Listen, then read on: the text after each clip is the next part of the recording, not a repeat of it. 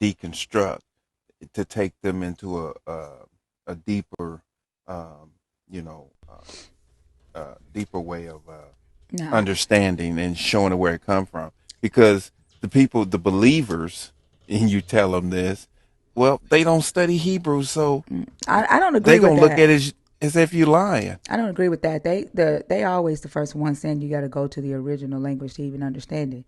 And so Yeah, yeah, I bring it up because first the Hebrew context matters, right? It's a whole important part of understanding the text, whether you're deconstructing or whether you're a believer.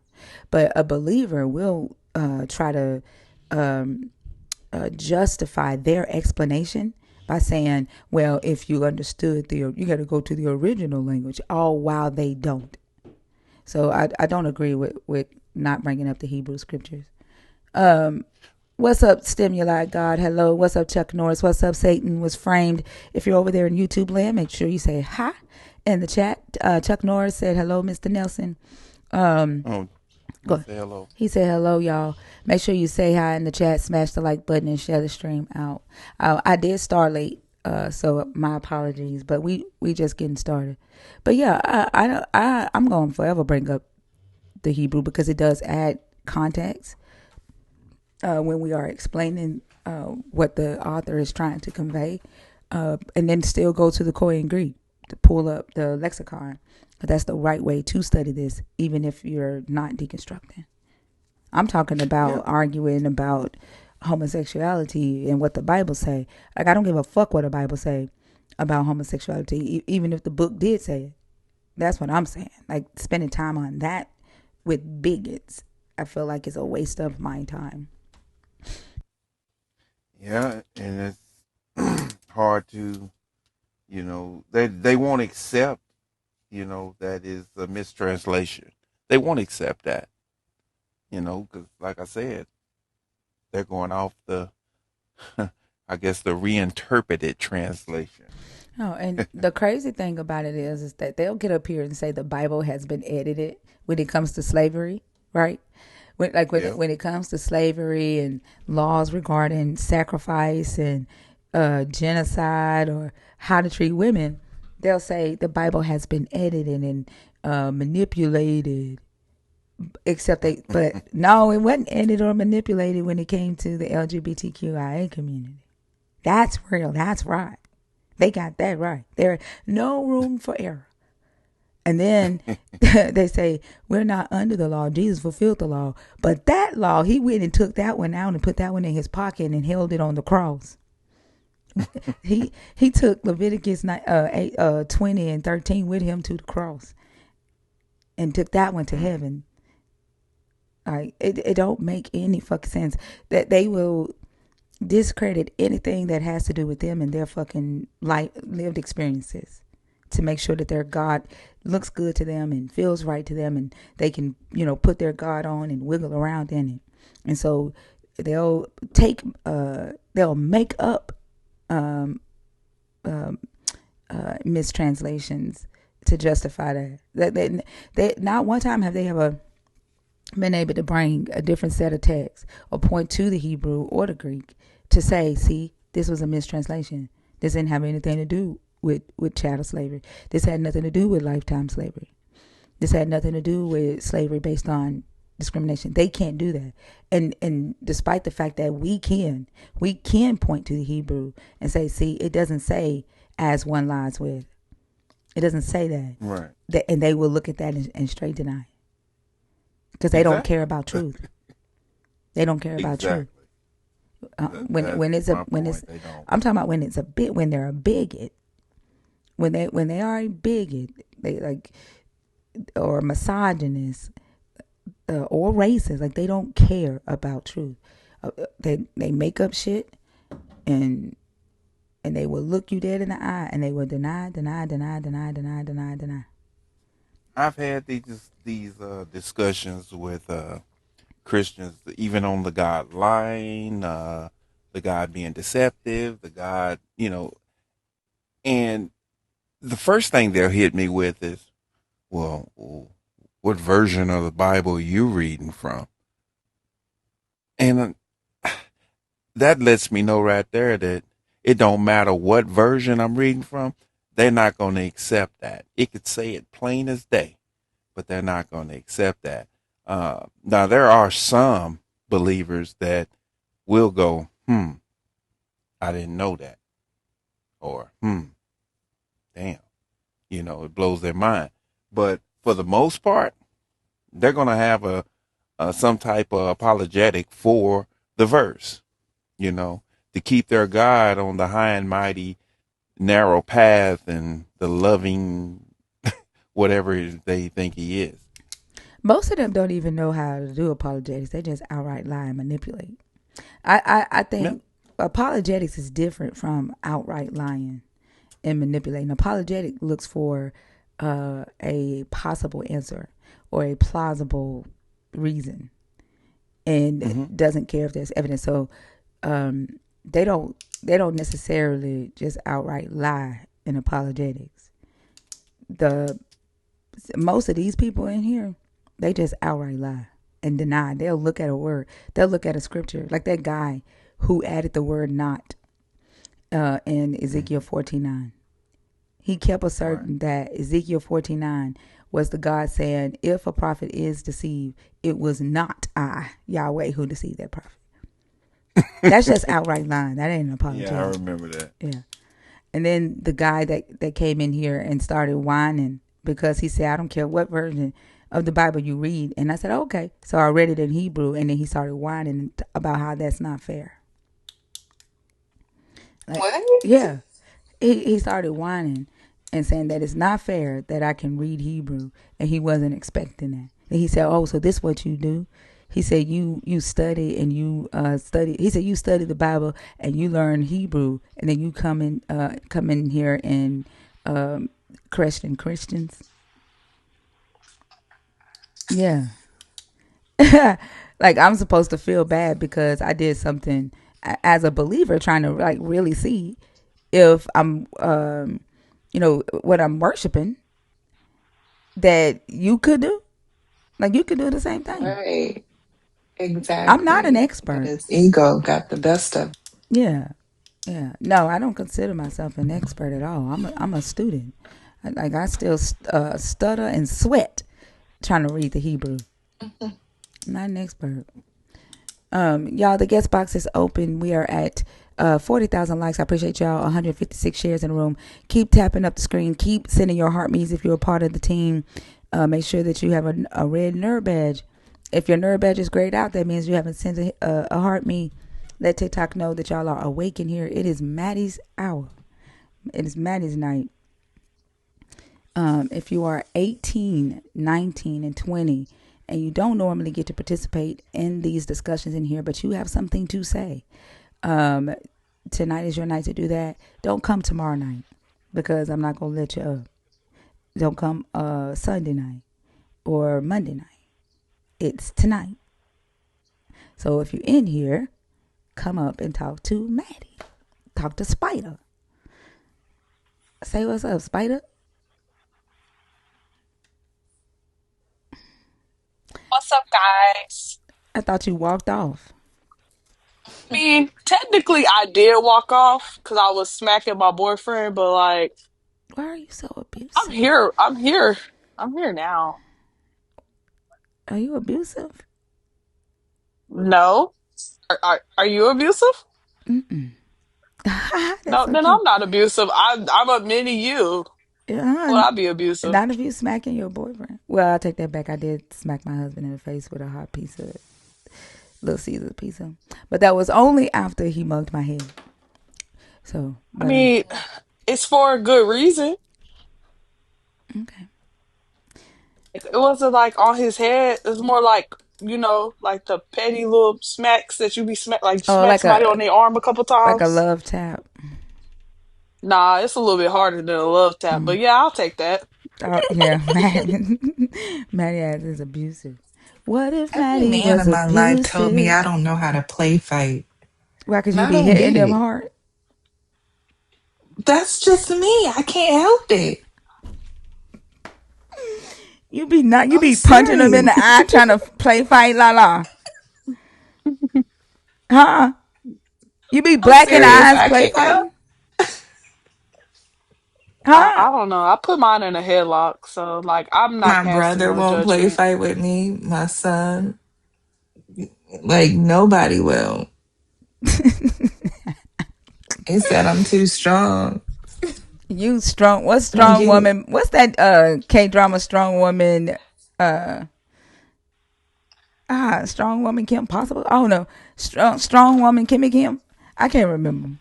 But have you ever seen the K drama where the lady the girl she was born strong and whatever she touches like she fucks up? I heard about that one. Yeah, that's you. You're a whole ass superhero and Yeah. don't even know it. Kim Son, yeah, Why strong I gotta woman be Kim old? Son Bio.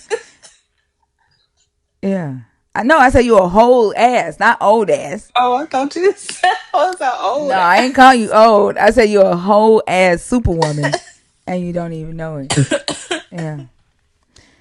Y'all, the guest box is open. It is not just 18, 19, 20. We're adding the 18, 19, 20 year olds tonight. So it's 18 and up. So if you are under 21, you will be talking to Maddie. That does not mean that the other co-host on the stage will not, participate in the conversation. It just means Maddie will take the lead on those conversations for the most part. And then 21 and over will be myself and Nelly, or whatever other co-host is on the stage.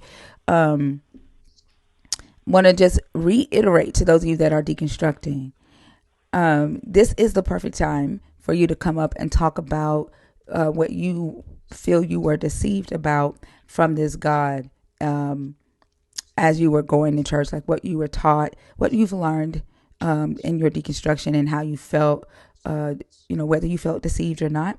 This is the perfect time for you to do that.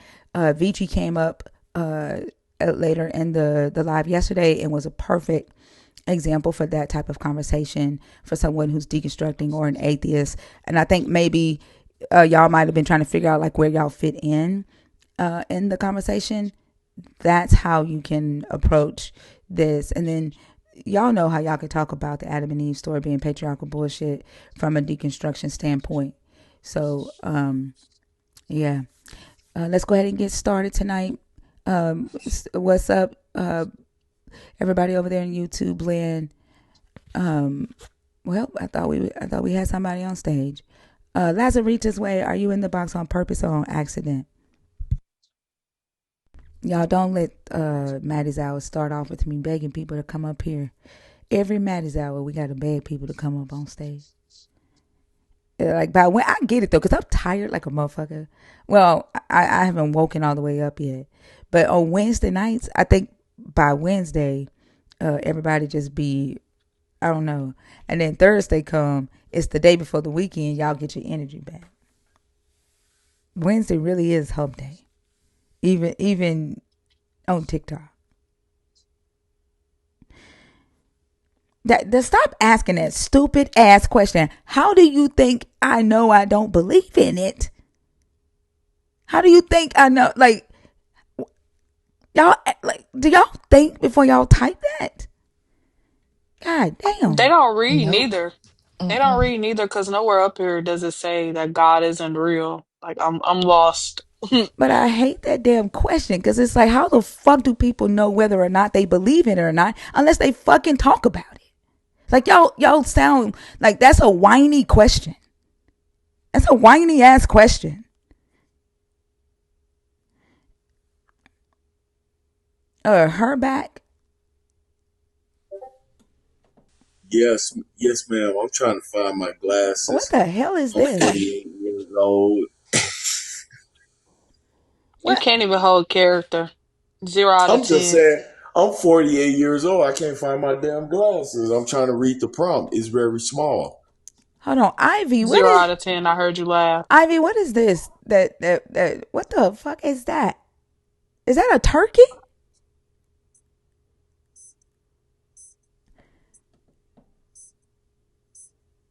Did you see this picture from the Epstein files? Oh hell What no. is that? Is that a turkey? Is that a fucking? Oh no. Oh no. Oh, I'm glad you wasn't call me a turkey. Hey, okay, so I'm going to delete it. The stuff from the images from that file from those files. I don't want them in the Discord. That I can't. I can't. I cannot see that shit. I can't. Yeah. I'm sorry. So are How old are you you? asking? No. How I'm old are you? sorry, host. How old are you? Yes, ma'am. I'm sorry. 48. Okay. Are you a believer in the God of the Bible, deconstructing, or an atheist? Yeah, that picture was Oh, disturbing. I'm a total believer. Okay.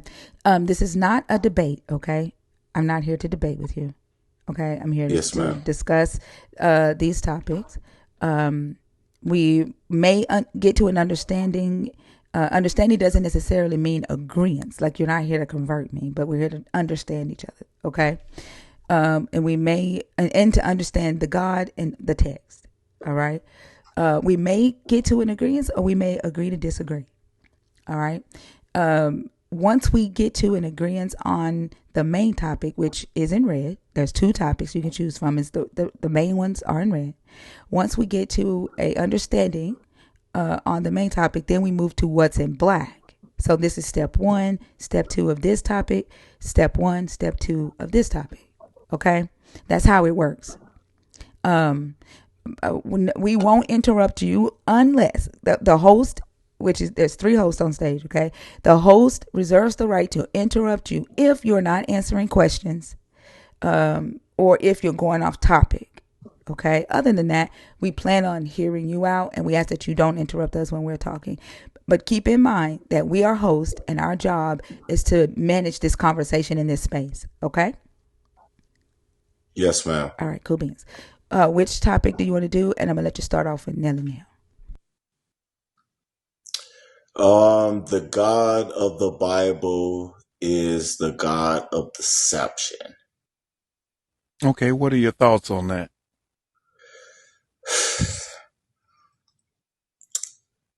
I think when we ask that question is a half truth.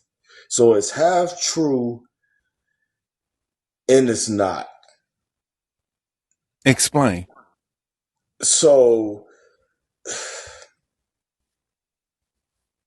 we can never quantify it or express it in words, whatever it is. Like if I say I believe in God, how can I tell you what it is? How can I explain to you what it is? How can I give you any evidence when I am a cause of it?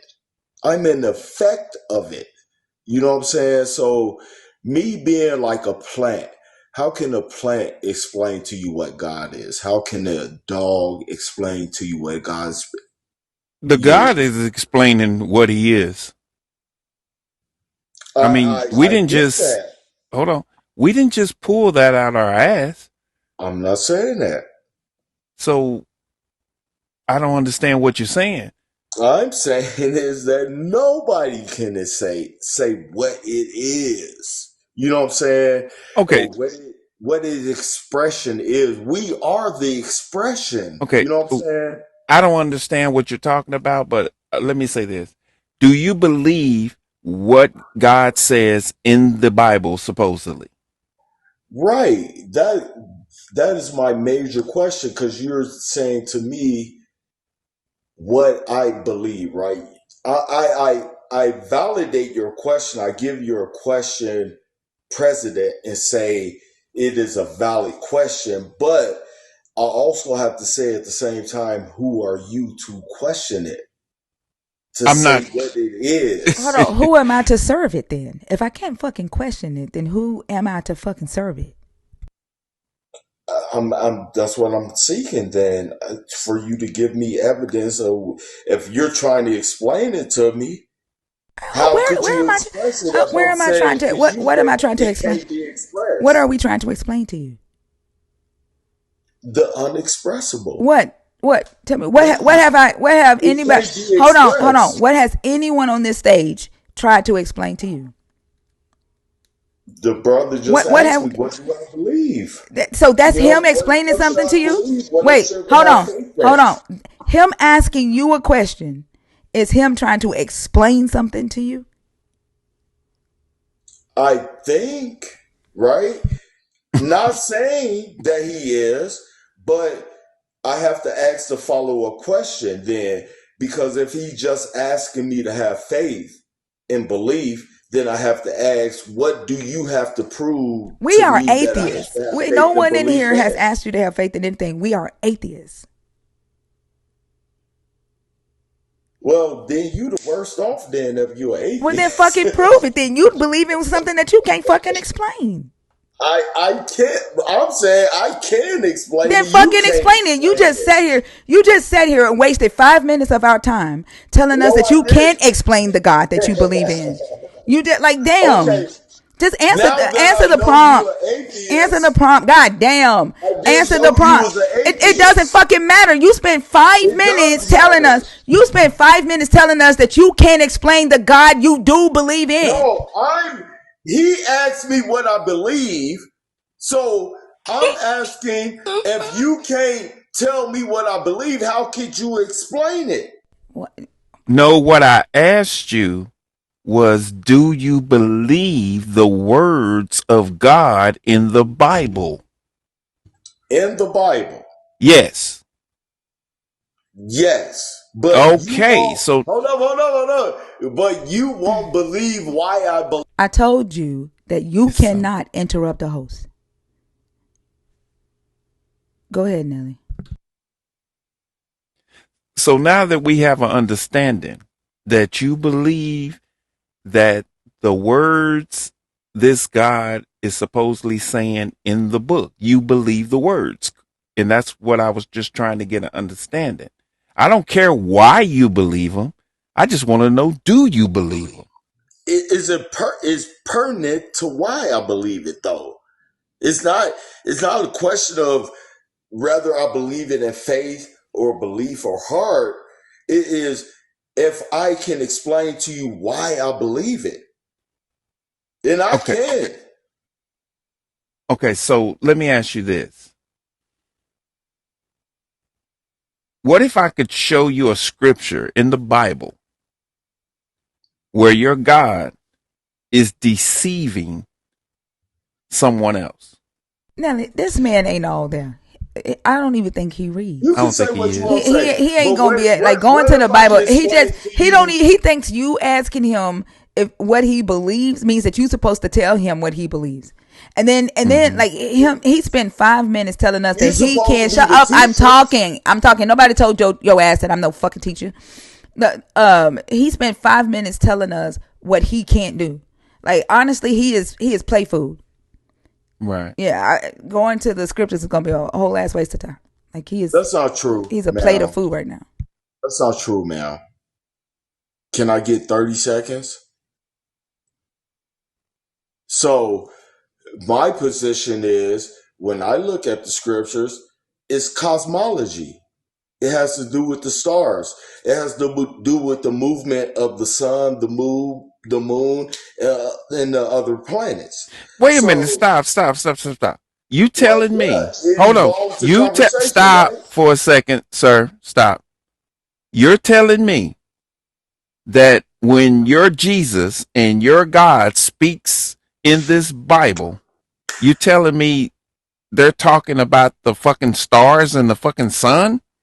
Sir, if you don't believe that, you will never know the greatest secrets in the Oh, universe. okay, so when God says, let's just look at something. When God says, if a prophet is deceived and speaks a word, I, the Lord, have deceived that prophet. He's talking about the fucking stars. Sir, I can literally look, if you give me a scripture and giving what I have in front of me, I can literally correlate that to conjunctions, to Okay, do planetary you have a Bible? positions. Do you have a Bible, sir?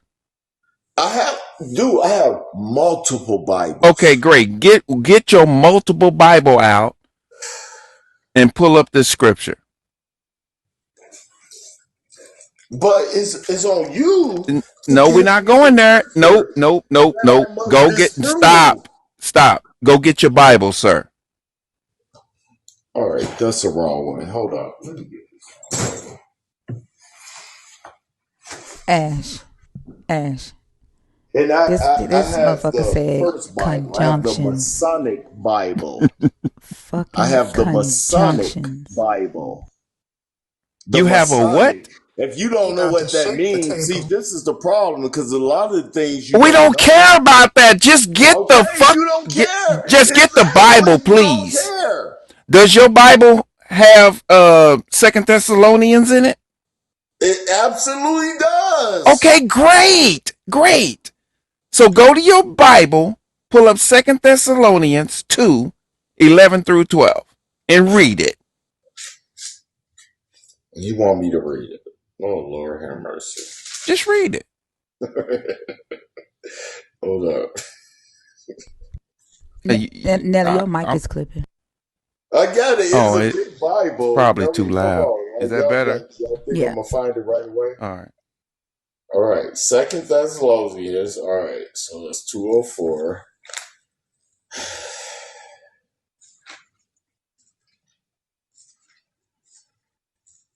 Second Thessalonians 2, verse 11 through 12. Verse 11 through 12. Right. Second. All right.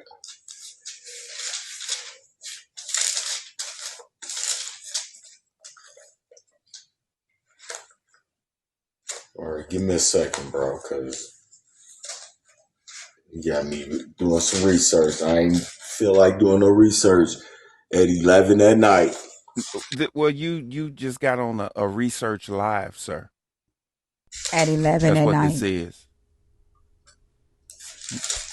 Y'all just be saying It's probably anything. 12 or 2 for you guys. Don't we know what the fuck time it is where we at? Why you worried about what time it is where we are? I know, because I know what time we're. I love black women, bro. You guys, if you only gave me a chance.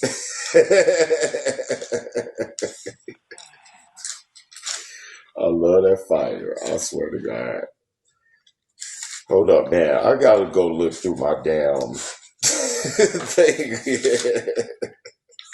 I don't see what's so damn funny. If you have a No, because Bible she in front supposed of to you, show why me. can't you Look, pull a up the black woman scripture? always tickled the shit out of me. I love black women. I love the way they talk and everything else. Okay, well, I need you to concentrate on finding the scripture. Oh, yes, sir. Yes.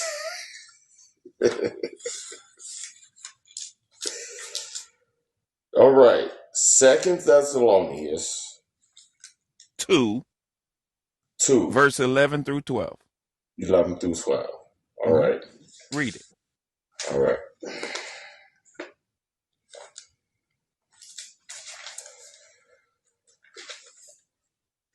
Now I gotta find my damn glasses. Mm-mm. I don't understand why y'all come up here Weren't you so supposed to unprepared. find your glasses when you first came up here? I know. I don't know where they at. Hey, you need to hurry You up. laughing more than Like, son of Kalu. like, It's crazy. Hold hey, on. you wasting our time, okay? Like, you fucking up here playing your big 40-year-old ass. You up here playing, and we trying to have serious conversations. You need to get your shit together, or we gonna move the fuck on.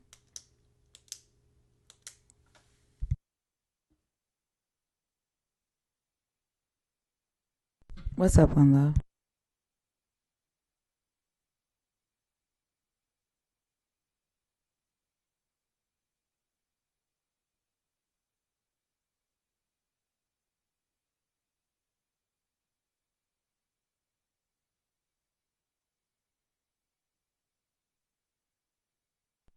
Are you going to come off mute? Keep in mind, I'm an old man, so I'm not young anymore. Oh, okay. That has nothing to do with nothing. I'm just saying. All right.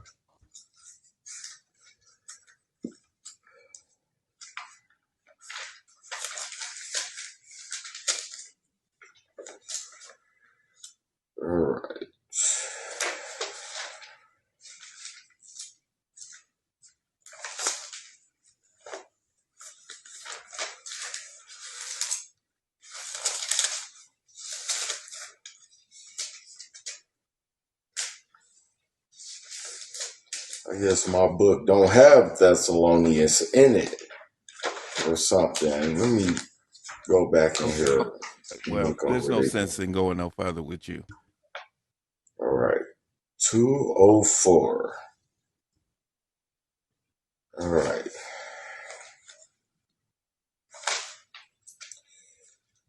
My apologies. I found it. And it's okay, since you found it, start at verse 9 instead of 11, so that way we can kind of get a little context of what's going on here. So verse 9. Start at verse 9 and read it. All right. Who shall be punished with everlasting That's not verse destruction? 9. I don't know where you're at. What chapter? I said Second Thessalonians 2. Okay. Sorry, man. You got to go to chapter 2, and Even then you go to him, verse 9. even him, does that sound right? No, I'm at chapter 2, verse 9, second epistle of Paul, the apostle of Thessalonians. no, no, no. Sir, goodbye. Bye, bitch. I don't give Nah, ain't good. That was a Good. little sassy. I mean, Ain't it good, y'all? That He motherfucker. was overly irritating me. Oh my yes. god, just a waste of fucking time. Andrew, why the fuck are you in my request? Oh, that makes me think about something Andrew said before we get to the next guest. When you were telling Andrew that it didn't say anything about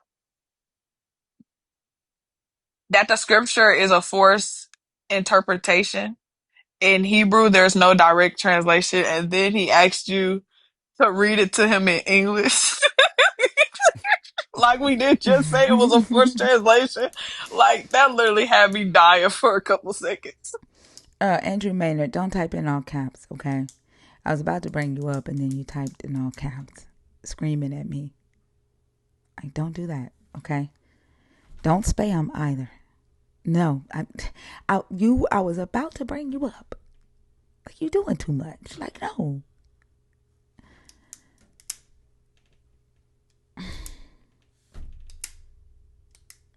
I forgive you. Chill. I'm scared. They look like a pit with a Don't call me Jesus queen. hat. I don't like to be called queen. Jesus freak. Hi there. Hi, how are you? Doing well. How about yourself? I'm doing good. No, this is a different. Oh, Andrew, you just fucked up. I asked you not to type in all caps, and then you fucking did it again. So you let me know that you are a whole ass troll. Not you, Jesus freak. And you plan on coming up here and doing some fuck shit. So now you can't come on stage, Andrew. Now you can't come on stage. Jesus freak, how old are you? I'm 28. Are you a believer in the God of the Bible, deconstructing, or an atheist? I am a Christian. Yep. All right. Maddie, do you want to do? You want to do this one? Sure, let's go. If he picks the last one, you can handle that because I look you like I Okay. haven't got all my thoughts together for the last one. All right. Okay. Hi, Jesus freak.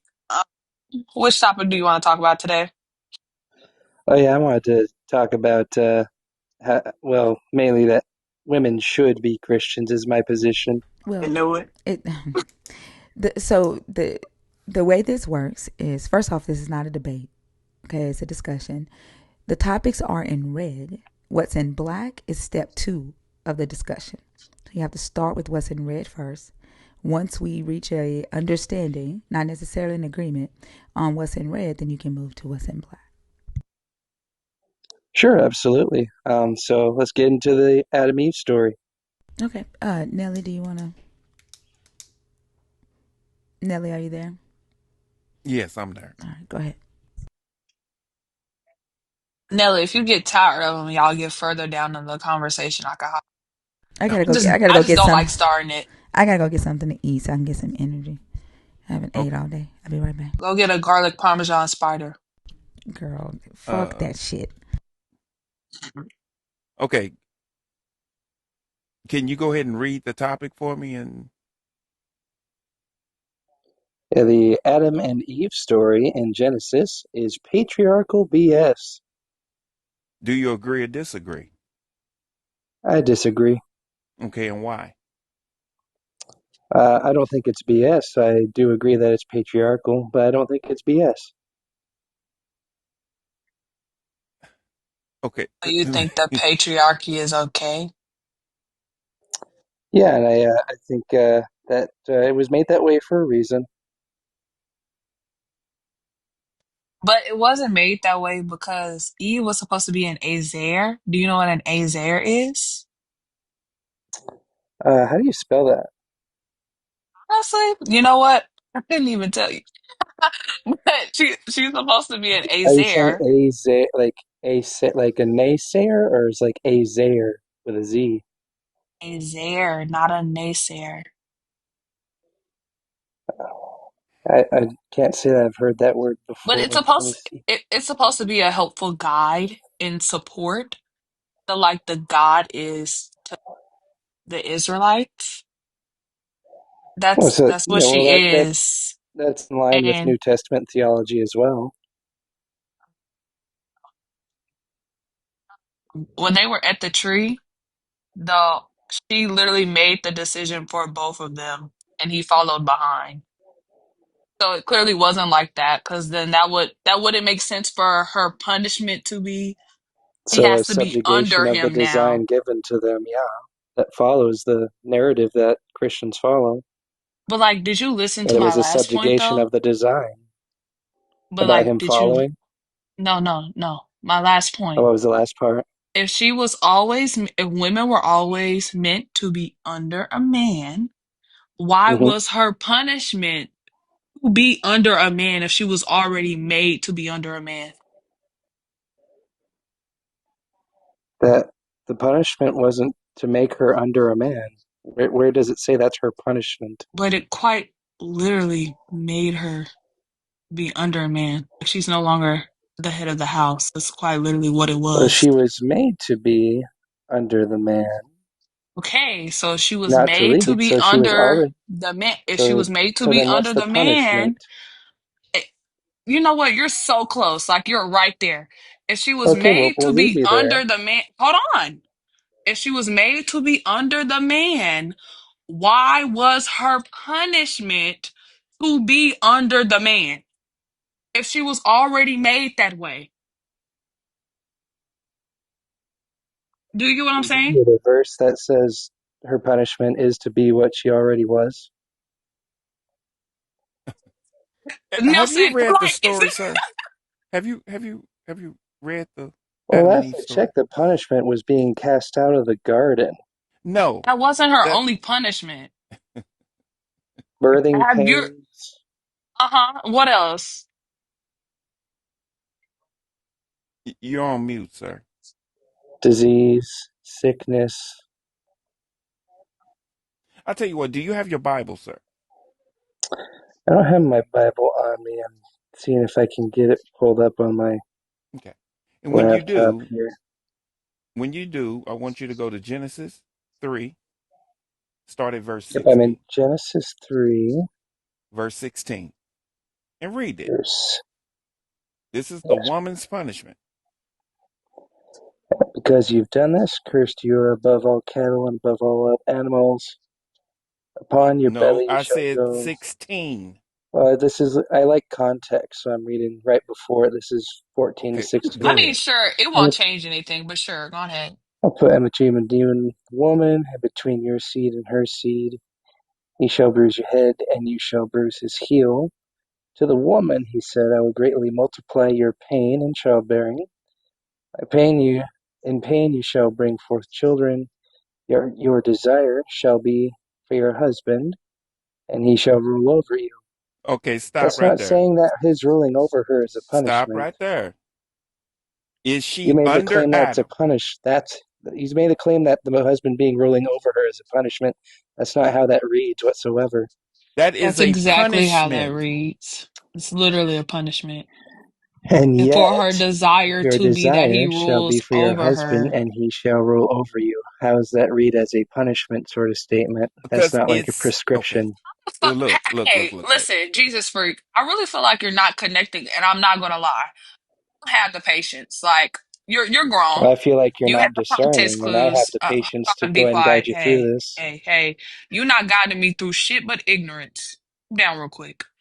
If he's listing out punishments, and that is in the list with punishments, why wouldn't it also be a punishment?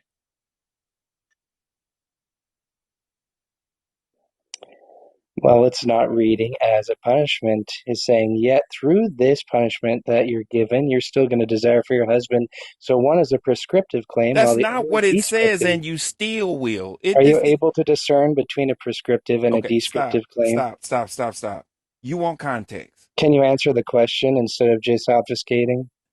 Are you able to Answer what discern that question, sir? the What first half question did And is you hold up, ask? prescriptive, hold up. the first half is Don't prescriptive, excuse and the me. second half is descriptive? Do you not hear me talking? Now, first of all, he's a co-host. He asked the questions. You don't demand anything on this stage. Now carry on with your conversation. All right, so what's the question? I said you wanted context. Let's go to context. The first punishment in this started at 14. That's the serpent's punishment. Okay? Where it says, the Lord God said to the serpent, because you have done this, curse you among all the animals and among all wild creatures. Upon your belly you shall go, etc. Okay? 15 is still talking about the serpent, but now he's adding Eve into this as well. He says, I will put enmity between you and the woman, and between your offspring and hers. And then he says, he will strike your head, and you will strike his heel. Now, he goes to Eve's specific punishment. That's the reason why verse 16 starts out saying, to the woman he said, I will make your pains of childbirth exceedingly great. In pain you shall bring forth children, yet your desire shall be for your husband, and he shall rule over you. That is the punishment for Eve. So before, yes, but let's remember that they were designed already with that. There was already the marriage relationship. No, it wasn't. Point, Okay, so can I finish, Jesus please? Can I freak. finish, please? Or are you going to talk You know over what? me? I wasn't You know done. what? Okay, It's very rude go to on ahead. interrupt. Okay, so we already laid down that the marriage design was there before the corruption of it, and all this is doing, right after giving the prescriptive statement of punishment, is giving the description that the marriage had um, has had corruption brought into it, which is proceeding from the punishment. It is Oh, not the the punishment itself. corruption. It's describing that there has been corruption in what was good because Okay, that so design was already there. the corruption is her having to bow down to her husband then. Though the corruption was a sin that they did. He's describing that what was Okay, good but is that now doesn't become make corrupted sense. because Like, of that. I feel like you're pulling at nothing here. I'm all right with you feeling that way, but we can go over it again if you want. No, I don't think we're gonna get. Look, you're definitely not gonna get anywhere with me going over that again because I think you're bullshitting, or you're Well, just why did choosing God like make woman in the not first place? So you're saying for the Adam to have man. sex with and to have a partner to be with because it Yeah, wasn't good he for him to wouldn't be have sex with lonely. the What's that have animals to and be do? with the animals. But that doesn't. So her being created so he won't be lonely doesn't mean she was created to be under him. Matter of fact, if you can pull up a scripture before this punishment that says Eve is under him, I'll let you have it. Find it. Well, she came from his rib, right? That doesn't She mean came shit. first. Find it. It does. Well, Find it. Find let's where look it at says it. she's under him. Let's look at it. Let's Came go to from Adam's Genesis. rib, even. Okay, stop. Let's go to Genesis 2 and start at 23. It says, Then the man said, This, excuse me. It says, Then the man said, This is at last is bone of my bones and flesh of my flesh. This one shall be called woman, for out of man this one was taken. And then it goes on to say in verse 24, Therefore a man leaves his father and his mother and clings to his wife, and they become one flesh. So if they become one flesh, does that make him over her? Or does that make them equal as one flesh? Yeah, so they were given two distinct designs. Obviously, Eve wasn't given the design to give the name to all of the creatures as Adam was given, right? My God, did we So ask he you was that? given. Oh, Did we ask you that? Yeah, because literally the We verses didn't before ask you this are that. talking Nobody about them. asked you that. Nobody Well, asked you it's that. given there in the same very book that we're drawing Hey, context from. If we listen. cared about But context, we did can we ask acknowledge you it. about that? But did we ask you about that? It's relevant. It's it's not not. relevant if we're talking about whether or not Eve is under Adam. Of course, Adam is over Did Eve have animals. the same authority as Adam when it Eve came to is naming the also animals over beside animals. God? They're humans. Why are you pivoting to this? We Did asked you Eve a sit question. You beside can't God even and name answer the If we question. want to yeah, really go there, I need to go there because it's relevant. Not okay, fucking let's go relevant. there. So Let's did go he there. sit? You want to go there? Nope. You want to go there? Let's go there. Your God made Adam, correct, from dirt and everything, right? Yep, and he got to sit Okay, beside God stop. and name Stop the right there. Just, We're animals. going to just take this answer the question straight stop. out. Gosh. We're going to take baby steps. God made Adam from dirt, correct? That's right. Okay. And then God decided that Adam needed a helpmate, didn't he? A helper, that would be somebody below him, wouldn't it? Right? I asked you. That a I helper said, did help God need somebody a that's above him, helpmate? right? I mean, excuse me. Did Adam need a helpmate? I mean, you kind of told on yourself there when you Oh asked my gosh, did he need just to give him Would answer a you the just damn helpmate. answer the question. Why question? didn't you answer the question? Oh my What's fucking going on? I goodness. just got Like, Oh, back. Is he being yo, difficult? he, oh Anchor, yes. he a waste of He had time, to bro. answer in his We're question. going in circles, and every time we bring up a point and ask him a question, he automatically pivots to some shit that doesn't matter. That He is wasn't a trying pivot to whatsoever. hold Right on. on I'm not topic. talking to you. Am I talking to you? Not. Thank you. Now he's trying to say that Eve is under Adam. Brought up the punishment. He said, "Oh, well, that was already in place," and he's trying to say, "Oh no, he's just describing the situation."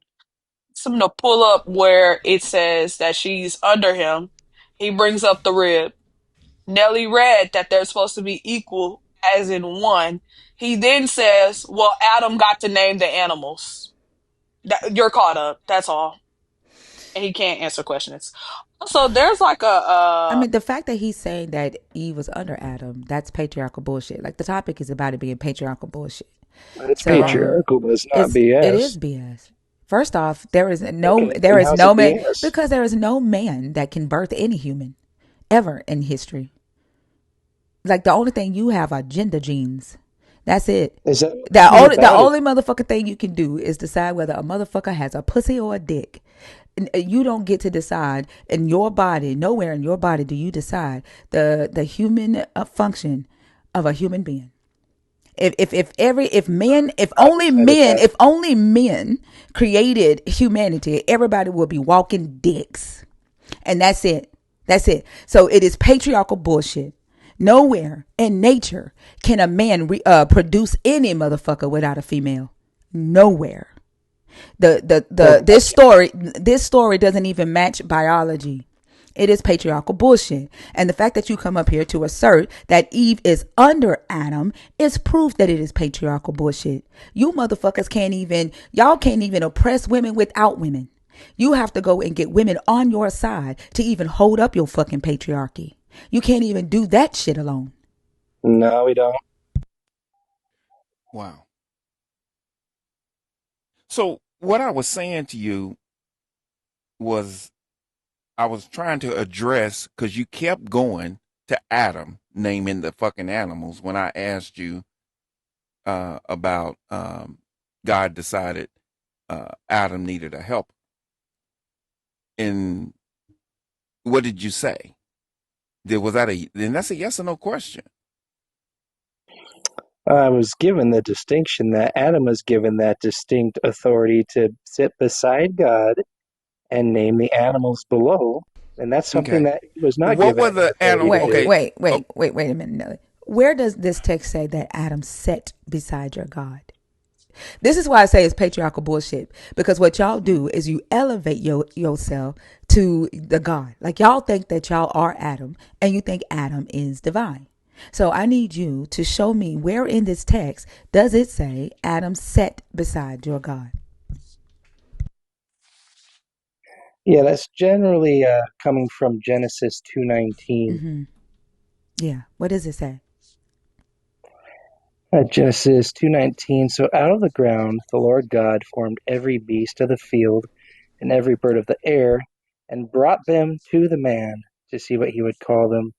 And whatever the man called every living creature, that was his name. I'm still waiting on Adam sat beside your God. I'm still waiting on that. Well, he doesn't have to sit You, beside God, but well, again, you he said was he still did. given the You authority But said to he that's what name you did. the just animals. That's what. said. Yeah, you I said can, that. well, I can make the concession that he doesn't have to sit right next to God, but Right. that was still But an what no, authority but the given reason why you explicitly said to that, Adam. there's a reason you said he sat beside your God. Well, I made the concession. I'll Yeah, concede that no, he no, we're wasn't not going sitting to next to concede. God at I that don't care. moment. I don't care about you conceding that. Well, it's I my care more decision. about I why concede you it. said it. I care more about the fact of why you said it because it proves that it is patriarchal It's bullshit. irrelevant. The fact that you no, it's not. The fact that you set yourself right next to your fucking God is proof that you think that you are a fucking God or you think that you are No, I divine. just Yes, you do. You think you are divine. That's why you I'm added that shit in Trinity. there. When you read this text, you see yourself as fucking Adam. You think that you are next to your God. That's why you added that shit in there. Because it's Well, patriarchal bullshit. God, Go ahead, Nelly. so my question was this: why did God make the animals? for us to have Of dominion course, over he's them. okay with patriarchy. I know that. I mean, I wouldn't think that he. Well, we I never read would. I'm talking implications right on now, the motherfucker. If patriarchy of I'm God. talking, you don't. I know he's okay with patriarchy. I expect him to be okay with patriarchy. That's not a surprise to me. Go ahead, Nelly. So why did God make the animals? For us to have dominion over them. He what? He gave us the animals for us to have dominion over them so that we might domesticate them and be fruitful on the earth. Okay, well let's see what the scripture says. Let's see what the scripture says. I want you to go to verse 2. I mean, excuse me, I want you to go to chapter 2 in Genesis and go down to 18 and read that. Because God is telling you why he's making the damn animals. It says exactly why we were given animals in Genesis 1:26 through 28. What Genesis 1 is something totally different. That's not Adam and Eve. Well, you were talking about what the animals were for, and that's the Okay, exact stop. verse to look at for it. I'm going to read the scripture because obviously you can't. Okay, you read yours first, then we'll go to Genesis mine. 2, stop. Genesis 2:18 says, Then the Lord God said, It is not good that the man should be alone. I will make him a helper and his partner. Okay. And then he made the damn animals. So I guess he wanted him to fuck a goat or something. I don't know. He says as his partner, not and. I would make him a helper Yeah, as his partner. as his partner. Yeah, because they're as to be one flesh, right? That one Both flesh. human. He did not. We're not talking about Eve. We're talking about the animals. And the animals did not come from Adam. Well, you know the interesting thing about this is that Adam names the animals. And when Mm-hmm. this God brings this new creature to him, Adam names her too. So it is basically implying that Adam named all animals, including the woman, because he didn't name her Eve until they got kicked out of the garden. He named her woman. because Yeah. she came after the animals, and his job was to name all the animals. And what's wrong with that? The first set of animals was to be his fuck buddy. No, that's not what it Yes, it says at all. was. Go Yes, ahead it and read was. Genesis Yeah, 1:26. It yeah, gives the yes, it purpose for was. The animals. first set of animals Go were to to be his Genesis fuck buddy. 1:26. That's okay. Go to Genesis It's okay. 1:26. It's okay. The first set of animals were to be his fuck buddy. And the God said, well, there's not a good fuck buddy in that group. Let me put him to sleep and make him another No, one. not Yeah. at all. Yeah, it was. Yeah. How can you prove You know that? what's so You just you ignore know the what's so part where strange about woman that? was made. Jesus. You know what's so strange about that? You keep bringing up Genesis 1. Genesis 1 has nothing to do with Genesis Wait, 2. why It does has Maddie have everything to to be do with removed? the Oh, design. Maddie, you got a cigarette. You can't have that. You got to take So that. let's go to Genesis Oh 1:26. dear. Hold on, Maddie. I got to take you down. Come back up. They flagged you for the cigarette, and the you can't have that in the picture. So I got to take you down and then come back up. Okay. Yeah, it's okay. So just a quick overview. Genesis 1 and Genesis 2 are two different stories, okay? And the reason why I know it's two different stories because in Genesis 1, the animals were created, right? It's Right? interesting because Genesis 1 also gives us Stop. exactly why man and woman Stop. were made it to Stop. go and Stop. multiply, right? That would be Stop. about smacks Once again, Genesis 1, the animals were created, right? and woman. It also talked about that. Okay, Can you well, hold on. stop jumping ahead and just answer the damn question? Well, we're talking about animals or woman being F buddies, right? So that's Okay. really important stuff. Oh, God. Listen, to make it, fuck it, I'm just going to say it. The animals were created before man and woman were created. There was no damn Adam, no Eve. There was just man and woman, and they were created later. The animals were already created in Genesis 1. But in Genesis 2, the animals are created after Adam was created. Maddie, are you coming back up? So what's that got to do with you saying that they're F buddies, bro? You're switching topics. Because verse 18 says, then the Lord God said, it is not good that the man should be alone. I will make him a helper and as his partner. And then he goes on to form animals. What's that got to do with F buddies? What's that got to do with smacks? Oh, That's what we were on. okay. So can we go I to could just Genesis see that you 1:26 just, finally? well, then what was the purpose of the animals being made then when Because God this, said he was making a so as to helper have as dominion a over them, partner? we can also it also talks about that in this passage from 1:26 to 1:28. So can we There you finally go read the verses again. I want to get There to? you go again. Because it's relevant. Because It's it Jesus describes not freak. God. relevant. Yeah, it's very relevant. Can we finally just read the verses I'm referring Wait, to? Jesus You freak. got to You read yours, said and I that we won't have. follow with it. No, at Okay, least hold on. we'll go to your verses after you answer Nelly's question. Nelly asked you what was the why when he says Adam needs a helper, and the next thing he creates is animals. Why?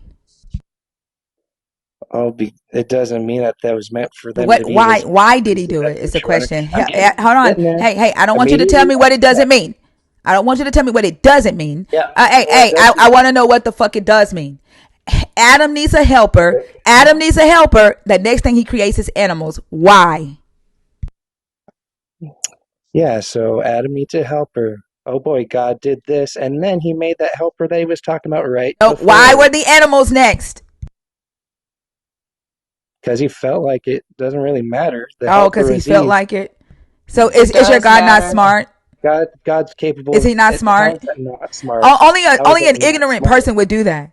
Only an ignorant person sees Oh, a need. demonstrate that. Only an ignorant person sees a need and then waits a long time to solve that need, to fill that need. Only an No, ignorant Adam person wasn't does that. So alone. you He had just told us that your God isn't smart. God wasn't alone. He had a relationship with God. But he was your God out there. Was your So that God was out there tilling the ground? What did Adam need help God with? was there. What did Adam need help with in the garden? Before the animals were Adam made. probably needed a Before hold on, relationship hold of on. his Oh, own no, no, no. kind. Before the animals were made, what did Adam need Well, help with? if we could go to the verse that I'm No, no, talking no, about, it no. talks I want about to that know in that verse. before the animals were made, This is What did before. Adam need help with in the garden? To be true, that I think it's not even It relevant. is relevant. We can He's go to too the verse afried to that talks about answer. Yeah. it. You Like, want to go to the verse that what was talks Adam about it? It seems created like you're for? afraid to go What was to it. Adam created for? Well, Adam was created to love God. He was made in the Can you show reflection me of that? Can God. you Absolutely show me not. that verse? Show me the verse where it says Adam was created to love your God. All right, let me find it real quick. Give me a Okay. moment. Thank you. Well, they'll get up here and just say anything. He done skating around that damn question. Well, you guys are the ones that don't want to go to my Hey, verse could in you find Genesis. where it says Adam is made to love the God, please? We'll go to your verses when you finish answering our question.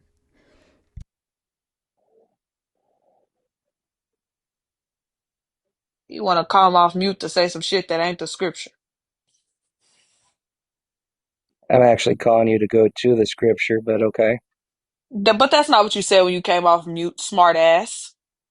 What's the scripture?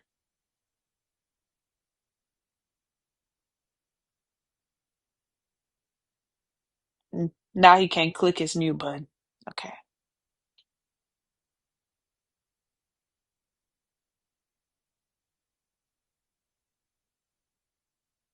Anyways, y'all, he not gonna find it because it don't exist.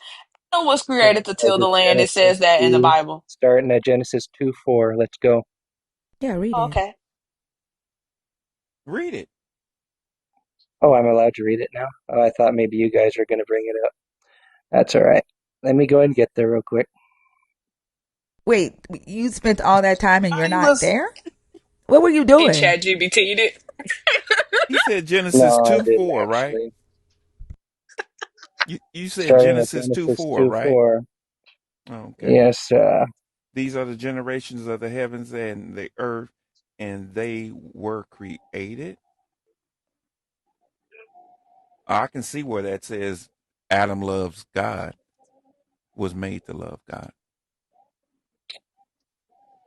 That's Genesis you 2 don't 4. think that God breathing in the breath of life, specifically to Adam, would reflect God's love for man?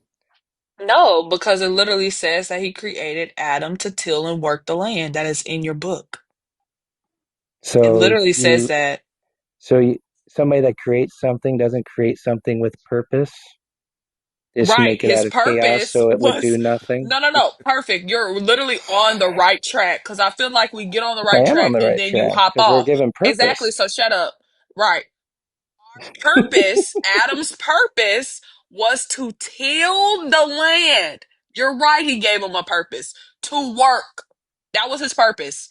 Not to love him, to work, to be Isn't a it an honor servant. to work on God's creation? Is it what? An honor. You're not, Nobody gives a damn if it was an honor, but you're it literally doesn't jumping. say that Adam was created to love your God. He was created to work, right? To be an avad, right? Yeah, Mm-hmm. Yeah. and that's an honor. So okay, cool. So what did Adam need help with before your God decided to create animals and then But create Eve? also, Adam was told to keep the Answer the garden. question. What did Adam need help with? Because your God says it's not good for that thing to be by itself. So, do you want to go to the verses I was trying to get to earlier No, no, no. about What did why he need he help created with? that? What did he need help with? Reflecting the image of God, I'm sure. Love, Yeah. Oh my loneliness. God. No, it doesn't say loneliness. That word there in Hebrew is badad. That word means separated. That it means by itself. It doesn't mean lonely. It has nothing to do with an emotional state.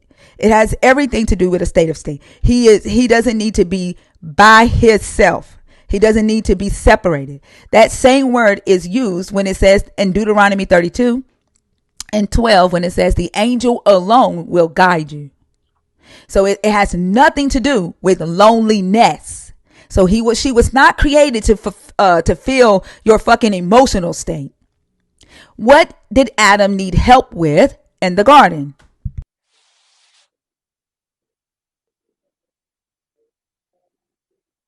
I don't believe it was the working of it. That's a good question, though.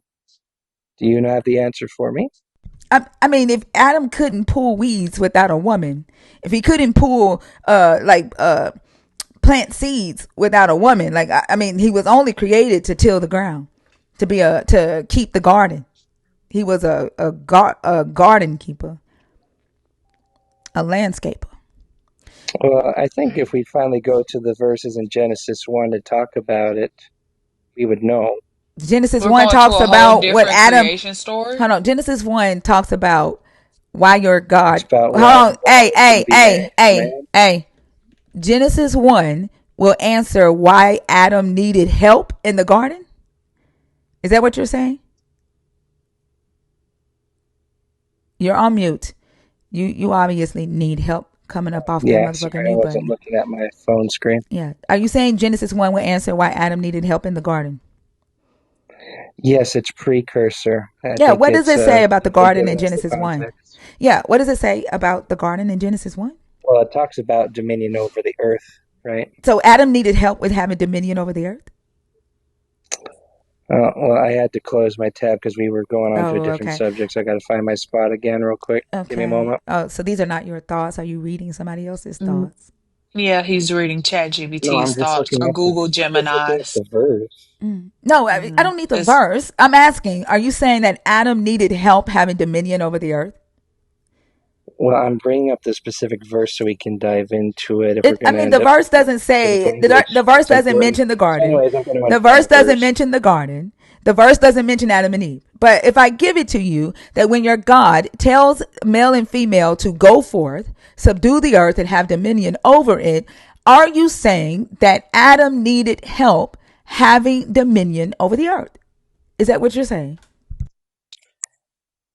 Yeah, and that's perfectly fine. That Okay. doesn't mean that she's over man. I mean, I I think it's think that's still, I interesting. think I God think it's still put interesting. man over Right. I her. mean, it just says exactly what I said Can you earlier, finally right? read the Like verses? your patriarchy, you couldn't even do yourself.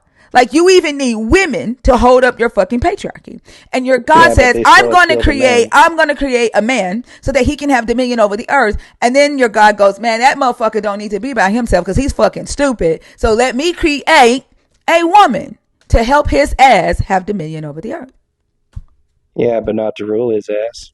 Well, I mean, obviously you couldn't But rule your, like, you couldn't even rule yourself. You needed a And so you just babysitter. You needed a sure, I just babysitter, dive which into is it. why your God called her an Azer. The same thing he That's calls not a himself. babysitter. The babysitter rules Never over. in this book. Here's the thing. Nowhere in this book are men called an Azer. Nowhere in this book are men even anywhere close to what this God considers himself to be. Nowhere in this book does it say find a man, extract favor from God. Can we finally read In my this book, verses? it says find a woman, extract favor from God. Can we finally read the verse? Nowhere does it say the man is the good thing. Nowhere. And your You God fucking knew that because speak reading his verses first and you're creation was avoiding a it. fucking bust. Are you done? I am now.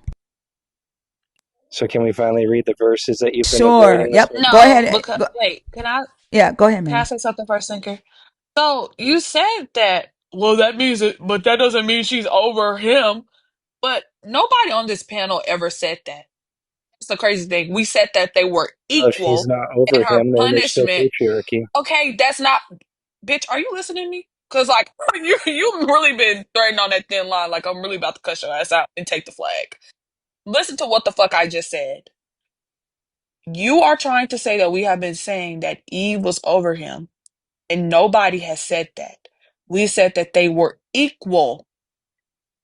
So you haven't even been listening to the conversation. And You're the Thinker one that just called me proved patriarchal again. BS, not me. Hey, listen, you can't fucking look. You can't understand what I'm saying and also talk. You already struggle with that shit when you're not speaking. Not struggling at all. You're struggling hard as hell because you don't even know what we're talking about Yeah. anymore. You're struggling hard. Hey Ariel. Go ahead, read your dumbass scriptures. All I right, so meant to we're say reading irrelevant, Genesis not dumbass. I meant to say 31. irrelevant. Well, yeah, they're also not BS. Anywho, God said, "Let us Sure. make man in our image, after our likeness, and let them have dominion." Don't mute him, y'all. Don't mute him. Don't mute him. I asked him to read. Oh, sorry, I thought I was good. I just heard that I was muted.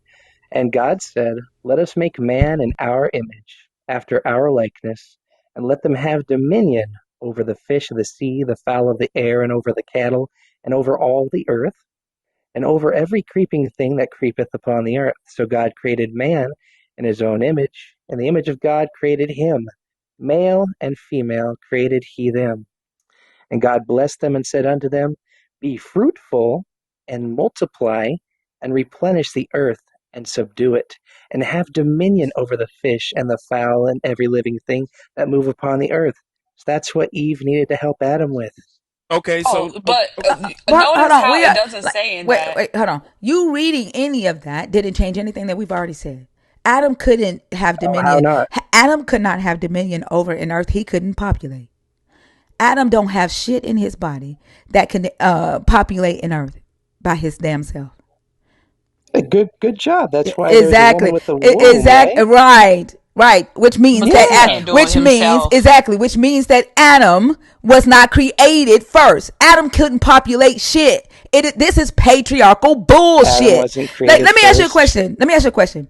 When your God Just created, what? hold on. When your God created animals, when He created the animals, did He create male and female animals, or did He just create male animals? Yeah, but we're talking No, about man, yeah, okay, cool. mankind. Yep, we are. When He created animals, did He create both male and female animals? That has nothing to do. They It weren't made in does. the image It of God. does. It does. It doesn't. They're not made in So the so image your of God God, didn't right? know, your God didn't learn till later on that the human that was made in his image in order to populate needed a female partner.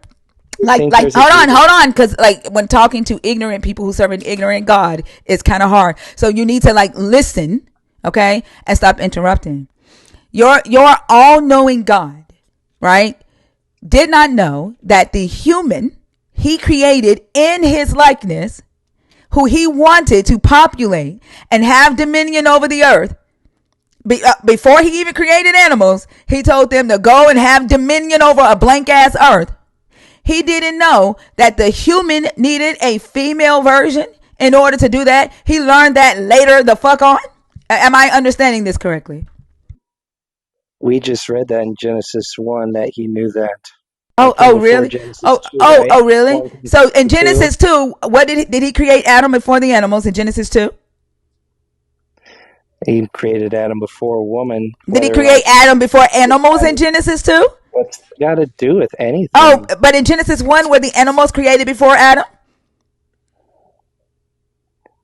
In both of them, the animals were before Adam. Adam just named them. Oh, okay. Where are the animals before Adam in Genesis 2? Can you point to it?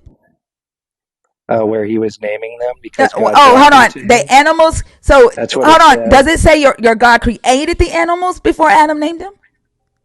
Yeah, Okay. yeah, Was that's what it Adam already says. Both created when your both God ways. was Adam already created in Genesis 2 when your God created the animals? Yeah, but I guess what mankind is the only creature made in God's image. That's why we That's know okay. that I don't God care about loves that. I don't, mankind. cool, cool. Y'all are made I in your do. God's It's and kind of the listen. focal Hey, point of God's motherfucker, I creation. don't give a damn. Y'all are created Well, in your God's image. Y'all thank are you, big right? ass dicks. I don't care. I don't care. Like y'all can be created in your God's image. Well, I don't give a fuck. What I'm asking you is when your God created the little dick, were the animals already created? yeah, we already went over Show that me point. where they were already created before mini dick was created. Show me in Genesis 2. How could God Show me, bring hey, the hey, hey, animals show me in and make them? Genesis 2, in Genesis 2, where are the animals created before mini dick? Show me that. Yeah, God brought the animals to Show me, Adam. hey, because this is going to get you dropped. This is going to get you dropped. Your fucking denial, I don't fucking feel like it. I had enough of that with Andrew's ass. Okay? In Genesis 2, point to the scripture where the animals were created before Adam's ass was created, or drop the fuck off my stage.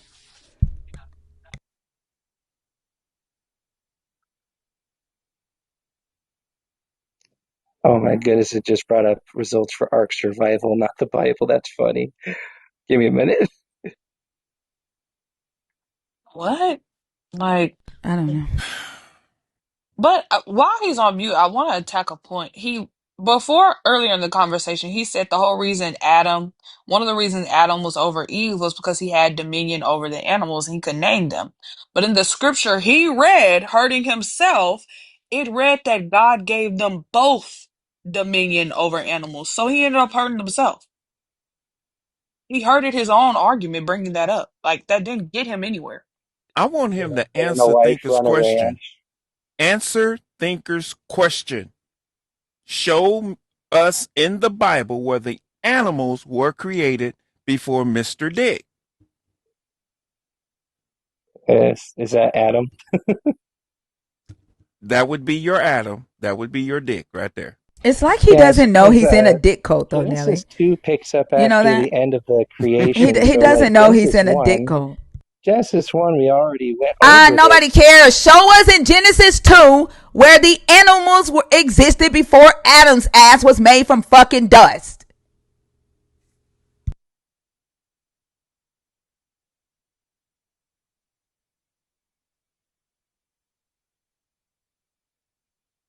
In Genesis 1, right before Genesis 2, it talks. That's all y'all can fucking do is just deny. Yeah. Like, I don't have the patience. Like, the way I had to go off on Andrew today, like, I am still recovering from that shit. I don't like having to do that shit. I don't feel like it. I don't feel like dealing with y'all's fucking denial, your dishonesty. Take that shit on somewhere. Not to fucking I.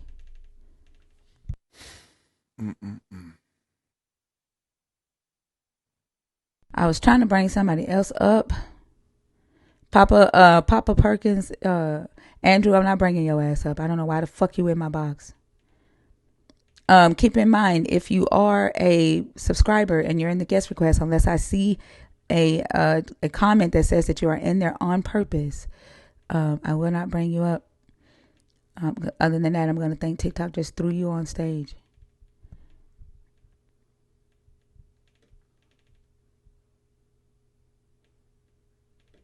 Everybody in the box is on the fucking wait list.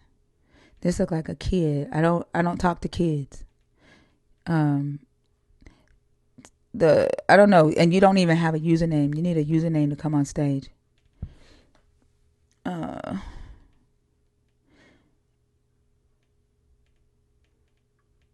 can see Trinita and Pretty Don. Are y'all in there on purpose or on accident?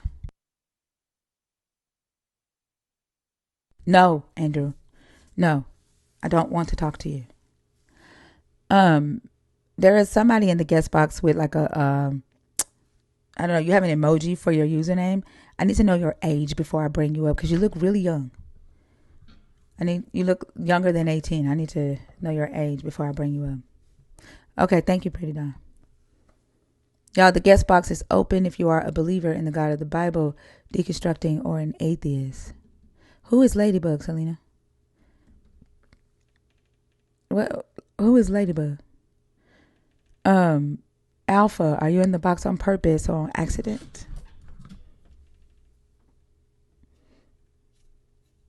Oh, yeah. If you're in the guest request box and you have a Ladybug, I need to know your age. You look young.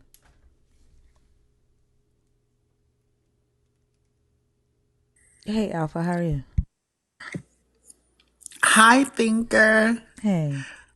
Oh my goodness, I love you so much. Thank you. I love you too. How are you? Hi, Lala. Hi, Maddie. Hi, Mr. Nelson. Hi, Hey. Nerd.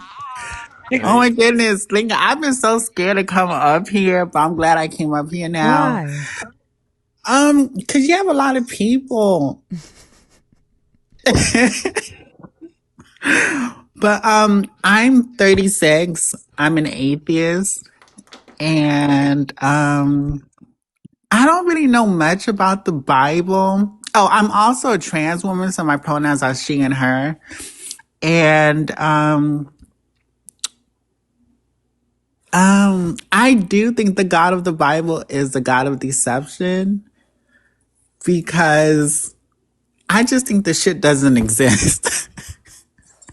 I'm so You be sick and right. tired. of these fucking Christians. They get on my fucking nerves. Like, I just wish they would like just move to their own fucking island or something. You would, I mean, that would be nice. Like all the racists and the Christians and the bigots, like those that say we need to live this way, go live that way on another. You know what I'm saying? And leave Yeah, everybody else and alone. Like nobody's stopping you.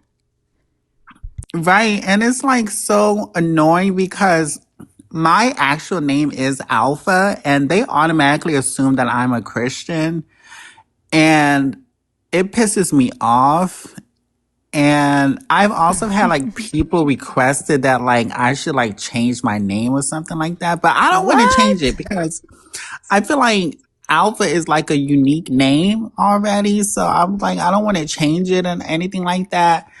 But Wait, why are they telling you to change your name? um I think because it's like too Christiany What they think you're? and They think you're named after Alpha, and they think Alpha Omega is the name of their god or something. Do they yes, they not realize that constantly that's the Greek alphabet?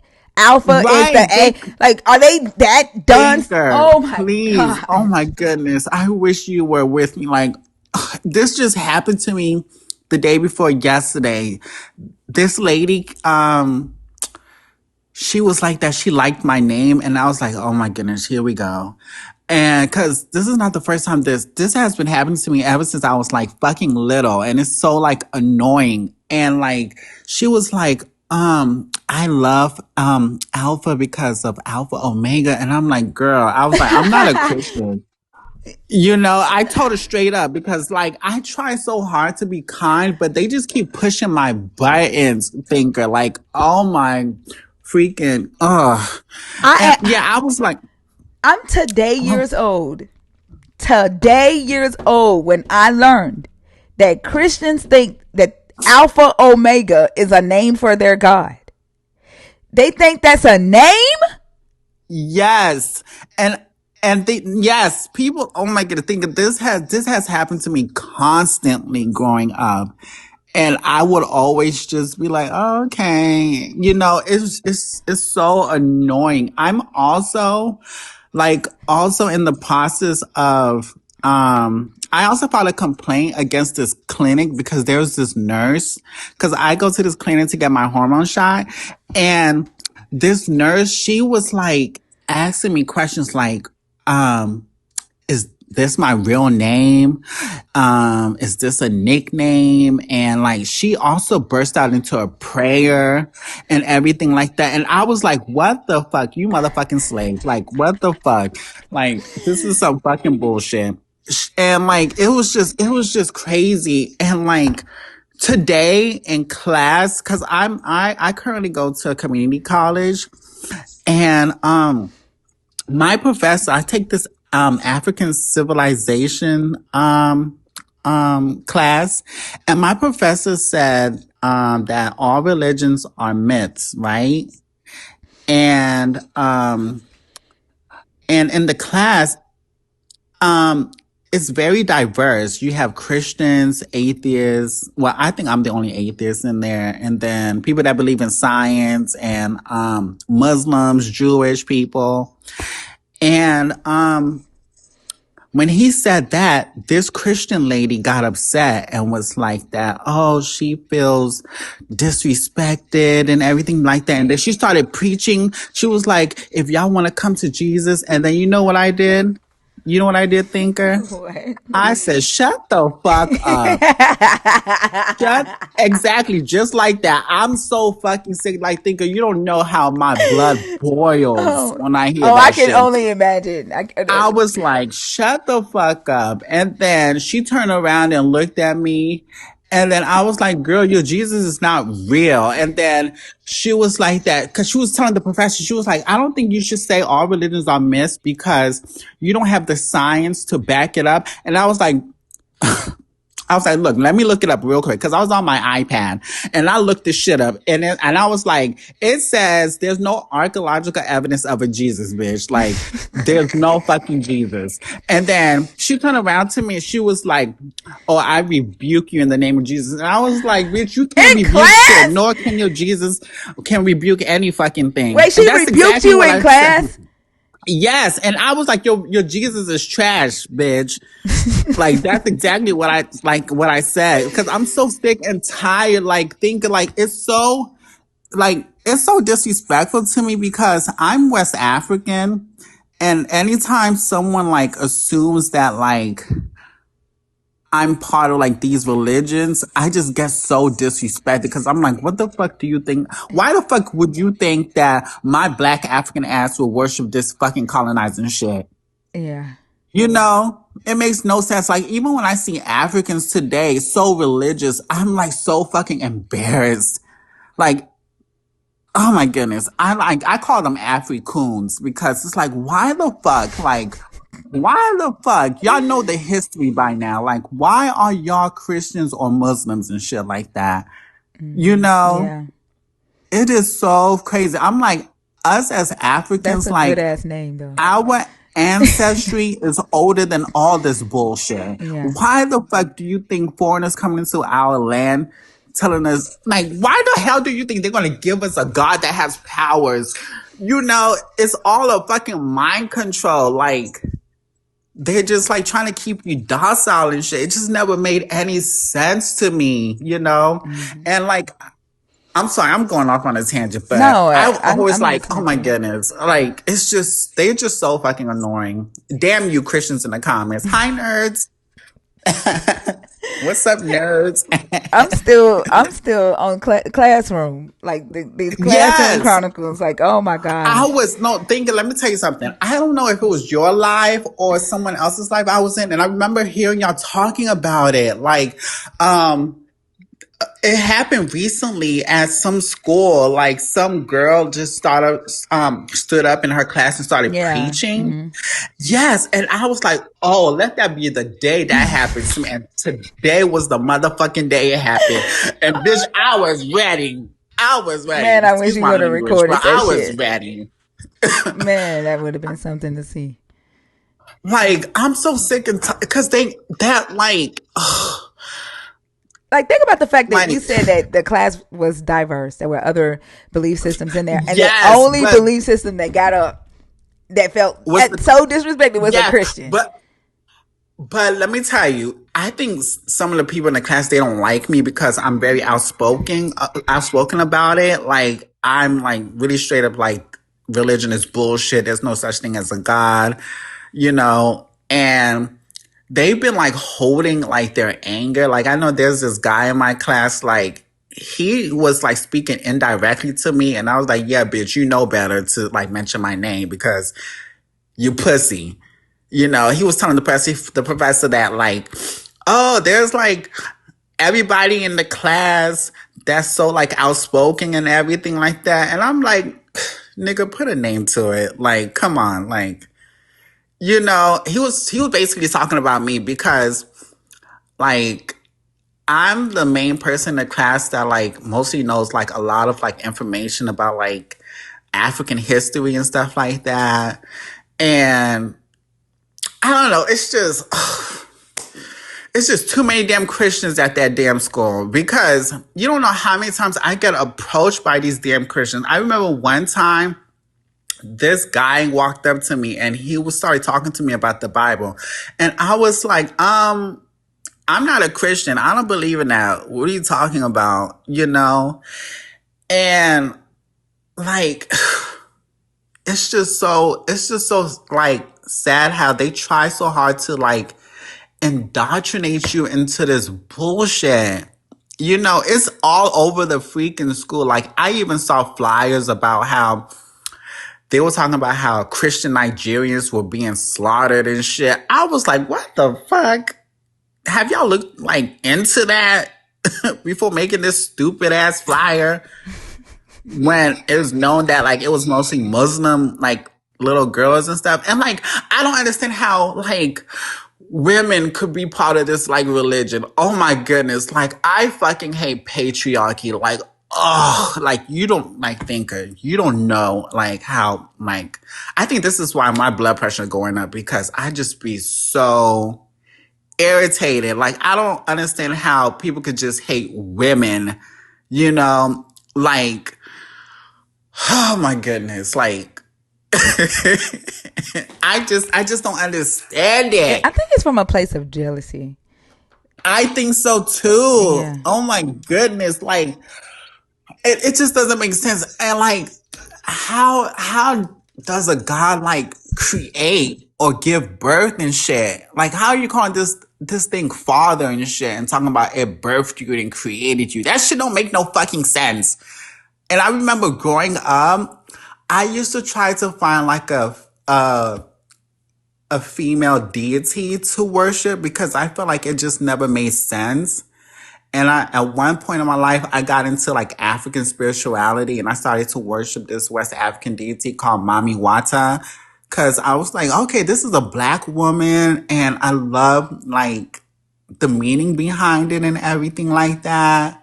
But I don't really believe in anything like that. I don't believe in like African spirituality or any Abrahamic beliefs or just any woo stuff anymore. Like I'm full on atheist. Like, I had to get that out. I'm sorry, y'all in the chat. No, it's okay. Um, Oh, but I love y'all so freaking much, Thinker. I've been wanting to come up here. I've been so scared. Thinker, you are amazing. You don't know how, like, I write notes. When I come into your life, I write notes so I could cuss these Christians out, like, in person. Like, you, like, help me build the courage to, like, really stand up to them and everything like that. You don't know how important like you are. Like I've been like asking myself, where are people like you? Like, and I'm so glad like TikTok exists and I found y'all and everything like that. I'm like, where the fuck have y'all been? Damn. well, we Got here me now. suffering. Yes. Yeah. Oh my goodness. I'm Please glad you don't came up. stop. Well, it's conversations like this that make it all worth the while. You know, like the conversation early this morning, like had my mind all fucking day. I hate having to like go off on motherfuckers. I hate seeing the hatred that they have, but it always after one of these types of conversations will happen, and then it will remind me, you know, the value that everyone's getting, the value that I'm getting from even just having to deal with hateful motherfuckers day in and day out. So I'm glad you worked up the courage to come up and talk to us and say hi. Now you got to do it more Yes. often. Now you have no I know. excuse. You got to I come up know. here more often now. And I love Lords and Christina, like all of y'all, Zena May. Who else do I follow? Like, also, I love when Lords be cussing people out so good. She cuss so good. I love that fucking shit. Loris is lethal with it. Yes, Yeah. like, oh my goodness. Like, and I love when you be getting on their asses too. I'm like, yes, get the asses, damn. But I be making like, I be punching the air when you be like, I'm like, ooh. It's like you fighting their asses. Like, Yeah. That's what it be feeling like. Shit, like we in the wilderness or some shit. yes. Oh my goodness. But you are so amazing. Thank you for doing this. Lala. Hi, Lala. Hope everything's Hey, going well with you. it is. Thank you. No problem. Okay. I think I'm kind of getting like shy now. Okay. I'll go back down to Thomas. Thank you. Thank you. You're welcome. Thank Thank you you. for coming up. All right. Have a good one. That's keep Thank it. you too. Bring more classroom chronicles because we need to hear those. I will. I'll tell you if something else happens. Okay. Have a good one. You All too. right. Okay, Dan wanted to come up. Who? He's in there on purpose. Oh, Can Dan. y'all drop me, Yeah, I please? got you, my Sorry. bud. The learning that believers think Alpha and Omega is the name of their God is just fucking wild. Like that's like saying his name is A and Z. Like y'all serious? Now you know they is. Oh my fucking god! Like what? And then said, "Oh my God, I just love Alpha Omega." Like, motherfucker, you talking about the alphabet, the ABC. Y'all are not okay. Hey, Dan. Hey Tinker, how you doing? I'm good. How are you? Not too bad. God is I think Arizona I've is crazy, Tonko. What's up? What's on your mind?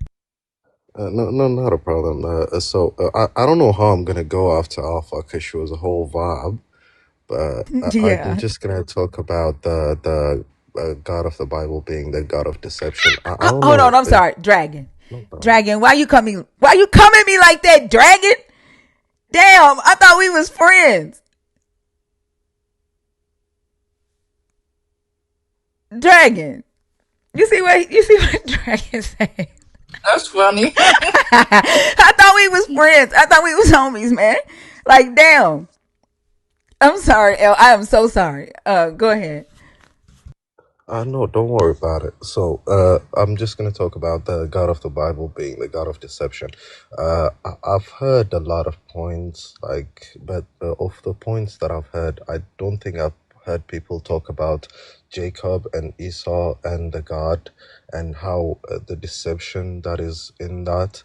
Like, for example, when his mother made him look like Esau so that so that he would be deceptive to his own father and take the blessings. And then also like when and then God chose the deceptive person to have a covenant with him. He also told his mother that the deceptive one is gonna rule over the one that was deceived. All the brother wanted was some food, and he took his birthright for some food, and the God chose the other guy. I think that's like one of the most craziest things that I read from the Bible.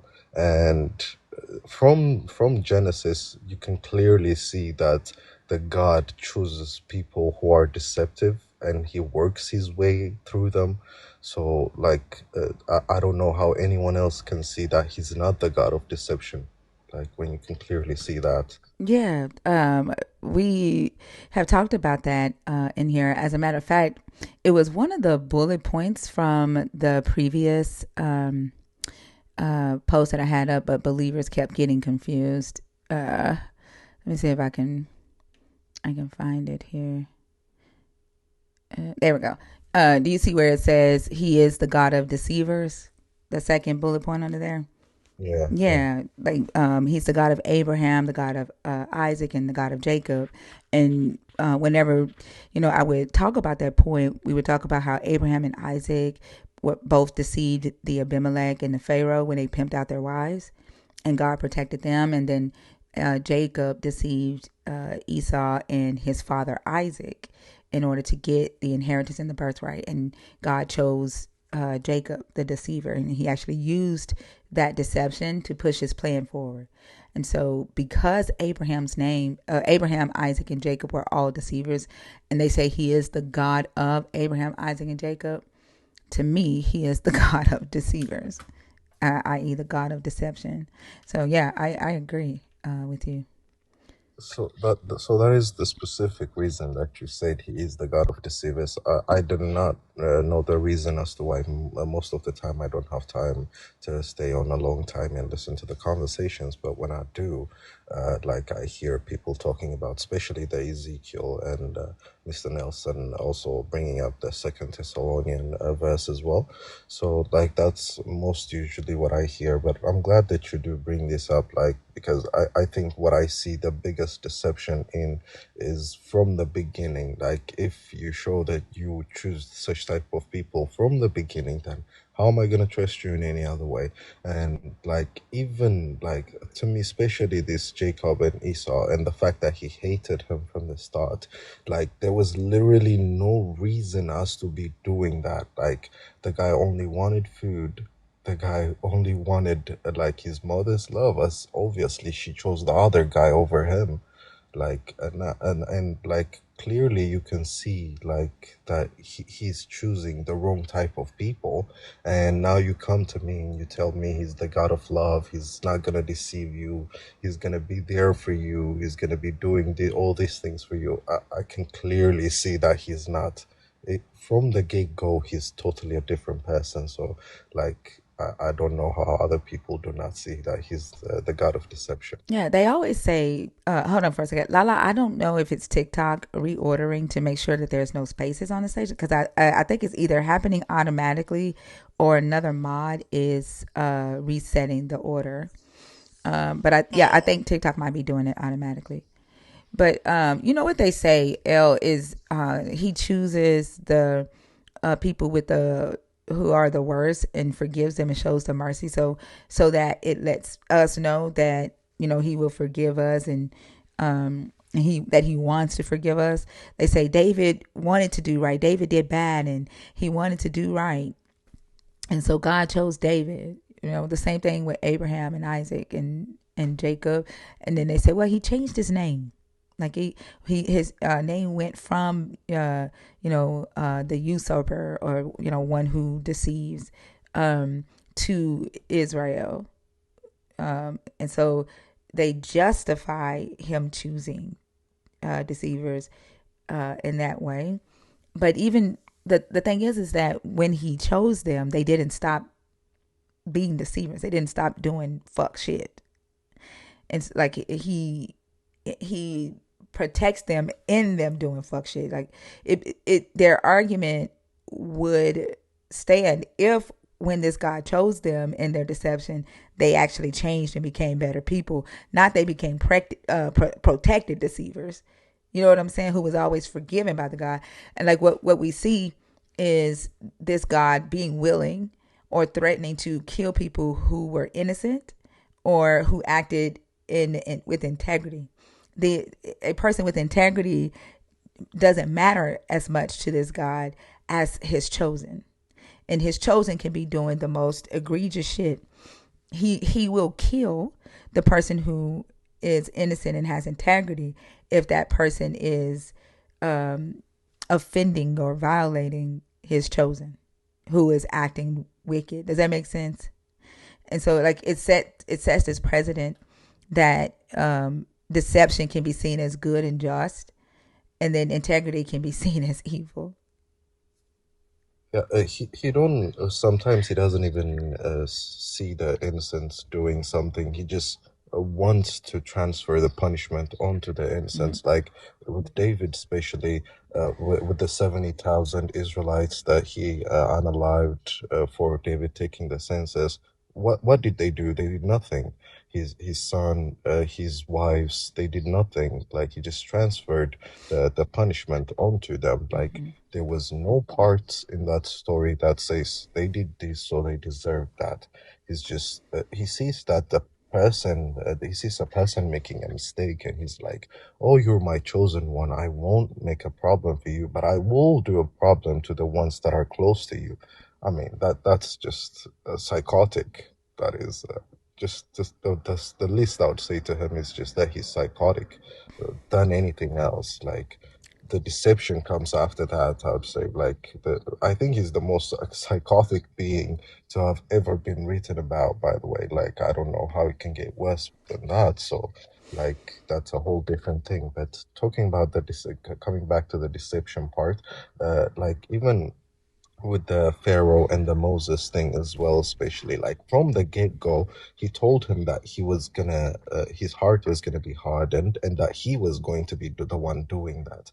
So like, all of it was going on about as a deception.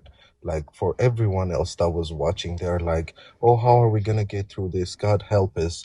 Oh, then Moses will go and ask the Pharaoh for y'all, and then it will get solved. But he knows that he's gonna harden the heart of the Pharaoh until all those things are performed, all his powers are shown through. So, like, he's even deceiving his own people, let alone other people, to show his powers and to just be the one he is. Yeah, I Um, agree. I yeah, agree. so that was all I came up to say, and thank you for the little convo that we had, and nice to talk, see you, Lala, as well. So have a good day, guys. Thank you. Did your voice get deeper? The last. No, it's morning time. Oh, Probably that's okay. probably why. Okay. I don't Yeah, remember your voice being that deep. Okay, that makes sense. All right. Well, thank you no, for no coming up, problem. Dan. All right. Have a good one. Okay, have a good day. All right.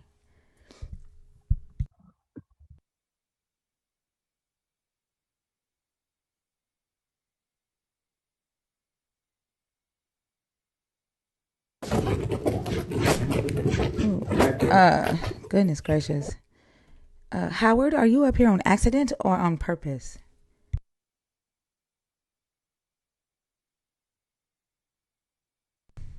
Howard? All right.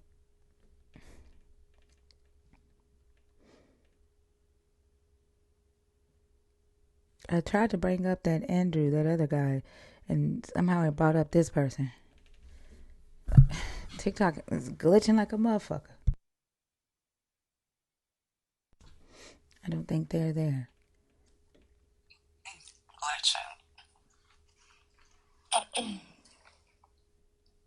Okay. Y'all, the guest box is empty. If you are a believer in the God of the Bible, deconstructing, or an atheist, Maddie went to Burger King and said that she will be back in a minute. So 21 and up while Maddie is gone. Um, come up to discuss the topics. If God is, the God of the Bible is the God of deception, and the Adam and Eve story is the Adam and Eve story in Genesis is patriarchal bullshit.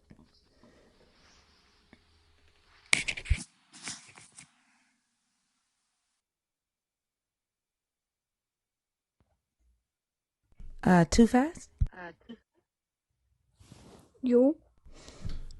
God damn, where's your parents at? This is ridiculous. It's fucking ridiculous. Is that a kid? Yes, a whole ass kid. Like where are the parents? Where are the parents? Like And they got school tomorrow. you remember those commercials? It's 6 p.m. Do you know where your kids are? Yeah, They right. need to make one for social media. No lie. Like they need to make one Hmm. reminding parents that your children should be in the bed with no cell phone at 1 o'clock in the fucking morning. Because this sounds like six. Sometimes it be sound like 6-year-olds. Agree. Yeah. And it's like, why are they here? Out of any place on TikTok, why here? Exactly. Like TikTok shouldn't even be showing them this live. Mm-mm. What the fuck is TikTok doing? Like why are babies getting recommended this live? Unless their profile, they lied on it. But still, the AI. I mean, the algorithm works off of viewer habits. You think a 6-year-old is True. looking up deconstruction? Mm. And like it goes by what's in your search bar, the hashtags you use, um, stuff like that. I think it's just Yuva. I don't see anybody else saying that it's glitching for them. Also, a restart won't fix the glitch. It's usually individual. Mm-mm. Yeah. You might want to scroll out and come back in. Hey, y'all, let's complete this gift goal, please. Let's knock it out and get Thinker up to 200K likes, please. Continue to share and repost. And if you haven't gotten your Hurt Me yet, get your Hurt Me. And come on, let's get on stage. Don't make me beg for conversations. You're welcome.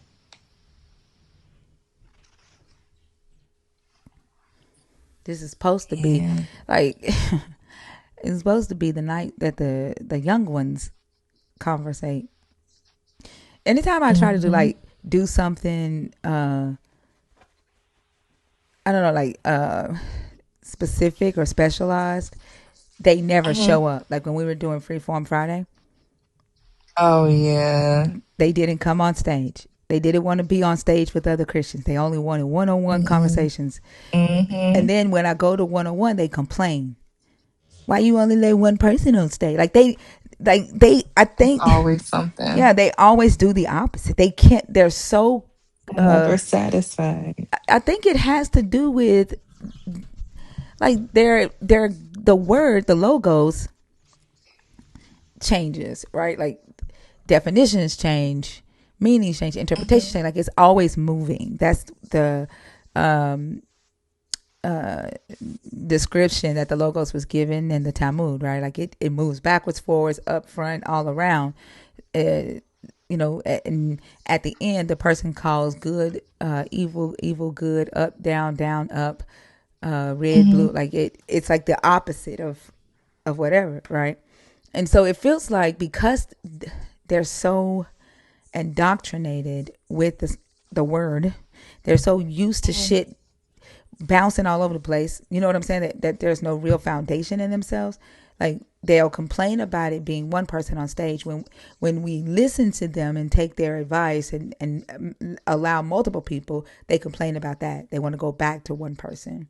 Right. They complain about it being just people who are deconstructing being allowed on stage. When we add them, then they start complaining about why are you having these conversations? Why are you asking Christians about their belief? Mm-hmm. Like they are never fucking happy. They're never happy. I wonder if it's because they have this sense of entitlement too. They just want to fucking feel Oh, persecuted. definitely. Yeah, they want to feel Definitely. persecuted. So they invent their persecution because it doesn't exist. Like not in America. There are places where Christians are persecuted, where in predominantly Muslim uh, countries, but no, they're not persecuted in Christian nations or predominantly Christian nations that like so they have to make it up or piggyback on another country's persecution. Yeah, they play. Yeah, that's exactly that. Like they play the victim, but they are the aggressor.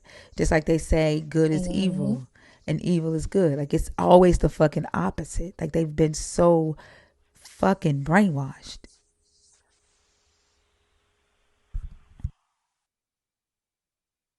Where in the United States did they take them to jail for preaching? What? In the United States, or in Mm. America? Where in America did they take them to jail for preaching? I ain't never seen. Not here. Yeah, I ain't never heard of that.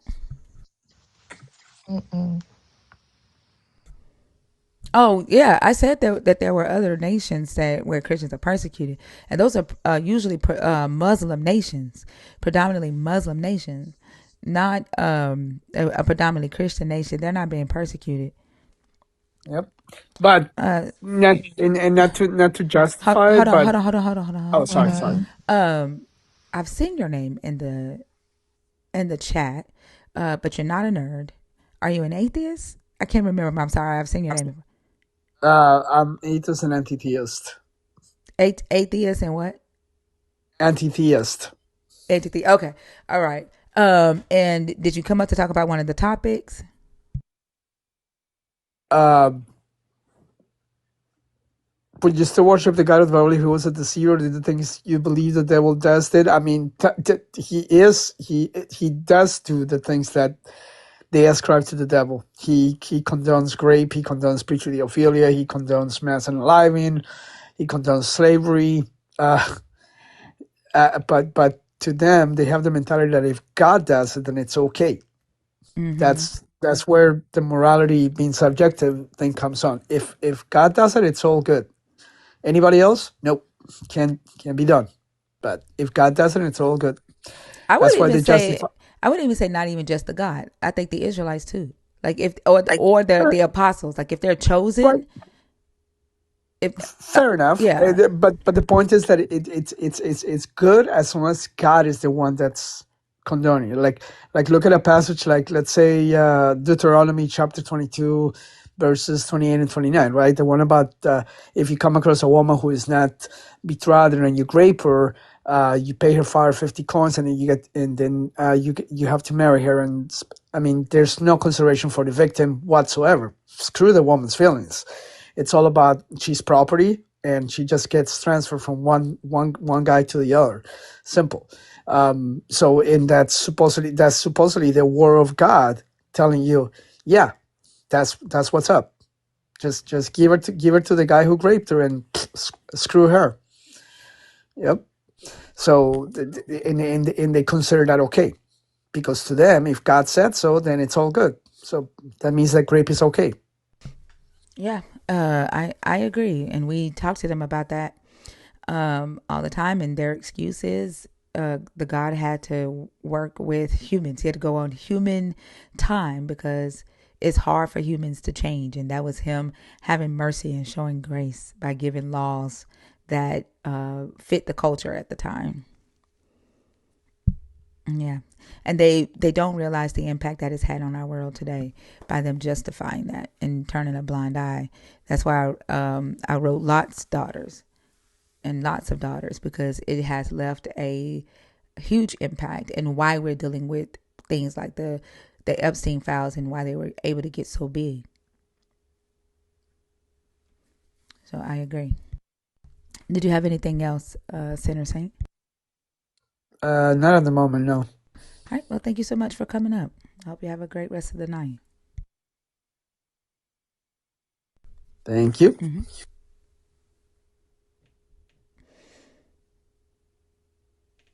Did y'all see that video where that lady was telling the story of, she lives in some place in Alabama, and she said that you can't, she said you only call 911 for like emergencies if you're getting robbed or if someone is trying to harm you. She said for other things you have to call the gas company. And then she said, What? yes, she's telling this story, but the whole, like, she said you have to call the gas company. She says her next door neighbor stole her jumper cables, so she said she calls the 911 number, and the police came out. She said the police was dressed in uh, hoochie tights. She said the police is dressed like hoes. She said the uniform top falls off off the shoulder, and then they had on tights, and she said it had the badge. She said, she was like, in my mind, she's thinking like every time she say in my mind, she's like, I'm like, what the fuck is this? Like, what fucking town? What kind of town am I in? And then she said he goes to the door to my next door neighbor. He knocks on the door, and they go, we not here. And he goes, ma'am, man, will you just open the door? And she said the neighbor go, we not home. And he said, did you steal they jumping?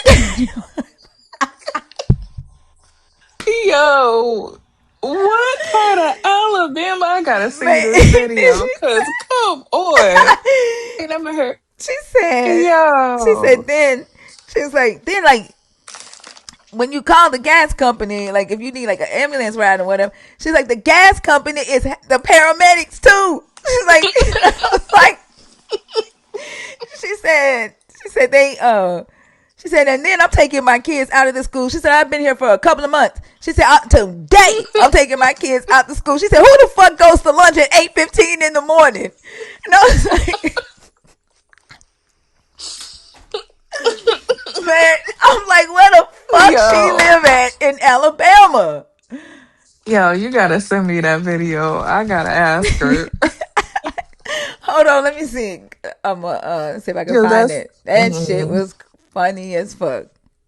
that gotta be like some backwoods town somewhere. Cause I ain't never. Hold on, I'm gonna see if I can pull it up. Already signed in over here. Y'all better not talk about my state.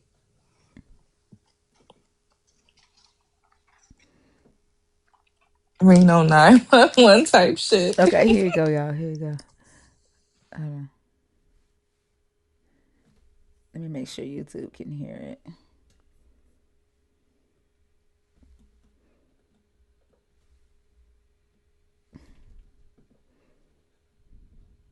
This town I just moved to not too long ago, and I gotta get the fuck on. Y'all already know it's a true story. It's therapy, and it's helping me. Alright, so boom. Now, last night I had to call the police on my next door neighbors. Now I got a ring cam. Everybody got know I got a ring cam. Let me just tell you how fucking weird it is, alright? Let me tell you how weird it is. Now I got a ring cam. So my neighbors, they live in number 23, not number 25. I'm talking about number 23. Can y'all hear it? Alright, so I seen on my ring cam. Go ahead and put this out too. Everybody in this motherfucking town look alike. Nobody look different except me and my motherfucking children. Everybody else, no matter what color you is, all these motherfuckers look alike. They look just like the thing from Cloudy with a Chance Meatball. I don't know what the fuck going on about kids. You know this shit is motherfucking odd as fuck. They got some odd ass faces. But anyway. But to them, it's the fucking same. So boom. So my camera picked up that, you know, I'm whispering too because they can hear everything. Like I said, these walls are paper thin, super thin. Like one fucking knock on no damn wall, I'm in their fucking living room. So I don't even touch my wall. But anyway, so my camera, my ring cam showed me one of their asses, you know what I'm saying, going in my car, taking my jumper cables out. So before I even called the police, I had opened the door. I said, hey, put that shit back now, nigga. So whoever it was, they were like, fuck you, whatever. I don't know what's going on. They're like, fuck you, close the door. You know what I'm saying? They jumped in the car and they left. So boom. Now, I ended up calling the police, and I'm going to tell y'all real quick about this town. When you call, you can only dial 911 here in this town. Man, God, no line. You can only dial 911 here in this town if, you know what I'm saying, you got into a real bad argument with somebody or somebody that stole your shit. Other than that, you gotta call the fucking gas company. No matter what it is, you gotta call the gas company. And I'm gonna tell you how I know to get to that. Just hold on. So boom, ended up calling the police. And I told them, you know what I'm saying, it was like, you know, 911 was your mercy. I said, shit, my neighbor in number 23, they stole my jumper cables. So boom, they ended up sending the police officer over. This is another thing, I cannot fabricate this for nothing. Kid you not, alright? No, seriously. The police is here. This is they what's up with y'all uniform? Their uniform, I kid you not, they dress like hoes, straight hoes. They police officer outfits are fucking hoe outfits. They the shirts, like they uniform shirts is like this. Kid you not, but the shit drape. You know, it drapes off their shoulder, like it falls off their shoulders. No lie. And they got police on and shit, whatever. And then they bottom is tights, and it say, I ain't gonna say the county police department, whatever. And they fit it, whatever. So boom. So the police came, you know what I'm saying, putting up his damn shirt, putting up his shirt, putting up over his shoulders. Yes, what's going on? So I told him, they ain't got nothing. But I was like, I told him, you know what I'm saying, they stole my jumper cable. So he was like, okay, do you have a cell phone number? And I was like, they right next door. Just go next door, you know what I'm saying, and tell me, you know what I'm saying, whoever it was that drove off in the car, bring my shit back. So the officer ended up going knocking next door. Let me tell you, in my mind, it's a head. I believe everybody's some kid. I don't know. The heel have eyes, something wrong. Kids, you not got no idea. The bitch next door hollered, I said, ain't nobody here. Go ahead, leave. Ain't nobody here. He was the officer. Oh, pull up. Can you just open the door up? We want to talk to her. Can you please tell the person whoever took her jumper cables to bring them back? I don't know why, but that's how he sound, but he's not gay. Anyway, so the neighbor repeated number 23. We not here. So in my mind, damn, what the fuck I got myself into? So boom. So anyway, he was like, so ma'am, do you want to file, like, press charges? I was like, fuck yeah, but I'm saying, also, I just, you know what I'm saying, I gotta live here, my nigga, I don't want no problem, just tell me bring back my cables. So in the midst of saying all this, the dude drove by real fast. Boom. I said, there you go. There his ass go. There you go. There you go. So the officer, he run. He putting up his damn, it's hanging off like a shower, like a hole in a shower, just showing our damn shoulders. He running and he putting up the kid now. He running, he putting up his shirt and he jumping his car. So he speed out. You know things get crazy now. About 8 minutes past, I get a phone call. God, no, I ain't lying. I get a phone call. Yes, may I speak to Case Sharon, please? Is it speaking? Yes, this is the police department. Do you by chance happen to have a gasoline can with you? So I like, yeah, I got a gasoline can. I'm thinking, in my mind, I'm thinking like, shit, they done caught that, they did some dirt, you know what I'm saying? They trying to dispose of the body. I'm down for it, yeah. But anyway, no, seriously. So it was like, we ran out of gas. This is how small the fucking town is. We ran out of gas. Can you meet us on such a street? I think the fuck am I? What the fuck? Bitch, you crazy? I was like, you got me playing. So they end up hitting in my fucking face. So I ain't gonna meet him right. They end up hitting my face. Boom. Alright, so end up this morning. The officer came, he was like, he ended up getting, you know what I'm saying, he ended up getting some gas from one of the other police officers that ended up pulling up on the scene probably like 20 minutes later, but he ended up getting some gas, and they ended up telling, they know, everybody know each other's name, they ended up telling the dude to give me back my jump cable, they ended up my jump cable, whatever. Damn it, I wanted, you know what I'm saying, so I wanted him, but I was like, nah, fuck it, because like I said, I gotta leave here, I'm good, boom. So it's all good, so, but done with that. Like, so let me take it back, I gotta fuck on. Now, to tell you about how you gotta call the gas company for every fucking thing else. I'm in McDonald's, right? I go up to McDonald's, I get a cookie tote. Never forget, order a cookie tote about a month and a half ago. Alright, so one of the old men in the thing started choking. So first I said, shit, somebody dialed 911. The workers in McDonald's like, hell no, you don't dial 911, what you talking about? No, call the gas company. We call the gas company, what the hell you talking about? So I'm like, gas company's not the man choking. Fuck you talking about gas company? Ain't no gas company. What you talking about? They're like, no, we call the gas company for everything. You're shooting, you know what I'm saying, stabbing, anything like that. Everything else, no emergency, we gotta call 911. That's when you dial 911. So in the building, Oh long to my the fucking god. gas company. Anyway, so the gas company, the man came out, actually with the gas company, he got a gas company uniform, half of it say gasoline, say the gas company name, and the other half said paramedic. So he came and hit me, what the fuck kind of town is this? I promise y'all, I know this therapy was helping me. I can be gone surrounding people here. I don't know what the fuck to do, but it seems like everybody's some fucking kin. I go to Walmart, there's no fucking camera. They have no cameras in Walmart. When you motherfucking ring up your sheet, they give you this long ass piece of paper where you gotta write down and put receipt. You gotta put receipt on there yourself and write down all the fucking items that you got from the store and purchased, and then show it to the old lady at the fucking damn door. I've been here for like 3 months. Everybody at this motherfucker know I ain't lying. No, I ain't lying. The school, what? Oh, the school. What the fuck wrong with y'all school here? The school system. I kid you not. Something wrong with y'all. I'm gonna take my kids out like as of today, nigga. Who the fuck even kids? Normal schools go to damn lunch at like fucking what 10:30 at the latest in the morning. Who the fuck go to lunch at 8:15? Bitch, they just got here 15 minutes ago. 10 minutes ago, you eating them lunch already. How the fuck you do breakfast? 2 minutes before you do breakfast. Then next thing you know, you feed them lunch. Then right after you feed them fucking lunch, y'all go straight to fucking pee. Time they finish they fucking food, they jump out the fucking damn cafeteria and go straight to the playground. Man, y'all trying to fuck somebody's kids up. Oh, let's not get on y'all fucking hospitals. Oh, let's not talk about the fucking hospitals here. These motherfuckers don't know how to motherfucking treat a goddamn cut. A simple ass fucking cut. My baby got a fucking cut on his damn wrist. These motherfuckers damn near fell the fuck out. They panicking running and him damn cold blue. I gotta get the fuck on. I kid you not. Y'all, I'll come back part 2. And then another thing too. Oh, y'all welcome, police department. Y'all welcome. You know what I'm saying? I'm part of one that, you know what I'm saying, I took my damn 4 money.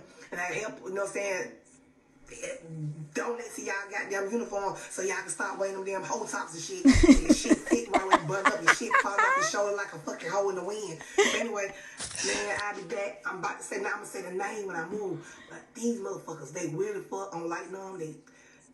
How the fuck you ask them? Alright, I'm out, y'all. Let me Shit is somebody said it's Union Springs, Alabama. Where is Union Springs? I don't. I ain't never heard of that shit.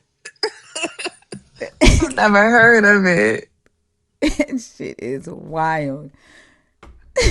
And then whenever Yo. she say, "In my mind," like, and then she say, Oh "God, my god. God, no, I ain't lying. God, no, I ain't lying." Oh my gosh. That shit is hilarious. Did That it? was yo. She said the police ran out of gas, and then called and said, "You got a gas can? You got a gas can?" Oh my gosh. Oh my god. That shit is hilarious. This I hope she put another one up because I'm man, listen. She said she gonna come back with part two. Like, Damn. The hills have eyes. man, she's so like, where the fuck is she though? Like, what type of town? That's some what's that movie where they didn't know that they were living in like this alternate reality, or what is it called? Mm. The Truman Show. The Truman Show, yeah. Yeah, yeah. Like she's living in a I don't know, another dimension on Earth or something. Like, what the Let me fuck? see. Man, when she was the way she was showing how the uniforms fell off the shoulder, and how he was standing at the door fixing his uniform because it was too big and draping on his shoulder, and he was pulling it up asking her to bring the jumper cables back. Man, that shit is hella hilarious. Oh my gosh. Did you get your Burger King, Manny? No, I got Canes. Burger King. They what was I about to say? Hold on. Oh, Raising Canes. Let me get done eating this tender so I can think. Hold on. Y'all, the guest box is Okay, open. remember, I wanted a vanilla shake, and the ice cream machine was down, so I ain't even want burger no more. I just said, let's go to Canes. So Burger King done became McDonald's with the fucking machine not working. That used to be a McDonald's thing. I ain't never pulled up a Burger King and their ice cream machine wasn't working. Yeah, they be being lazy. They need to dock some of their hourly pay for that. Well, at least you got you something to eat. Y'all, we haven't had a guest since Maddie went to get her some food. So Maddie is back, 18 and up. If you are 18, 19, 20, you come up and have a conversation with Maddie. 21 and up, you come up and have a conversation with me and Lala.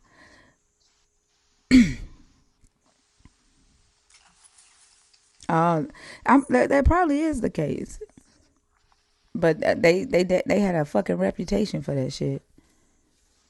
The moment that you be wanting some ice cream, it's always Mm-hmm. fucking down. It's like, Broke, yep. yeah.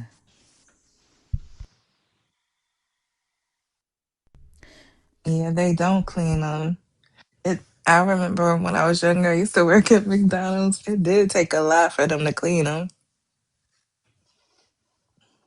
Does it but I'm have a? sure they're updated by now. I can't even remember. I used to work at McDonald's when I was like 16, 16 or 7. I don't know. I Same. changed my birth certificate Mhm. when I was younger so I could work early. What? How did you do that? So back then they just wanted copies of your birth certificate. They didn't want the actual birth certificate. So we would take a piece of copy paper and write a Mm-hmm. different year on it and tape it over it like real flat and Xerox it. Like we would uh,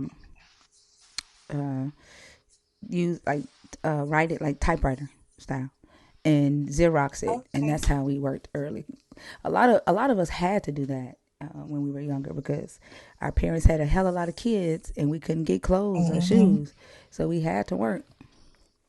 And so, yep.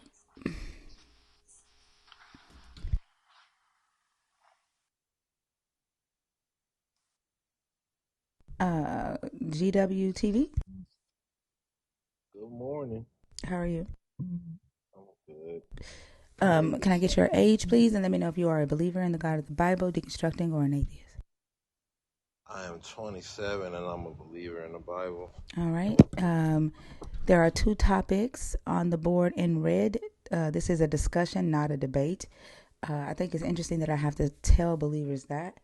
Um, the topic in red is the main topic. Once we get to an understanding, not necessarily agreeing with each other, but an understanding, then we can move to the next topic in black. So it's kind of like a two-step to help guide the conversation to a more valuable, deeper conversation about that topic. Okay. All right, All right. I'll Which give one it in a the red try. do you want to discuss?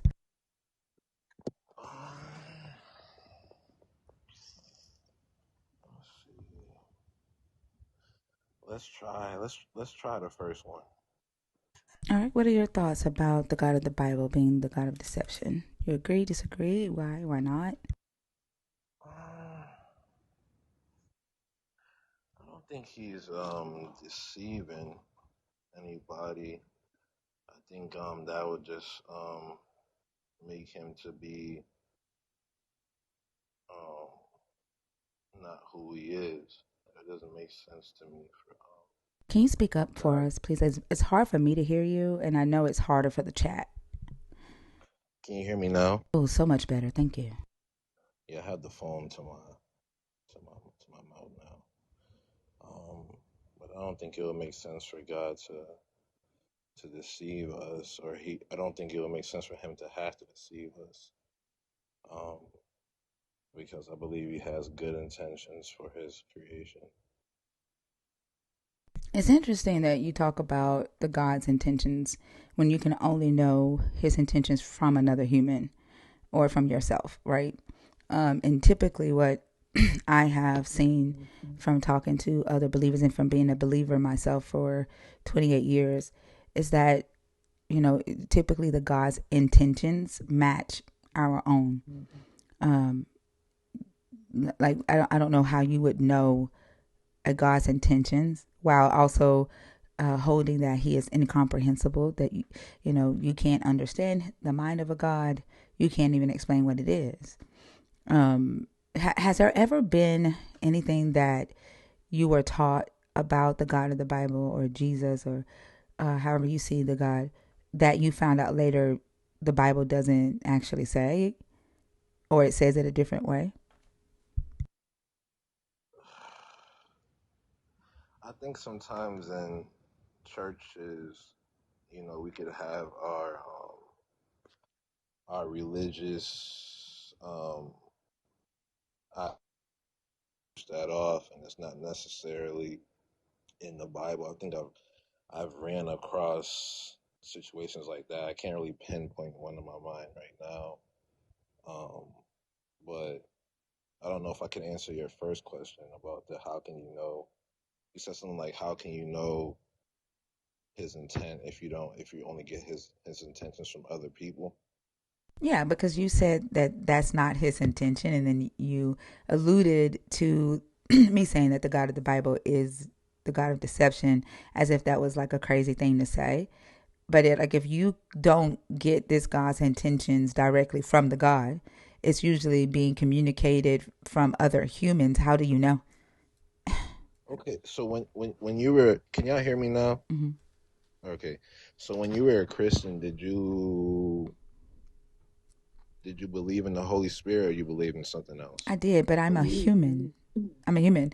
And as I stated when I was a So, believer, right? okay, sorry, go ahead. Yeah.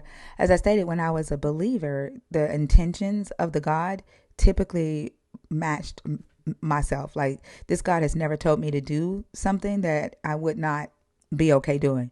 Like the God has never told me to go and kill anybody because I wouldn't be okay to kill. The God has never told me to go and convince anybody to give me $20 for a blessing because I'm not okay with exploiting people.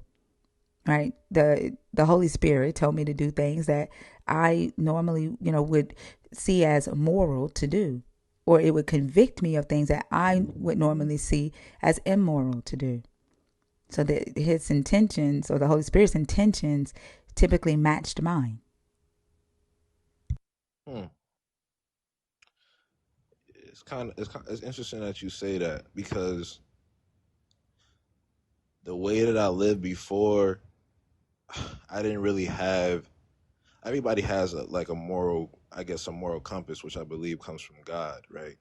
But I believe that the way that I lived before, there are certain things that I would do that changed when I became a Christian. So, say a shorty with a big booty walk past me, you feel me? In my mind, it's like, oh, I don't really care. I mean, it's fat. I'm gonna look at it. But when I came to Christ, there was that resistance, and I believe that resistance came with having a relationship with God, having a relationship with the Holy Spirit. So I do believe that there's our intentions change once we become aligned with Him, and we're able to, once we have that relationship with Him, we are able to hear His voice and know what He wants us to do. I don't believe in a God that is silent. I don't believe in a God that is mute. I believe that He gives directives to His children, and it's up to us to create that space or be in a place to be able to hear from Him. I mean, it's interesting that I know that your God isn't silent or mute because your God speaks through the minds of humans. Your God uses humans' mouths to speak, right? Mm-hmm.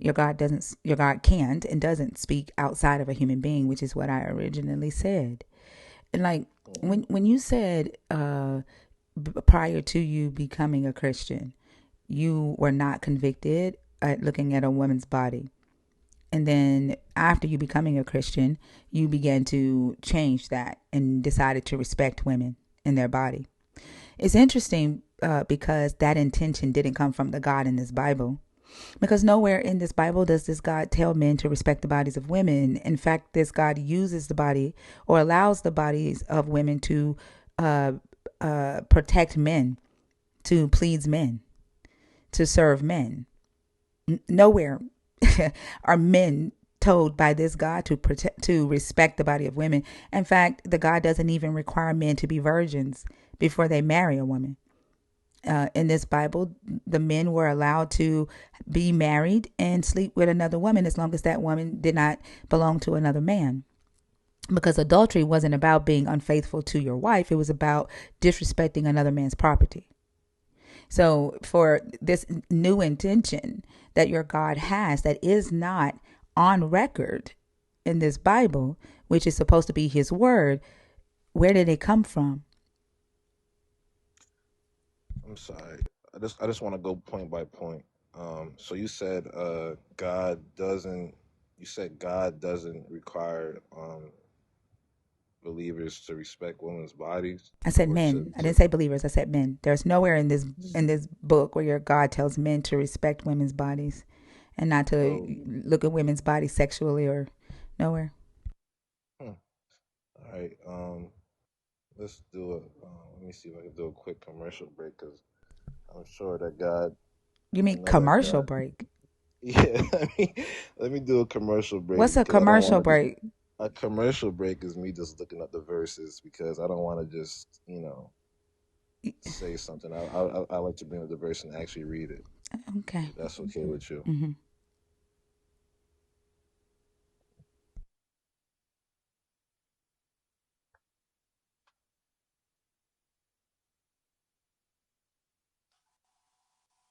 Been looking for a long time. Yeah. Chill, chill, chill, man. Don't tell her to chill. Give me my time. You You don't. know what I'm This you don't have saying? time. You on a commercial break. On the end of the How you at the talking end while of you on a at the commercial end break? at the end of the day, No. Hold on. Hold on. Are you getting the scripture? I'm getting the Okay. So how are scripture. you talking to her while she on a commercial break? You don't run this stage. You know what? She got me out my bag. I'm supposed to be focusing on what Yeah. I'm Go doing, ahead and get not the worrying about go her. ahead and get the scripture. I don't know why men feel like they always gotta like control what women say and do. You know what you I'm mean? not talking to you. You on a commercial break. You're I'm right. talking to my Can't help talking himself. to my community. Wow, I'm a part of your No, you're community. I'm gonna not. bring I the don't know Bible. I'm gonna you. try to Mm-mm. help No, you're not. I do not know you. No, you're not. help me. There, without Hey, Christians, are where's you the are you on a progress? commercial break or not? I'm multitasking. Well then, okay, go on mute. I'm not talking to you. I'm sorry, thinker. Let me go on mute.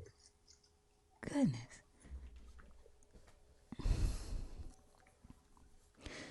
that be tripping me out.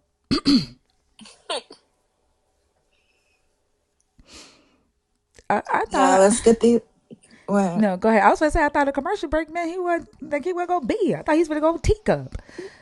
Go ahead. Go ahead, Laura. Yeah, let's get the Lex to 250K. Come on, let's clean out this gift goal. Okay, We don't have too many left. I'm gonna like the live. I'm gonna even follow you. Listen, she was talking. Okay, I stop trying to center yourself. You doing that? That I don't. No, I was done. I was done. No, when while you were talking, he was saying okay. Like he started while you were talking. But stop trying to Okay. center yourself. Okay, this isn't the GW TV show. All right. I don't know if you are streaming or whatever you're doing. Okay. So stop making this about you. All right. And just have a conversation.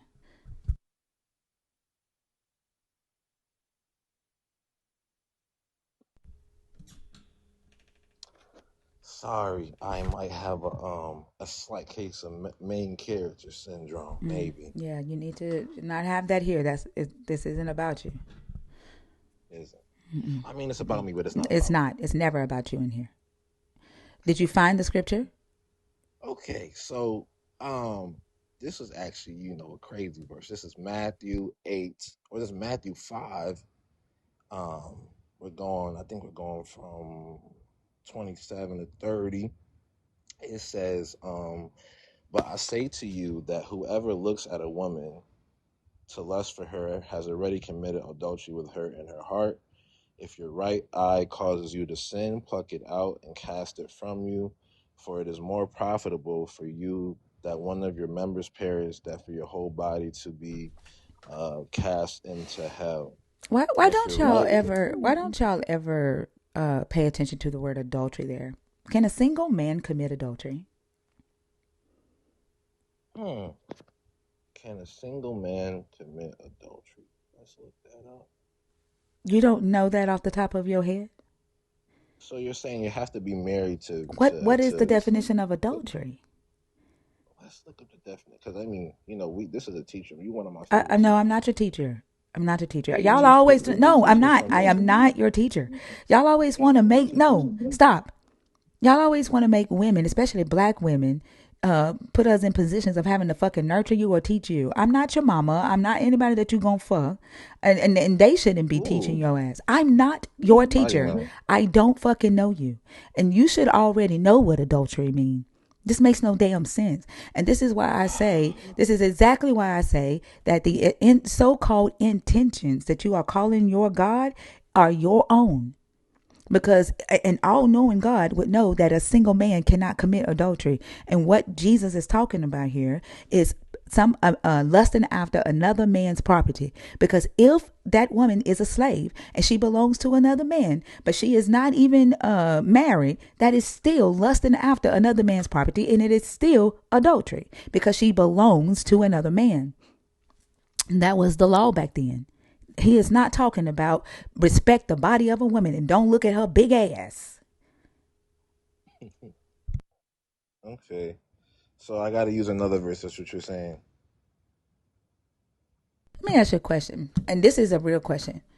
Is that a wig? I really want to know. Is that? I'm not even trying to be funny because I keep looking at your PFP What? and I feel like it's a costume. Is that a costume or is that you for real? And I'm not even trying to be funny. I'm not. I am not. Not trying to be funny. I swear I'm not. I can't fucking Can you see me concentrate. now? I cannot concentrate because I feel like the PFP Can you isn't see real. me? The PFP isn't real. Is that a wig or is that your real hair? Are you not allowed to be on camera? Because I'm on camera right Okay, now. yeah, go on camera because I'm keep looking at this PFP. Okay, thank you. Don't look at my twist. Okay, all right. Thank you. You can turn the camera off. Like it was. Don't hate me because I I'm couldn't. I black. thought it was a character. Don't hate me. I was trying to figure out because like the shit, like you playing on my stage, and so I didn't know if your PFP was a character. Like I couldn't.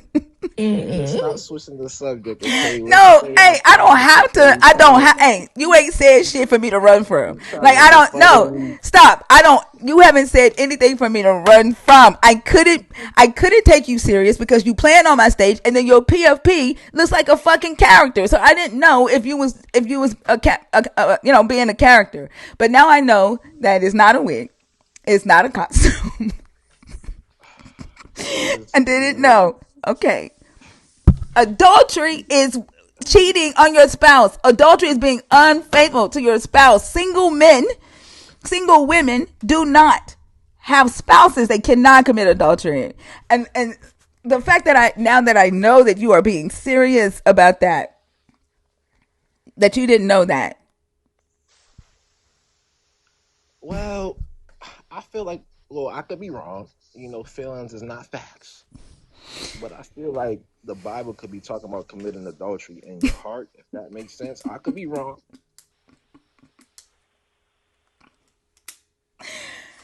How did okay, just going going back to me saying that your God's intentions usually match your own because you didn't know what adultery meant. There's your God doesn't require men to be virgins. He doesn't require men to respect the bodies of women unless that woman belongs to another man. So, I don't think that's true. okay. Find another scripture then, I guess, where he's saying respect the woman's body. I don't know. Like he literally told them they could sell their daughters into slavery. And then he says, if you don't like the ill nana, you can pass her down to your son. And if your son don't like her and you don't treat her, you don't downgrade her, then you have to let her go. Like, I mean, he says if you go into a town and you after you kill all the men and young boys and take the children, the women and children for yourselves, if you see a beautiful woman that you like and you want to go into her, you can wait 30 days after she's mourned her parents, cut her nails, shave her head, and then you can go into her. And if you don't like it, you have to let her go free. You can't sell her. Like after you've tasted the ill, nah. Like that he does Tasted the not. ill, nah, nah. He does not tell them to respect the bodies of women in this book. Like Lot literally throws out his daughters, uh, as to be raped and pillaged in the place of men to save the angels' booty holes. The Levite throws his concubine. Sorry, the Levite throws his concubine out to be raped and abused all night. And then he takes her home and cuts her body up into 12 pieces and sends her out to the 12 tribes of Israel to call a meeting at Mizpah. They're like, where is your God saying to respect the bodies of women in this book? Even Paul says the woman's body belongs to the man. Even when you get married and the man's body belongs to the woman, he's not telling you to respect women's body. Where? Hmm. Okay. Well, I just you those are what I'm a. So you said the woman, the Levi. Well, I got it right. Do you post on YouTube or is this just TikTok? Wait, no, hold on. You didn't know any of this? But you have the Holy No, no, Spirit? no, no. No. We're going Wait a back to the minute. deception. You have the Holy Spirit though. This is what the conversation started out with.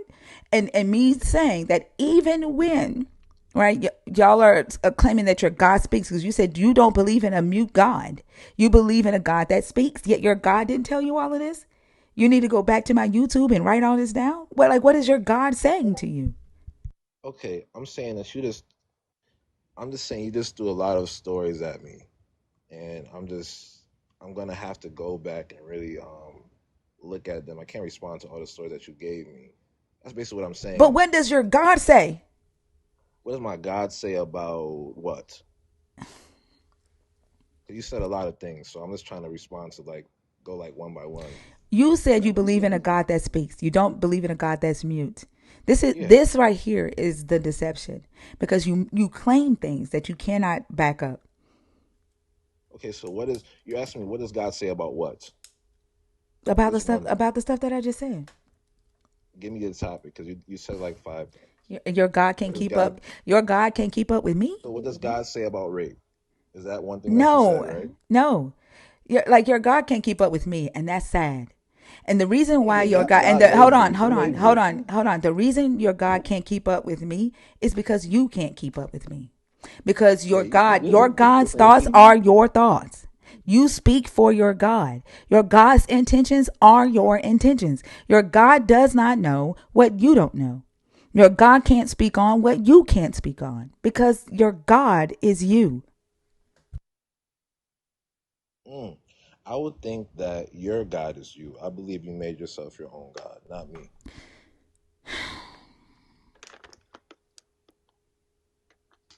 I just went over his head.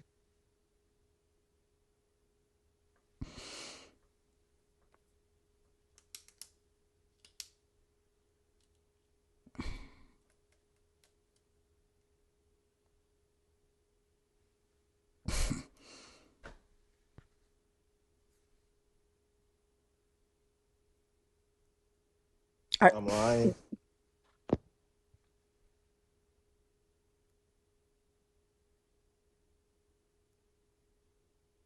Who do you serve?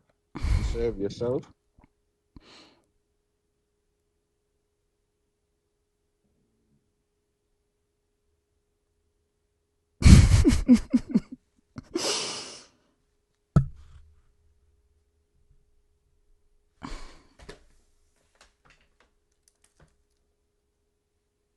This is just sad. This is sad. Like, is your God gonna speak? I don't know. Like, what's going on? This is quite the interesting conversation. I was trying to go point by point. I'm not gonna lie, you're fast on your feet, so I'm trying to respond to things one by one. We were talking about lust and how God what God requires of men. That's what we were talking about. We were talking about your God's intention, and you Okay. claim that your God, when you got the fact that I got to remind the Holy Spirit when the Holy Spirit is supposed to bring all things to remembrance. That's Mm, another part of the deception. Like atheists have to teach your God. mm. Like, where is he? Like, shouldn't he be He's in this here. conversation? Shouldn't he be in this conversation right now? Like, why am I having to teach you when you have a whole ass God speaking for you, and you can understand this God's intentions? Mm. I think I think we're having a conversation. Um, and I'm just trying to go with the flow of the conversation. So I feel like you said a lot of things, and I'm just trying to go from what was said. Basically, we were talking about you first. You started talking about intentions, then you talked about showing where in the Bible does God not condone men, or we were talking about the respect of women's bodies. Basically, that's what we were talking about, and then we went on to um, some different topics in the Bible. So I'm just trying to kind of start with one and go from there, if that's possible. The topic, okay, is the God of the Bible being the God of deception. Okay. Okay, and my original point to you was that the deception is in you claiming that you can know your God's intentions, and that Mm, the intentions usually match a human being because your God does not speak outside of a human being. Okay. mm. So you're saying that Hold on. Let me finish okay, because you and Jehovah are not caught up. So I'm trying to catch y'all up. thank you. You're so Okay, patient. Uh, The the deception is the fact that you claim that it's not your God's intentions to be deceptive, right? And you said that's a crazy statement to make. Except we're all seeing right now that your God can't, Your God is deceptive. Your God has convinced you, and that He speaks. That He's a God who speaks. That the so-called Holy Spirit that you have can bring things to remembrance. Can interpret Scripture.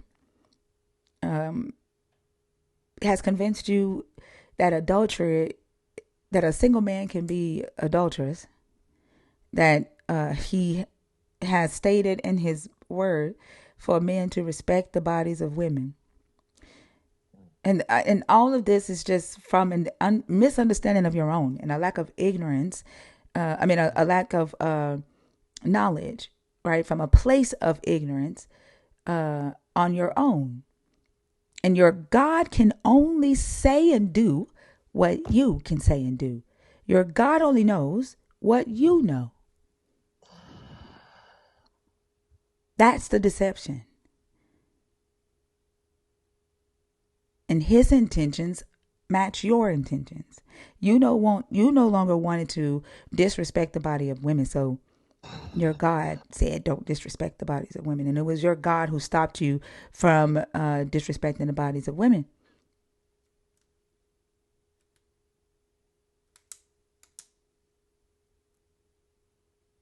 Go ahead. Okay. So you're saying that basically that God doesn't speak, that I move based off my own intentions, and that my intentions match the intentions of God. Um, hmm, that's something. I believe that, like, that's going back to the Holy Spirit. God has God speaks to us through the Holy Spirit, us having that relationship with Him. You said that you're a Christian, and you're saying that basically your thoughts match the thoughts of the Holy Spirit, and I'm saying that I wouldn't be able to have those thoughts or those convictions without having a relationship with God. I um I don't think that I am more knowledgeable than God, and I don't believe that. I believe it is He that sets the precedence for believers and the principles of believers, not me. So I can't speak for your experience that you've had with God. I can't speak with your experience that you've had Who is talking with about the Holy experience? Spirit. Nobody's talking about experience. No one's talking about experience. And like, No, hold on, you did hold on. though. No, the fuck I didn't. I said your God can't talk about anything that you don't know. That's not experience. That's fact. That's why you didn't know about the scriptures that I brought up. That's why the person in the comments who don't understand the words that are coming out of my mouth when they are very basic, right, can't understand because y'all keep trying to understand logical shit through the minds of this so-called Holy Spirit. You claim a Holy Spirit can do something, yet you are incapable of showing it. The moment that I ask you to have the Holy Spirit do something, you're going to say it don't work like that. You can't test God because you can't. Because your Holy Spirit can't do anything that you can't do. And the moment that you need to recall your God's words, you can't go to your God in your head and say, hey, what scripture do I need to give her? You're going to go to Google. You're going to go to Chat GPT, or you're going to go to my YouTube. You ain't going to go to Jehovah because Jehovah can't speak back, and Jehovah can't give Not you what really. Jehovah can't get. I'm Not all talking the right now. time, I'm but talking right now. not really. Jehovah cannot give you what's not already in your fucking brain, or what some human hasn't already given you in a search engine. Hmm. So I mean, that's kind of Then obvious though. prove For asking the Holy Spirit, if we're asking that the Holy Spirit to bring something to remembrance, is something that we've studied. when you okay, What are you trying so to say? What is when your point? when no, bring all things to remembrance. He didn't say only what you studied. He said all things to remembrance. In His word, the your God is the one who orated this text, according to y'all, to these apostles. So if you go to Him and say, where do I need to go to minister to this person?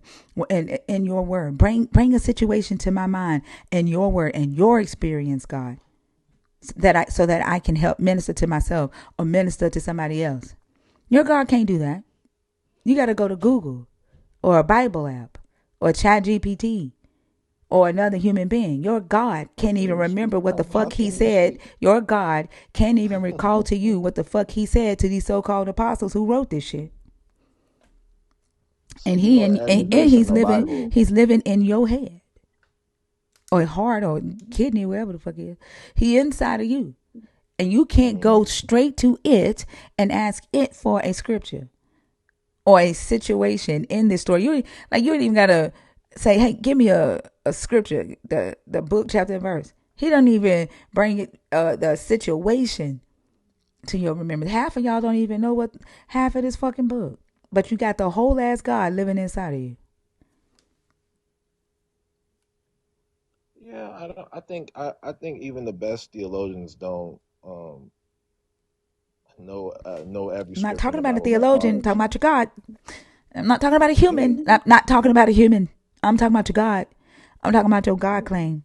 I'm not talking about what humans do. Humans are limited. I'm even limited in my knowledge. You claim to have this unlimited, all intelligent, higher being inside of you. It's talking to you.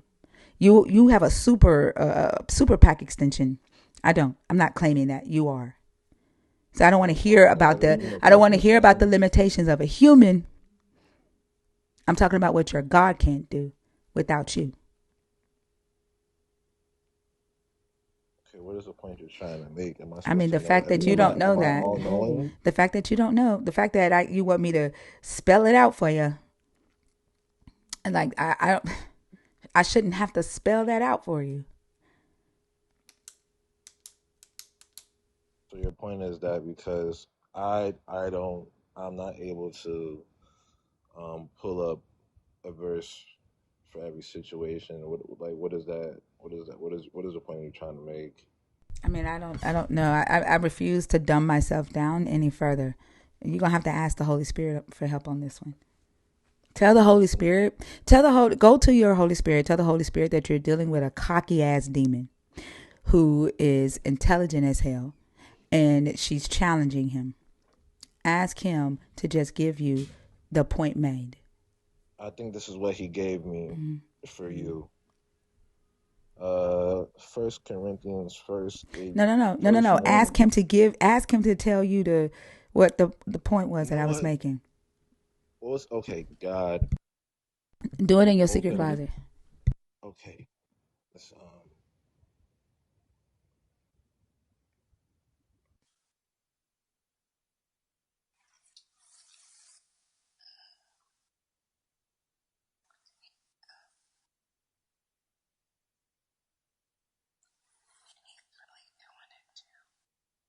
He's not really doing it. He full of shit. I really did pray. I really did. I even prayed before I got on Mind here. you, the prayer stopped as soon as I said he's not really doing it. Like, who the fuck stops in the middle of praying to say I really did pray? Like, dude, what your Holy Spirit say? Uh, we'll see. This is the verse that I wanted to share with you before No, what did your Holy is it Spirit say is about it the is point it that I ready? was making? What did your Holy Spirit say? And what was the point that you were making?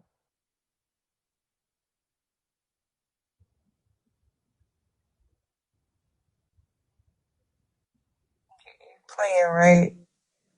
No, I'm so serious. What was the point that you were making?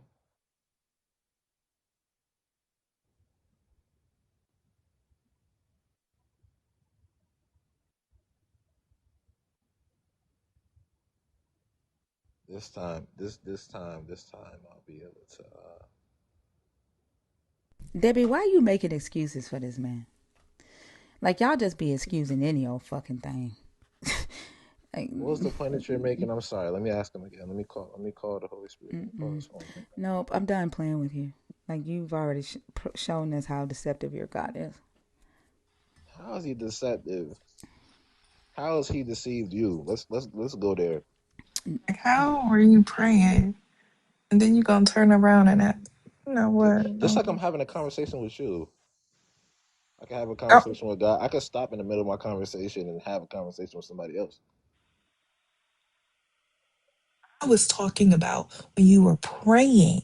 Mhm. How the hell did you go on mute to pray, but then turn around and ask her what y'all were just talking about? You know what? Who else is in the queue?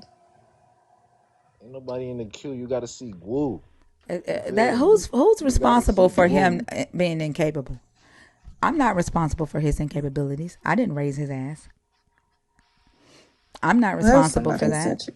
No, somebody said he's incapable of. It looks like he's incapable of understanding, and they're basically saying, like, I'm at fault for the conversation not being able to move forward because he's incapable of understanding. That's not my fucking fault. I'm not gonna dumb myself down any more than I feel like I've already have. Oh Not wow, you, you're so Debbie. Not mean. not you. There's a different Debbie. Not you, Debbie. Dim. I'm not gonna dumb myself down any further than I feel like I already have to have a conversation with him. If he can't bring himself up to where the fuck I am, then he shouldn't be conversating with me. Oh, so we gotta be on the same level to have a conversation. At least on the same level or higher, motherfucker. Because I'm trying to learn. I didn't know. I I never didn't know told this was anybody. I reciprocal. never told anybody that I was I here thought to it was teach just you. like I between our never brothers. ever set the expectation that I was here to teach your ass. So Let's have a you conversation. either need to bring yourself up to where the fuck I am, or bring come in here higher than I am, so that we all have an opportunity to learn something new by wasting our time with you. But if at requiring us to dumb ourselves down, that's pissing me the fuck off, and I'm sick of these fucking no value ass conversations. Mm. I'm so sorry I offended you by by my ignorance. I just thought we were having a conversation. It's not a debate. Do you want to have a You debate? haven't brought any value to a conversation. You've been sitting here fucking playing. And like I said, the Who's reason why playing? I thought your PFP was a wig because I thought you was putting on a fucking character. Like you've been sitting No, here playing since you I'm came just on handsome. stage. That's all. I'm just handsome. That's all. I know it's too good to be true. It's fake. Dude, what do you want? Like, what do you want? I wanted to have a conversation. Why are you so upset, Miss Because I Empress? don't feel like wasting time with you. Goddamn, this is not why I go live. Why It is it is a a waste waste of of time? time because you have nothing of value to bring. I'm not going to keep repeating myself. You don't understand. You don't Okay. understand the simple words that are coming out of my mouth. I'm not here to fucking teach you.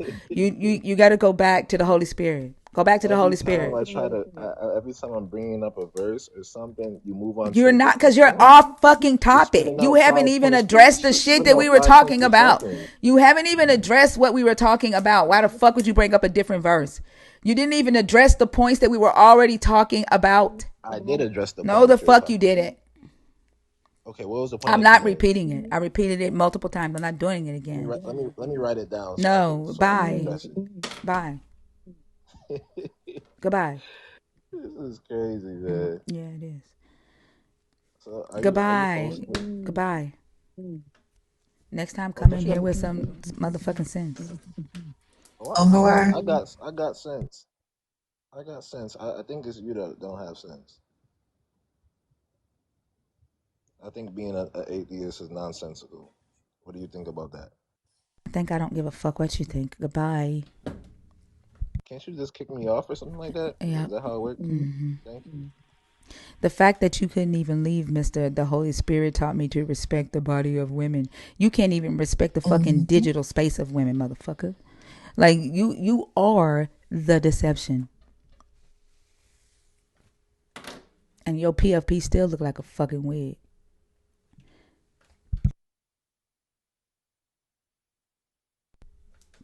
Lorraine, What the fuck? don't get fucking blocked. Like, but as a matter of fact, fuck You're that. Like, I don't fucking like disrespectful. that shit. I don't You're know how the fuck you got disrespectful. back up here. Cause What I'm I'm woo. saying. TikTok with they glitching ass shit. Shit, Lorraine is gone. Lorraine is gone.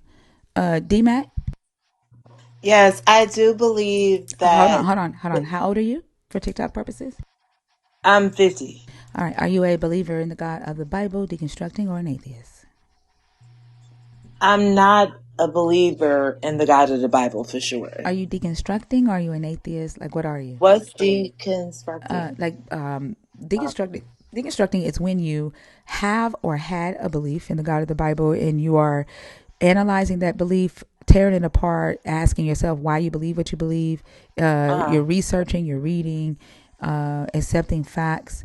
You either do away with the belief or you put it back together in a more hmm healthier way. I have been that, but like 15 years past that. So, are you an So atheist now? Like, are you no longer deconstructing? Is that what you're saying? yeah, because I've already did that, So, are you an and I can't. atheist? No, I well, if an atheist is someone who doesn't believe in the Bible, then An yes, atheist doesn't have a lack of belief in a God. I believe in a higher power.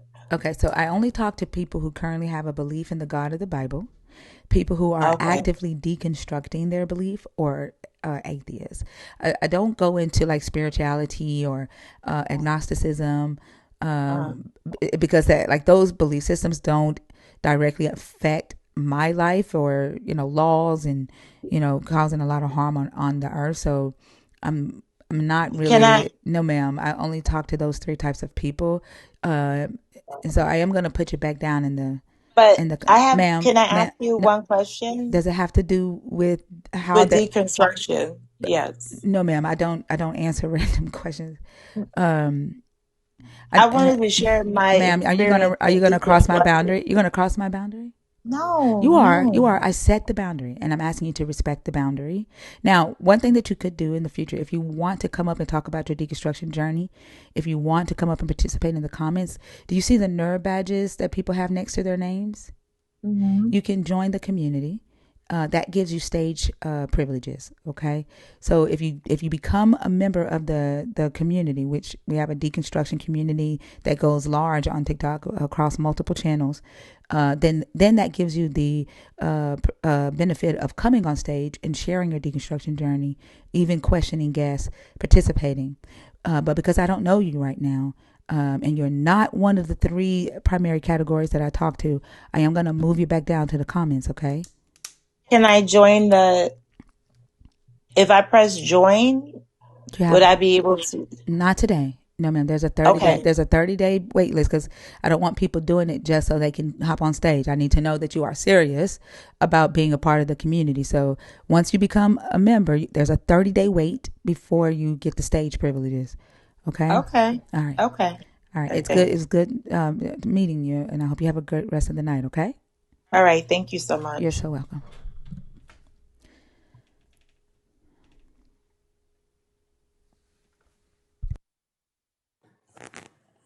The ugly truth.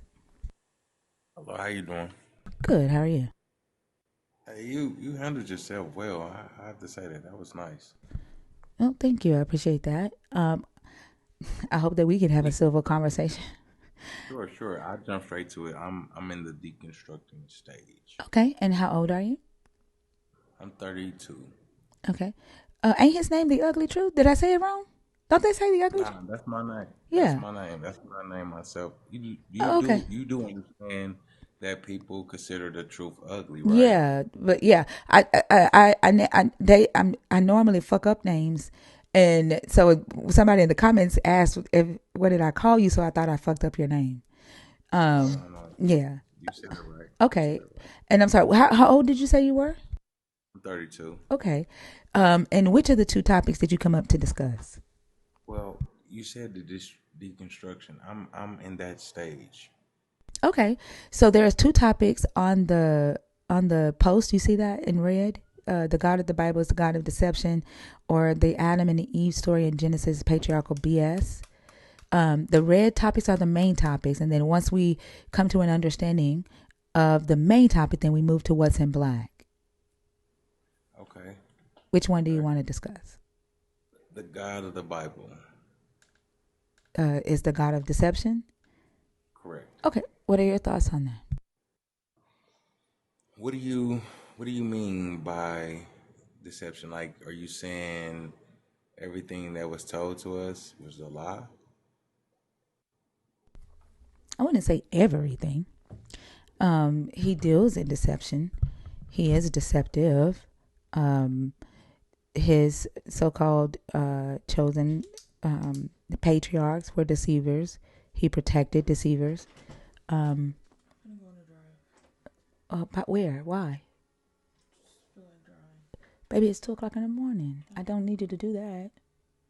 Can you not? Can you wait? You got the location on?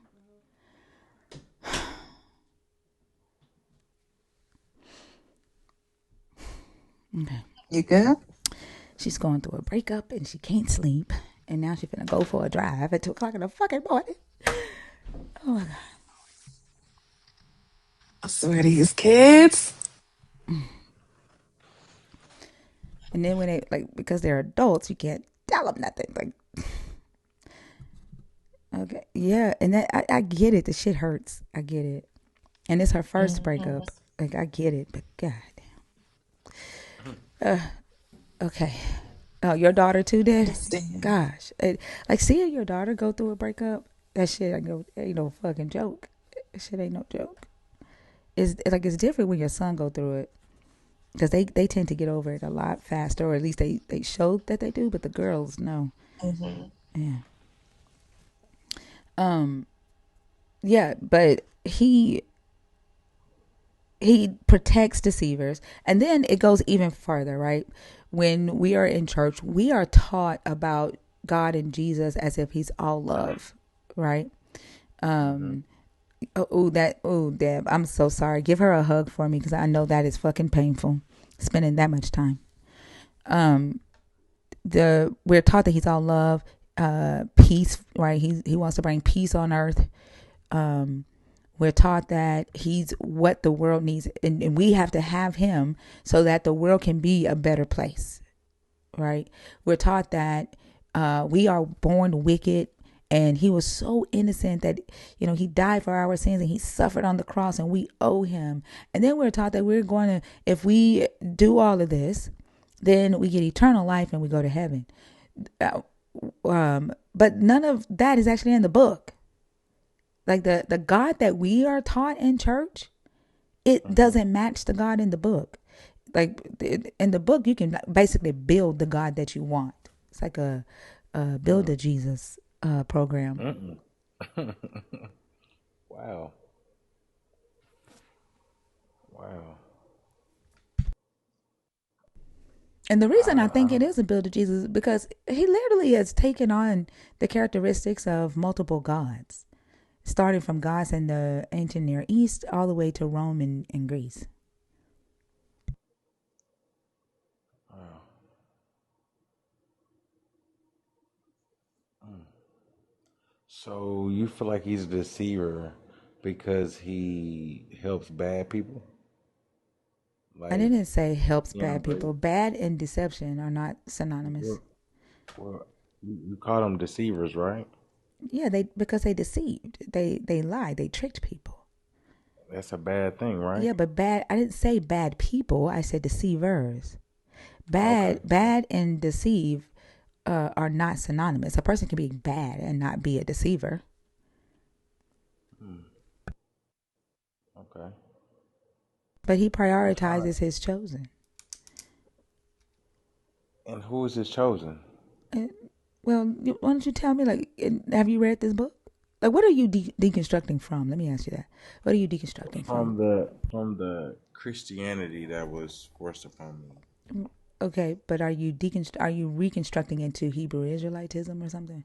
No, no, Are you deconstructing into a different God? no, man. I don't. I think more so just setting myself free and doing what's expected of me. Like uh, do good. When an opportunity presents itself to me to do good or make a choice, I try to make the best choice. I try to do good every day. I try to better myself 1%. Every day. I consider others. I just stepped away from the whole religion thing, and I feel like life has really shaped up for me. I became a better person, a better individual, something that can add to the collective of humanity in a positive way. How long have you And been deconstructing? I'd probably say maybe 4 years. Okay. And when you 4 years. started deconstructing, Hmm. what was your process of deconstructing? Like you're asking who has chosen. Isolation. I'm sorry. Like, did you read the Bible? Like, what did Isolation. you do? What do you mean? When you say deconstructing, I was taught the Bible. I read a few, books in the Bible, but I have never read the Bible front to back. Um, so No, I'm I'm not a asking person. what was your process of deconstructing? Like when you Well, say that you've been deconstructing for 4 years, what did you deconstruct from? Is what I'm asking. Like, cause you're okay, asking me who okay. is His chosen, right? And I'm Mhm. not sure. Um, as a believer, it's kind of hard for me to picture you not knowing that this God's chosen were the Israelites. So like when you ask that question, that kind of has me puzzled. Like you didn't know that His chosen were the Israelites the whole time you were a believer. No, I mean, I knew a few books and a few passages out of the Bible, but in the sense of being taught Christianity, it's like, hey, have faith, never question God, always believe and always pray. It wasn't like Bible study, and when Bible study did go on, I was probably sneaking outside to go play or something, but As an I was adult, just more so blind. No, I'm talking about just growing up in the church. I was more so blind faith. you Just didn't do I Bible study as an adult. no. What were you doing during Bible study as an adult? They didn't offer adult Uh, Bible study. yeah. By that time, I was grown. I was done with church. By the time I got grown. Wait. You say you've only been deconstructing for 4 years. Yeah. So But when how you were people a can be young. believer, were Mhm. you not going to Bible study as a believer or to Well, church? as a young, okay, so I told you from the initial point, Christianity was more so forced upon me, right? It was something that I didn't want to do. Right. It was something I had no choice to do. You gonna stay in this house, you gonna go to church type of deal. So when I was going, I was not receiving any messages or trying to even understand what was going on. Wild Heart, I do see you here. Give me a second. I do see you here. I saw your comment on YouTube.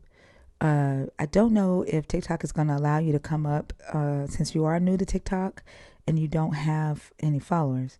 But I am working on trying to get calls from YouTube. I have to upgrade my equipment and then waiting for Justin to reschedule to help me. But I do see you here. Go ahead, Douglas. I apologize. No, you good. You good. You're very pleasant. That's very refreshing. Um, but when it comes to like Christianity, it was more so forced on. Everybody got a grandma who forced you to go to church. You know what I mean? Some people went willingly. I was a person that forced because I wanted to do something else with my time.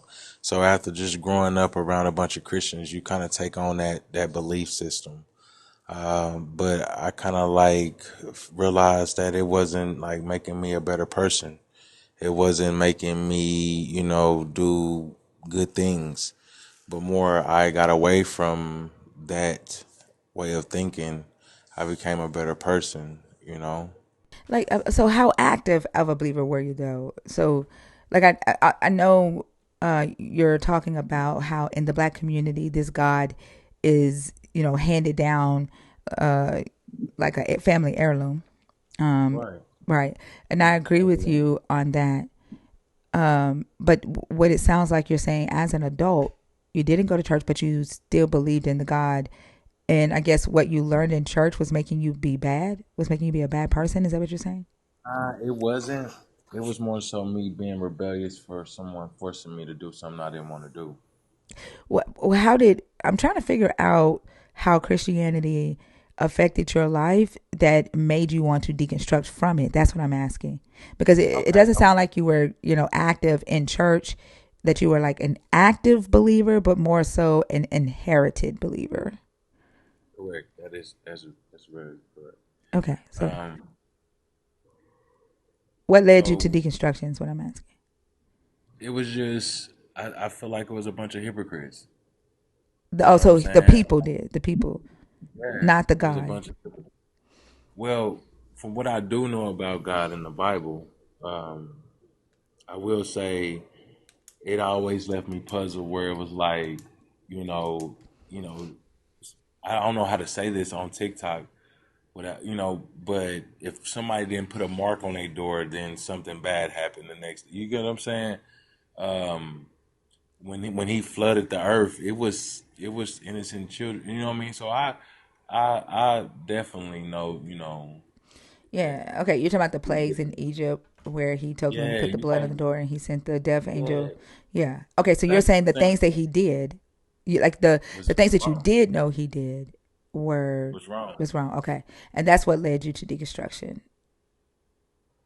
Yeah, you can't be good and bad. You can't stab me and help me get back together. You know what I'm saying? Am I Yeah. trying to? You can't Yeah. hurt me and nurse me back together. You can't do that. Yeah. So why I agree. Okay, that makes sense. Um why were you shocked? Not necessarily shocked, but puzzled by me saying that he was deceptive.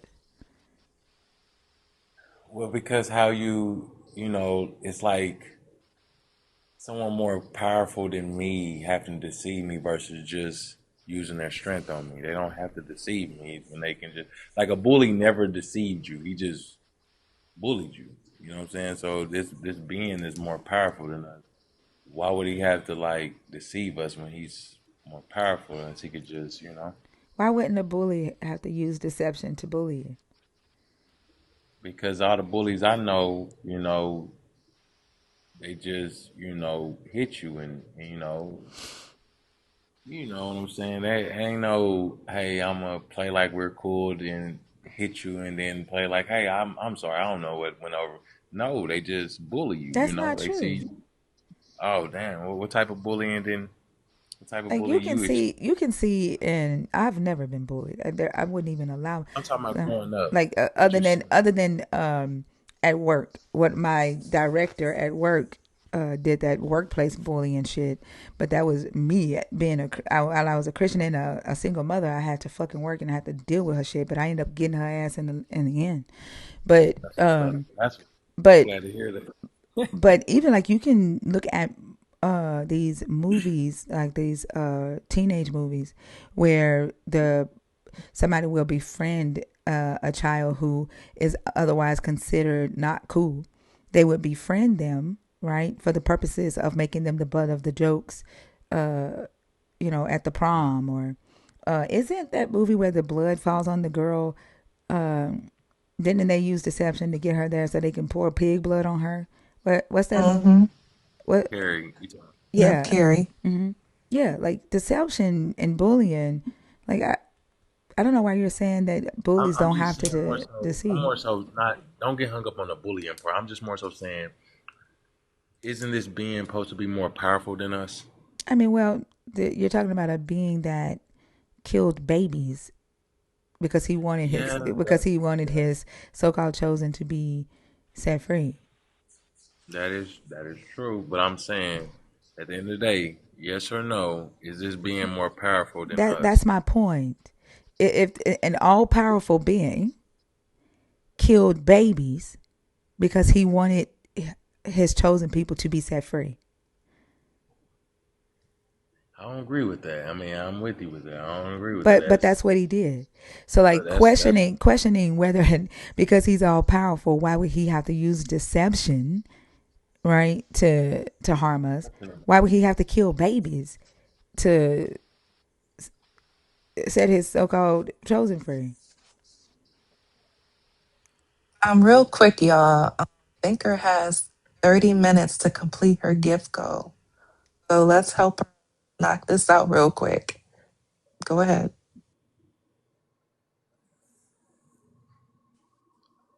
so my take back, my pushback is I feel like this being is more powerful than us. It don't have to deceive us. It could just, you know, crush us if it want to. That doesn't So make that's where sense. I'm from. You don't think God? I mean, you don't think the Creator has power to be able to destroy us I if it didn't wanted say to? that. I'm saying you saying that because you believe that he's all powerful and bigger, that means that he doesn't need to use deception. That doesn't make sense. Well, explain it to me then. Well, again, he used deception in Egypt so that he could kill the firstborn babies. What he told Moses that he was going to harden Pharaoh's heart, right? Hmm. Yeah. Did Pharaoh know his heart was hardened? Did Pharaoh know why he wouldn't let the Israelites go? And that every time Pharaoh said no, did he know that this God was going to go and kill his son? No. No. Pharaoh had no idea why he was refusing so hard not to let the Israelites go because this God had played with his heart. And then this God goes and kills his son and kills the firstborn of every Egyptian and or everybody living, including the animals, the firstborn of the animals. He used deception there.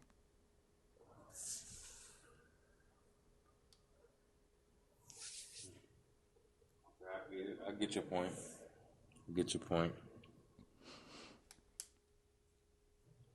I don't. I mean, I just when it comes to me, I just stepped away from all of it. Islam. I studied a lot of it, and to me, it just all seemed like a cult, um, and no real work is getting done. And these same people who claiming to be good and follow the God does a lot of awful things, and it's either the people are doing awful things in this God's name, or this God is awful and they're just following you know the leader. So I just decided to go my own way, and my way has been more peaceful. I have did more good, like actually tangible good for people, fed people without the Okay. cameras rolling, and Okay. help people,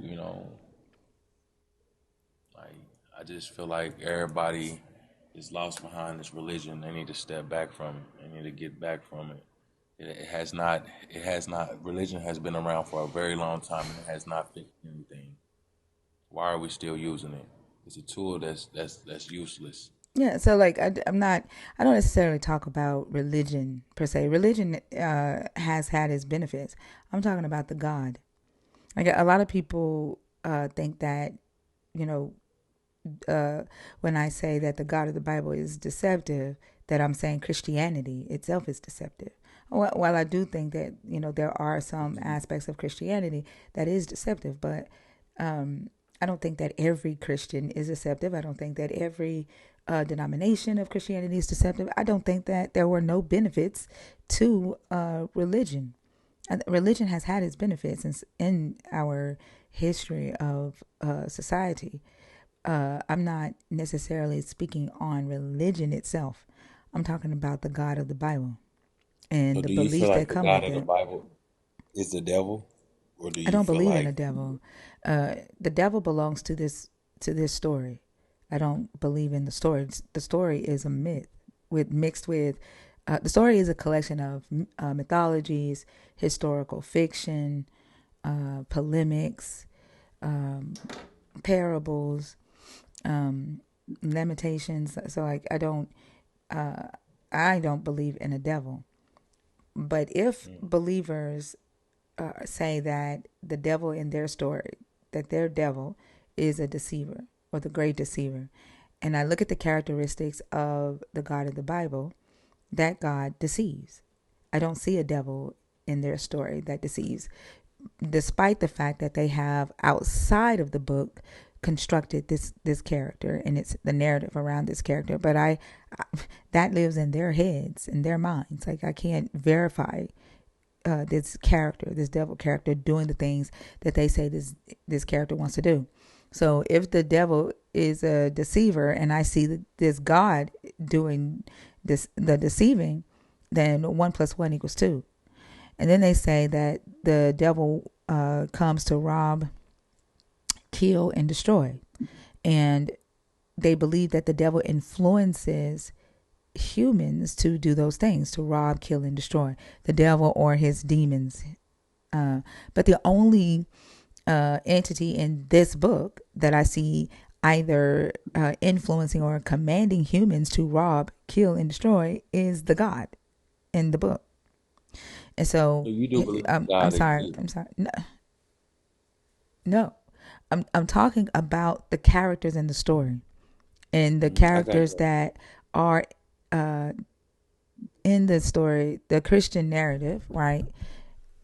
Or uh, any denomination within the God of this Bible. They have a devil character and they have a God character. And according to them, the devil character is the great deceiver or a deceiver. But the only character in the story that I can read about or point to that deceives is the God in the story. They also say in the book that the devil wants to or comes to rob, to kill, and destroy. The only character in the book that I can point to that robs, kills, or destroys is the God. There is no devil character in this book that is doing those things. So if 1 plus 1 equals 2, then I would have to say that this devil character that the Christians keep talking about is their own God. So hold on, wait. It's not men doing these things? Are you saying that God is putting men up to doing these things? The character in the book does Mm-hmm. things, right? The character in the book, it says, "Thus says Yahweh," right? And Yahweh did, and Yahweh commanded. The it the character in the book does things. There is no devil character in this book doing anything that I can point to. Outside of the book, in actual reality, there is no God or devil that I can point to. The Christian belief is that a God influences you to either be good, right, or do some fuck shit and call it good, or a devil influences you to do bad, right? But either way, there is no record for me to point to for a devil that can say, yep, that's the devil's characteristics. But with this story, I can point to the characteristics of this God character and say, well, the God does that. And so that looks and sounds more like the devil character you keep telling me about. Does that make sense? That's like if somebody wants to be Superman, right, for Halloween, and they say, I want to be the best Superman. I want to act like Superman, jump like Superman, blah, blah, blah. Are you going to study the Superman character so that you can be Superman in real life? Or are you going to ignore the character in the story and just be No, on no, screen? I get your point. Yeah. I get your point. So what's your thoughts on Adam and Eve then?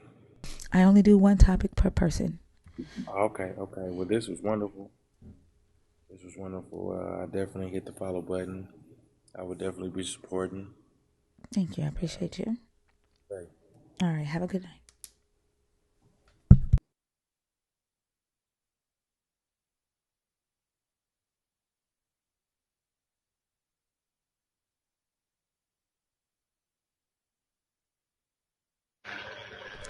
Pinar? Pinar, did you come up on accident or on purpose? On purpose.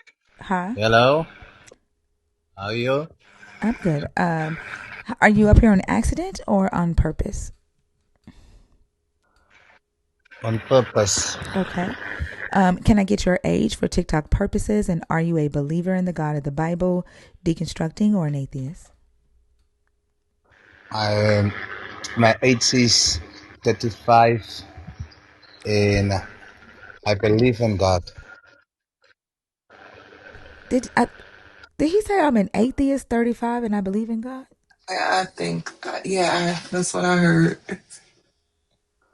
How are you an atheist but you believe in God? I'm confused. 30, 35 years old. 35. Right, but you You didn't. understand? Oh, your My age, age. my Your age. age is 35. Okay, Yes. okay. I thought you said I'm an atheist 35. Okay. All right, thank Yeah. you. All right. And is it the God of the Bible that you believe in? Yes. Yes, it's the God of the Bible, I believe it. Okay. So there are two topics on the board. This is a discussion and not a debate. Okay. The topics are in red. You start with what's in red, and once we come to an understanding of what's in red, then we move on to what's in black. So these two go together. This goes together with that topic, and then these two go together, but they're two separate topics. Okay. Which one do you want to Okay. discuss? I want to discuss the first one. The first one. Will still worship to God. Mm-mm. Now, what's in black, we don't discuss until we address what's in red. The main topics are in red. Okay. Maddie, you can come back Okay. up. Yeah, red is the main topic. If we are able to have a good conversation with what's in red, right, then we can Yeah. talk about what's in black. But we have to address that first. So, do you want to talk about Okay. this one or this one? Which one?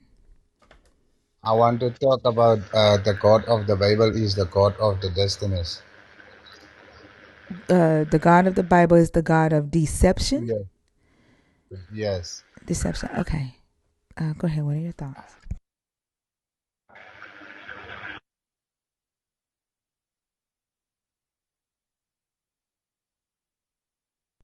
What are your thoughts on that?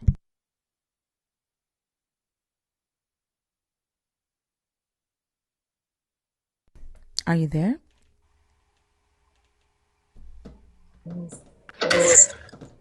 I sent you an invitation on mute. Oh, did I mute him back? You have to unmute.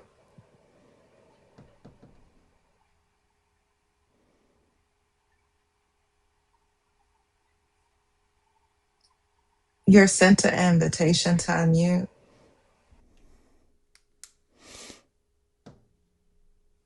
Okay. If you don't unmute, I'm just gonna have to go ahead and move on. Okay. I don't know what happened. Are you able to come off mute?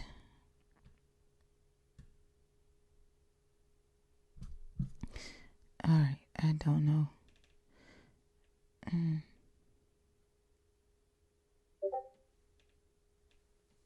Sunshine, are you in the box on purpose or on accident? Uh.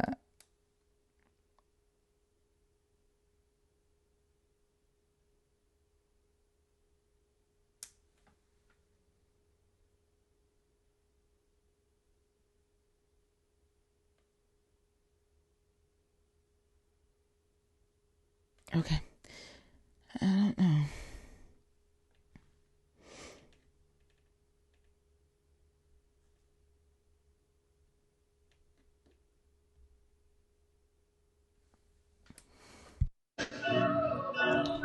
Hello, Hey, can you turn your background down? I'm in a casino right now, but I can mute after every sentence. No. No. You have to when you go to your hotel room or something, friend. No. Okay, give me a second. Let me go to a quiet place. Mm-hmm.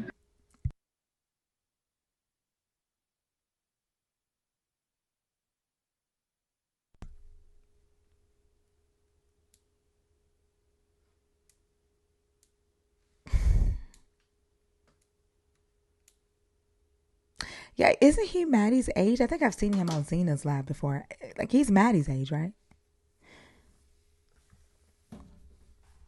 That I don't know. I think he's young. I've seen him on Zena's live before. I'm almost there.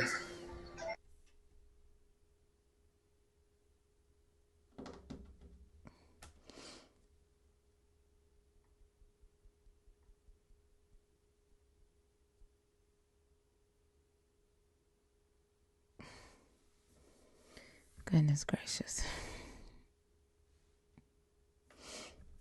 Y'all, I about like I oh, Maddie's here. Why what? No. You're um Mhm. are you the one that was asking to be blocked? Uh you were the one that was asking to be banned?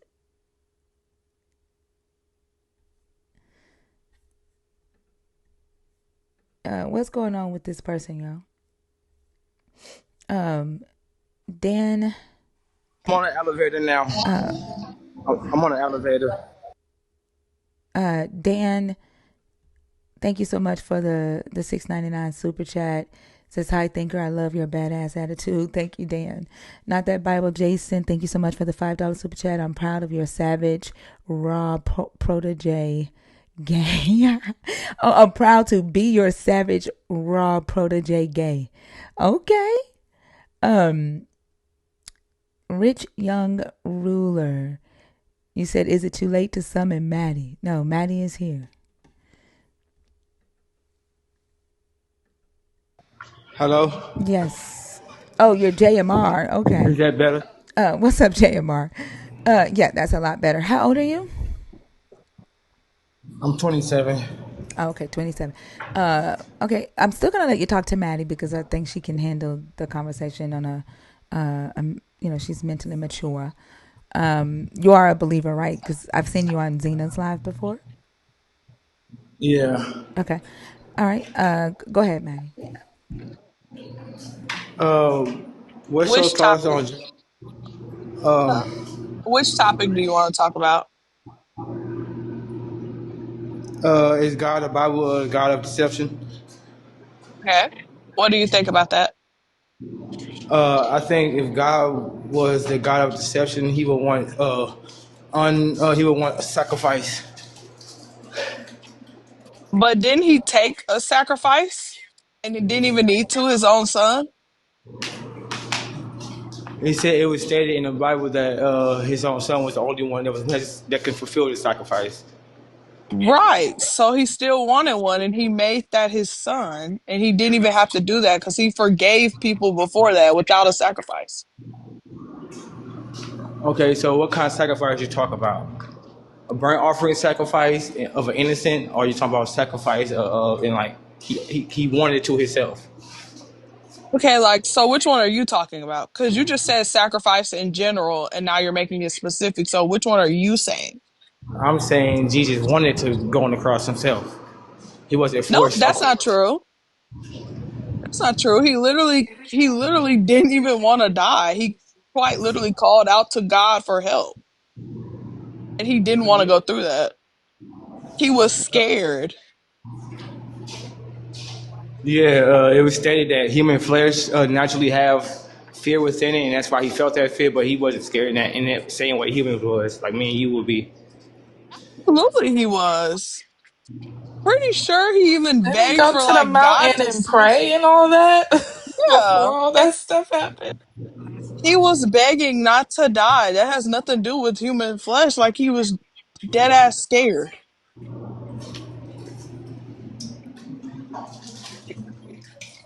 So scared, like I'm saying, human flesh is naturally has the ability to be scared. He was both fully human and fully God, according to the text. So he would have to take on the human nature, and the human nature naturally has fear within it. The godly nature naturally has no fear within it. So when Jesus But took on both states, he gained the state of fear without actually succumbing to the fear, meaning he didn't let the fear rule his choices. That's why when he I mean, on the he line, didn't have a choice. He didn't have a choice. He was gonna have to go either way it was. So there's no such thing as like letting the fear overcome his choices because there was no way it could have overcame his choice. He had to go. But basically, what I'm saying is like God set the system up. He could have easily set it up for it not to be a sacrifice that required it to be his human son or his human form. But he did. And again, he forgave people before his son came. So, like, how did he forgive people? Did he forgive people through sacrifice? Because the text says the opposite. I That's mean, why. no, sometimes you could just, I'm pretty sure there's been people who asked God, or sometimes didn't even ask, and they got forgave. Like, you didn't even need a sacrifice. If I'm not mistaken. So that's what I'm trying to get you to understand right there. You didn't need a sacrifice to get into God's love, grace, or mercy, or forgiveness. Right. So that renders your Jesus useless if you don't need a sacrifice. So if you do you need it or do you not need it? Because if you don't need it, that means Jesus died for no reason. So what I'm saying is the sacrifice that we are not that are not needed is human for a human. So to give you a better example with scripture, it talks about how animal blood and the blood itself has life within it, and the blood of Jesus has the ultimate life within it, which is technically will be God. And when you see this, you see, scripture also says if a human was to sacrifice an animal for their sins, the animal sins won't be, the person that made the offering to God, their sins won't be fully paid. And that goes the same way with if a human was to sacrifice another human. And the person that is sacrificed want to get their sins paid for, and the person that sacrificed, their sins won't be fully paid for too. So when you see Jesus coming to be that sacrifice, it's for a particular reason. It's only because he's an eternal being, What a does being this that have to do with has. deception? I'm confused. Because I'm trying to prove that he wasn't What does deceiving. He didn't want sacrifices have to sacrifice. do? What does him wanting sacrifices have to do with him being deceiving? Because he claimed to be a loving God. He claimed to be representing a loving God. What does sacrifices have to do with anything? Okay, let's say he didn't want sacrifices. That doesn't mean he wasn't deceptive. I mean, I can get what you're saying on that. Yeah, that's true. So the topic is not Yeah. Jesus wanting sacrifices. The topic is the God of the Bible is the God of deception. Can you address that? That's what I'm trying to do. He Sacrifice. only You be talking about sacrifices is not going to address him whether or not he is deceptive. A person cannot want sacrifices and still be deceptive, or an entity can. That doesn't make sense. yeah. I mean, yeah. I mean, if you look at it as the entity as a magical sky daddy and or being that overwrites reality, that's not who God is in the Bible. God's not a person that overwrites Okay, let's say reality. he doesn't want sacrifices. Does that mean that he didn't tell a lie? Does that mean that he didn't send lying spirits? Does that mean that he didn't influence someone in deceptive ways? Like, what does sacrifices have to do with deception? Because the nature of the sacrifice determines the nature of the person. Does that then mean that he did not influence someone using deception to do something for him? Can you give me an example? I just gave you That's kind of three. I just gave you three examples. I just asked you, let's say he did not want sacrifices. Does that then okay. mean that he did not influence lying spirits to lie and convince Ahab to go fight at Ramoth Gilead? Does that mean that he did Okay. not deal in deceptive ways to get his so-called will done? Because I would he say no because we can't prove that the Bible was actually the word of God. That's one what? understanding of the Bible. Wait, what did you just say? I said what you're saying is every word in the Bible is 100% for God. From God. I'm sorry. The God character in the book. Right. And God character in the book you were saying is deception. Right. What other fucking character would I be talking about? I ain't talking about the one you made up in your head. I don't know the God No, in your because head. I'm talking about the God that Jesus said was love and mercy. Yeah, and Jesus did some fuck shit in this book. I'm talking about the God in the book. I'm not talking about the one you made up in your head. Talking about No. sacrifices. Talking about sacrifices has nothing to do with the topic, is my point. Can you address the topic? I mean, if you feel like I haven't addressed the topic, I mean, I can drop down. Not I I feel like I feel like it's did. not I feel like I'm telling you you haven't. You saying that your God does not want sacrifices does not negate the claim that he is deceptive. And I've already Okay. said, I said, okay, let's say he does not want sacrifices. He still sent lying spirits. He still sent evil spirits. He still sows seeds of discord. He still says that he will deceive prophets for the purposes of punishing the Israelites. And so So what? can you Let's prove say, to so me? what? He doesn't want sacrifices. He still deals in deception. He still chooses people who are deceivers and protects them and chooses them as his chosen. Like, deal with the topic. So can you tell me who Jesus used deception on then? Maybe I could get a better understanding in what you're saying. Sure, Or Jesus. God. Jesus lied and said that he was the Messiah. That the Jewish people were promised. He didn't fulfill any of those prophecies, and in fact, and Mark, he claims to be the shepherd in Zechariah's prophecy, which is the bad shepherd, the idol shepherd. The idol shepherd. Mm-hmm. I gotta look up the idol shepherd part because I don't remember that part. But Right, but say the first one. I'm sorry. Did I overtalk you? when Jesus says that he is the Messiah, right, or the Son of God, right, the Jewish Messiah sent from the Hebrews, Jesus doesn't fulfill any of those scriptures. Some of the prophecies that Jesus give are not even prophecies. And then he says, "Whatever you say in my name, I will do." Does he do that? He says that you can Yeah. raise the dead. Can you do that if you believe in him? Yeah, but it's a certain type of belief you have to have, though. What type of belief did he say it was? It was a complete alignment with God. Where does he say that? When he told I forgot his name, the guy to keep his faith on God and keep his eyes on Him when he was walking on the water. That's faith. But he didn't say you have to have total alignment with God. He said you have to have faith, and he said it has to be the grain of a mustard seed. Like, y'all be adding Right. stuff, but Jesus said that if you No, what believe did in I him, add? you got to be total alignment with God. He doesn't say that. And then what I asked you about was what Jesus said, that if you believe in him, you will be able to lay hands on the sick and they shall recover. That you will be able to Right. even drink poison and it will not harm you. Right? Can you do any of that? With Jesus only, yeah. Jesus is God only, yeah. With what? With Jesus and God, yes. You I, can I you can ingest you poison every you single can day you when can I lay eat hands on the food. sick. Or You can lay hands on the sick and they get better without a doctor. I can be in the same room as a person and get better without a doctor. Yes. You're a damn Let's lie. t- Who let's have you t- who have you healed without a doctor? I hear plenty of people without a Now, doctor. yeah, My tell me. grandma, my Tell me. sister. Go ahead. Tell me about him. All right, so my grandma has she been going before I was even born. She was going through chemotherapy and she got cancer, right? And I show her first off how to change your body by eating a type of food Hold on. that Before brings your oxygen grandmother to your was cells. born, before you were Before I was born. born, Hold on. Before you were yeah, born. Wait. Before you were born, your grandmother was going through chemotherapy. yeah, When were you born?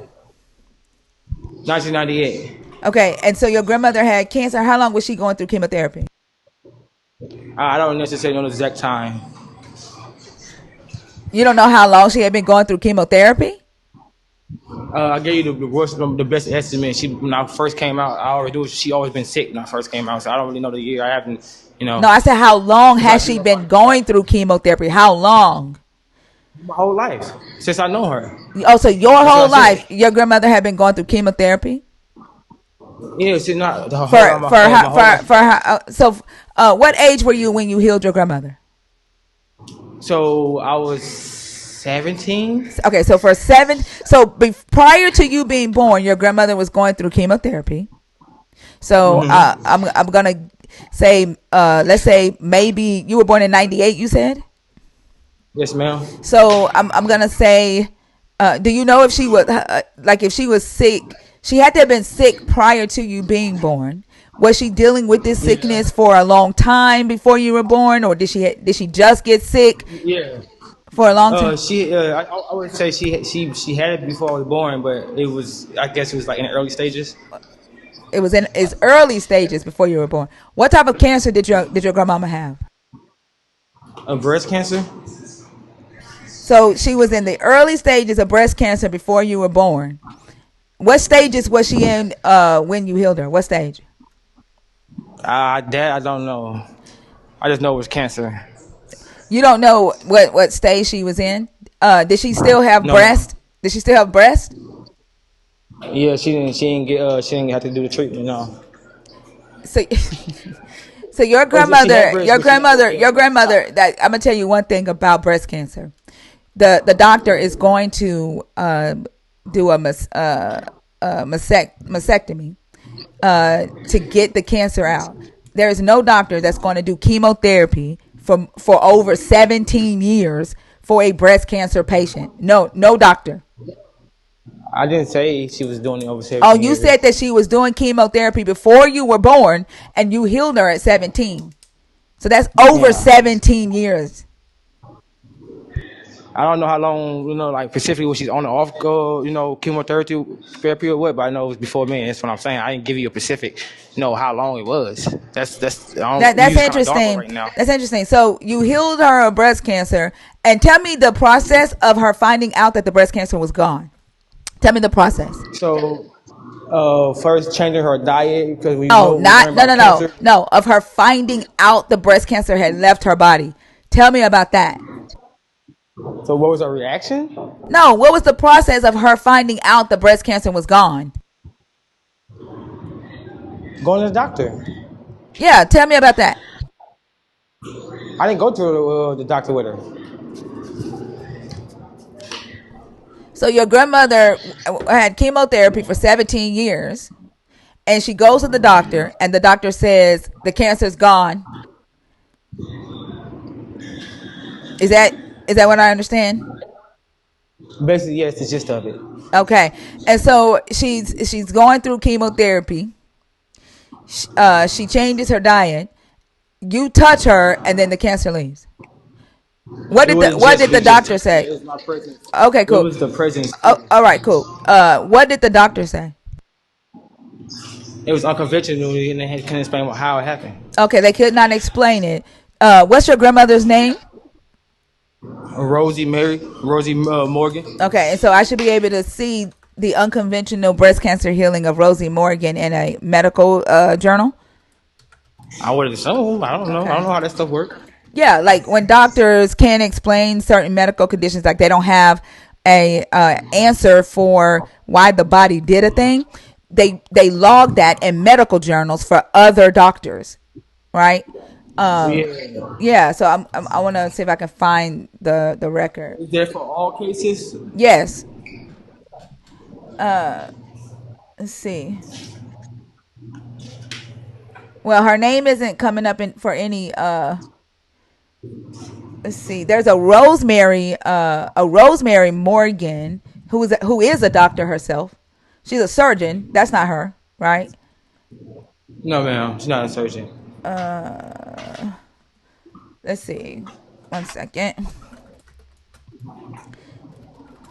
Woman had breast cancer for Let's see, for 18 years. I'm gonna say 18 years, and it I don't think miraculously. you get a number right. I think you kind of use it What like a strong number? number. Well, you were I you guess I weren't said born I yet, give so you a you good. didn't heal her till you were 17. She had it before you Yeah. were So born, which means she had breast cancer for over 18 years at least. over 18. So we talk about the therapy, the therapy, right? No, the breast cancer. The she had if she had breast if she The was going treatment. through chemotherapy before you were born, that No means that she problem. had the breast cancer before you were born. You didn't heal her. You didn't heal her until you were 17. So at least 18 years she had breast cancer. Okay.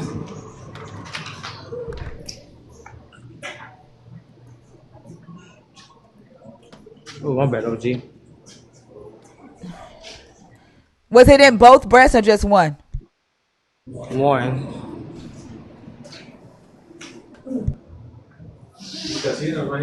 No, yeah, it's the casino. Yep.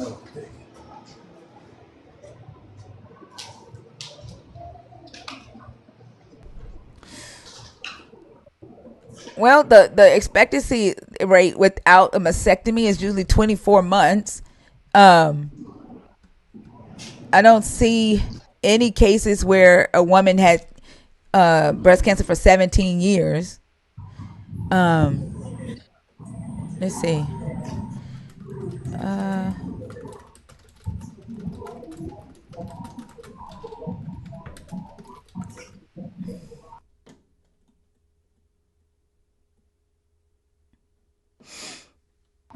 Oh, you good, man. You good. One good. I'm gonna step back in here. Maybe it's too loud. so did she go into remission? Like, did the Ain't chemo work at all? I would say yeah, cause she was going through it, but she was getting sick too, though. She was like, she was coming home a lot more tired. I would say yes and no, honestly. So, like, what I'm asking is, did she go through periods of not having cancer? Uh, I do not know. I don't really, I can't give you that. I don't really know, so I don't want to just say anything. I don't know that. I don't know she was going through chemotherapy when I start coming back around my family. She been doing this since I met her. So that's all I know for sure. Before you met her? What do you? Yeah, like before I was born, and I came into the world, I was able to recognize my granny and all that. You know, What? before come on, when you was a kid, you know your grandma, you learn your grandma, you learn that it's your grandma. That's what I'm talking about. So Right. you know, I'm asking. When you were 17, okay, had the uh cancer huh. just come back or something? I don't know. I can't give you the answer. I don't know. I honestly don't know. That's all I say. I don't know. I How don't know if it how was like long going did you? away, coming back. Okay. So, and you've known your grandmother for the full 17 years, right? You've had a relationship with her for the from the time you were born to. No, I was took her from my biological family as a kid. Okay. When did you come back around your grandmother? So like around like 10, I want to say. Okay. When you're at 10 years old, did she have breast cancer? Was she still going through chemo? Yeah. Okay, Yeah. at 10. All right. And so she did chemo from the time you were 10 until you were 17 for 7 years? I would say yeah. Okay. And she never had a mastectomy? Like none of her I breast don't was know. removed? I wasn't there on all her appointments, so I wouldn't know what she got removed or not. All I know is once we started doing the stuff, she ended up going back to say it was good. So how are you discrediting the what the doctors did and you taking credit for it if you don't know? Like, I'm Oh, just I'm so not taking credit. confused. I'm not You trying to are. take You're credit for saying it. you healed her. You're saying you healed Well, her can I and your rephrase that presence again? healed her, but she was going through Right. chemotherapy, going to a doctor. How are you discrediting the doctor? And if you remember me saying, Jesus said that you would be able to do it, like without a Right. doctor. Right. So I want to rephrase. Can I rephrase that specific statement then? Just word it right. Rephrase what statement? Can I like retract that statement? Retract what statement? That you healed her? No, that it was just all because of me. No, like, I think you I think because what I said sounds like I'm saying that I did it on my own. That's not right? what I'm You trying to believe you say. did it with Jesus? Yeah, I Yeah, was trying yeah. to When be you say when I say you healed her, that includes your Jesus, but okay. the doctors were a part of that. She was Now, I'm going not to the denying that. doctor. What? I'm not denying the doctors didn't have like they didn't try to do nothing. Is that what I was saying? It was like I was Like, saying. how are you saying the doctors didn't succeed? Why are you saying you did it? Well, because the doctors were using I would call unconventional methods of dealing with cancer. And that kept her alive with cancer for over 17 years. Breast cancer, I lost an auntie to breast cancer. Breast cancer kills typically within 24 months without any medical intervention. Yeah, Is your grandmother still alive? my grandma's passed. How did she pass? I think the stuff came back. So you didn't heal her. She died It was of a temper. cancer. She a temporary healing. I said I think. I What? don't remember because I wasn't there when she passed away, so I don't know how she passed away. But I just say I think because it's that's the only thing I can assume that was could possibly will be a outcome. But that stuff do come back. It's not just gone forever. That yes, that's correct when you're dealing with human intervention, but you are claiming Jesus intervention. And what you are saying is that you healed her when you were 17, but it came back and then she died from the same thing that Jesus healed her from, because Jesus only healed her temporarily. That I doesn't make said, any yeah, sense. it's not like Y'all gotta get out of here.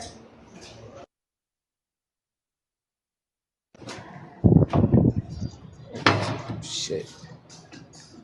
Hold on, I'm sorry. What's up with it, bro? No, I don't got nothing, bro. I ain't got nothing. Oh, my bad. I'm sorry. Somebody was talking to me. Can you repeat that? It doesn't make any sense. Jesus said that when you believe in him, that you will be able to lay hands on the sick and they will recover, not they will have a temporary remission. You are Yeah. claiming So that you temporarily healed your grandmother, and then the cancer came back while she was going through chemo, while she was under a doctor's care. Like, that doesn't make any sense. okay. So why is this temporary healing? Because her herself wasn't the one that was doing it on her own. She was thinking it was only on her own, and that's the mindset you have to be out of to have a complete healing. She wasn't doing it on her own. She had a doctor. She had a medical team. I mean, yes, she did, but she didn't say she didn't never. She always said that they wasn't always doing the best for her, even though what And they had they probably kept her was the best. alive. They kept her, according to you, she had breast cancer for 17 years at least. They kept her alive for 17 years. Breast cancer grows and I can't say this fucking word. Um, oh my god, what the fuck? Metastasize. Metastasize. Shit. Hey, you and got it. and There you it and go. it and it grows. So like it spreads. So I like if mean, the chemo kept her alive longer than it normally would. Why are you saying that the yeah, medicine and the doctors were not doing their job? Like, because your Jesus claims a healing. Your Jesus temporarily healed according to you. no, the people that he healed believed in him absolutely when they got healed. They didn't not believe him afterwards. So that No, it's it not doesn't say false. that. The man from when they let him down, his friends lowered him from the roof. Doesn't even say the man believed in him. His friends had faith, and then after Jesus healed him, the man just left. It doesn't say the man started believing in Jesus or followed Jesus. It doesn't say that. It doesn't say the people who wasn't following him that he healed. No, the paralytic man that he healed. It doesn't say that man became a follower of Jesus. Well, I could agree with that, but I'm trying to say the people that he healed became follow. Or they some That of them the followed. paralytic man is a man he healed. Right. So what I'm saying. So even if I could agree with you, it's an instance where it seems like he didn't follow him because how the story ended. But when you look at it and see how the story is portrayed, it was followers of Jesus that after Jesus healed them, they followed him. What? That's something you cannot deny. Yes, I can deny it because the story doesn't say that. Let me get put up a verse real quick for you. Give me a second, because I can show you exactly where it says some people that he healed, or the people that he was around that would experience healing, or just seen healing, they followed him. Yeah, I didn't say nobody did. You claim that the Okay, that's reason what I'm, okay. you claim that the reason the cancer came back in your grandmother is because she didn't completely believe. There were people who did it who never confessed believing in your Jesus and did not follow your Jesus after he healed them. Can you show me that? Lazarus didn't ask your Jesus to raise him from the dead, did he? Can you show me where they didn't believe in him? I just gave you one.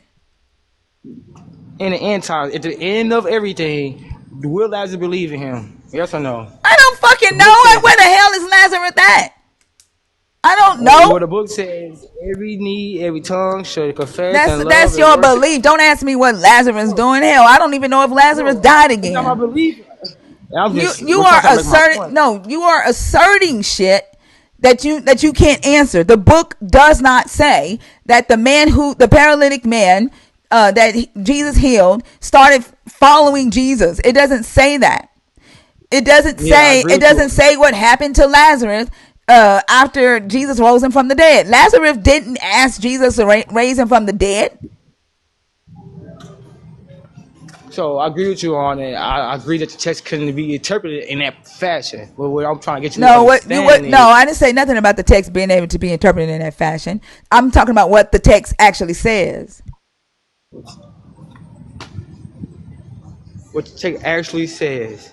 It says that he healed them. It says that people followed them. I mean, Jesus healed people. It says It Jesus says people that some Jesus people healed. did. The ones I'm talking to you Right, about, it does not say they did. right. I didn't say it did. I said it could be. And I'm saying, That's what my word and what could I'm be. saying is, in the story, when Jesus healed that person, there was no requirement for that person to follow Jesus. You are adding that as a requirement. No, it is. How am I at the Where requirement? in Said the hell does literally it the first say two that? It laws. doesn't say that. The first two laws said put God first and love God first and love your neighbor as yourself. No two right there is Wait, that so requirement. hold on. That ain't got shit to do with your God Yes, healing do. anybody. Yes, No, the fuck it doesn't. yeah, But it does. That's how what you you. That's are how saying Jesus is healed that people. your God is like Walmart.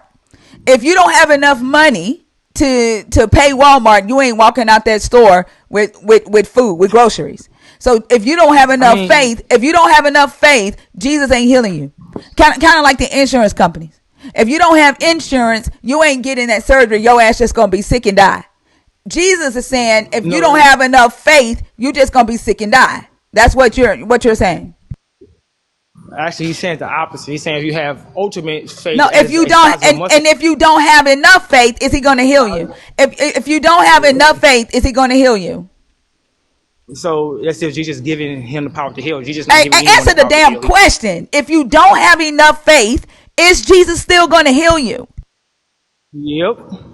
So you just fucking lied. You just said that the reason your grandmama's cancer came back is because she didn't fully believe. Which is it?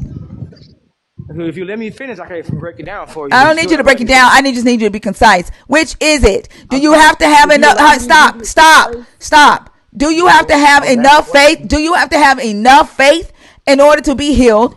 Or will he just heal you even if you don't have faith? Which is it? So you have to be aligned with Jesus, which is aligned with God. That is the faith of the mustard seed he was talking about, not Okay. faith as All you. right. So did you so if you don't have faith of a Damn, mustard damn, damn. I seed, was talking. if you don't have faith Damn, I of a was mustard talking. seed, because you just said a bunch of nonsense. Words I use If the you line. don't have faith of a mustard seed, will he heal you? Say it again. If I'm you sorry. don't have faith of a mustard seed, will he still heal you? Healing is not possible if you don't. Right. So he won't heal you if you don't have enough faith. You know, I said healing is not possible if you don't. Right. So That's two he different will not things. heal you if That's you not don't right. have enough That's faith. not right. Did you? Hey, man. If you don't have Did you hear enough what I faith, said? he will not heal you, right? Healing is not possible. So if you Right. don't have a It's not faith, possible say it because right. he won't do No, it. hold on. Let me Like, finish. no, because you Let me are getting finish. on my fucking nerves. This is the deception that I'm talking about. The way y'all try to play around with words and shit. I'm literally saying what the fuck you are saying. And that is irritating the fuck out of me because you want to play around with words. If you don't have the faith of the grain of a mustard seed, then he will not heal you. Don't tell me what to do. Don't do that.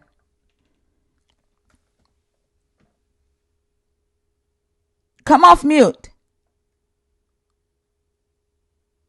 I'll wait until you get done. So what that is saying again. So what you just said, he will not heal you if you don't have the faith of the mustard seed, which loosely translated as the power that I give you is given to you freely, like Jesus said multiple times. So To heal it's the you same and eternal thing. life.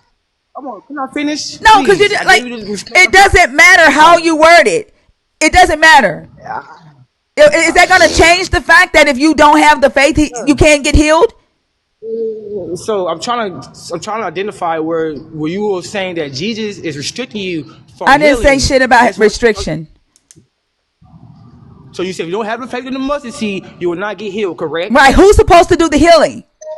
No, I'm asking the question. If Yeah, you don't have the faith of the mustard yes, seed, you will not get healed. yes. So Who according to Jesus, heals? if you don't have this, so if according to Jesus, if you don't have this, will you get healed? No, according to you. Okay.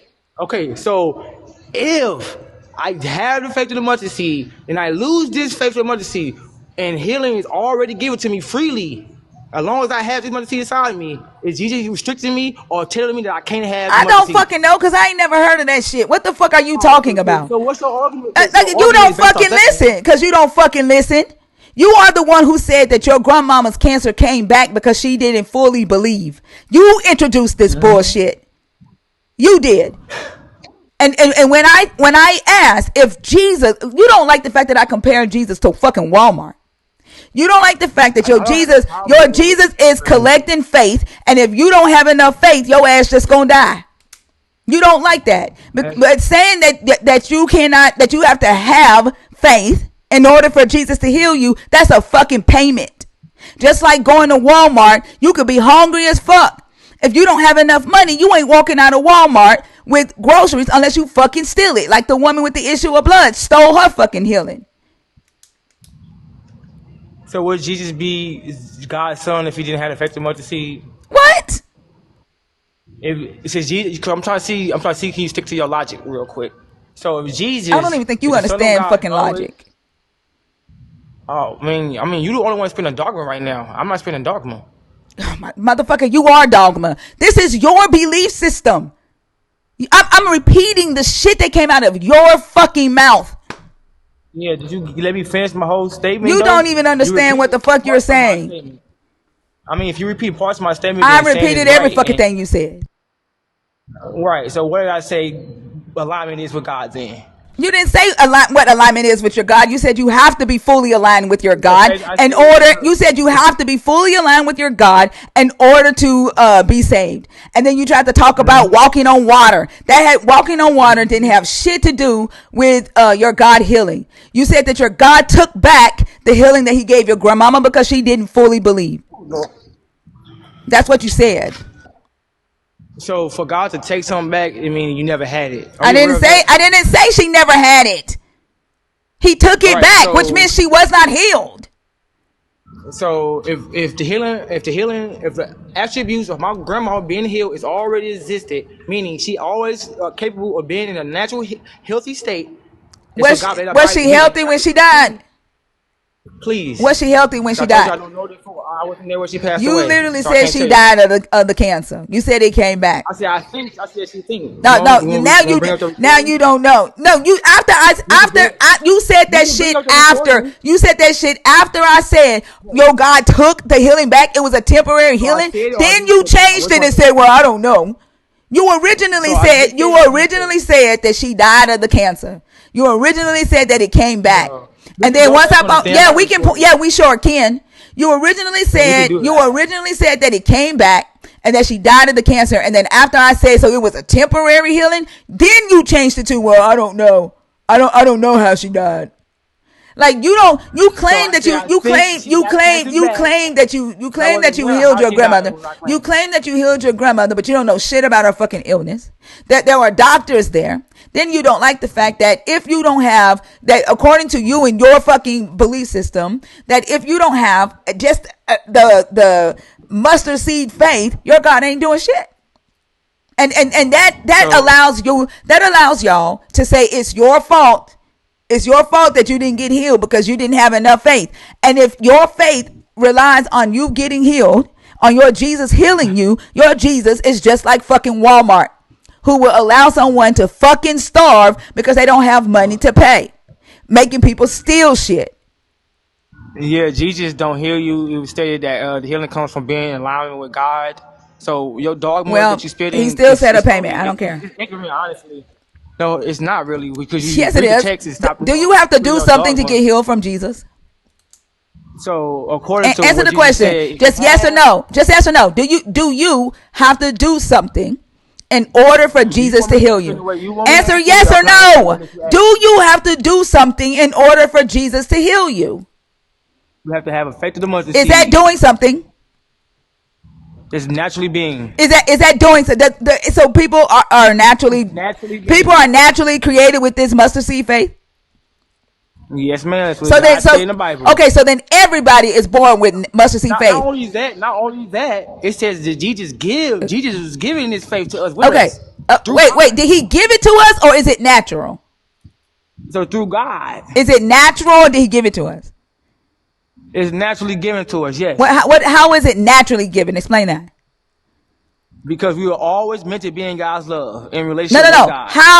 How? Not because, not How? why. I asked a how question. How is it naturally given?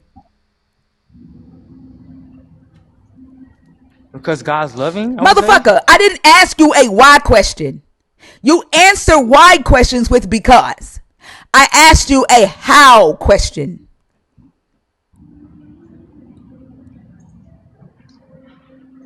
I don't get the question then at this point. Oh my fucking God. How do you brush your teeth? Tell me, how do So you brush your actually, teeth? How? How do you brush your teeth? Answer that question. I just brush them.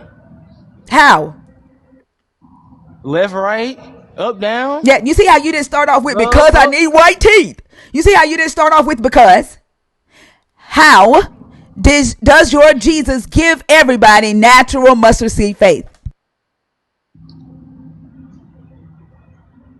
Because Jesus is in Motherfucker, you line did with it God again. I naturally. fucking cannot. Like You said Jesus, like because. Jesus needs to heal your brain. Motherfucker, no, I didn't. Like you, the fact that you can't even see that when I ask you a how question about natural shit, you understand how to answer how.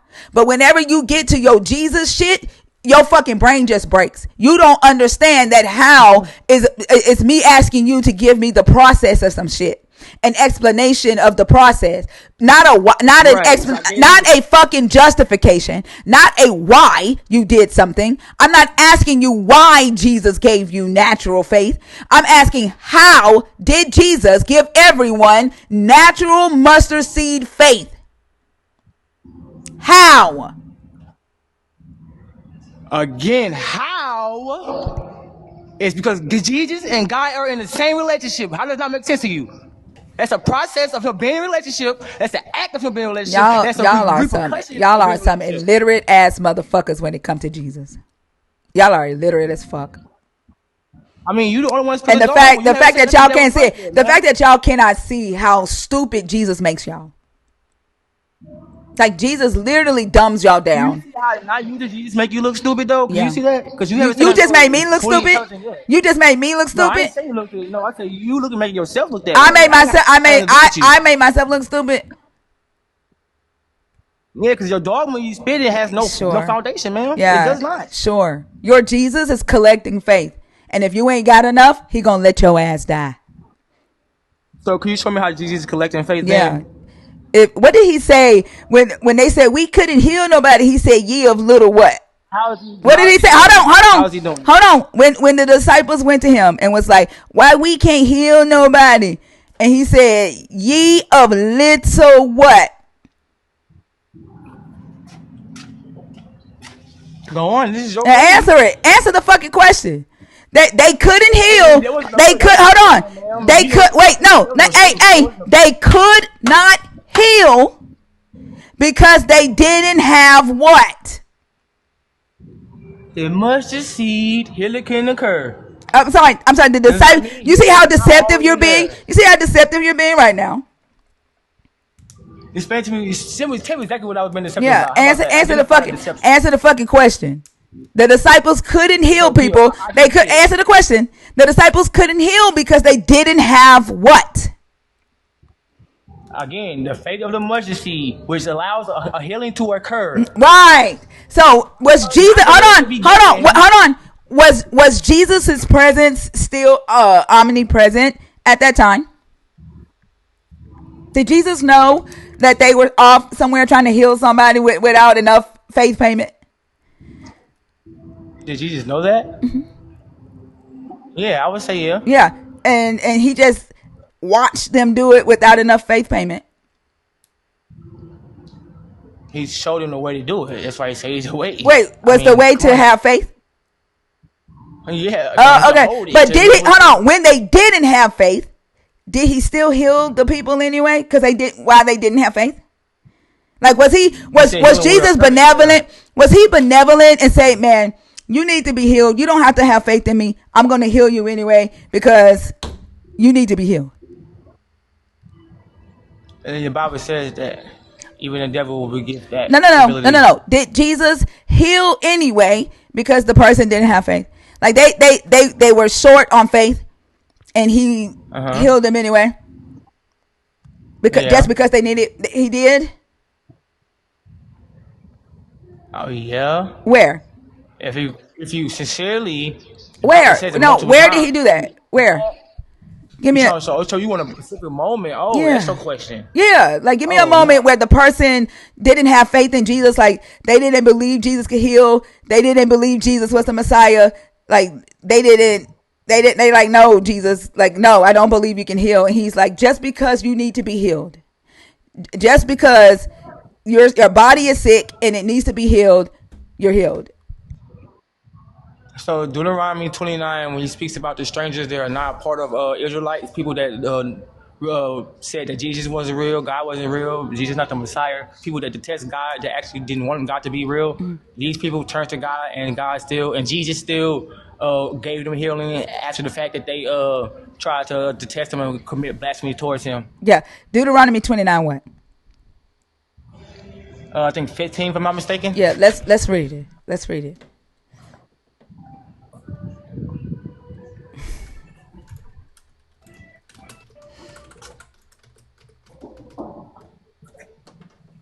We're gonna start at verse 1. You said Deuteronomy 29 or 27? I'm sorry. No, oh, he's 27. 29. Okay, we're gonna start at So, verse 1. No, we're gonna start at verse 1 for context. Okay? okay. All right. I'm going to say, make sure you talk Hey, about the for strangers. verse 1. Verse 1. Deuteronomy 29. These are the words of the covenant that the Lord commanded Moses to make with the Israelites in the land of Moab, in addition to the covenant that he made with them at Horeb. Moses summoned all Israel and said to them, you have seen all that the Lord did before your eyes in the land of Egypt to Pharaoh and to all his servants and to all his land, the great trials that your eyes saw, the signs and those great wonders. But to this day, the Lord has not given you a mind to understand or eyes to see or ears to hear. I have led you 40 years in the wilderness. The clothes on your back have not worn out, and the sandals on your feet have not worn out. You have not eaten bread, and you have not drunk wine or strong drink, so that you may know that I am the Lord your God. When you came to this place, King Sihon of Heshbon and King Og of Bashan came out against us for battle, but we defeated them. We took their land and gave it as inheritance to the Reubenites, the Gadites, and the half tribe of Manasseh. Therefore, observe the words of this covenant and perform them in order that you may succeed in everything that you do. You stand assembled today, all of you, before the Lord your God, the leaders of your tribes, your elders, and your officials, all the men of Israel, your children, your women, and the aliens who are in your camp, both those who cut your wood and those who draw your water, to enter into the covenant of the Lord your God, sworn by an oath which the Lord your God is making with you today, in order that he may establish you today as his people, and that he may be your God, as he promised you, and as he swore to your ancestors, to Abraham, to Isaac, and to Jacob. I am making this covenant, sworn by an oath, not only with you, who stand here with us today, but for the Lord our God, but also with those who are not here with us today.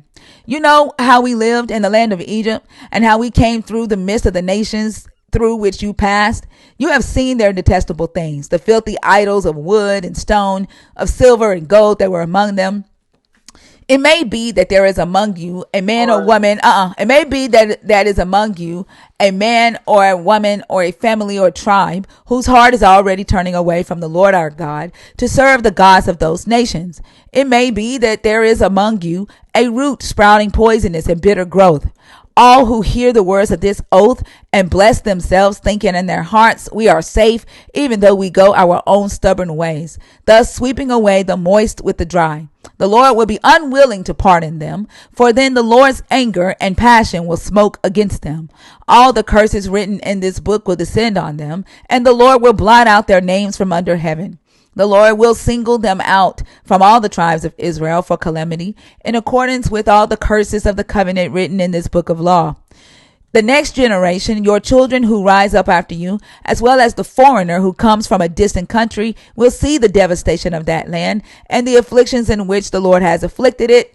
All its soil burnt out by sulfur and salt, nothing planted, nothing sprouting, unable to support any vegetation, like the destruction of Sodom and Gomorrah. Admah and Zeboam, which the Lord destroyed in his fierce anger. They, and indeed all the nations, will wonder, why has the Lord done this to this land? What caused this great display of anger? They will conclude it is because they abandoned the covenant of the Lord, the God of their ancestors, which he made with them when he brought them out of the land of Egypt.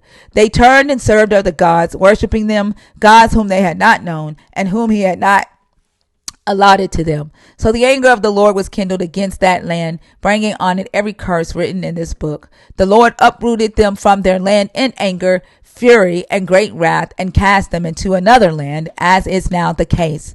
The secret things belong to the Lord our God, but the revealed things belong to us and to our children forever, to observe all the words of this law. Where is the you deserve to be healed even though you don't believe in me? Where? Where was Jesus in this? Let's not look for the word for word verbatim game. Let's just go with the text says, like you said. So it's talking about, it described all the people of Israel, the women, the children, the men, the workers, the tenders of the water, and etc., even strangers outside of Israel. And these strangers would be people either inside the land that detest the God of Israel, or people outside the land that detest the God of Israel. And also it's talking about people that directly detest the God of Israel and don't want to turn back. So we actually talk about the people who wants to turn back, the people that say God ain't shit and turns back. Where the That's who fuck you is he describing. saying that he's healing them even if they don't believe? It was promised to all of them eternal life, meaning eternal healing at any time, any point in existence. Oh, so death. Huh? Healing after death. No. What the fuck is eternal life? When did you get It's eternal life? You gotta die to get eternal life, right? no. Oh, so people don't die and they just live forever? Your spirit lives forever. I'm sorry. Your soul. So your body dies, right? And then you go into eternal life? Yeah, we're not in our Yeah, bodies so now. the healing comes with eternal life, correct? That's healing after death. Say it again. God, y'all are dumb as fuck. No, because you said it's healing out to get. I don't get what you just said. You I gotta know you repeat don't that. fucking get it. Y'all are fucking dumb. I fucking hate I this didn't shit. really hear you. Like this is the I'm sorry, I whole didn't ass. really hear you. This is the deception. Y'all are dumb, but think you're smart. Y'all just make up shit. You don't even understand what the fuck is coming out of your mouth. You just say I don't shit. see what I. You don't understand the logical entailment of the shit that you're saying. You just say shit. You can call it ad hom fallacy all the fuck you want. It is fucking stupid. Not this ain't got shit to do with your God or your Jesus healing anybody. And then if you claim that it's he's promising everybody eternal life, then you are fucking talking about being healed after death. And you don't even fucking realize that that's what the fuck you're talking about. It's just fucking stupid. So explain to me, how could you be healed if you already have an immortal soul? Can you explain Duh. to me? Duh. I agree with you. I fucking agree with you. But this No, is you what the can't fuck agree you with me. You just just said said. that was I wrong. fucking No, agree you with can't you. agree with You me. can't be healed. You can't be healed after you die. I fucking agree. So what would the healing occur? Where would the healing occur then? It Would it doesn't. occur It before you doesn't. die? There is no healing. Never, no healing. So your body don't naturally heal itself? Jesus isn't healing anybody in this fucking chapter. There's no Okay. healing. There's no healing here. Where is the healing? Claimed it was healing in the chapter. I claimed that he offered Where? healing. Where? I asked you to give me an example of Jesus saying, it doesn't matter if you don't believe in me. I'm healing your body anyway. Where? It's like I'm talking to myself. So I gave you Yeah, passage yeah. where I wish you would stop talking to yourself and maybe talk to us and make some fucking sense.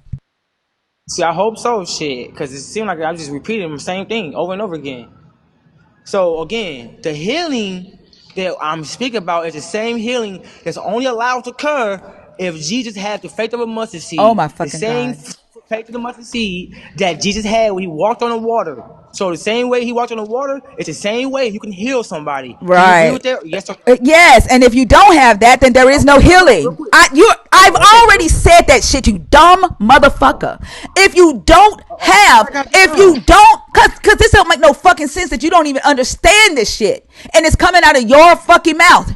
If Jesus requires the faith of mustard seed to be healed, then that means if you don't have the faith of a mustard seed, then he ain't healing shit.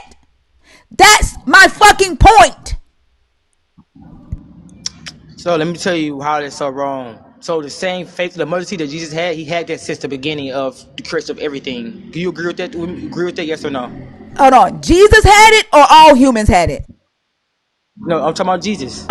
Who needs to have the faith of a mustard seed to be healed? The human or Jesus? That's not my That question. is the I fucking said, point, you fucking nitwit. If you, as the human, don't fucking tell me to calm down. If you, as the I didn't say human, that. if I'm not talking to you, if you, as the human, don't have a mustard seed faith, is Jesus going to fucking heal you?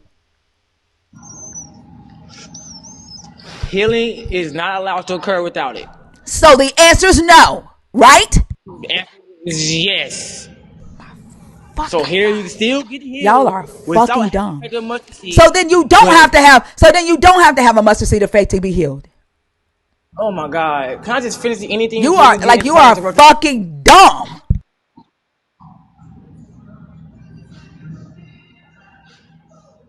Can I finish now? Are you done talking? No, hold on. In the comments, I'm sorry, I don't ever fucking do this, but it's this nigga fucking dumb.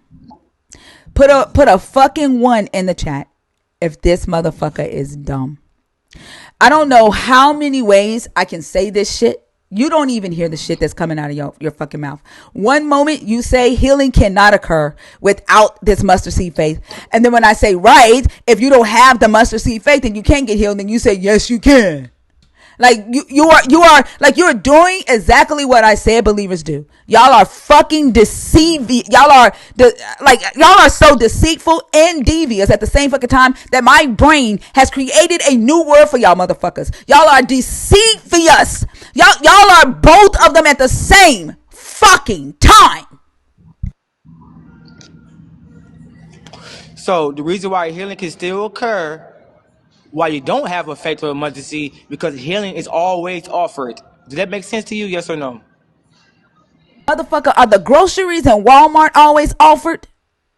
That's not my question. No, Don't are be the running about your fucking mouth. groceries in Walmart always offered? Are they always an option? When you walk in No. Walmart, are the fucking Prices on groceries on certain the items. shut the fuck up? Are the groceries in Walmart on the fucking shelves when you walk in there? Mm-hmm. But can you get the fucking groceries without paying for them unless you steal them? You don't have to steal if it's already yours. But yeah. I can't. I can't. You just too fucking dumb. I fucking can't. You're just too fucking dumb. Just walk in Walmart and just walk the fuck out without paying then if the groceries are already yours. Bye. I'm fucking done with you. Go I'm back. just Go going back to off the the logic. casino. Go back to the casino. What's in the casino is already yours too. Just go walk up to somebody's table and just pick up their fucking chips and walk the fuck off. Pick the table I with mean, the biggest dude that's sitting there with the most chips and just fucking walk up to his table. I want you to walk up to his table. I want you to pick up his chips. I want you to kiss his wife and walk the fuck off since what's offered and since what's there is just already fucking yours. Just fucking do it. so it's kind of sad as it's the first place you Yeah. went. Yep. So when I say it's already yours, meaning everything I is am given to done you talking to you. freely. Yeah, sure. It's given to you freely. It's already there. Go Now take you it. Go take it. don't It's steal it's it. for the taking. Go take it. You don't have to pay for it. It's already there. You don't have Why to is pay it gonna for it. take Go it? take it. Why is it gonna take it? You're dumb. I can't. I fucking can't. So why can't you just grow the food Get the fuck yourself? on, bro. I can't. Fucking cannot. Go smoke your blood. I can't. I don't owe him no fucking respect. If you want to respect him, go crawl on your fucking knees and suck his dick. I don't owe him no fucking respect. I'm not asking for I ain't no nobody question. fucking talking to you. God damn it. You can't tell. If I say him, that means I'm not talking to you. That means I'm talking about you. Y'all motherfuckers need to Yeah, learn pronouns. Y'all yeah. need I was to talking learn about nouns. you. Y'all need to Yeah, I fucking wasn't learn talking about verbs. you. Y'all need to learn sentence fucking the construction of fucking Yeah, I sentences. was So talking about shut what the you fuck were up. I'm saying about talking right you. now. Shut the fuck up. You motherfuckers need to learn fucking basic reading and literacy. I wasn't fucking talking to you.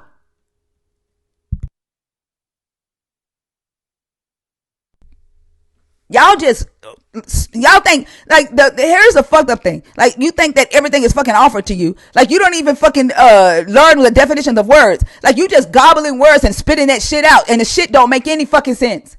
And that's what Jesus has done to y'all's fucking minds. Y'all are devious. You are deceitful as hell. Y'all are manipulative, and y'all are fucking ignorant.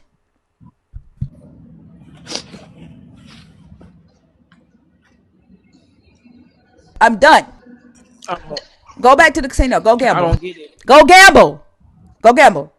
You're never gonna get I it. don't see how you don't You're never gonna understand get it. how Never gonna get it. Never gonna get it. you don't You're include never argument. gonna You get don't have a it. statement must Get does the not fuck off my does not stage. occur.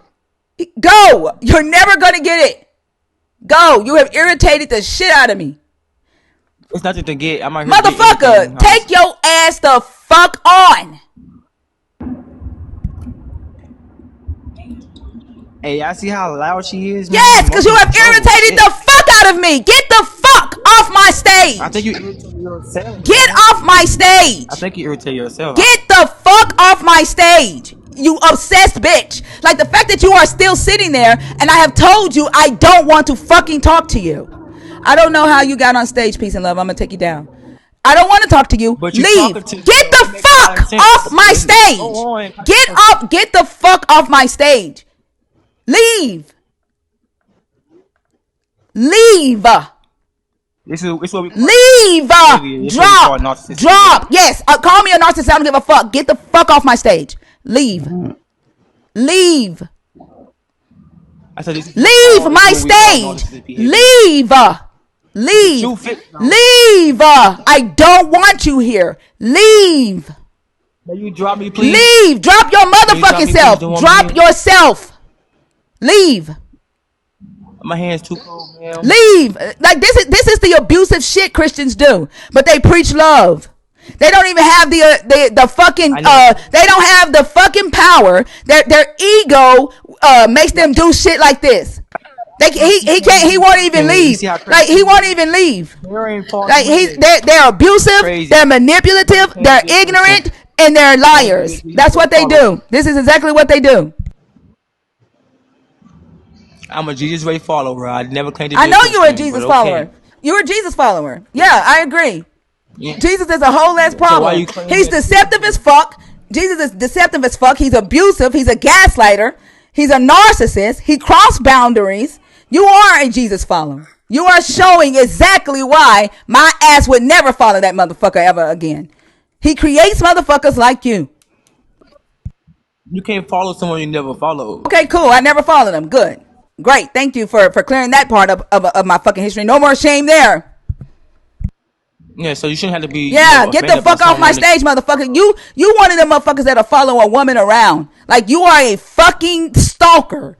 A fucking predator. Like I've asked you multiple times to leave my life, and your motherfucking May ass you is drop still me sitting on my again stage. another The fact time. that you May are you the fact restart that your you are question. begging me to drop you because you don't have the fucking audacity to drop yourself.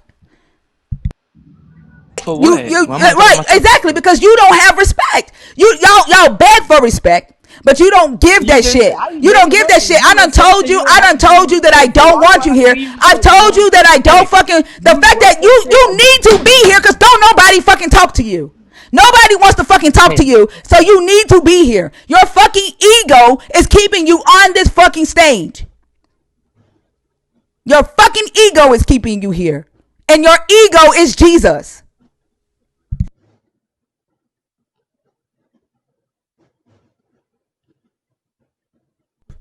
Yared, I'm gonna respect you right now.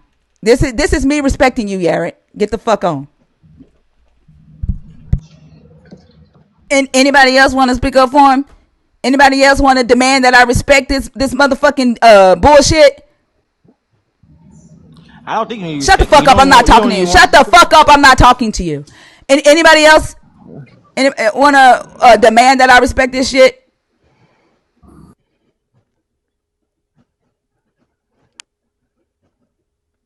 Also, are you talking? I can't hear you. He won't leave because his ego won't let him. Jesus won't let him. This is the abusive bullshit that Jesus does. This is what Jesus influences. Jesus makes them dumb, and Jesus makes them cross your boundaries, not respect your space. They don't have the fucking power. They can't pull themselves away. His ego is gonna keep his ass right there. Can't nobody hustle my motherfucking intelligence. I don't give that shit away.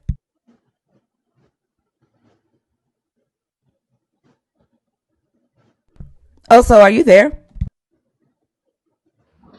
I'm not fucking talking to Hey, I, you. I'm not fucking talking to your motherfucking ass. Also, are you there?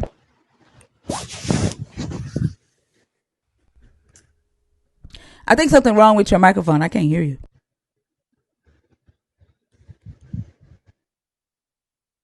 Yeah, he know how to leave. He be on other people's panels. He ain't fucking new to this shit.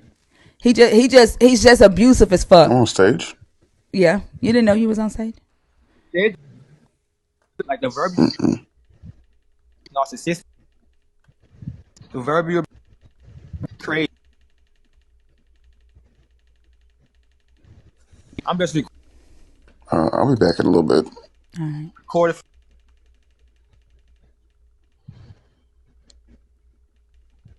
harass.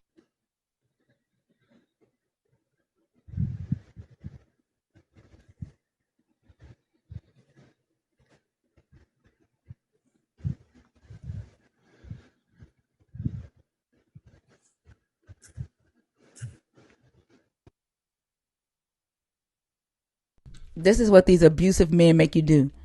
You say, "Stop calling me." He say, "Block me then. Block my number if you don't want me texting you. Move if you don't want me showing up at your house. Get another job if you don't want me coming to your job. Stop going to McDonald's. Go to a McDonald's across town if you don't want me showing up when you go order your Big Mac." This is what they do.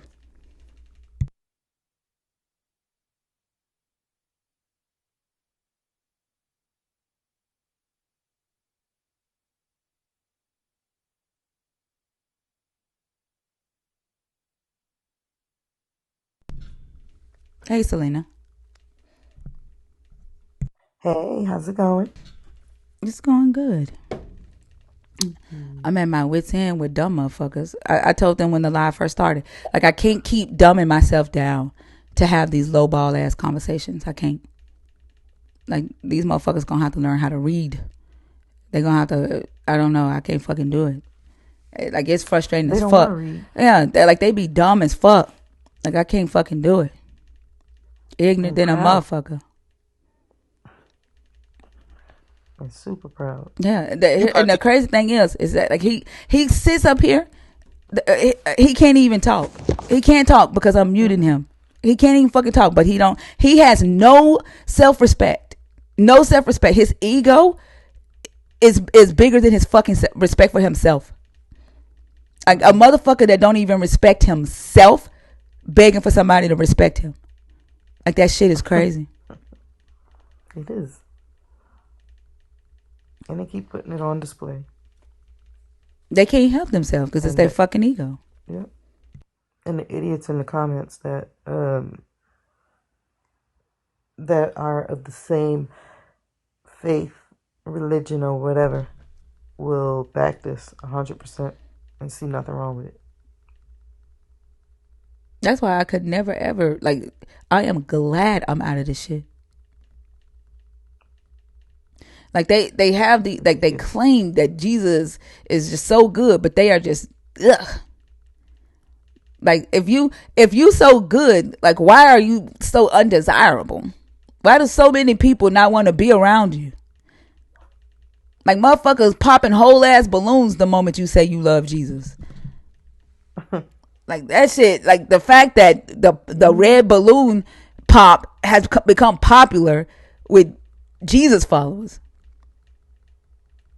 mention Jesus and they popping balloons quick. Like, nope. Can't deal with another abusive narcissist.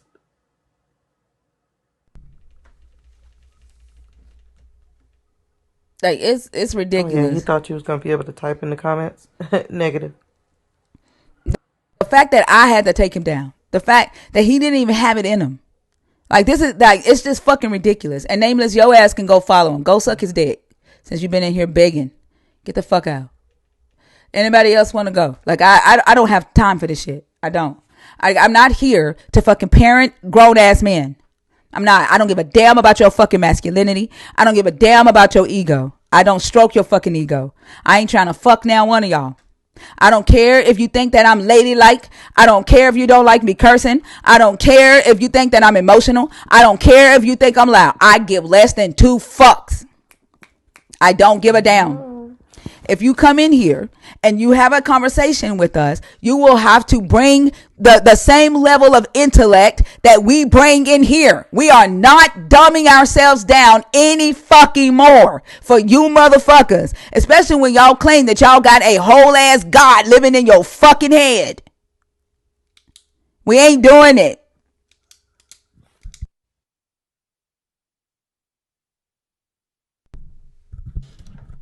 Shit is fucking ridiculous. I don't put up this shit with my own fucking kids. I'm not gonna put up this shit with your mama's or your daddy's son.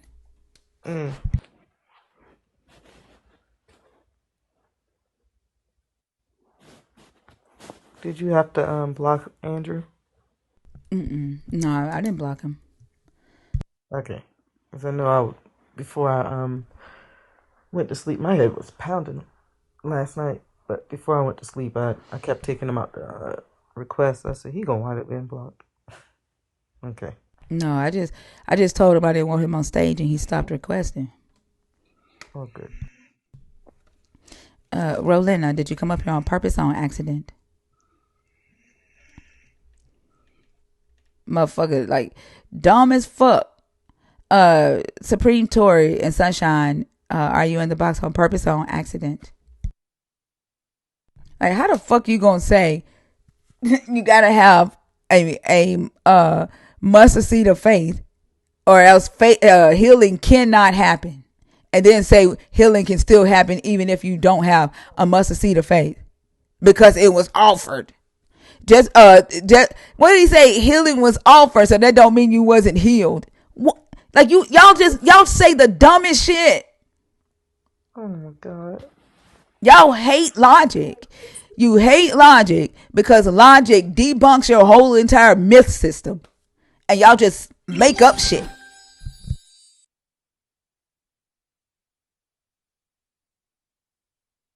That's a damn shame.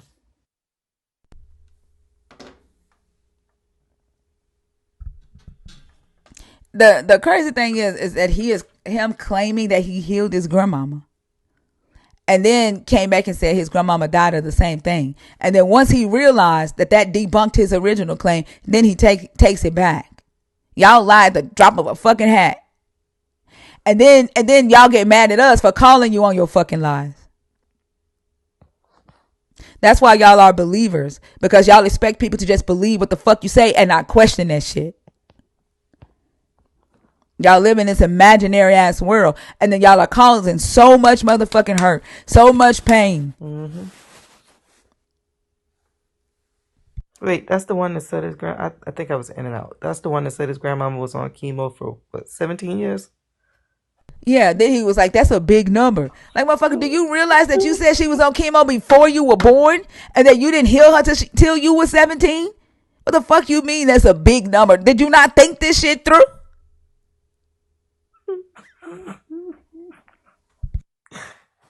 No, they don't think you can verify their lies. And then, like, they can't, when it comes to this God, they cannot answer a how question. They answer it like you're asking them a why. But the moment you ask them a question about something physical, they know how to answer how. But they can't hear the switch. They don't, like, it is something to marvel at, because they fucking can't Here, the switch. That's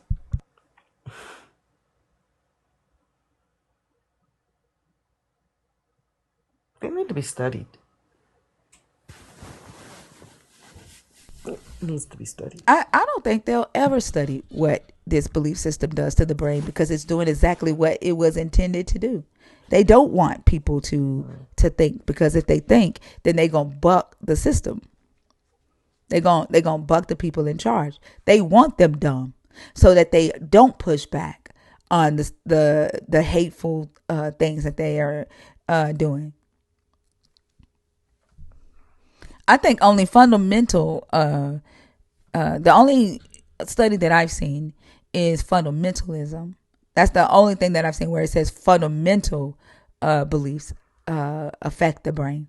I think the belief within itself, just period, affects the brain.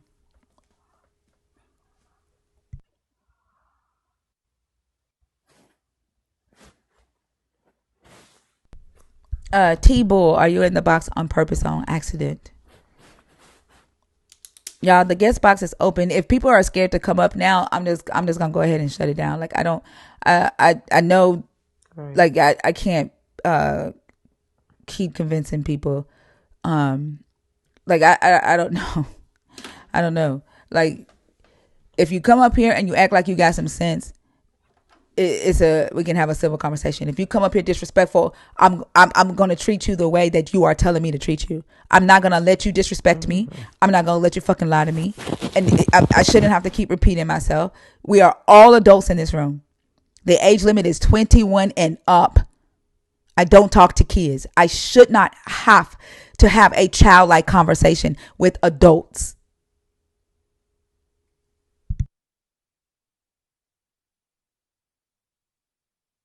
Kenny B, are you in the box on purpose or on accident? Hello, Hi, how old are you? I'm 23. Well, 23 in March. Are you a believer in the God of the Bible, deconstructing, or an atheist? I'm deconstructing. All right, which one of the topics did you want to discuss? Um, Women shouldn't be Christians, and So yeah, that just that so one. so the topics are in red. Once we Oh, my discuss, bad. that's okay. Once we discuss what's in red and we come to an understanding, not necessarily an agreement. We may not agree, but we come to an understanding of how each other see uh, um, that topic, how we Hmm. understand that topic. Then we move on to what's in black if we're able to get there. As you saw from the last person, we weren't even able to get on the fucking topic. Just start talking about some shit. Oh, But yeah. okay. So I actually agree with everything. Okay, that's good. I'm not just looking for opposition. This isn't a Uh-huh. debate. So if you just want to share your thoughts on the Adam and Eve story being patriarchal bullshit, we can discuss that and then we can move on to what's in black. Okay. I was actually just curious to hear your opinion on a certain topic that I just heard of in regards to the Bible. Is that okay? Unfortunately, no. Unless you are a member of the community, I don't discuss off-topic questions. So when you come up, I do require that you address the topics. If you Okay. can work your question into the topic, that would be okay. Okay, can Yeah, I think about it for a sec? yeah, yeah. Because okay. Thank you. I'm just gonna go on mute until I can think. Okay, no worries. Y'all, thank y'all so much for being here. Continue to tap up the screen, share the live. Those of you that are new here, just to introduce this space to you. This is a research based live. It is not a debate live. We are here to fucking grow and learn and deconstruct. There are believers who have asked to be a part of the conversation. And I prefer to speak to believers who are not afraid to have your belief challenged by people who are questioning their faith, or by atheists. If you are scared, if these conversations give you anxiety, or you're scared Jesus is going to strike you down or strike somebody in here down, this is not the space for you. I won't feel offended. In fact, you'll be doing all of us a favor by not coming in here. Um, like you'll be doing yourself a favor and us a favor by not coming in here. Fear and anxiety have no place in here regarding the conversations that we have in here, unless you are someone that's trying to work through that fear and that anxiety. Then this would be the place, because that's what we do in here. So like don't like I don't know. I feel like I shouldn't have to say this to adults, but I do understand what this belief system has done, you know, to our minds and the fear mongering and all that. I get it, I do, but the very childish and immature behavior I can't fucking deal with anymore. I won't. Um, is it Kamiko? Kamiko. Kamiko. Have you thought about it? Do you know how to work it in? Yes, ma'am. I do want to ask. So I don't know the story by heart. I just know it based off of memory. Do I have to be able to quote it? No, no. Okay, okay, okay. Okay, so the Adam and Eve story in Genesis is patriarchal bullshit. So yes, I definitely agree. It doesn't even make sense for someone to have been born from a rib or created from a rib. I believe in science or things or facts that can actually be proven, and because that isn't something that can be proven, I completely disagree with it. Humans are born from a womb, even animals and insects, all of that are born from a womb. So it really wouldn't make sense for anyone to be created from a rib. Um, how I will work my way into it is part of the story that I can remember is that, or it gives some implications that Eve somehow manipulated Adam into eating the apple. And I found that interesting, especially because another part of the Bible also gives that same narrative that a woman is in some way, shape, or form uh, at fault for a man's behavior. And I think that is very harmful rhetoric because, one, it takes away accountability from the man and their actions, and then it allows for other things to be allowed, like certain types of, or essay in general. If you hear any red pill content, usually it talks about um, it forms it puts women at the, I guess, threshold, or it tells people that women are at fault for their clothing, for the way that they show up in the world, and because of that men have no self-control over their actions. And yeah, I just think that is completely crazy, and I wanted to hear your opinion on all of that. I agree with you 100%. The from the Eve being responsible for Adam's actions, from the idea, just even the idea that humanity had to start with man, is very patriarchal. A lot of times when I'm talking to patriarchal minded religious men, they don't care that nowhere in nature mimics the so-called story that men would come first. Biology does not match this story and that this theological claim, and they don't care because it's patriarchal, and the goal is to push patriarchal ideals. And you're right. Throughout the story, women are positioned to be the so-called reason for some man of power downfall, and the man escapes accountability. One of those stories is the story of Jezebel. Are you familiar with that story? If that's the Proverbs 7, I believe. I just recently heard that story. No, the Jezebel story is in Kings, First Kings. Okay, okay.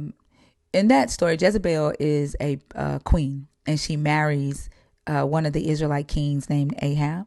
And it's a peace treaty marriage, right? Like an arranged marriage between the two nations to agree to a peace treaty. And Jezebel is very intelligent and competent, and she's knowledgeable of the Mosaic law.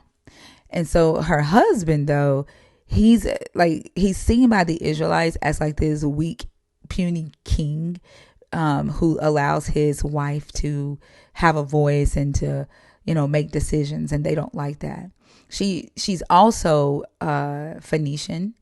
Like, how am I being flagged for hate speech right now? Like, what am I, like, what?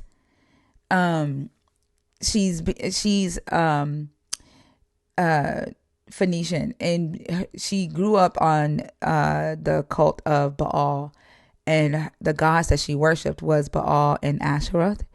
And because of that, she's automatically demonized and blamed for Ahab making the decision to put up a statue of Baal in the king's court. And the Israelites start worshiping Baal. Nowhere in the story does it say that Jezebel told the Israelites to worship her God. Nowhere in the story does it say Jezebel put up statues to Baal. And there isn't a law in the Mosaic law that says that when a woman marries into the Israelite cult, that she is in covenant with Yahweh, or that she is obligated to worship Yahweh. She's only obligated to follow the laws, the civil laws, while she's living in the land of Israel. That's it. She can still worship her foreign gods. And so because of that, she gets killed. Her prophets gets killed. She's blamed for Ahab, putting up the statue. Ahab isn't blamed for that. She's blamed for grown ass men making the decision to worship a god outside of Yahweh. Like, they're not blamed for that.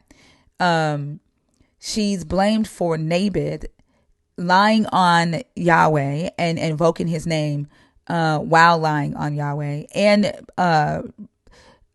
blaspheming the king of Israel, which is both in the law. It was against the law. So she brought up charges against him.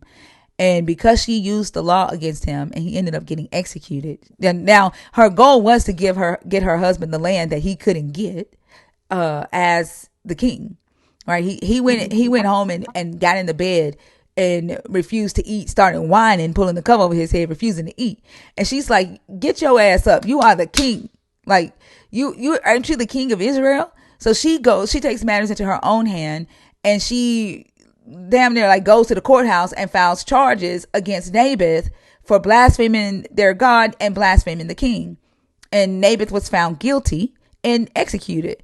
And the land goes to the king when an Israelite doesn't have any descendants that he can pass the land down to. So Ahab ends up getting the land. She used the law to help her husband, and they didn't like that. So she ends up getting killed. He doesn't get blamed.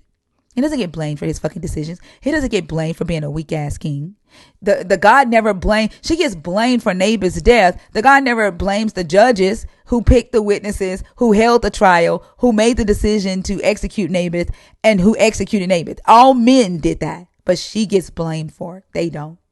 And throughout this whole entire book, we see stories like that where women are demonized for shit that men do, or they're demonized for using their mind, but praised for using their bodies to further a man's cause. And the women are talked about as if they are the demon or the devil in the story. This reminds me of that saying that behind every great man is a woman. Like, I think that's because women are just naturally, or especially BOK women, we're naturally thinking of everybody else, and we're naturally like leaders. And I find it interesting that they always claim to be leaders. They always want to be in control of something, but suck at it. Like, look at the world today. And the only people who actually create inventions naturally, without even thinking too hard about it, that actually benefit the whole, everyone, including other people outside of our race, is BOK women. So Yeah, absolutely. It was something else that I was going to say right quick. I know you want to get to the women should be Christian. It was something else that I was going to say about the fact that in the story, in the Genesis narrative, Adam Mm-hmm. is put over the woman. Like, he was at that tree too, right? Right. One thing that we never really hear them talk about in the story is uh, the questioning process, the critical thinking process that Eve goes through before she makes the decision to disobey the God and eat from the tree. She she looks at the tree and analyzes it and notices that it looks just like the other trees in the garden that they eat off of. And then Mm-hmm. she tastes it. I mean, she considers to herself the benefits of being wise, right? Whether it would be a good thing to be wise. And then she decides to eat it after she decides, yeah, it would be good to be wise. This looks like food anyway. She eats it. She doesn't die. Nothing happens. And then she hands it to Adam, and he just eats. He doesn't go through any process of thought. He doesn't say, nope, I'm not doing it because Yahweh said we're not supposed to. You do that on your own. There's nothing. But he gets promoted and she gets demoted. The story is basically telling the switch from matriarchal societies, from the mother goddess worship, to patriarchal societies, to this patriarchal God. And he gets promoted for doing absolutely not shit that is within leadership capabilities, but for also doing the same shit that she did. And then men will say, well, Adam was given the command. Adam was created first. Adam was put over the woman. And then with all of that responsibility, he still fucking failed, and he still gets promoted because he has a dick. And Right. that is the basis, the whole foundation of a patriarchal system. Just because it's a man, it doesn't matter whether they have the skills, whether they are able to critically think, whether they can lead at all. There will always be considered over a woman because it's about the cult of men.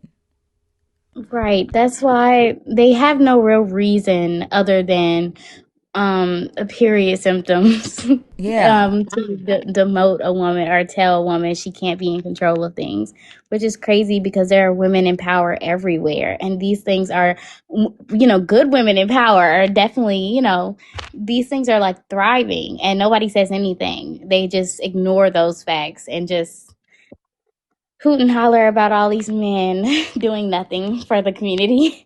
Yep. But yeah.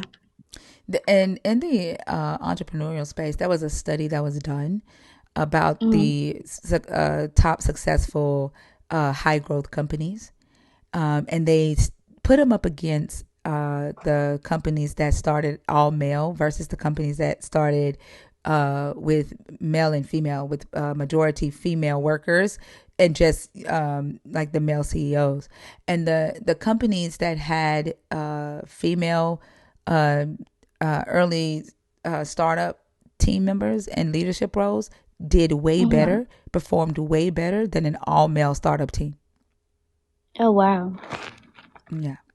Yeah, they even push that narrative in movies. I can't tell you how many movies, especially BLK women movies, that I've watched where they try to make it seem like we can't control anything, we can't do anything. Like, I've just recently rewatched Empire and I've been learning a lot. So I've been rewatching a lot of the movies that I grew up watching and shows and stuff. So I rewatched Empire and they have this whole narrative, especially towards the end, that Lucius did all of that by himself and that he didn't actually need Cookie for anything. And then they switch over to I forget that lady's name, but it's the one who used to be the intern, and then there's another lady, and then Cookie eventually goes over to the team, but it's a all women startup record company, and they're saying, or record label, they're saying that they just spread this narrative that they could not get it off off the ground. Like it was failing in everything they tried to do. And I was like, I really hate this narrative that, okay, they really needed this man because all of them before they left worked for Lucius and they were thriving. And now all of a sudden that they're working by themselves, they can't get it off the ground. Mind you, these were very powerful women. And when they were working for Lucius, they literally ran that company. Like he didn't do anything. That man didn't think for himself at all. And they did everything, and now all of a sudden that they're alone, they can't do it. Like, stop. Yeah, exactly. That's the narrative that they paint for all demographics outside of this patriarchal idea. The patriarchy also informs white supremacy, or white supremacy informs the patriarchy. Hmm. Yeah, they go hand in hand. Yeah. Oh, are we going into the women Yeah. shouldn't be Christians part? Oh, okay. Good morning, Fee. Okay. Okay. Hey y'all, good morning. Hi, good morning. Go ahead. So I definitely agree with that. And I actually, before I decided to get on the live, I sent you a DM asking you to also, if you wanted to read the Quran and do some kind of like live or speak on it at some point if you wanted.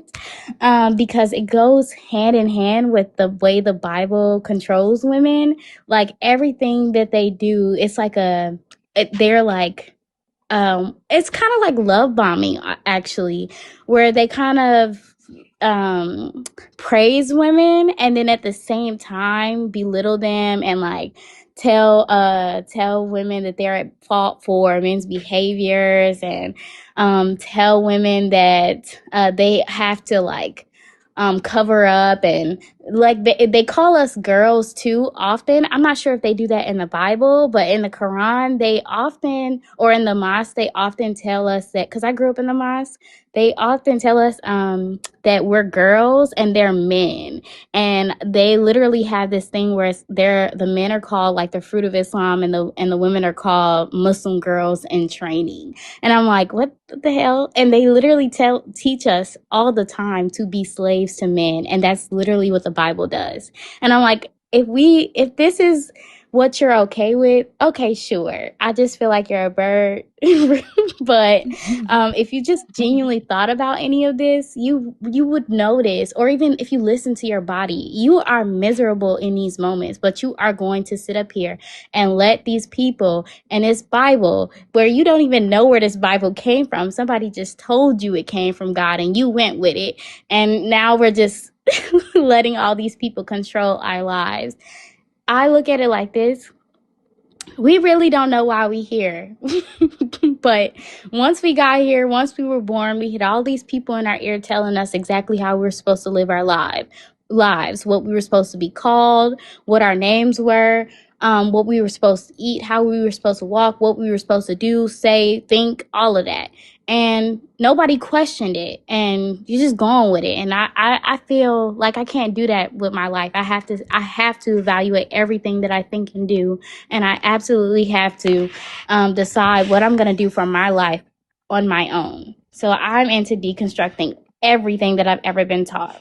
I think that is so amazing. At 23 years old, you sound like you're very intelligent, and your ability to critically think and question is such a great characteristic to have, and it'll prove to be a huge benefit for you in life. The Islam, I have read some of the Quran, and I have talked about some of the similarities with women in the Abrahamic religion. There was a conversation that I was listening to one day on a Islam deconstruction live, and there were women justifying the man being able to hit his wife. They were justifying that women were more dishonest than men, and the need to have 3 women witnesses versus 1 male witness if they were accusing somebody of adultery. And like it was saying, even if the woman walked in and caught the man and woman in the act, her account alone wouldn't be enough because women are born dishonest. And so it has to be 3 women who say, yep, we all saw them uh, committing adultery, versus if a man catches a woman and a man, just his word alone is Yeah, enough. that's so irritating. That is so irritating to think of. And it just kind of like puts me back in the space that I was in at the mosque. Like I felt so trapped. And what really helped me leave was things like SA. So I was taught my whole life by them that if anything like that ever happened to me, that they would unalive whoever was involved, right? They literally yelled that to the top of their lungs all the time. Then, when things like that actually happened, and I heard and knew the people that it also happened to by the same group of people, I reported it and they did nothing, absolutely nothing. And they blamed the girls. The girls got in trouble. And that's when I realized I'm not I'm not where I'm supposed to be, like at all. How can you sit up here? And that's what made me question everything they ever taught me. Like, how can you sit up here and tell me that you were going to defend me and in these moments? And then when the time came, you blamed me and defended the people who did it. And then I found out from this, because there was this guy in the group who called himself liking me. So I was able to talk to him privately about the things that they were doing. And he thought that if he told me enough information, he'd get on my good side.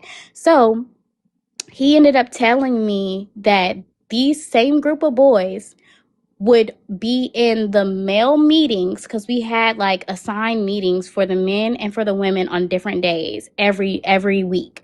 So they said that in these meetings for the men, the adult men would brag about the assault that they had did on their wives, the abuse and the SA, and they would just go around bragging about it, laughing about it and everything. And I'm like, this is just, it's crazy, because the leaders of the mosque tell you that, or in the Nation of Islam specifically, they tell you that, the not to let them know anything. And I think that was so immature of the leader specifically, because you are in control of all these people. And if somebody comes and reports something to you, you should be the one who speaks up if you're against it. But what I realized is these men, old ass men, were sitting here dating young girls. And that's why they didn't say anything against the abuse of other girls. Then I found out later on that the leader himself was also abusing women in the mosque, and told everyone that it was okay because she was hysterical. And so it was okay for him to slap her in front of everybody. Oh So my yeah, gosh. it was very sickening. Yeah. And they wonder And I why guess so many people are deciding to be single. Um, they call not beating a woman to death them being nice. Like that's nice mm, to them. There was a guy who made a video and was saying, "We're really nice people. We could oppress y'all. We could beat y'all to death, but we don't." Like that's nice to them. And if a woman, speaks out about SA, then the man is being persecuted. Like he's mm, automatically the victim, because what did she have on? What did you do? What sign did you send them? That's why, like when I talk about the story of Delilah and Samson, Samson was a womanizer. Like he was a hoe. The story literally paints him as a hoe. And because he fell in love with Delilah, the story never says Delilah fell in love with him. The story never says Delilah gave him any indication that she was in love with him. But the narrative is spun as Delilah was a betrayer. Delilah used her body to take down a good man, despite the fact that in this story, Samson is killing everybody. He, places a bed at his fucking wedding. Then him and the Holy Spirit go and kill 30 people in a different town that had nothing to do with what the fuck Samson was doing, just so he could steal their shit to pay his bet. He leaves his wife at home so he can chase Delilah. He goes back and find out that he's been gone so long. His wife's father gave her to another man so that she could be taken care of. Then he burns the fucking city down by tying 300 foxtails together, and animal abuse. But poor Samson Poor Simpson, because it was a woman who took him down. And even Oh, though wow. she didn't do anything sexual, she never gave any indication that she wanted to. Her silence was turned into yeses. And that's what they do to us. When we don't say, like if we don't outright say, no, I don't want you here. No, I don't want to date you. No. If we say, I'm not interested, that's a maybe to them. Right. Right. I actually just deconstructed another movie called The Last Song. And that was exactly what was happening in the movie. It's with Miley Cyrus. She was going through like a vulnerable time in her life or whatever. And the guy was, constantly pursuing her. And she kept saying, she was actually saying, no, I don't want this. Stop, whatever. And even after he broke her down and she finally accepted the relationship, he continued to just override her boundaries throughout the entirety of the relationship, and it was just disrespect after disrespect. And what I noticed is when people feel powerless in general, they turn to relationships, to friendships, to even TikTok lives, and they'll sit up here and they'll exert their insecurities and their power out onto other people because they feel powerless in their own spaces. And I noticed that because in this specific movie and in other things, because I'm really good at pattern recognition, he had no power at home when it came to his own life decisions because his mother and his father ran everything. And because of that, he took away her power in the relationship and before she even got in a relationship with him. So Yeah. yeah, I think this has everything to do with men, like the Bible, the Quran, all of that has everything to do with men not having real power anywhere, Mm-hmm. and then they turn around and could force the power on us. They manipulated and control their ways into these powerful roles. Yep, I agree 100%. And that's a great ass point.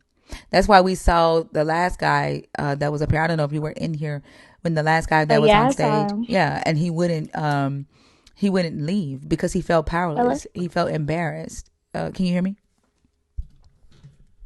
Are you there? Yeah, I Oh, can hear okay. now. Yeah. He couldn't leave because he felt powerless and he felt embarrassed. He's a man. There's a woman telling him, "You're not smart," questioning his faith and questioning his so-called position in life, his dominance in life, by me saying, "Leave. I don't want you here.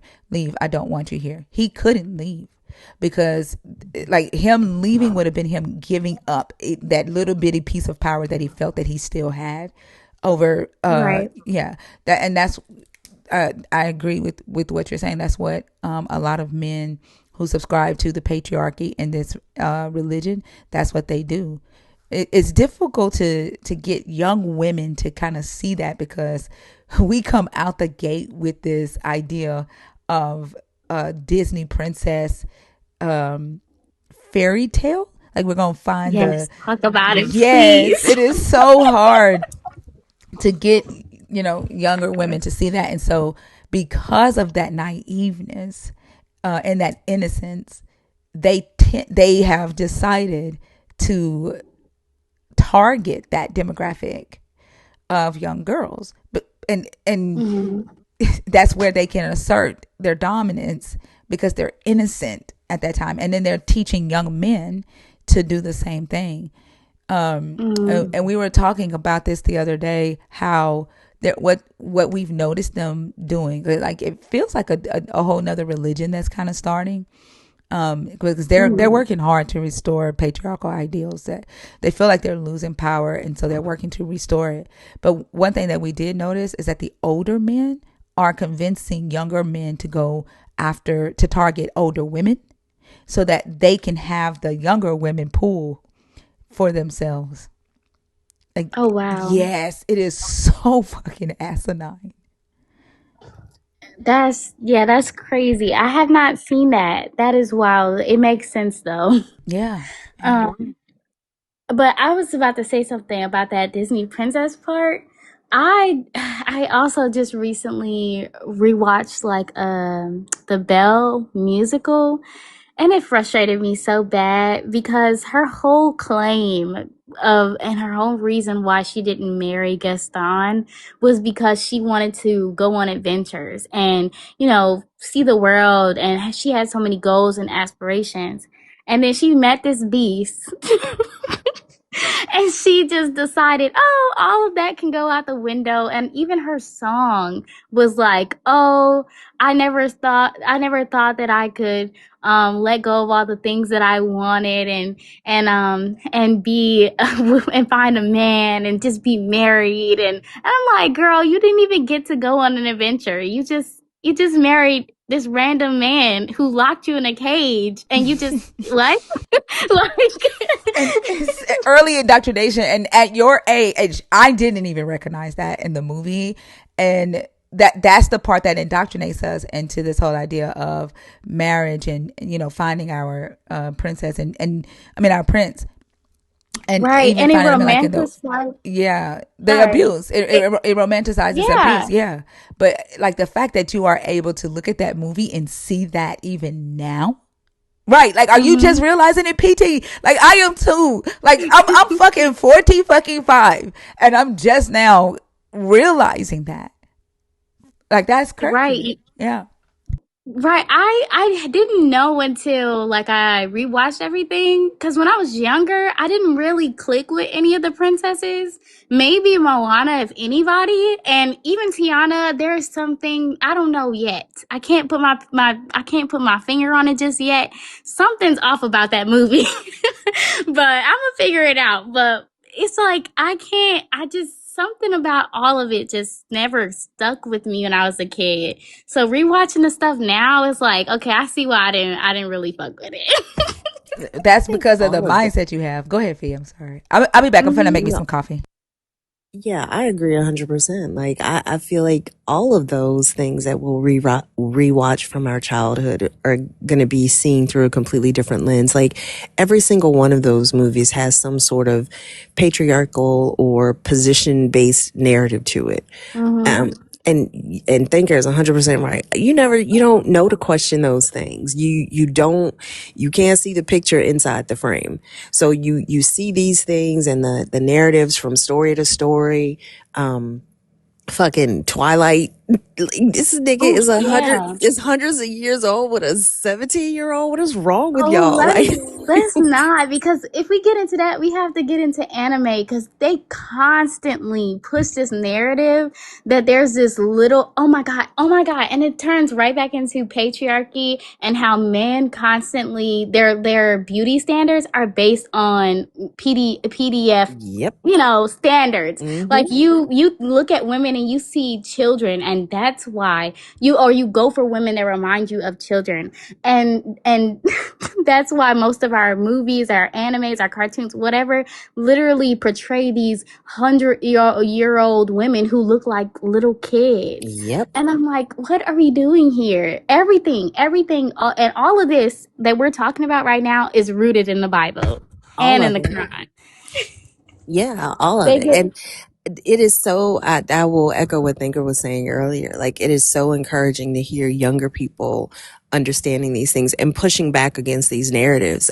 I share in here all the time how I have a son your age. And Mhm. when we talk about certain things, and like I'll say, yeah, we grew up and this was what the show, but I'll tell him like the premise of the show. He's like, I'm sorry, what? And I didn't even think to question like the overarching theme of the show, because it's just baked in. Like, the patriarchy is baked in. The fact that Right. women's happiness is predicated upon her proximity to a man is baked into absolutely everything. And it's so like it's exciting, and just it's kind of heartwarming to hear the younger generation realizing the things that we're just realizing in our 40s and 50s. And some people are still pushing back against, because even what you were saying earlier about how young men are being encouraged to go to date older women, leaving the younger women for the men. I think that's intentional. Like, you've got these, Mhm. and then I think it goes the other way around. Like, my son is, he's almost 22. And the older women that he went to a Super Bowl party, and he was telling me some of the things that the older women were saying. Like, it's almost like they're trying to prime him Right. to realize, oh yeah, this is how a real man shows up. This is what a real man does. Like defining his masculinity for him, defining his role for him. And it is Mhm. just all for the purpose of the patriarchy. And I don't even know if they realize it. Right, right. I think a lot of women don't realize that they uphold the patriarchy, and I think another thing that we often like to forget is that women are also predatory, and Absolutely. they definitely go after the younger guys, especially because of control. They Hmm. feel like, and then that's I think that's what this whole young hoe versus old hoe came from, or something like Yeah. that. I'm like, y'all are sitting up here competing with each other for what? This is stupid. And then it's based off of patriarchal standards in the first place. Like y'all are fighting over things that men look at y'all about, like and compare each other about, or they'll praise about one or the other. Like who cares? Please. Exactly. And that go back. Okay, so I saw this post from a mutual that I'm probably gonna unfollow, but I saw she posted this video of this man saying, "I want a woman who has at least 2 kids because her pantry is always full, and a single woman with no kids isn't, and she always wants to go on dates." And what I noticed is that these women usually are going have the ability to go on dates on their own. A lot of times these are women who are financially stable and very independent, and they're like, going about their life. They're doing their things, they're traveling, doing their own thing, right? And then you don't want that type of woman simply because you cannot control her and you cannot contribute to her life and you feel inadequate. So because of that, you are going to manipulate a woman with children because you personally feel like she has no other option, and you are trying to you personally are settling. And I'm not saying that she's less than the other woman. What I'm saying is he thinks you are less than, and because of that he's going after you to steal your goods, to steal Yeah. what you have, because there's no way this man really thought he was going to take your food from your children. Come on. And I mean, even to have that mindset, right? Like even to say that, you're looking at it from the standpoint of not, I want to be with this person because of who she is, Right. because of how she thinks, because of how, how kind she is. No, it's because I can utilize a reality of her life that benefits me. It's Mm-hmm. because I'm not going to be required to do the things that would make her happy. She's going to be focused on children. Like there's so many layers of manipulation, even in that one mindset.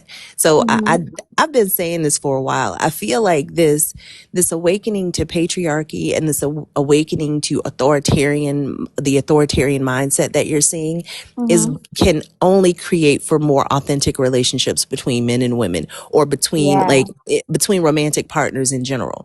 and Right. and I think because it's removing that layer of role based performance. Like I'm the Right. man, I'm supposed to do this. Like, are you good at it? Is this something that you excel at? If it's not, and I'm good at it, then this is like, it is a true partnership, Right. Oh my because that's God. what partners do. Yeah. So Yes, I always.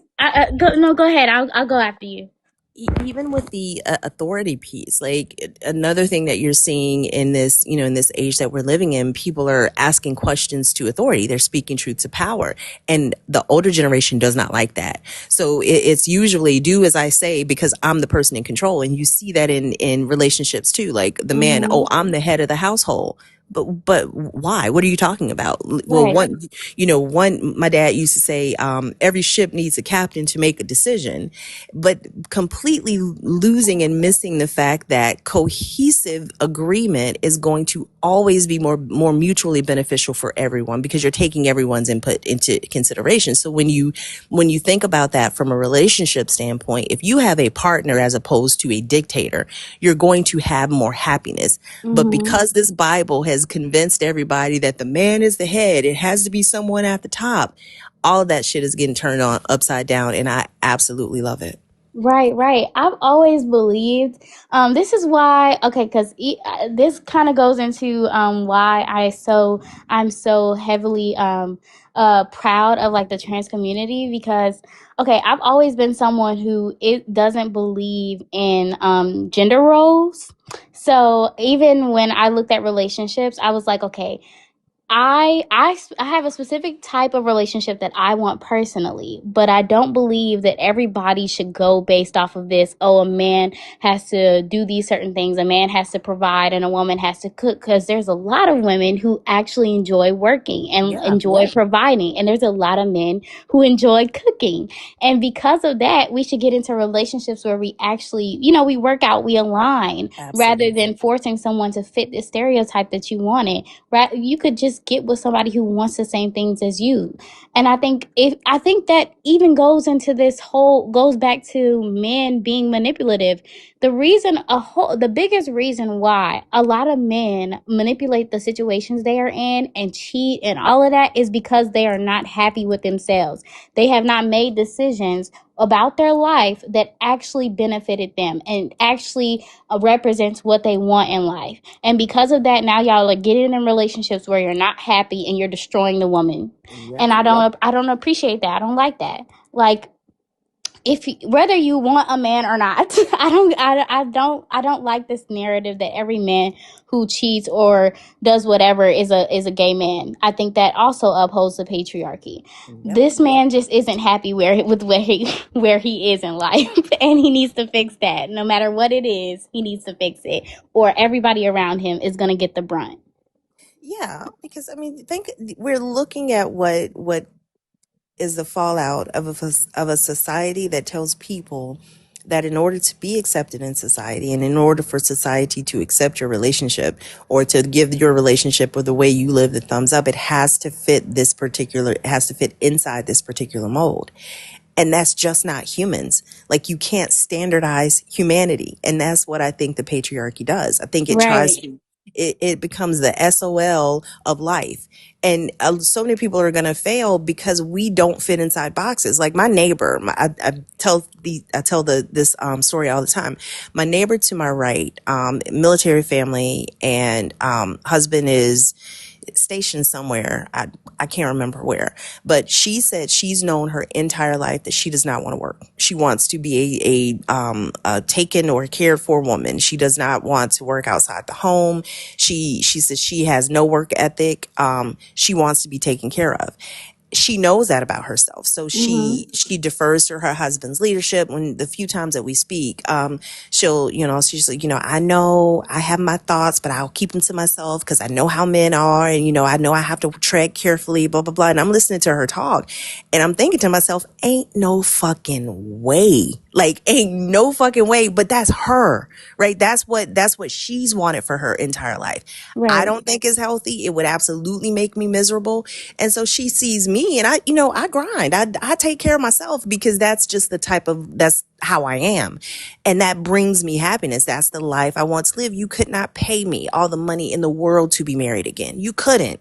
And that has nothing to do with hating men. It has nothing to do with me thinking that marriage doesn't work. It has nothing to do with me saying that, she doesn't have a right to live her life. It has everything to do with me realizing that what you drink will never quench my thirst. What I Right. drink will never quench yours. So you don't get to tell me what brings me happiness, and I don't get to do that for you.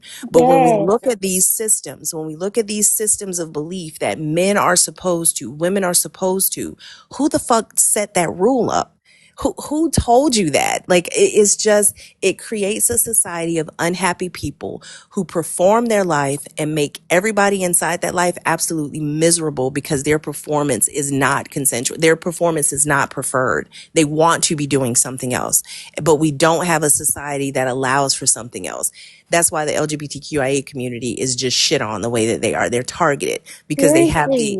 Yeah. they have the boldness and they have the courage to live authentically. And instead of making space for the fact that everybody does not fit into your paradigm, they vilify them. Instead of making space for the fact that there are some people who want more than one partner in life, and they are Mm-hmm. doing so honestly, they're doing so openly, they're doing so safely, they're raising families. Let them live how the fuck they want to live. They Right. don't Let's have to talk be about it. exactly, Please. yeah. But I've been hopping in more of those like trans conversations about whether or not trans women are women or and vice versa and all of that. And I did some more research. I did some extra research because I was asked a question that I was stumped at, but I always had a feeling that I needed to do the research on anyways. So I did the research because I've been also was deconstructing the idea that races a lot that okay. So it started with I started going on like Asian talk and like Mexican talk and all these other different, like nationalities, races, etc. Right? And I noticed that there are a lot of people in all of these different communities that have the same facial features and the same hair textures or opposite or whatever. And then I also noticed that all these communities have the same exact experiences when it comes to toxic family. And something told me to look up why. It's because of colonization, okay? All of us have the same generational trauma because we were all colonized by the same person, the white people. And because of slavery and all these different spaces, it started a ripple effect on all of our lives and created this. And people like to think of generational trauma as though it's abstract. It's not. It's taught. It's taught in ways like yelling at your child. You teach your child that it's okay to yell at the next child, at their child, or abusing your child in verbal ways, or not letting them have boundaries, or beating them, like whipping them and all that. That's how you pass down generational trauma. It's not something that you just grew up and thought the same way as your ancestor. That's not how that works. You were taught it, and these things were taught from generation to generation to generation. So at this point, I've decided to go and look up how colonization affected gender, because I looked into how gender came about in the first place and how we were all given the titles that we were given, like woman, female, male, and men. I learned that all of these things were social constructs. And by definition, social construct is something that a group of people, a group of individuals came up with and all agreed that this is what something is going to be called. So I started to do a deep dive into biology. Biology is the study of living organisms. Biology is like, okay, you're a human, I'm a human, right? But the title human was given to us by some random group of people 1,000 years ago, right? The us being a being in general, like our physical bodies, is what biology is. Biology doesn't give you the titles. People do. Random people gave me the title woman. And because of that, I'm not able, I've been told my whole life that that's what I'm called. And because it, just like everything else, the Bible, religion, social constructs as far as relationships, all of these things were given to us before we were even born. We didn't get to decide for ourselves. So deconstructing, of course, is going to be hard. But if you really think about everything is a social construct. So I go into this deep dive and I realized that back in the day, before colonization, there were so many different genders because they recognized that were not a monolith. People had so many different descriptions, so many different body types. There are people like intersex people, and intersex goes it's such a stretch of individuals. There's people who have male features, normalized male features, with female like a womb. Like it goes so deep. And because of that, people weren't called just woman and man. People were called other things. They had other titles. And after colonization, because of hierarchy and power, we were put into these one, two, and three categories: intersex, woman, and man. We were pushed into these categories so they could better control us. And I'm like, this literally deconstructs everything, because I don't even know if I want to be called a woman. I did not choose that for myself. And if I'm going to deconstruct everything, I should choose whether or not I even want to be called that, right? Or if I even if I even identify with that. So yeah. Yeah. I think all of these, yeah, I think that all of these systems are in place to just kind of prevent a global existential crisis because all of this shit is made up. Every Right. Every single last thing. every label we have, everything we call a thing, all of this shit is made up. And I think that it's the people that are realizing how beneficial it is for them for us not to realize that, because you don't push against things that you don't know that you can. We were talking one day, and I think my son was getting ready to go to a wedding. His coworker had invited him to a wedding, and he was like, I just realized, he was like, I don't think I've ever been to a formal wedding before. And we were trying to think about it, and I'm like, I don't think you have either, because like all of my friends that have gotten married had like little small ceremonies like in their backyard or something like that. And so I said, yeah, you'll have bridesmaids and, you know, maid of honor, matron of honor, groomsmen. And he was like, well, why? I'm like, what do you mean, why? He's like, what's that for? And then he was talking about the cost. I was like, oh yeah, they get up there. They can get extremely expensive because you have the reception, and then you have sometimes you have a different dress and blah blah. He was like, the fuck? He was like, why? I don't know. And so then that took us on this deep dive into like the traditional wedding like ceremonies and where it came from and who decided that the bride wears white and who decided that, you know, the Right, groomsmen, right, like all of this shit is made up. Every right. single And bit that of it is is made up for also capitalistic purposes. Yeah. right. That also derives from patriarchy. They told you that white means purity and that you Yep. have to be pure and you have to be a virgin when you get married and your husband is supposed to sell you off and all this other BS. I mean, your father is supposed to sell you off. Like, come on, what are we doing? That's why somebody said in the comments earlier, they were like, "Oh, the Nation of Islam is not considered uh Muslim or whatever." It's because to the people, the Arabs are racist. It has nothing to do with everything that they were taught because they literally believe the same thing. You have no idea. Once I left the mosque, I went to public school and I got to meet a bunch of Arab individuals who had the same exact experience I did growing up. They were literally running away from their fathers because their fathers was trying to kill, unalive them. Like, Wow. please. This is literally normalized in the whole community. This isn't just a Nation of Islam thing. They just blackified it. Yep. Yeah. Like there's so much more that connects us than it is that divides us.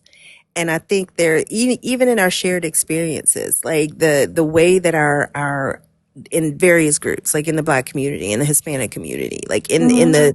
the various communities, you still have these classes that have to, like these socioeconomic classes that have to figure shit out. You know, they have to find out how to create the norms based on what they have. We still have that. Like when humanity realizes that there's way more that unites the people on a certain socioeconomic class than it is that divides them, then they'll realize that that division or those small differences is what the ruling class has been utilizing for so long to keep us divided and not realize that. And Right. it's so, and I think these role based and these gender based and these archaic mindsets about identity and sexuality and just basic humanity, because people do not question.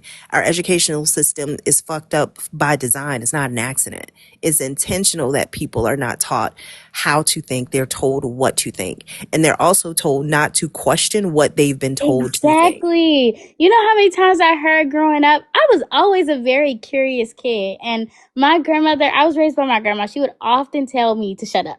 She would often wouldn't, if she didn't have the answer, she felt like shamed or something, or she would just tell me to shut up. And after a while, I got conditioned to not ask questions, but I always question these things. So I looked them up on my own, and I think that I did a really good job raising myself because No, right? now I'm able to have these conversations because this is how I raised myself off of TV and like just really really analyzing everything that I was taught.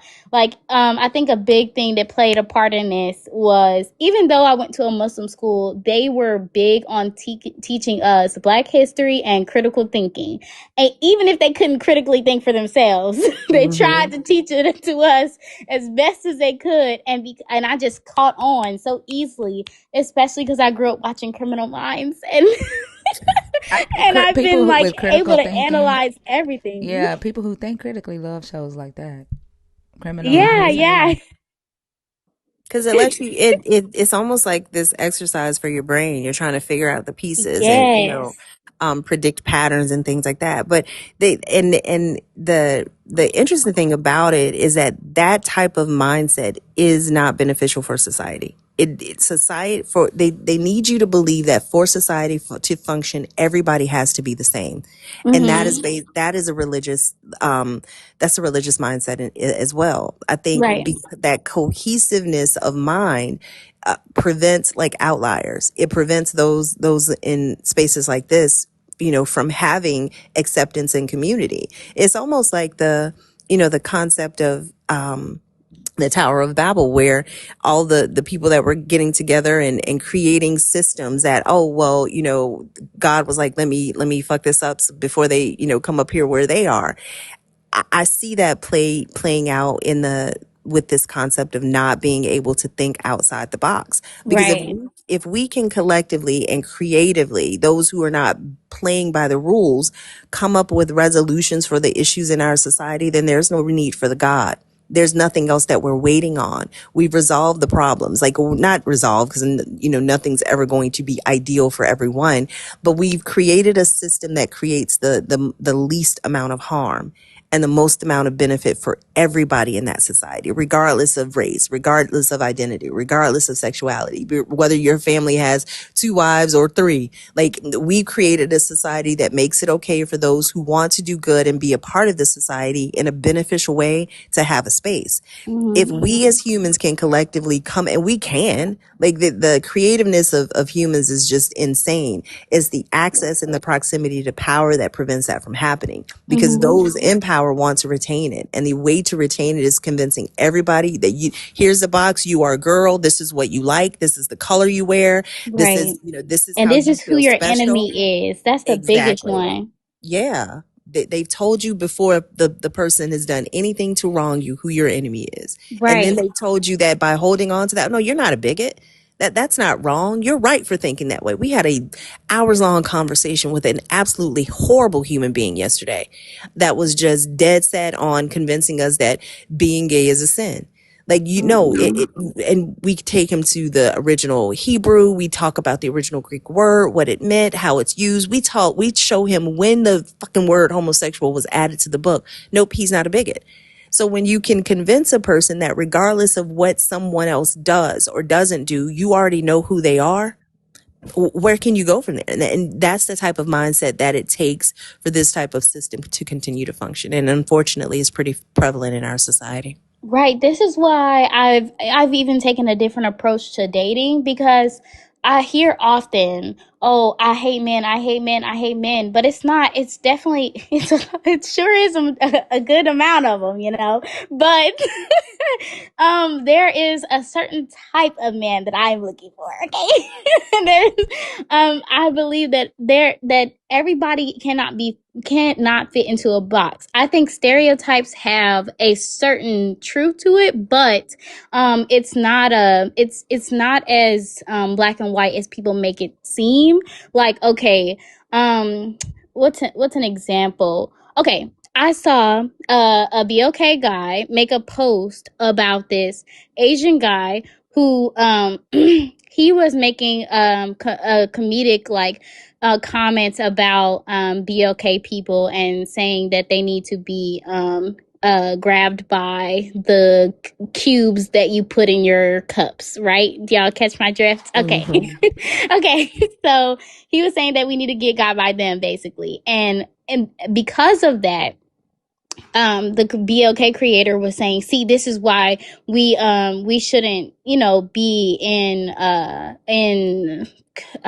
community with the Asian community. And I was like, see, this is where things get blurred, because just because this one individual did something, that doesn't make the entire community as a whole trash. Like, you can't do that. You can't say that just because this one person did something, that everybody that even looks like him is just like him. And I think that goes down to that whole men versus women conversation.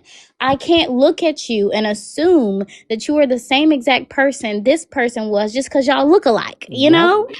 And I think that that type of separation definitely upholds this whole capitalist mindset, this whole patriarchal anything, because we're sitting up here fighting each other when you didn't take the time to get to know this person. You didn't take the time to, look at the other people in the community. Like me personally, I took the time to go to these other communities because I was tired of isolating myself and not actually seeing the opinions of other people and just going based off of what I'm hearing, I'm Right. tired of the propaganda. So let me go into these spaces and actually hear how they talking. And there was a lot of people who are in solidarity with the BLK community. So it's not all of them. And we need to stop thinking like that. And we need to go ahead and connect with the people who are like us and the people who at least want to learn. Because if you grew up in a certain space, if you grew up being told to be racist to a certain community, of course there will be some bits and pieces of ideology that you have to unlearn,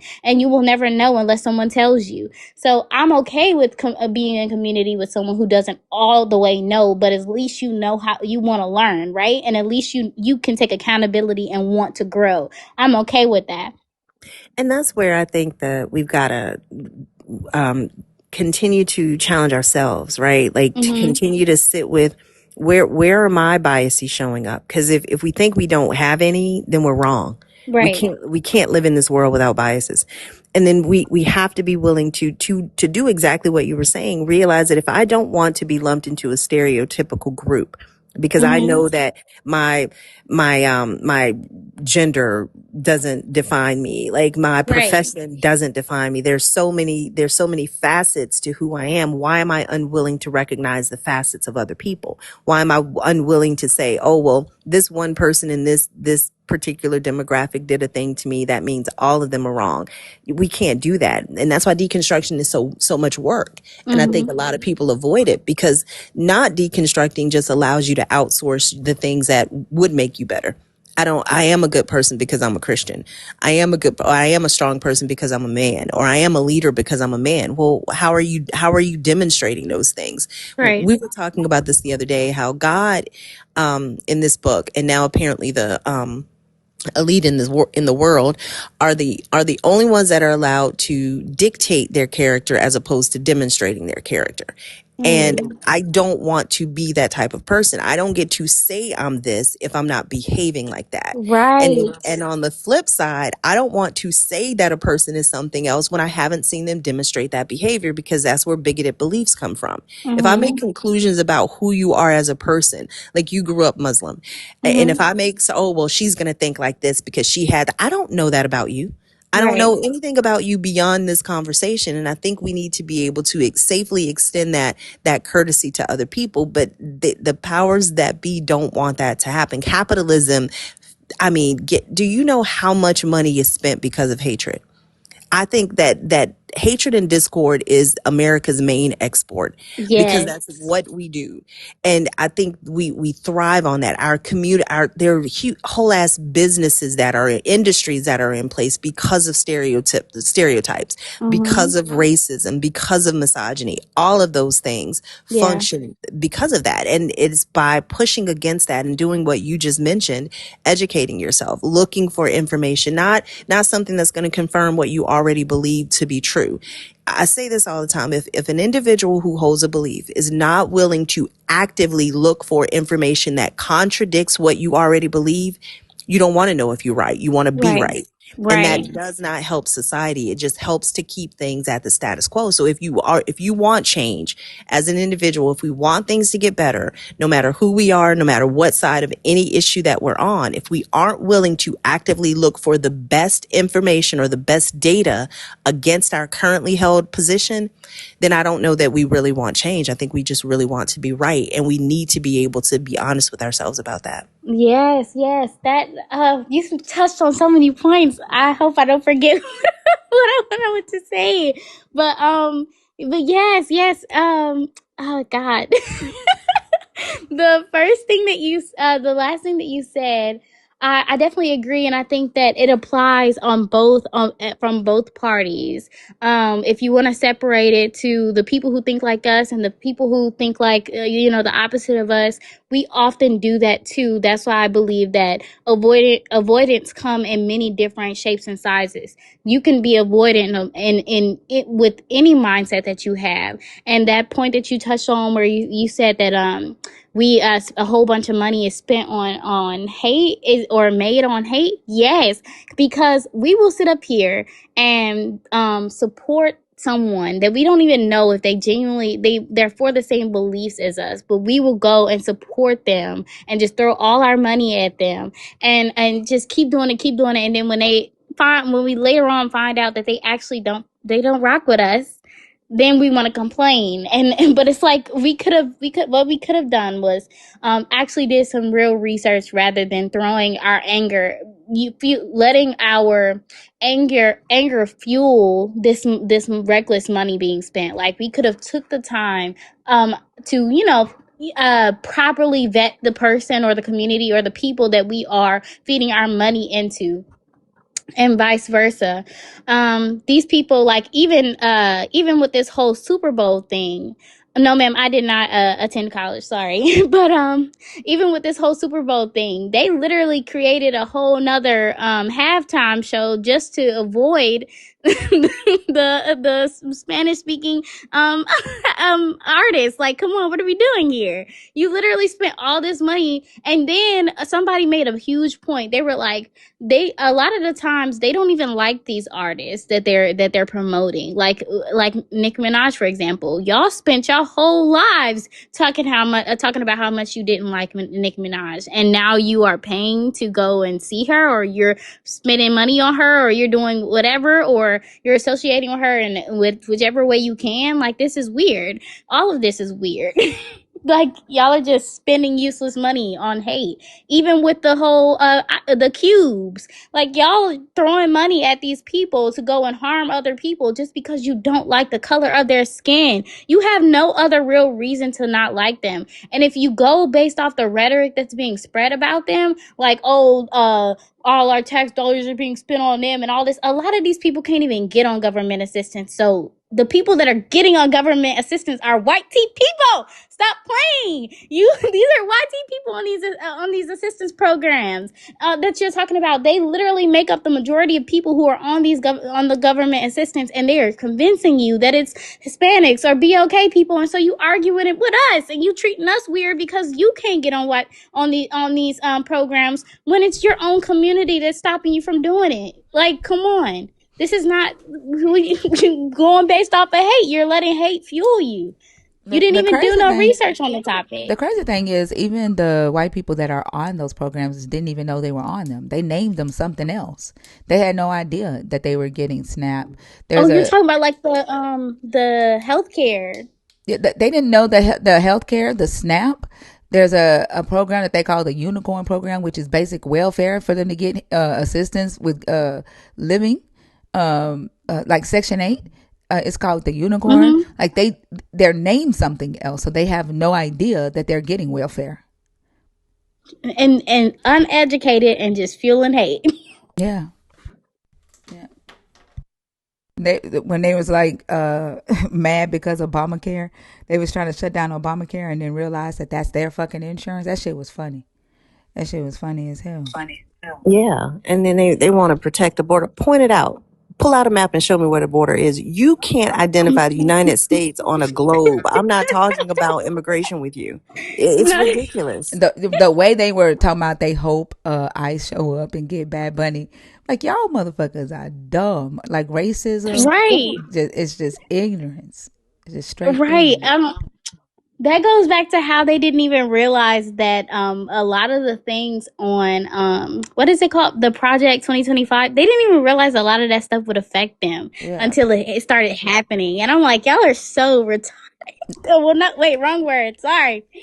Y'all are so dumb, but it's crazy that people just, I don't know, just go with anything just because that's what they're told. I think Hey, Like, y'all it do no proves research. it proves that they are not as like the white people in charge, like the white supremacy at the top, right? Don't give a damn Mm-hmm. even about white people that look like them that aren't them. Like they don't care about them. They're using them.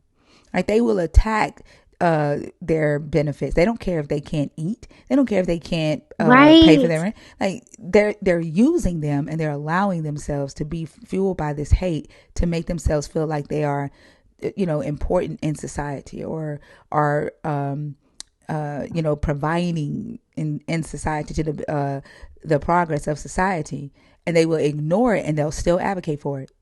They'll still say, oppress me more, give me more, as long as I can oppress these people over here.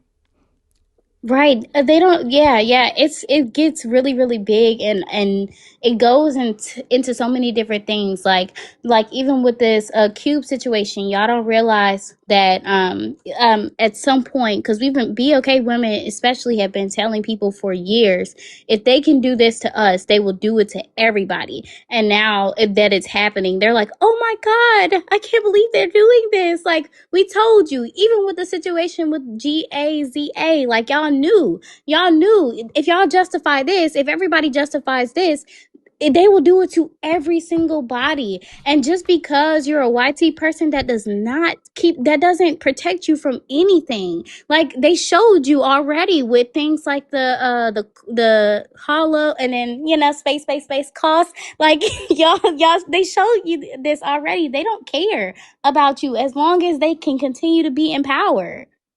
The crazy thing, when they were fighting the abortion laws and women were advocating for them, and there was this lady, this white lady, who almost died giving birth to a fetus that was no longer vital, and Mm-hmm. they wouldn't allow her to have a DNC to clean it out, and she Mm-hmm. almost died. And she was like, I didn't think that it would affect me.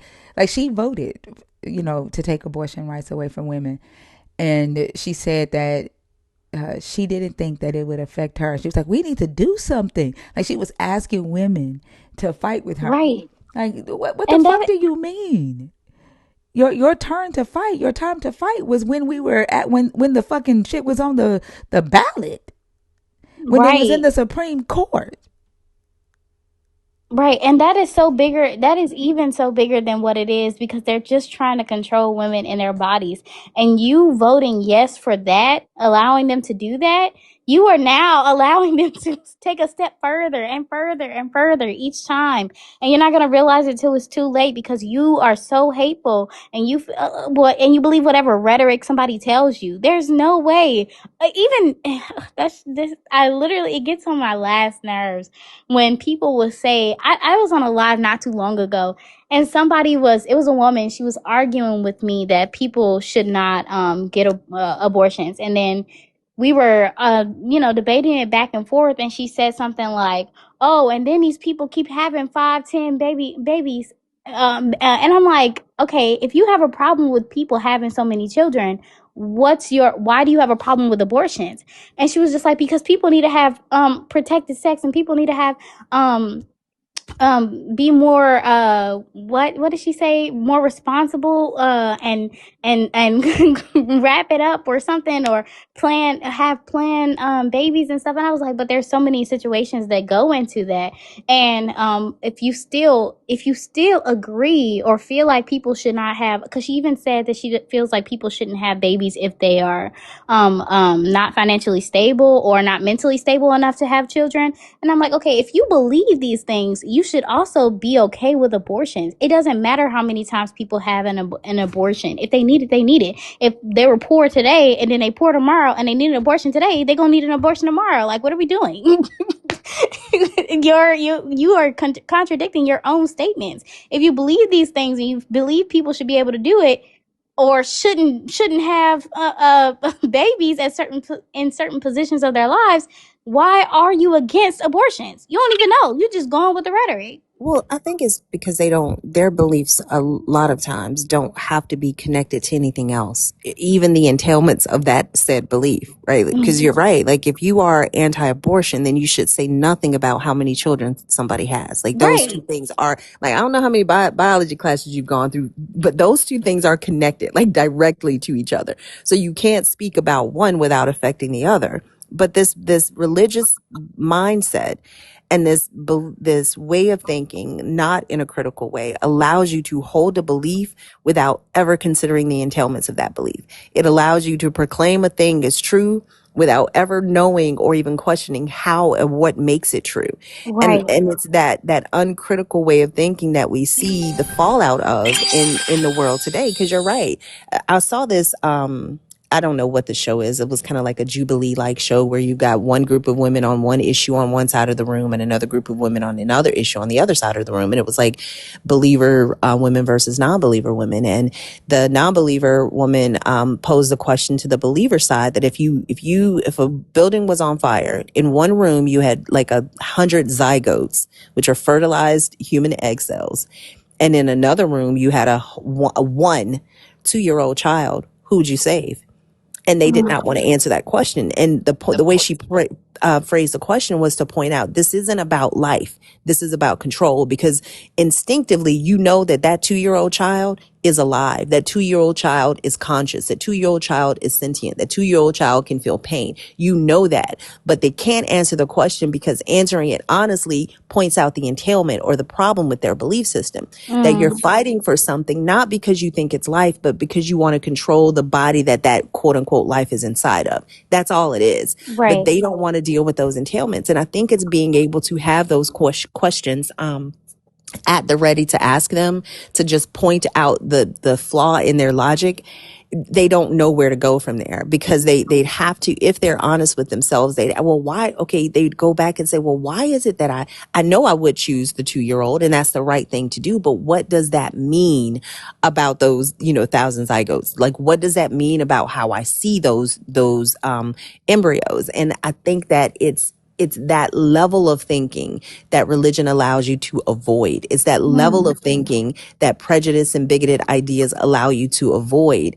And that avoidance of thought seems to be their primary objective, unfortunately. Right, right. And that goes back to, I'm glad you said the word avoiding, because I was just about to bring that up. It goes right back to manipulation and people who can't handle shame or even any form of correction. Like, you just can't handle the thoughts that come with it or the emotions that come with it, and because of that you continuously avoid the thought process. You continuously avoid or manipulate what other people are saying. You continuously project. You continuously do this whole, circle back and forth with people, even in these lives. Like, people, I've had so many conversations with people where they just want to argue back and forth, and then they'll even like switch my words around, project, and all this other stuff, and play the victim and all of that, because you just can't handle the fact that you are wrong, or you just can't handle the fact that you just said something that's harmful to somebody else,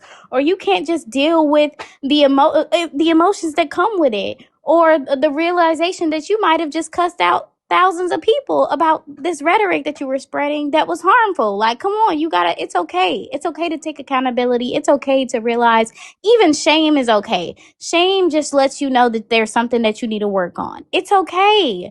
Like, you just I feel like this problem even comes up even in relationships. Like, you just can't handle the fact that something you did harmed me, and because of that you're not going to ever fix it. You're not going to ever think about it long enough for you to change your behavior, because you can't deal with the fact that you just did something to somebody. Because people tell you every single day that it's horrible to harm somebody. People tell you every day that it's shameful to do certain things. And I think that because we shame so many behaviors, no one is allowed the space to grow. like, let's go to, I don't know, this is a bit on the younger side, so I'm not sure if you guys know about any of this, but there was this well-known streamer, and he did something, he committed SA to a girl, right? And once he told his story, his side, and she told her side, it was very clear that there was a bunch of coercion that went into this. And because of this, a lot of people don't want to be associated with SA. They don't even want to be associated with someone who has with the title of harm that goes in this. And because of that, they can never look at their behavior, and they avoid accountability.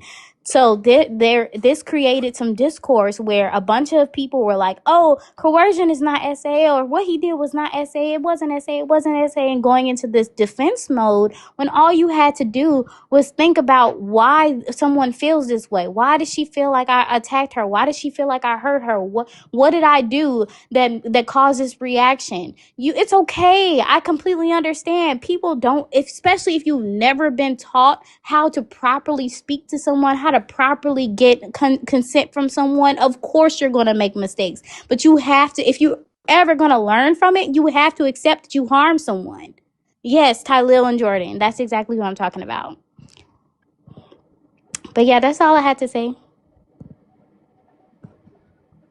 It's been great chatting with you. I didn't hear the whole conversation. I just came in about an hour ago. But yeah, like I would say, keep studying, keep researching, keep learning, keep growing.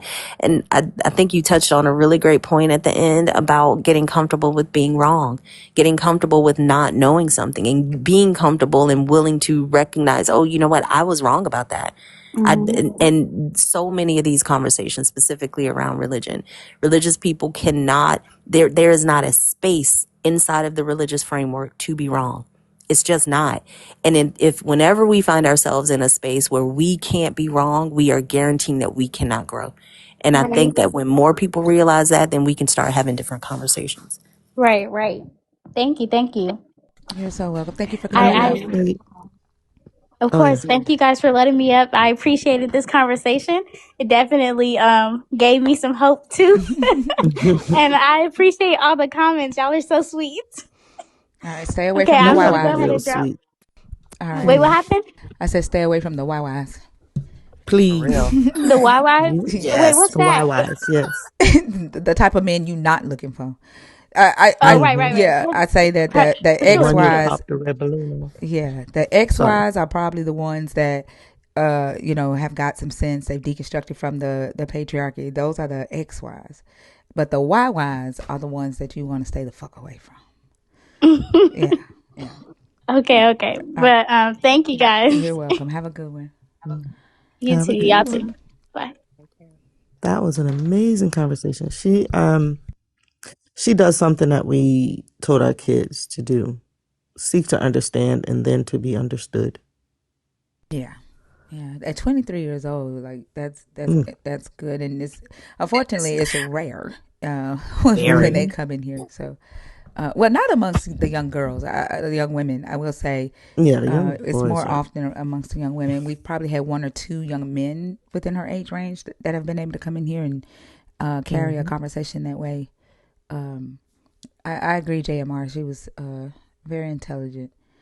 If you are a believer in the God of the Bible, deconstructed or an atheist, y'all, the guest box is open. Goodness gracious.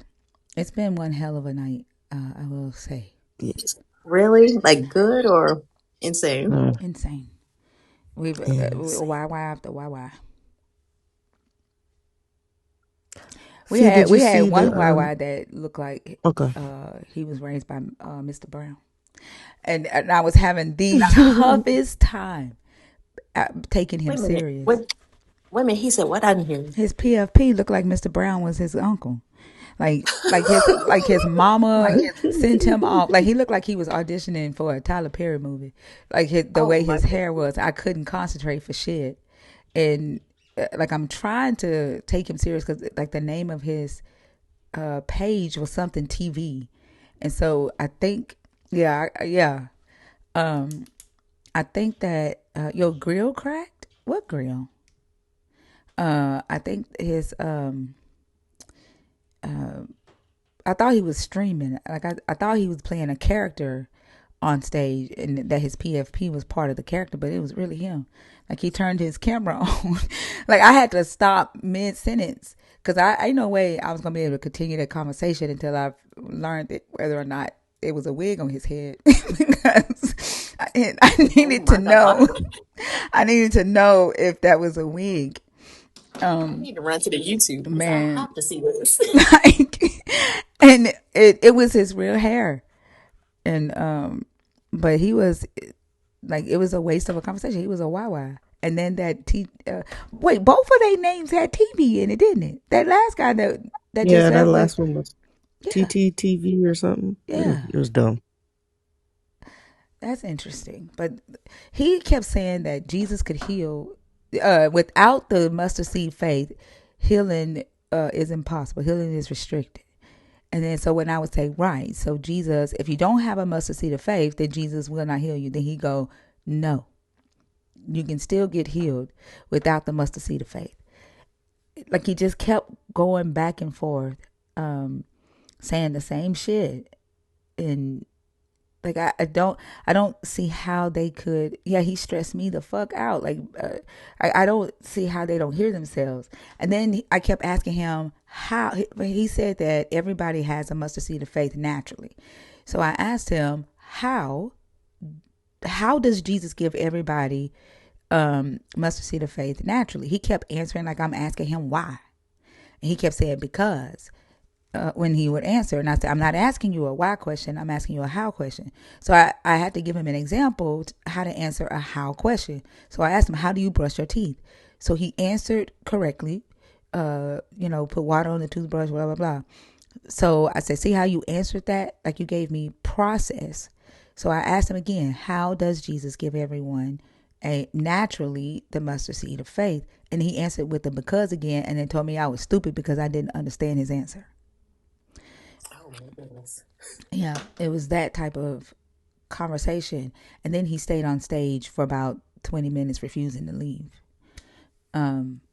But like the amount of low ball conversations, I said I can't do it anymore.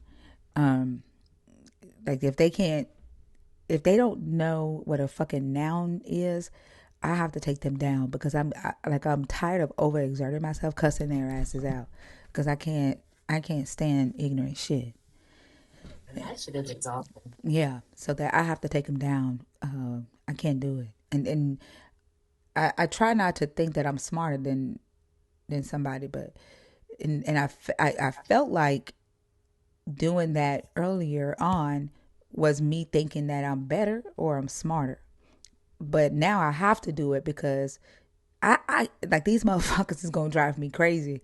Me trying to include everybody in conversations that they really can't keep up with. So like I don't. That's why colleges have admission tests, right? Like there Right. has to be Hmm. a certain level of proficiency established before you can come in. And it's not about being elite. It's not about being any of those things. It's just about being able to effectively communicate.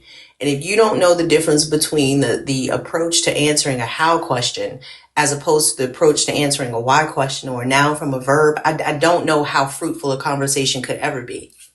Yeah, like this. One of the motherfuckers didn't even know what adultery was, but bring up a scripture about adultery. He had no idea that adultery was for married people. Like, you shouldn't be talking to me about this shit. Like, I don't know. What's up, Stoic? Good morning, everyone. Hey, Stoic. How are you? I am well. That conversation was really good. Really Yeah, good. Uh, can't really think of a better. If I've got to wake up at 4 a.m. because my body is doing its thing, then I'm glad I got to hear that. So I do apologize for not getting you the Stranger Things conversation sooner, if I'm allowed to go straight to that. yeah. Go ahead. Okay. So just like real quick, I set out to just remind everybody I had off work at the end of the last year and set out with an ambitious goal to restart Stranger Things and catch up and watch the finale with my kids. And so they had watched it separately, and I started the first, second, and third seasons, and I didn't watch it with them because they were just so much younger. and they've caught up on their own and watched it independently, and then they've watched season 4. They watched that together when it first premiered, but I held back and wanted to wait for all of it. So I got into it. I restarted when I started my break, and I watched the finale with them on New Year's. If you look at my heart rate data at the time, like I was just in restored mode. It was really fun to just sit there and have them on either side of me. And it's not often I get to see my 18-year-old son gasp, whenever Steve was on the edge there, and that's it's my son's boy. So he was like, oh, they were saying on the internet, so he Oh, was they say all don't into do. it. And They my say don't give daughter, spoilers though, because some people haven't oh watched no, the last I episode. won't. I won't Oh, give okay. any spoilers. I promise. I promise. I was just there was a little bit. People probably won't be surprised to hear that it was intense at times. Um, so we really liked that. It was awesome to be able to take the time at the end of the year and binge through that, and watch that with my kids. And I managed to get a lot of other stuff in there that was distracting my mind through that time off. And my daughter liked having me at home because she doesn't like the winter breaks away from her friends. So I just watched a lot of stuff and hung out with my kids and listened to a lot of great conversations on TikTok, and lots of YY men in there as well. Um, the I told you yesterday that I had another conversation. It was really interesting. I have most of my Oso's topic yesterday was interesting with non-believers. What is your how do you deal with believers on a daily basis? And because of my vision impairment, I don't drive, and so I'm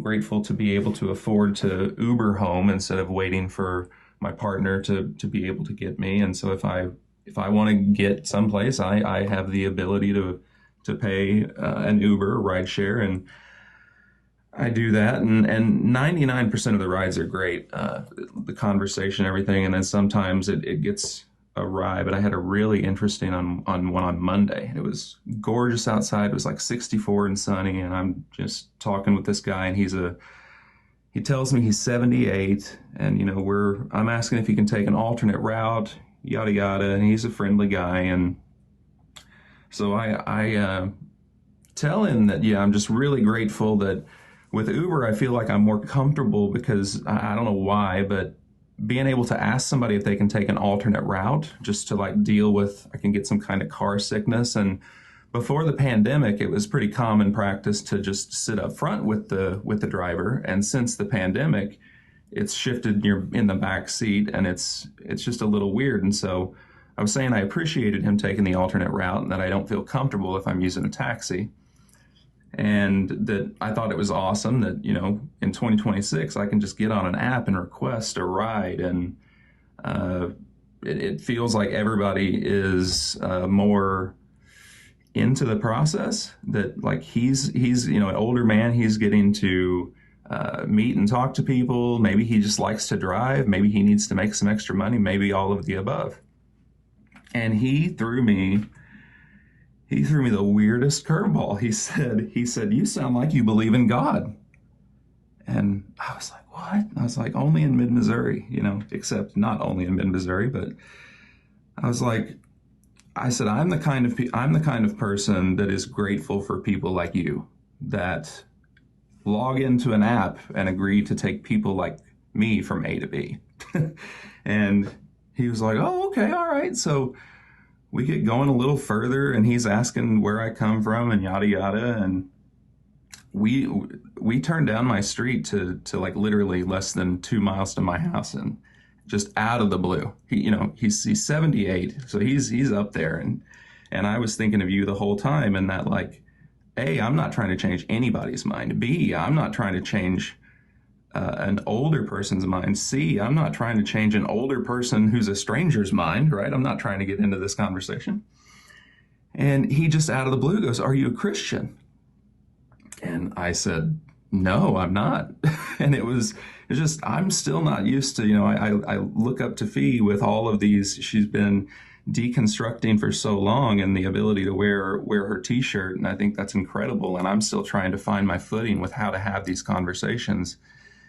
in a world where I've not, again, we grow up where we grow up, and these kind of, as to sort of what the last guest was saying, these conversations are pushed back on generally, especially when you're younger. And I said, no, I'm not. And he just in the brightest voice goes, well, that's okay. I was like, well, yeah, I'm thinking it's obviously okay. I'm still here. And the very next question, he goes, but you believe in God. And I was just like, no, I don't. Like, I just, and he goes, well, that's okay too. I was like, wow, there's just the radical acceptance here. I was not really ready for it. And so he went on a little further, and I just told him, I was raised Pentecostal, and I have been asking lots and lots of questions for the last couple of years. And he turned back as he was dropping me off. We go, I really wish we could talk more. And I'm like, I'm really glad that we are at the end of this journey. Because I really did not want to, and I know we can have our own boundaries and express our own boundaries there, but if I get paired up with him again, it could definitely make for some interesting conversation. Yeah, that's pretty cool, especially for someone 78 years old. Like normally, because their generation, it was really brought into religion without the ability to question, and not having a lot of people around them questioning or being atheists. I think it was pretty cool for him being so open and accepting. Yeah, there was no malevolence in his voice, certainly, when he said that. Just one other quick thing, and my daughter, this happened about a month ago, but we're all on Google Play and in the group, and so with my children being younger, and I approve the apps that she gets on her phone, and she just sends me a request and I approve it. Well, she requested a Bible app the other day, and I was like, oh man, like what in the damn hell? And then so I was like, all right, approve it. She's 14. She'll want to have a conversation about it later tonight. It's the Bible. You've had conversations. You'll figure out what's going on. And so I see her that night, and I'm like, hey, I approved your request earlier. And she goes, yeah, thanks. She goes, I just figured what better way than being able to make a point in a debate than being able to go straight to the Bible. I go, well, yeah, I guess it's good to be prepared. Who is she debating? So, who knows? Who knows? Again, she's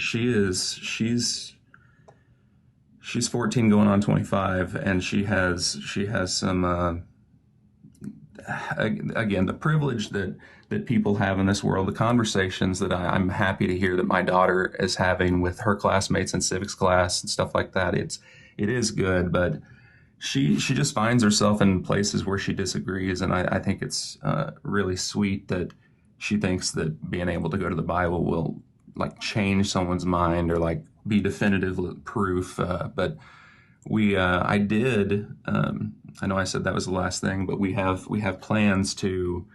I went ahead and I have a new Oxford Annotated Bible, third edition from when I was in school, and I saw that the sixth edition is coming out in June, and so I may have been a little elevated one night and decided to go for broke and ordered the leather bound, really nice edition, and so that's coming, and we're gonna go. She and I are gonna go through the third edition I have and mark it up, do some study and mark it up with from like the Bad Bible spreadsheet, and but really dig into it, and to that point just study more about it, because again it's around us every damn day, and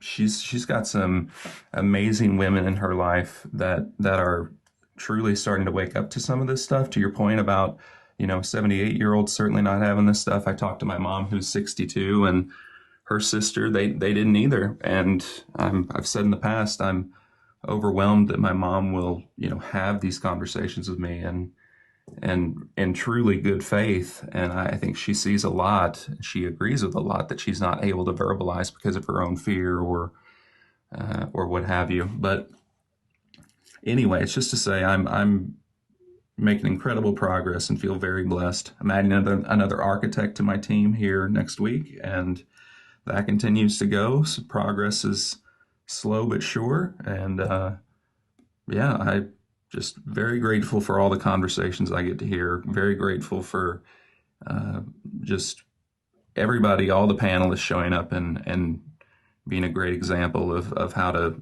be respectful and set and exercise boundaries.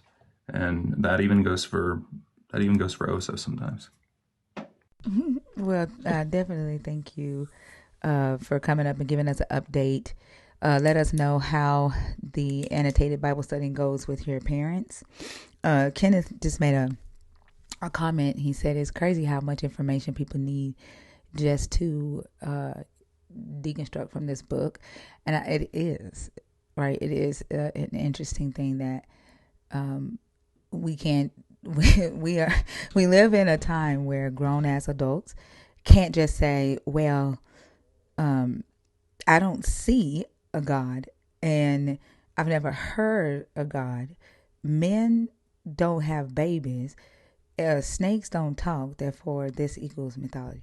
Like people don't raise from the dead after 3 days. Like we should be able to, but we don't, and we need this. We need a lot of information to be able to debunk that shit.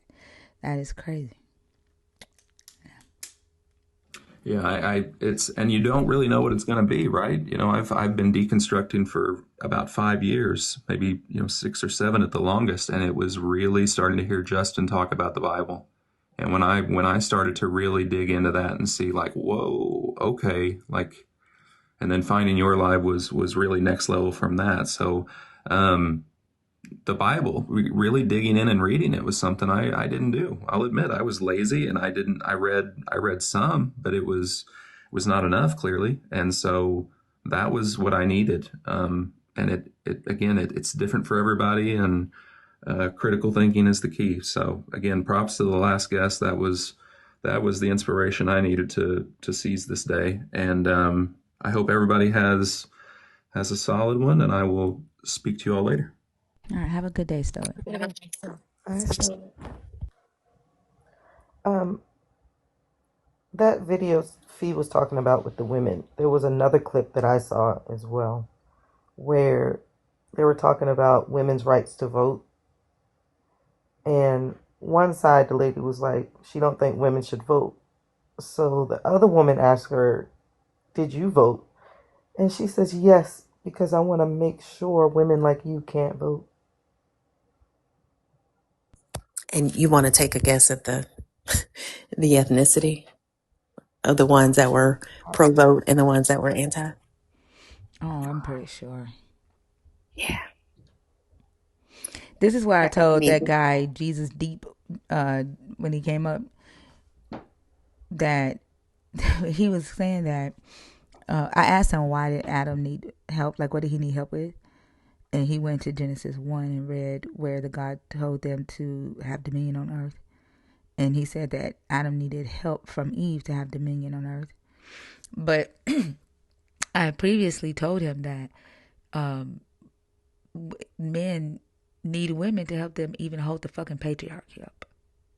Like they can't even keep the patriarchy going without a woman advocating for that shit. Because if women band together against the patriarchy, that shit would fucking fall. And I said, like, you even need a woman to help you oppress her. Can't do it yourself. And so he said, not true. And he went, when I asked, I said, well, what did Adam need help with in the garden? And he went to that scripture. And I said, basically what you are saying is exactly what the fuck I said. If Adam was given the command to have dominion on earth and he needed Eve's help to have dominion, that's what the fuck I just said. And he couldn't even realize that he had proved my point, even saying that Eve had to help Adam subdue the earth. Like women voting against their own interests to help men because they think it's going to give them proximity to power is what holds up the patriarchy.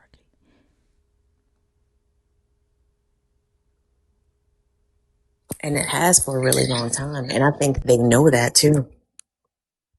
Yep. Yep. Twin and Anike, are y'all in the box on purpose or on accident?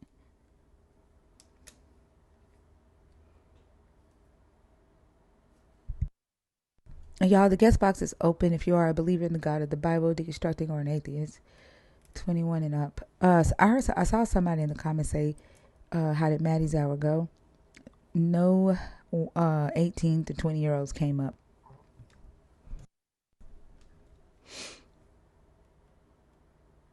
I tried to give her the last guy, but he was just his first response to the God of the Bible being deceptive was he can't be deceptive because he don't want sacrifices. And I let it go on. Right. I let it go on for a little while. It went on too long. And so I asked, what the fuck does your God not accepting sacrifices or not wanting sacrifices have to do with whether or not he's deceptive? He said that proves he's loving. What, motherfucker? What does being loving have to do with being deceptive?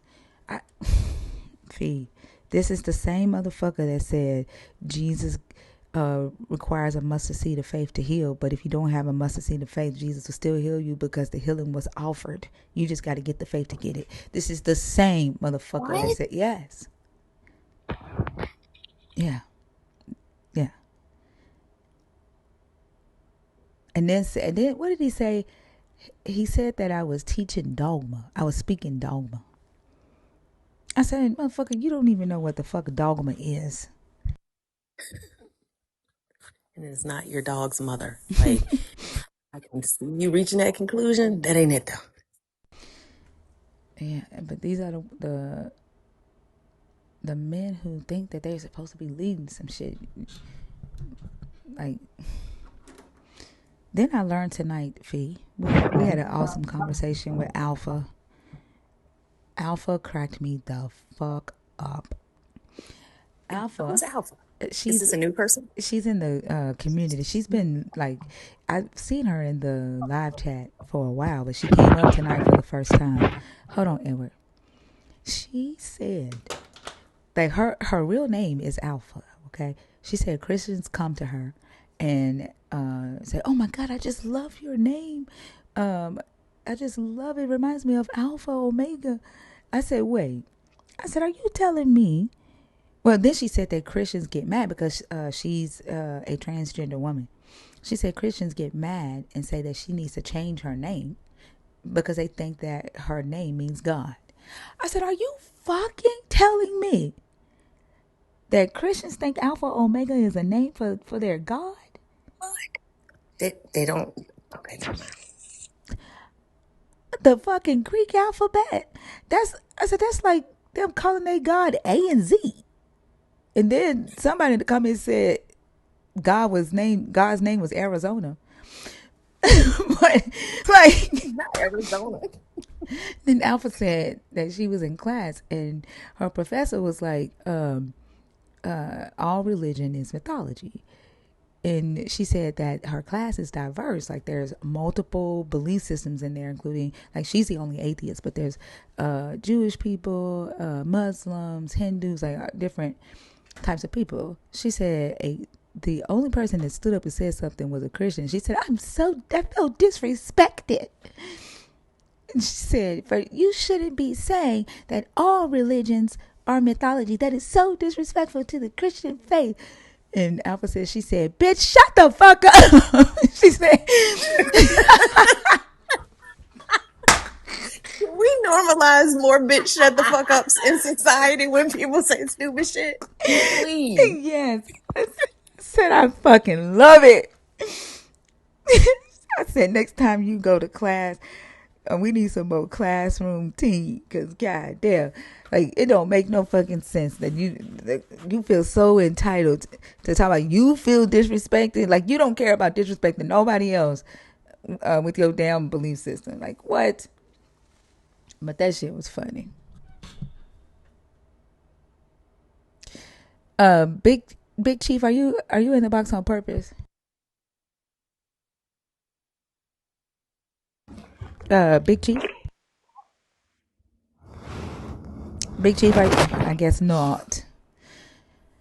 All right, y'all. The guest box is empty. I guess Twin and Anike are not in there on purpose.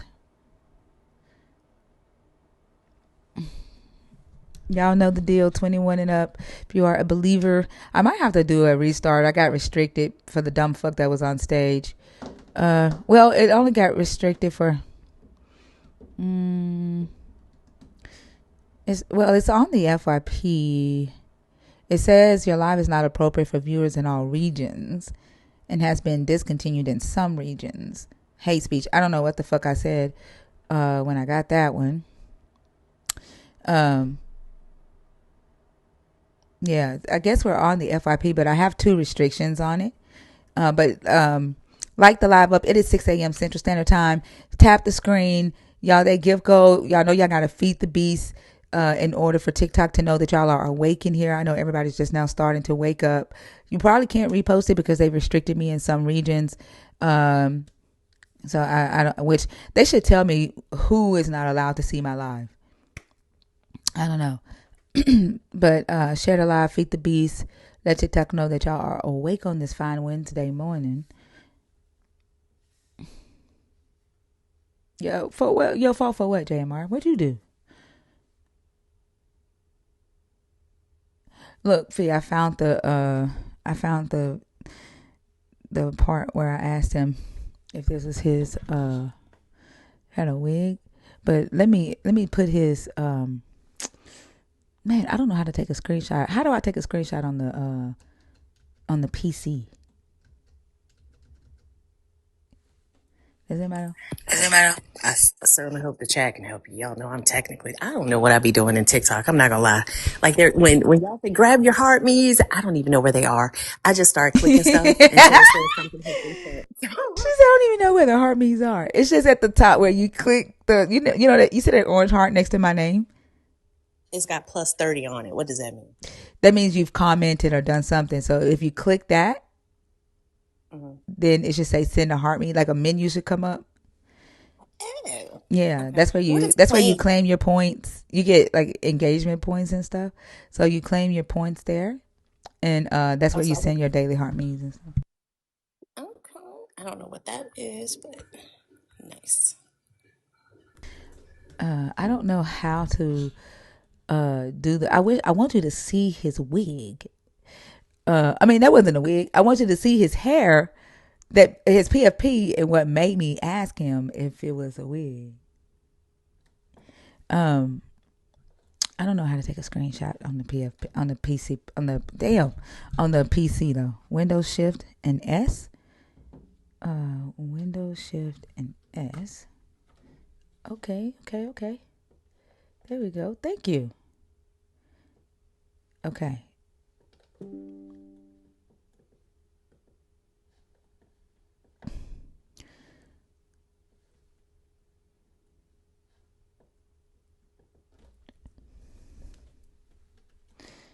Let's see.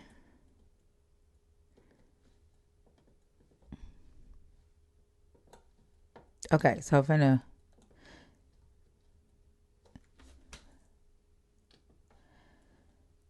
All right, I put the screenshot in the Discord so you can see what his PFP looked like, and then I felt like I was gonna cry. I felt like I was gonna cry because I was trying to hold back my laugh. And it is still another man. That was the law back then. He is not talking about respect the body of a woman and don't look at her big ass. Okay.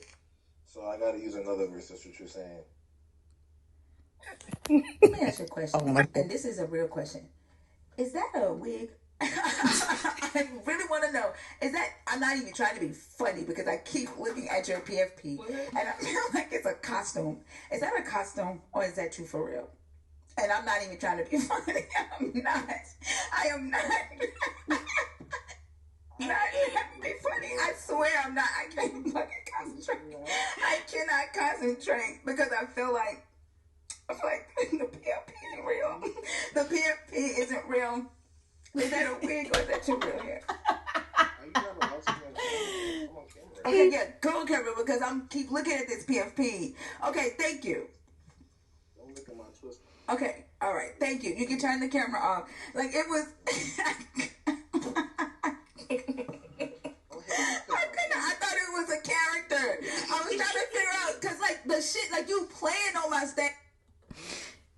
that the PFP, don't it look like he was raised by Mr. Brown?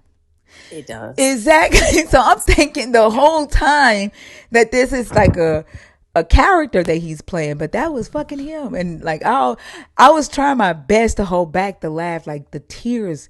My eyes had tears in it. Like I was laughing so hard I wanted to cry.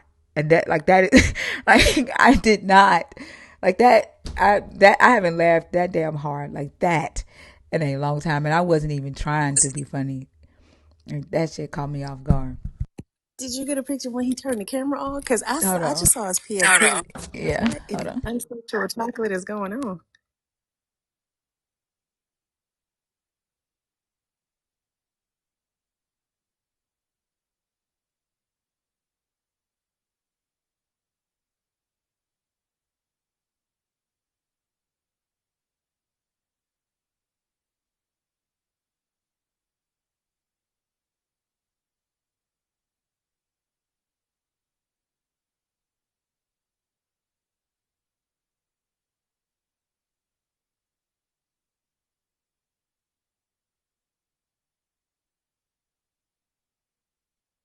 See, there you go with the camera on.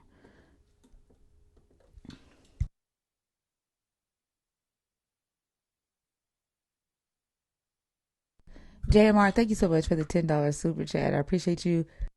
JMR says, "Did someone order some shut the fuck up? Cause I can fix that." Yes, please. Right. Yeah, I'm not gonna lie. I mean, his blowout is nice, but I Yeah. wasn't prepared. Yeah. Like I don't know why he like the PFP just looked like yeah, like Jerome in the house or something. Like he was trying to go for a 70s. I don't know. But that shit was bothering me. And like I couldn't even go any further no more until I knew whether or not that was a wig or not. Y'all, the guest box is open. I don't know. Should I do a restart? Um, I don't know. Are we in here? They said we on the FYP though. Yeah, it's like what 580 something folks in here. Y'all come up here and have conversations. Don't be scared. Just don't be an asshole.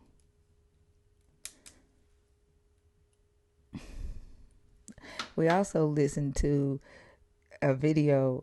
Did I send you the video of the lady that was saying, "In my mind"? Did I send that to you? Oh my bad.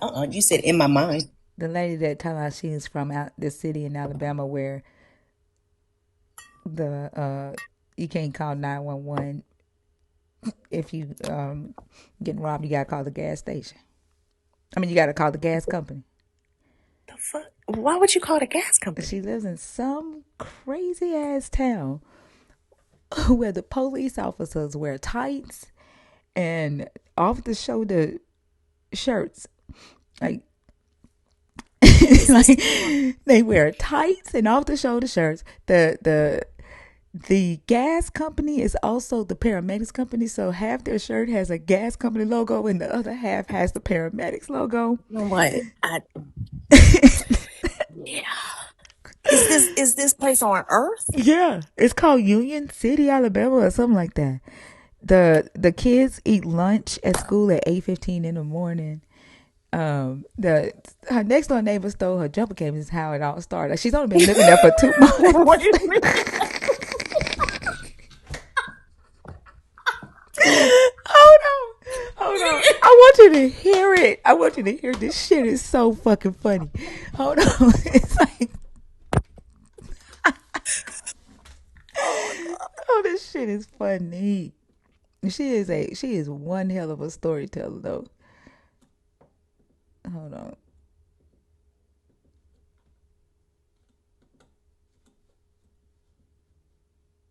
I just moved to not too long ago, and I gotta get the fuck on. Y'all already know it's a true story. It's therapy, and it's helping me. Alright, so boom. Now, last night I had to call the police on my next door neighbors. Now I got a ring cam. Everybody got to know I got a ring cam. Let me just tell you how fucking weird it is, alright? Let me tell you how weird it is. Now I got a ring cam. So My neighbors, they live in number 23, not number 25. I'm talking about number 23 this time. All right, so I seen on my rent cam. Go ahead and put this out too. Everybody in this motherfucking town look alike. Nobody look different except me and my motherfucking children. Everybody else, no matter what color you is, all these motherfuckers look alike. They look just like the thing from Cloud with a Chance of Meatball. I don't know what the fuck going on by kids. You know, this shit is motherfucking odd as fuck. They got some odd ass faces. But anyway, but to them, it's the fucking same. So boom. So my camera picked up. They, you know, I'm whispering too because they can hear everything. Like I said, these walls are paper thin, super thin. Like one fucking knock on no damn wall, I'm in their fucking living room. So I don't even touch my wall. But anyway, so my camera, my ring cam showed me one of their asses, you know what I'm saying, going in my car, taking my jumper cables out. So before I even called the police, I had opened the door. I said, hey, put that shit back now, nigga. So whoever it was, they were like, fuck you, whatever. I don't know what's going on. They were like, fuck you, close the door. You know what I'm saying? They jumped in their car and they left. So boom. Now, I ended up calling police, and I'm going to tell y'all real quick about this town. When you call, you can only dial 911 here in this town. Man, God, no line. You can only dial 911 here in this town if, you know what I'm saying, you got into a real bad argument with somebody or somebody done stole your shit. Other than that, you gotta call the fucking gas company. No matter what it is, you gotta call the gas company. I'm gonna tell you how I know to get to that. Just hold on. So boom, ended up calling the police. And I told them, you know what I'm saying, it was like, you know, it's 911, what's your mercy? I said, shit, my neighbor in number 23, they stole my jumper cables. So boom, they ended up sending the police officer over. It's another thing, I cannot fabricate this for nothing, kid you not, alright? No, seriously. The police is here. This is they what's up with y'all uniform? Their uniform, I kid you not, they dress like hoes, straight hoes. They police officer outfits are fucking hoe outfits. The shirts, like, they uniform shirts is like this. Kid you not, but the shit drape. You know, it drapes off their shoulder, like it falls off their shoulders. No lie. And they have police on this shit, whatever. And then their bottom is tights, and it say, I ain't gonna say the county police department, whatever. And they fit it, whatever. So boom. So the police came, you know what I'm saying, putting up their damn shirt, putting up his shirt, putting up over his shoulders. Yes, what's going on? So I told him, they ain't getting nothing. But I was like, I told him, you know what I'm saying, they stole my jumper cable. So he was like, okay, do you have a cell phone number? And I was like, they right next door. Just go next door, you know what I'm saying, and tell me, you know what I'm saying, whoever it was that drove off in the car, bring my shit back. So the officer ended up going knocking next door. Let me tell you, in my mind, it's a head. I believe everybody's some kid. I don't know. The heel have eyes, something wrong. Kids, you not got no idea. The bitch next door hollered. I said, ain't nobody here. Go ahead, leave. Ain't nobody here. Here go the officer. Oh, put up it. Can you just open the door up? We want to talk to her. Can you please tell the person whoever took her jump cables to bring them back? I don't know why, but that's how he sound, but he's not gay. Anyway, so the neighbor repeated number 23. We not here. So in my mind, I'm like, damn, what the fuck I got myself into? So boom. So anyway, he was like, so ma'am, do you want to file, like, press charges? I was like, fuck yeah, but I'm saying, also, I just, you know what I'm saying, I gotta live here, my nigga, I don't want no problems, just tell him to bring back my cables. So in the midst of saying all this, the dude drove by real fast. Boom. I said, there you go. There his ass go. There you go. There you go. So the officer, he running.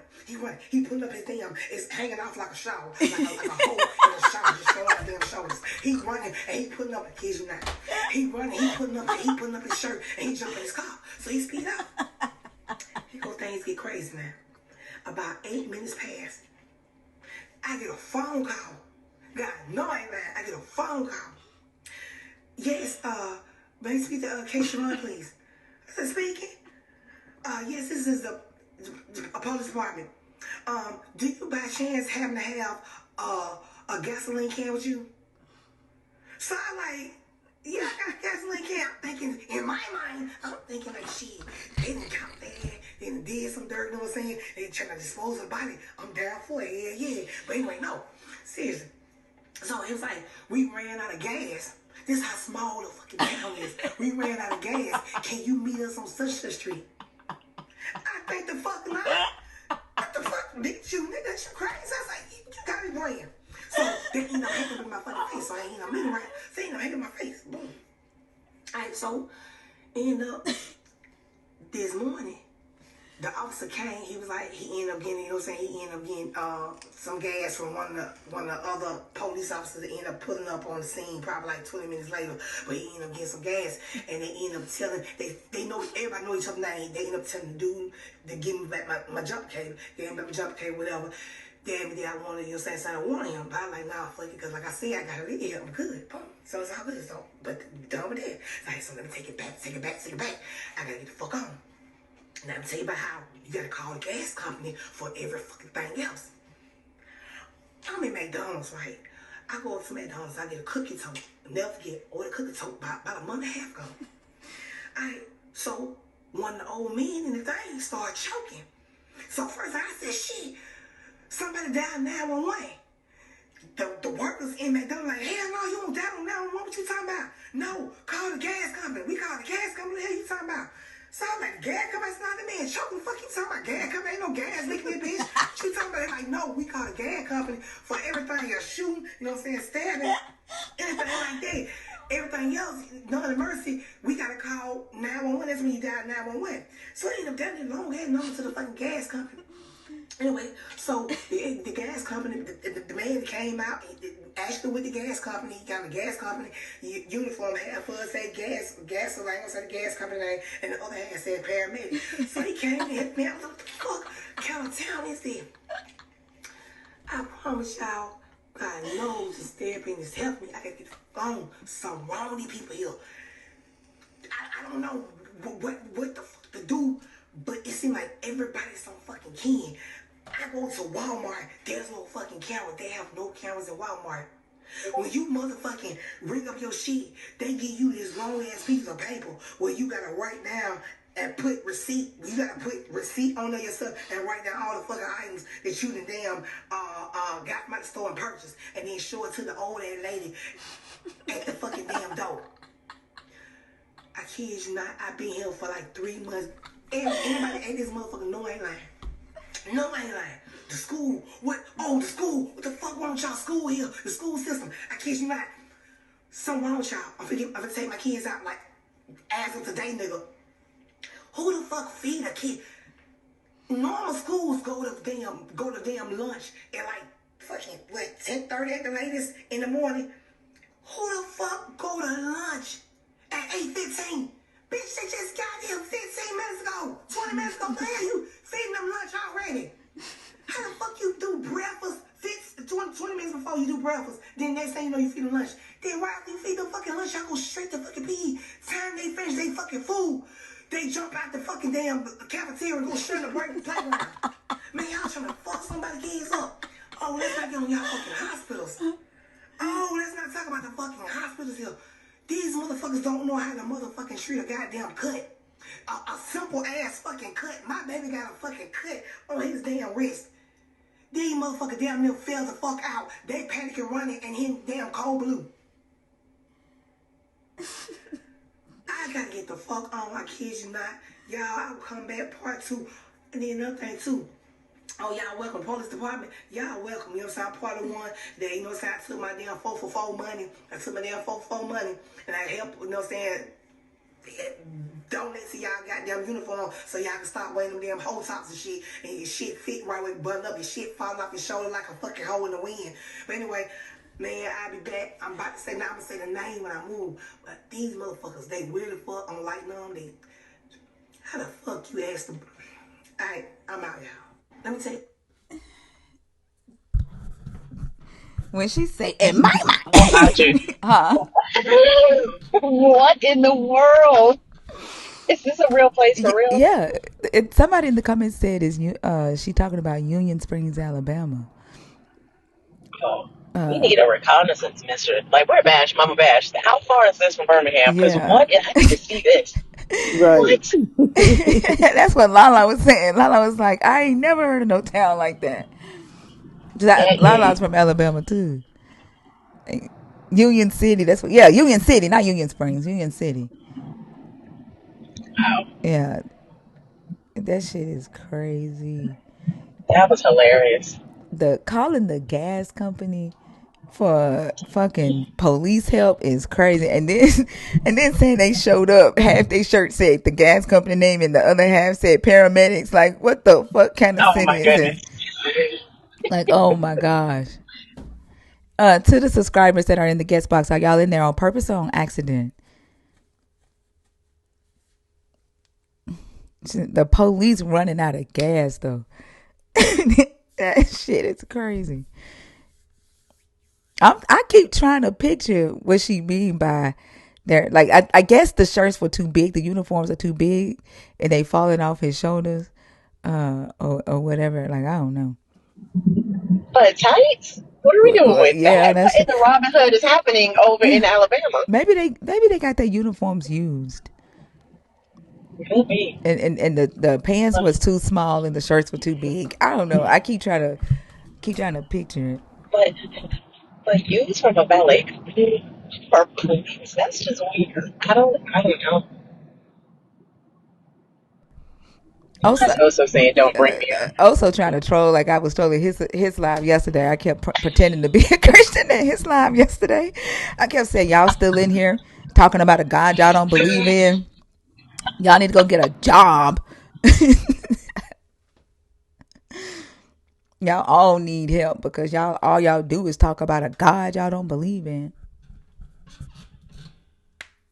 Yeah, like that's what they always say in the live. Um, what was I getting ready to say? Like, y'all be petty. Um,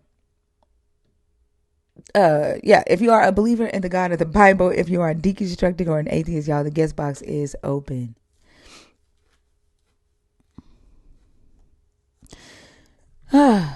Yeah, she's a really good storyteller. Oh, she really is. Yeah. I want to know where she got that in my mind. Like, what in the world make her start saying that in my mind? Then she said, God, no, I ain't lying. God, no. We used to, when we were Was younger, she huh? was she a believer? Oh, I don't know. Uh, she just requested up insurance No, that's on her this TikTok morning. page. Oh, I thought that was a guest from in here. Okay, I No. was confused. I thought so. The laughing. I see. I thought the laughing in the background was you. Yeah, that's me. Yeah, that was me laughing. That was me laughing right Okay, now. I kept. Yeah. See, I thought you were playing you know how you roll the YouTube back from earlier in the night? I thought this was a guest that came up on stage. I completely told somebody in the comments the wrong thing. So, Oh yeah, no, oh my that goodness, that's hilarious. yeah, no, that was a video that was on the FYP. But when we were younger, we used to say Jesus no, so that people would know that we weren't lying, and we would like say Jesus no. We would have to say Jesus. Even my mama would make us say Jesus no. We would be like Jesus no, but if we were lying, we say Jesus knows, and then in our head we would picture Jesus's nose, so that we wouldn't be lying on Jesus. Like we Oh had. my goodness. Grana, are you in the guest box on purpose? Oop, I didn't mean to take you out, Grana. I was trying to not done yet.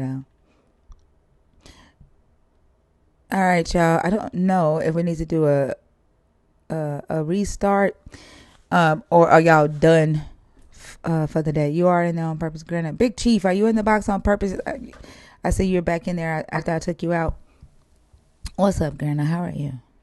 Oh my gosh, I have a story for you. This is hilarious. What's up? I work for a gas and electric company, and one time a guy got a call from a lady because she needed an ambulance.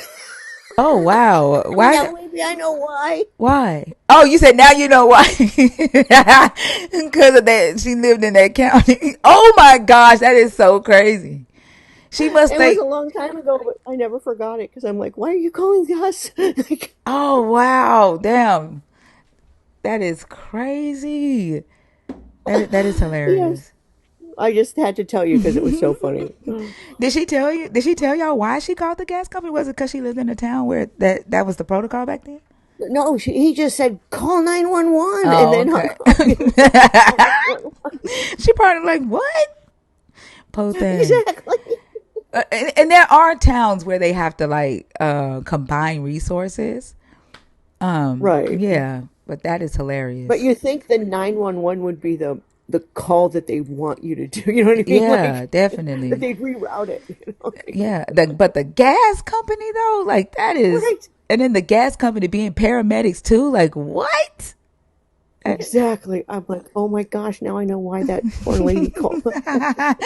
That is funny. That is, All right. Well, you guys are awesome. Thank you so much for everything you do. you're welcome, Grana. Thank you for coming up. No problem.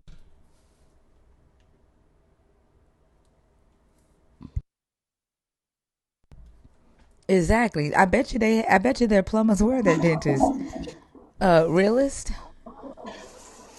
Realist, are you there? Big Chief, I'm gonna take you out. I'm not getting a response from you, so I don't know if you're in there on purpose, but it keeps throwing you in there.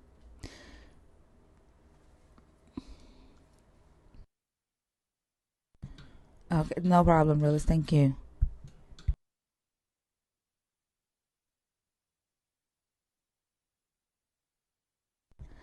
All right, y'all. The guest box is open. Mm. I was able to repost when I came in around 5:30. So when did the restriction end? The restriction, I don't know why. It just says live is discontinued in some regions. And it's been restricted for some audiences. I think I need to do a reset. Um, I think it's when I was going off and I was asking oh boy to leave the stage, and I was like going off on him because he wouldn't leave. I think it's because of that. And I did like I haven't called anybody a dumb fuck, all night until his ass came up. And like I'm trying to get away from using that word because that's what triggers the AI.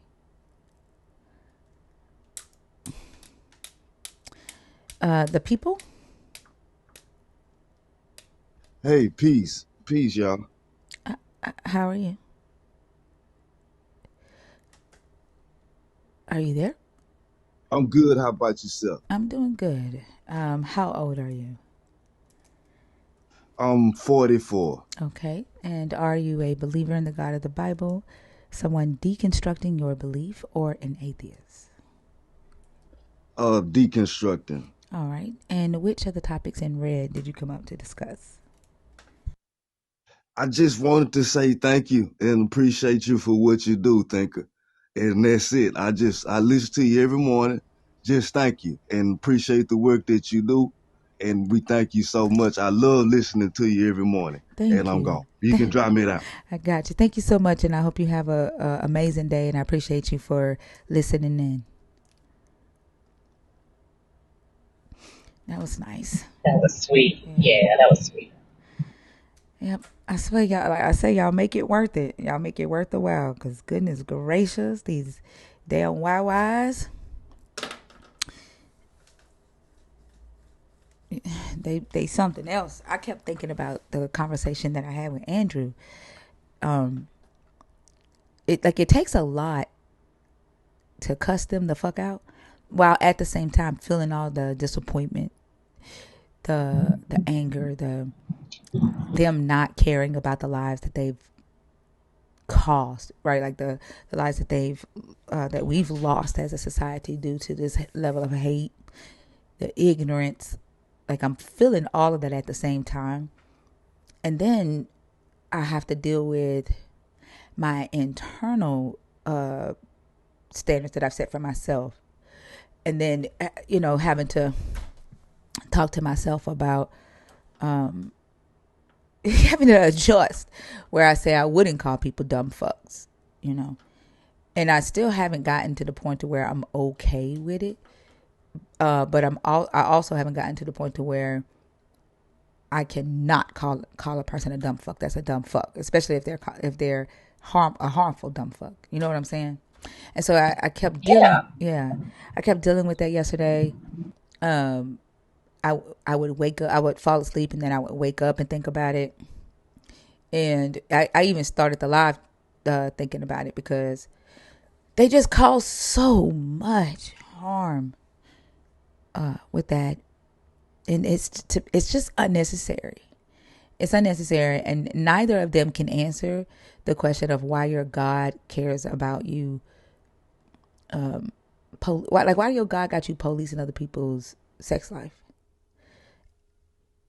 and why is that so important to you to do, to condemn, when there's so much more shit that we could be focused on, the murder, the genocide, like the crime, that the things that actually causes harm.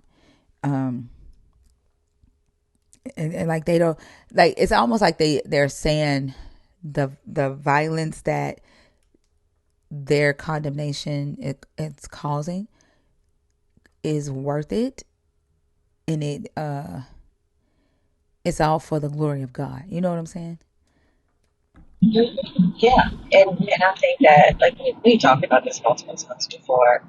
I think it just makes the clarity that we see their nature with that much brighter, right? Like if I hold a belief system about a group of people, which in and of itself right there is problematic because there's no group of people for which one thing is universally true. Not from a standpoint of personality, not from a standpoint of character, not even from a standpoint of behavior. So if you are holding a belief system about an entire group of human beings where it in that you think that all of these people are exactly the same, they behave exactly the same, they deserve the exact same treatment, you are a bigot. Full stop, period. Now what they do is they try to rationalize why. They try to put their hatred, put a divine jacket on their hatred. But that is stupidity, and it is. I mean, I get it. Like I don't like calling people dumb. I don't like calling people stupid. I think the behaviors and the choices, the impact of those behaviors have to be called out because it is causing harm. Like, I'm not going to stay silent just because your feelings are hurt by the reality of your belief system and what they do to other people. And it's so frustrating that you have folks like Andrew that are so like confidently cold, like just unempathetic and proud of it, wearing that lack of empathy as a badge of honor. And I think he gets off on just trying to incite people and to respond to his ignorance in that way. And he needs to be called a dumb fuck because he is one. And the fact of the matter is that he can say all these things about members of the LGBTQIA community and not point to one single solitary action that these people have done to cause harm. But when we do that to him, then that means that we're bad people? No. Like, we're folks don't want to speak truth to power. They don't want to call a thing a thing.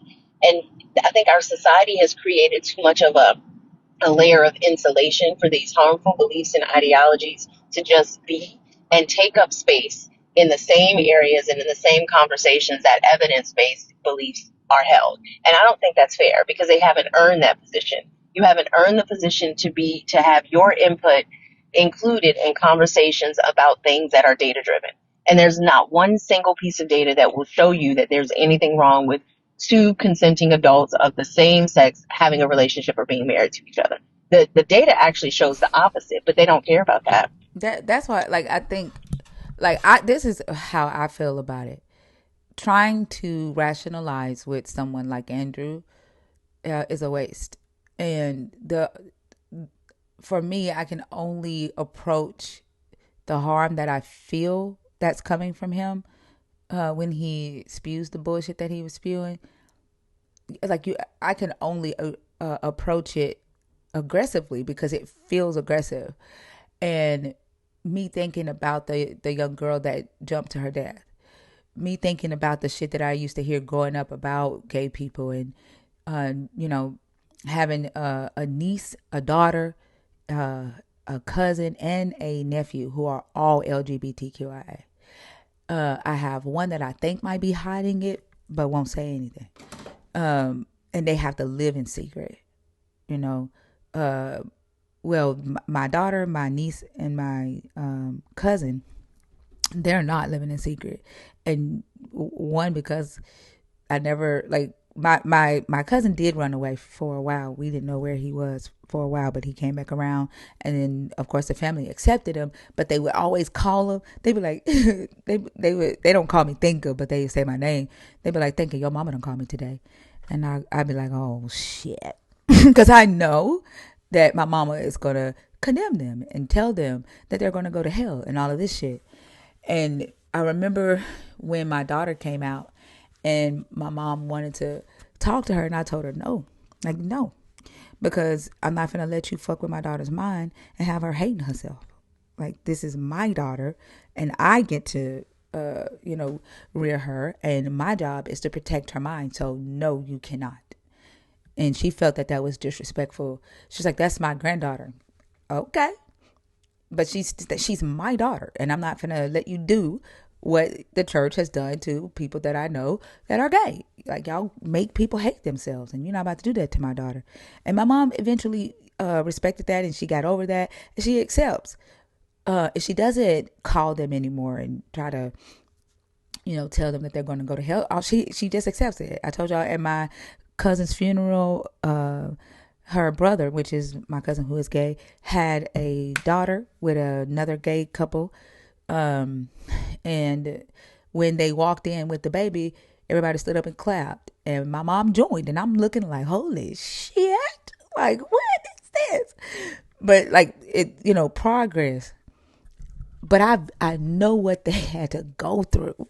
You know what I'm saying? And Yeah. yeah. Yeah. And I know what there's that guy that joined the stage that night, and he was telling us about how he's trying to convince himself. He's been praying and asking Jesus to make him not gay for how many years did he say? Well, like it was a long time. And Yeah. yeah, and they're fighting with themselves. The young girl that came on Christina's live is fighting with herself, convincing themselves that Jesus is gonna, heal them from being gay. And it's like that. No, Jesus isn't powerful enough for that, because you are who you are. Like, this is who you are. It's not a sin. It's not a disease. It's not a choice. And you've let people convince you that it's a choice, to the point to where the sickness in the mind leads you to harm yourself.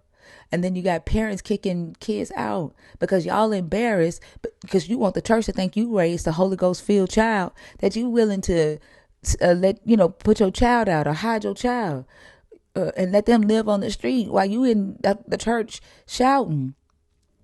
Like, I know a girl like who lived on the streets, got on D-rugs because her mama was embarrassed of her being gay.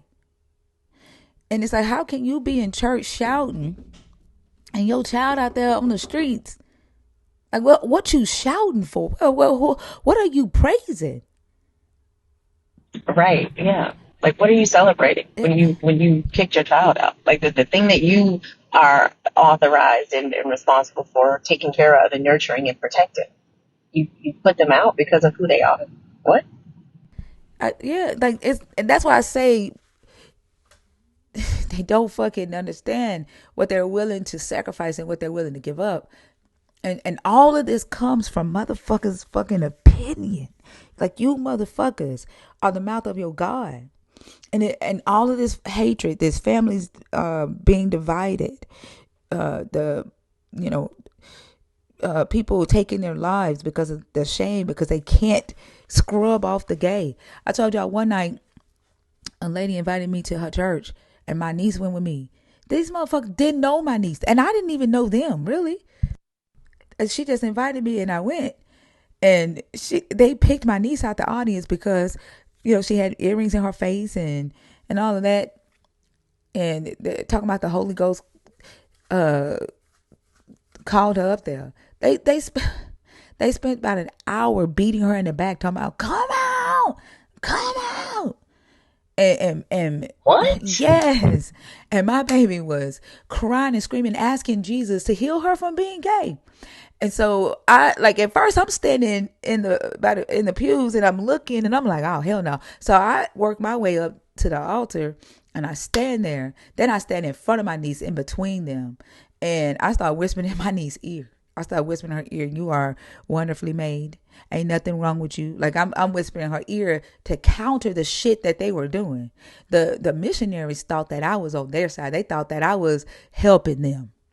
And so after they, got done, and they one of the missionaries come whisper in my ear, talking about, "She gonna need you. She's gonna want to go back." Like, and I'm just looking at her like, mm-hmm. So we leave and get in the car, and we look at each other and go, "What the fuck was that?" And I said, "Well, are you still gay?" And she said, "Yeah." I said, "Okay, that's all that fucking matters then." Like, what the, like, y'all don't even know this. Y'all don't even know her, and you don't know me, and you took it upon yourselves to do that shit. Like, that shit had me so fucking hot. But I was still a Christian at that time. I hadn't started deconstructing, and I wasn't as vocal as I am about the questions that I had, and the thoughts that I had. But that shit, like, after that shit had me hot. Like, I don't respect a bigot. I don't. You can't say shit like that in front of me. Like, it's just, I don't know. I've not gotten to this point where I can handle the bigotry towards the LGBTQIA community in a calm manner. Does that make sense? Like, I see the harm. I see what they Yeah. have done, and I can't approach it calmly. I don't know. Why do you think you need to?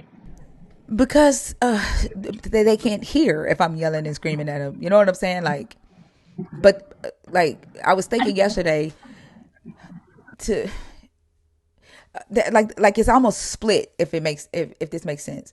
They've done so much harm, they need to be cussed the fuck out, because nobody's done it. Nobody has fucking just approached them motherfuckers and cussed them the fuck out and treated them the way that they need to be treated with the bigotry. You come, even when you say it softly, you are violent.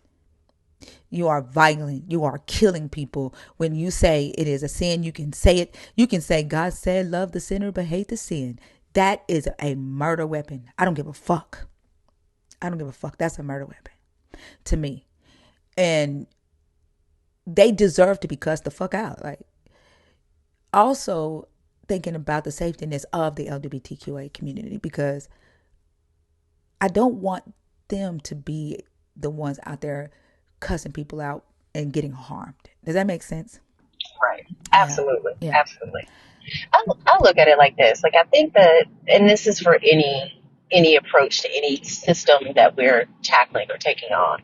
I look at it like a band, right? When you hear music, every instrument in the band is not playing the same note. They need to get cussed the fuck out. They need to feel the anger and the passion. And I think all of our approaches in the community serves a purpose. There are going to be some people who need to hear how raw and and angry we are, and why we are raw and angry. And then that's why I ask you, why do you feel like you need to approach it calmly? Like, those of us who can approach it calmly, we can do that. Cuss them the fuck out. They need to get cussed the fuck out. They need to know and feel the impact of the danger that they create for whole ass human beings, children no less. I have a friend who moved from Florida to Minnesota because she has two transgender daughters. One of the most loving families you will ever meet in your life. Like they will help anybody. I just got a message from her the other day because they're doing like this meal train. Like, they're taking donations and dropping off food and pads and paper towels and different things to the immigrant community, to the immigrant community in Minneapolis, because of what's going on there. And she and I were talking about the different ways that people show up. You got some people out there that are on the front lines in the faces, because that's how they contribute, and they're needed. You have those that are on the back end doing the organization and building the spreadsheets or databases to organize things, and that's what their role is. I don't think all of us need to approach these issues the same way, because they have to be approached from a multifaceted perspective. So that anger and that cussing them the fuck out, that's what they need. They absolutely need that. And then when those that are willing to actually listen to a message, then they can hear the folks that are willing to approach and can approach it from a I don't even know, like, just from a calmer way or something like that. But I don't think that there's one way to do it. And I think that there is benefit in them seeing the impact of what they do to people on an emotional level. the villainization of emotions in everything has religious residue on it. And the fact that folks feel as though if I show you how angry I am, then that means that my message wasn't sent. I don't think that's true at all. I don't think that there's one way to approach anything, and there's benefit for all of the approaches. Yeah, that's how I feel. And I'm just working through all of the like the mental aspect of it, because it takes a lot out of me. It does. Yeah. It's exhausting. And then to know that even after all of that, like they still walk away being a bigot. And I think the ones that I do cuss out are the ones that I know that's gonna be a bigot no matter what. They are a bigot because they want to be. They're choosing to be a bigot. They're choosing it. Hmm. Is what. It's not from a lack of understanding. It's not because they believe a God said a thing. It's because they don't like it and they are just a fucking bigot. Yeah. And you know that that's his goal because that's why he followed us to Oso's live. And then he came back in here last To night. oh, he did. Yeah, he kept trying. I wouldn't bring him up though. Like he kept trying to come on stage last night, but I wouldn't bring him up. Mm. Like they want to harm. They want to offend, and it's like I can feel the intention. Like what irritates me the most is that when they come in here and they say the shit they say, it's from the intention to harm, to offend. And that makes me even more mad because you're not doing it from a lack of understanding, and you're not doing it from, you know, a sincere belief. You're doing it to offend. You want to Yeah, harm. their intent. Their intent is to cause harm to that community. Like you can tell. I think it was Twin that was talking to him. I don't know if it was in comments or on Oso's live on stage yesterday, but you could tell by the canned responses that he had that he has prepared himself in a way that in, you can tell that he does not engage in these conversations to learn anything. And that's why I asked him what I did when he came up on the panel because I saw how he was commenting in the chat. And he says that, yeah, I'm willing to learn. He's not. He comes to these spaces for the purpose of being incendiary and to cause harm.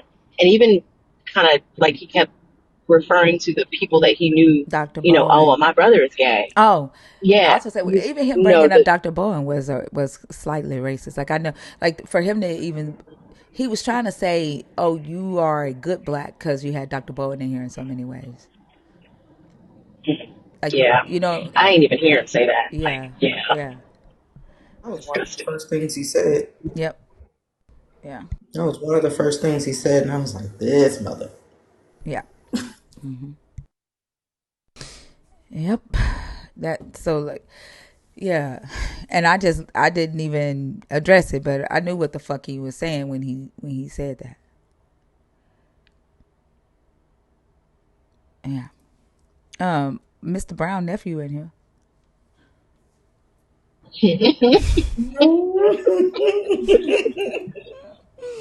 No, Mr. Brown. Oh, Mr. Brown's nephew. Did that? How did that come? Was that the one you said that wouldn't get off the stage? No, he was the one who kept trying to make everything about him. He has main character syndrome, as he stated. He wanted everything to be about him. Theo. Hello. I've seen an interesting thing while doing my research, and apparently that Hold on, God even. hold on, Theo. Oh, Okay, so because you haven't abided by the rules that we set, when you come on stage, you have to address one of the topics on stage. Okay? The last couple of times that you've come in here and you've not uh, stayed within the parameters that I gave you as a honorary nerd with the benefits. Because you're not a nerd, right? oh, Yeah, because what I did was, because you're young, because you're 19, and I know you can't afford to pay the nerd price, I I told you that I'm gonna let you keep your nerd privileges, but you have to stick within deconstruction, and you have to come with like research based questions. Do you remember me telling you that? Huh? Okay. So women shouldn't be Christians, and I mean, for me, respect the belief, and even though I'm deconstructing and I have seen the horrors that women have faced, and based on your songs that I listened to, some of them really had a great deal, like they went through bad things like Job's wife, Eve being the bearer of the sin that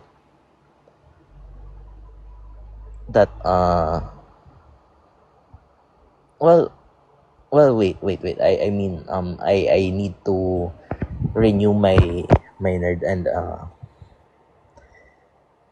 You gotta think. and You gotta think about what you want to talk about. That that's what I'm saying. And like you just started talking about a topic.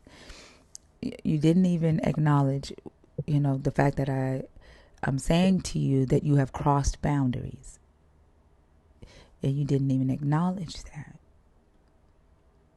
I'm sorry, I'm just too uh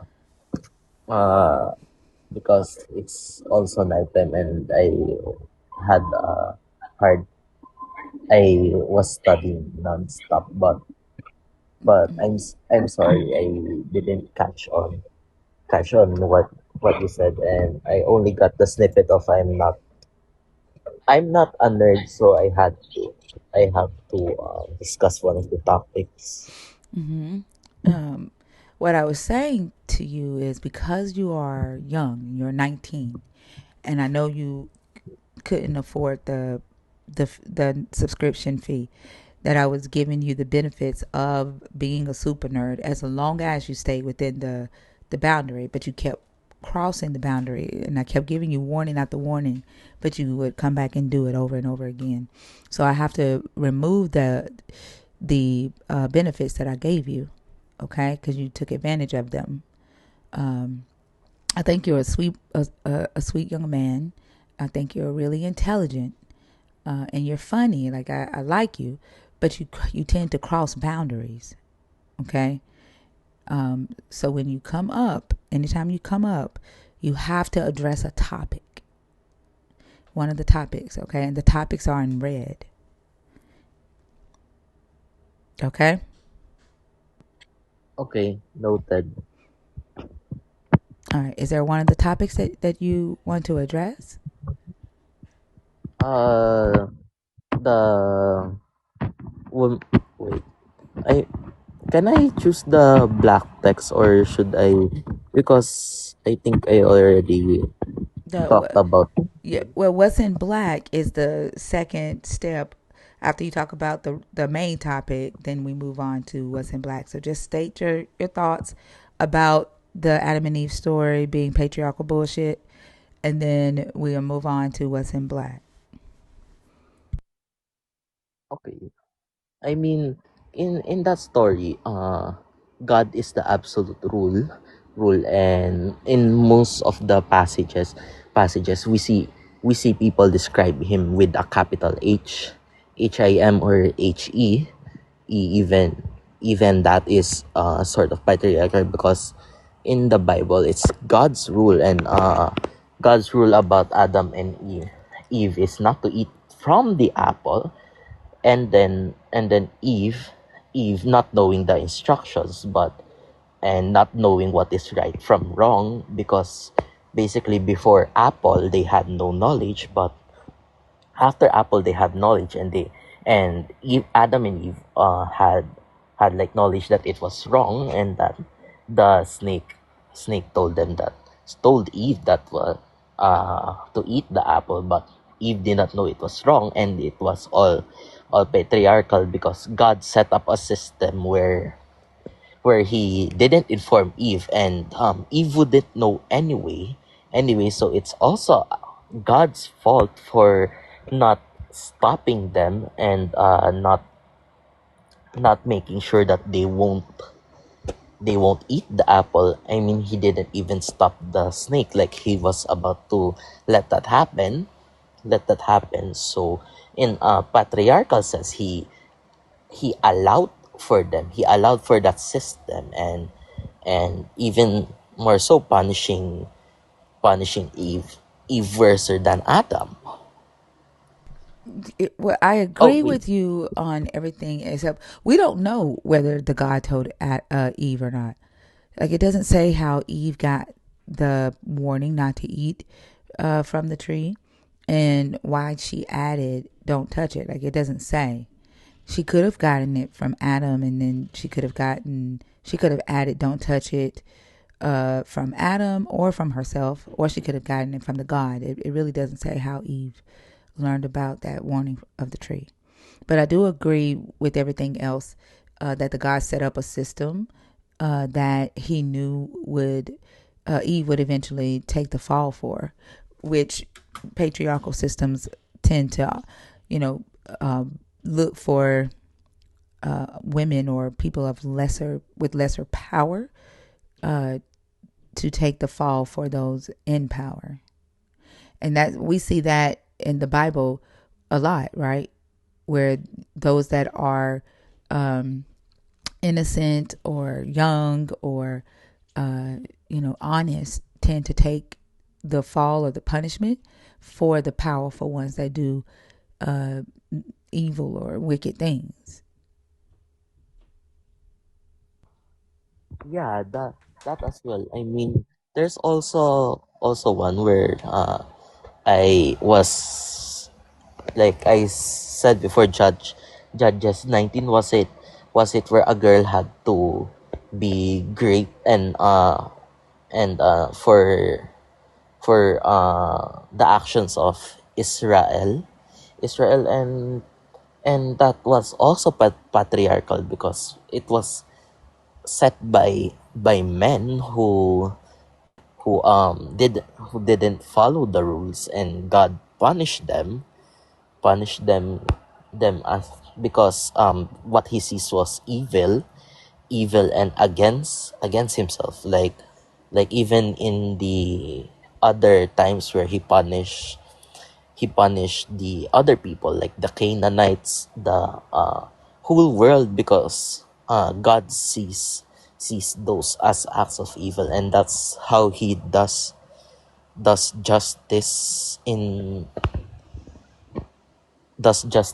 like his own way, even when Adam and Eve ate the fruit. In his mind, it's his rules that matter more than the feelings and emotions. I think yeah, that's just my opinion, but his rules inside himself, his rules only matters, and if you break one, you get a very harsh punishment.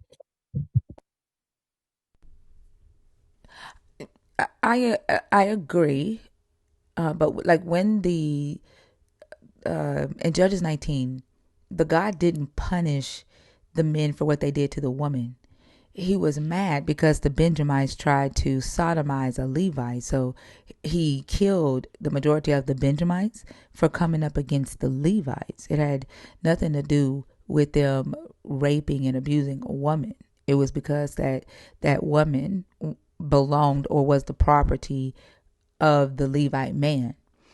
So we don't see the God actually avenging the woman there. And I think he prioritizes his plan, and I agree with you on that. He doesn't prioritize morality. He doesn't even prioritize his people when it comes to his plan. He'll kill his own people and call it just because the bigger picture is what matters. And when we talk to believers, that's the justification they give us as well, right? Whenever they're apologizing for some evil thing or, fucked up decision that their God makes while prioritizing either his will and his plan for land domination, political domination, wealth, and power over, human life. And that's typically how the God moves, especially when it comes to women in this book. And we see that in life, right? Like we see predominantly patriarchal mindsets, whether that be male or female, will prioritize the plan for a patriarchal society to dominate over human life. And we were talking earlier about an interview that Fee and Selena saw where there were women talking to, there were patriarchal mindset minded women talking to non-patriarchal minded women. And the women who were for the patriarchy said that, they would vote to take away the rights of the non-patriarchal women. And that is them prioritizing the will of the God or the patriarchy over even their own best interests. I see that. It's sad. It's sad though because also in the Philippines, like a lot of in the colonization period, like women were oppressed, seen, and the religion in which the patriarchy key believes in, which is Christian belief, and also they teach it's sort of the same like in the pre-colonial history and colonial history that uh the Christianity what the Filipinos beliefs were the Spaniards trashed those beliefs and forced them to be Christian, and a lot of the things have changed. Like there's the Babaylan, which used to translate history, and more of that of Filipino history is going to die, but with some efforts of the professors here at the Philippines, they keep reviving it, and we Filipinos learn more about the culture that we Filipinos have that is not influenced by Spaniards Christianity, and also in the patriarchy, it's like all men are for themselves, and like they don't care who gets hurt or not, and they're trying to influence everyone that patriarchy is the way to go, and that is kind of sad because that won't work, because you have people who know better than to suck up to patriarchal cause and to me it still applies to me. Maybe I still have thoughts about what if this is not gonna benefit me. What if I'm wrong? I still have that doubts because maybe it's the patriarchal system that has been implanted on my mind to not question the Bible, or even research about what has happened. But today today, ever since I learned that I should research and maybe not not violate the rules. I mean, I saved up so that I can be a nerd. I'll try to pay tomorrow, and you know it's it's fun breaking the patriarchal system, even in lives like this where discussing the patriarchal seems so freeing, and doing the research helped me see that some points are clearly justified, like what I said earlier, that maybe it's his way of doing justice in his patriarchal system, but we shouldn't allow that, because we have our opinions, feelings, statements, facts, and rational thinking against this patriarchy.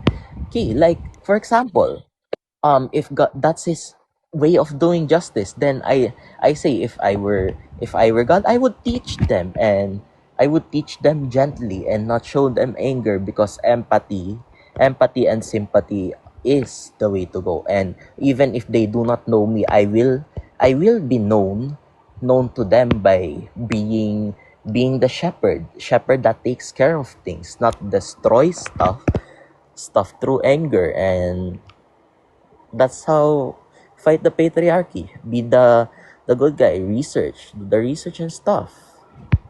Yeah, that's the best way to be, right? Like be a good example, especially for people in your age group, and show them, that they don't have to be, the violent male just to prove that they, are a man, or that they have, the ability to lead. Um, you are young, and with the mindset that you have to question specific systems, it's good for you to be able to do that around your own age group. So yeah, I agree. Thank you so much for coming up. Do you have any other last things to say before I get cussed out? Well, please let me down, but of course, I'm still trying to learn from myself, and I'm really sorry to be such a trouble, especially since I don't know, I love you guys. It's just that I don't know. I love you too, Me. Theo. That's why I gave you so many chances. But much like your mother, like I have children your age, so much like what your mother would do to reel you back in, right? To you kind of got out of line. Not kind of, but you did. And I gave you several warnings. So now we got to reel you back in. It doesn't mean that, I don't love you. I don't have love for you. And that, I don't want you in the space. That's not what they mean. But you've got to respect the rules within the space, okay? And then keep in mind, like, I normally don't allow 19-year-olds to participate. And you are being allowed to participate at 19. And so when someone gives you a gift, you got to take care of that and not take advantage of it. Okay. Okay.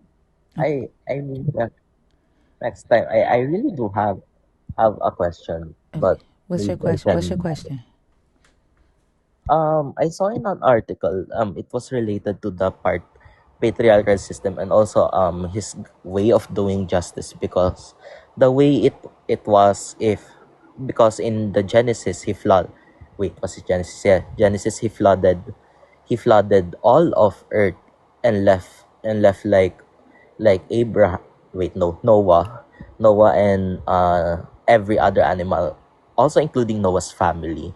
I think the article said that it was his way of doing justice against evil. And then I started to see light of, like, in the other text where God punishes evil, and maybe they're right, it was his way of doing justice. But what do you think? Was it justice, or all part of his plan, or was, We don't know yeah. what the evil was that they were doing, and if we look at, like, in the Noah and the flood story, it just says that the people were wicked. It does not list what wickedness they were doing. And we know that the God got upset because the sons of God were mating with human women, and therefore they had created demigods, like half divine, half humans, and the God did not like that either. So he wanted to get rid of that on the earth. It's odd that that is what moved him in the story. That's what moved him to destroy all humans, except for the 8 with Noah. But then he goes and creates a half human, half God, with Mary, with Jesus. The very thing that he flooded the world for, that he killed the world with, is the very thing that he so-called saved the world with, and then he ends up killing that. So it's very contradictory. But also, if we look at the characteristics of this God and what would piss him off and make him mad, it was always idol worship, right? It wasn't like he didn't, like, go off the rails because the people were oppressing people for not allowing them to eat. He didn't go off the rails because women were being raped. Because Lot decides to throw his daughters out and let them be raped to save men. Like, he didn't go off the rails for shit like that. What he was mad about was the Queen of Heaven being worshipped over him. Baal being worshipped over him. Kamash being worshipped over him. He was mad that these other gods were being worshipped by his precious Israelites. He was mad because these other nations were succeeding and his precious Israelites were not. Their kingdoms were not growing fast and dominating and conquering these other nations. And so if that's what he considers wicked, and that is justification for him to just kill people, I was telling the guy yesterday, the justification is a secret closet conversation. Like, you need to have that conversation with yourself and ask yourself, do I want to believe in a God or worship a God or align my identity with a God who would kill somebody because he's jealous of another God? Right? That's a secret closet conversation. Does that make sense? You know Yeah, what I mean when I say secret closet conversation? secret. What in conversation? The second word. A secret closet conversation. Do you know what I mean when I say that? No, I don't get metaphors Yeah, force a it means lot. it's a conversation between you and yourself, or you and the God you believe in. When they say go Ah, in your secret closet and pray, your heart and your heart, right, and your mind, when you decide, right, when you're wrestling with whether or not you want to believe in this God, you're wrestling with your morality, your principles, your values. That's a personal conversation that you need to have with yourself, because just because you agree with the justification, right? You see it as just, doesn't mean I have to see it as just. And just because I see it as unjust doesn't mean you have to see it as unjust. Is the conversations that we have in here are about identifying the thing, right? Identifying the harm, right? And then like calling it what it is. And then wrestling with the idea of whether that thing is moral or immoral. Does that make sense? yes, Yeah. and I I guess I've been that secret closet. It felt like when I started going on here, the more I destroy that closet with God, because to me I create myself my own space, and I try to understand what's going on. I try to read everything. I try to research stuff but there's always a knowing thought inside of me. But what if my what if my understanding was wrong?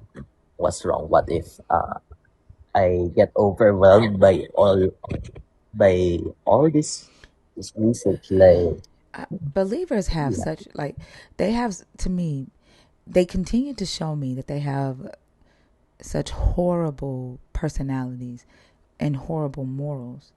Like, even just me saying that your relationship with whether you want to worship this God or not is personal. There's a believer on YouTube who said that was a crackhead answer, and who said, I can tell that you are a crack baby. Like, when I tell What? you, yeah, when I tell you that they have such horrible personalities, like, there is no reason for that believer to be mad about me saying this is a personal journey. Like, you decide, once you're able to identify the thing and call a thing what it is, the justification lies with you. That's a personal conversation that you have with what the God that you are either deciding you want to believe in, or the God that you do believe in. That ain't got shit to do with me. And you shouldn't be trying to push that on me. But that makes them so fucking mad that they will result to calling somebody a crack baby, because you don't automatically see everything this God does is good. Because you're willing to question and say, well, is this good? Like, they have such horrible personalities. And they remind me every day of why I don't want anything that they got, because I don't want to be like them. And when they say that they are the image of their God, that ain't how I want to be seen or how I want to feel. When I look in the mirror, I don't want to see that. I don't want to feel that.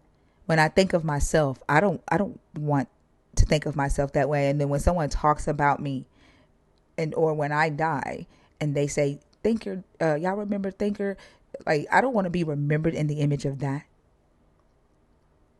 Like that's not me. There's no part of this God in me, none at all.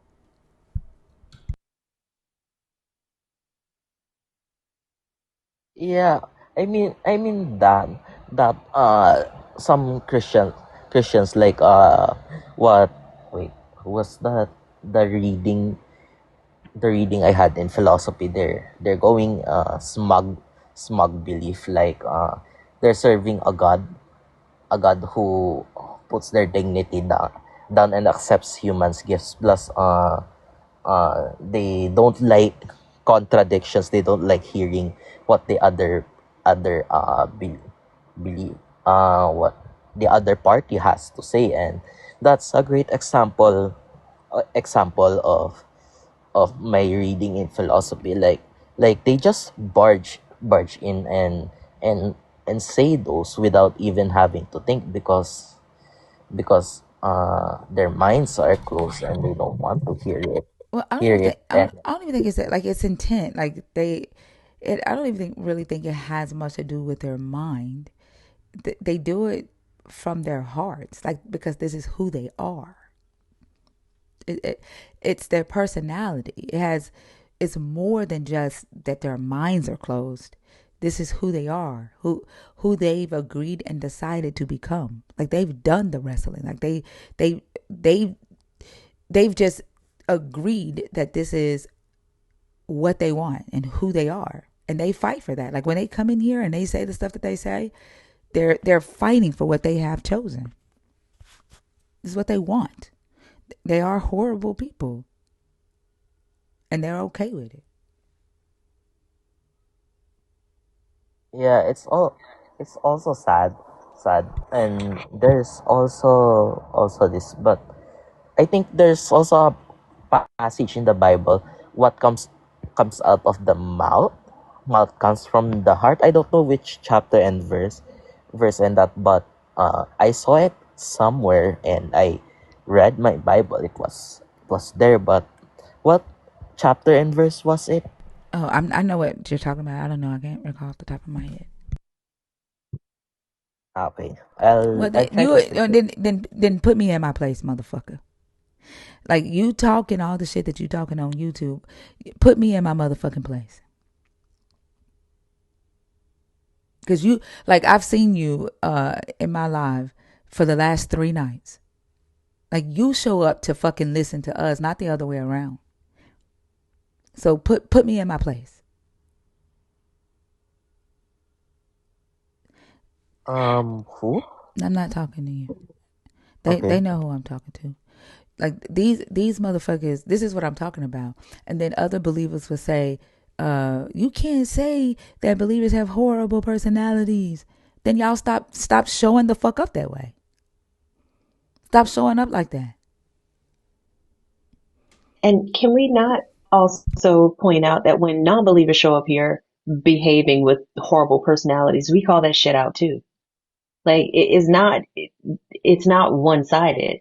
So what they're missing is that it's about the behavior, and your beliefs inform your behavior.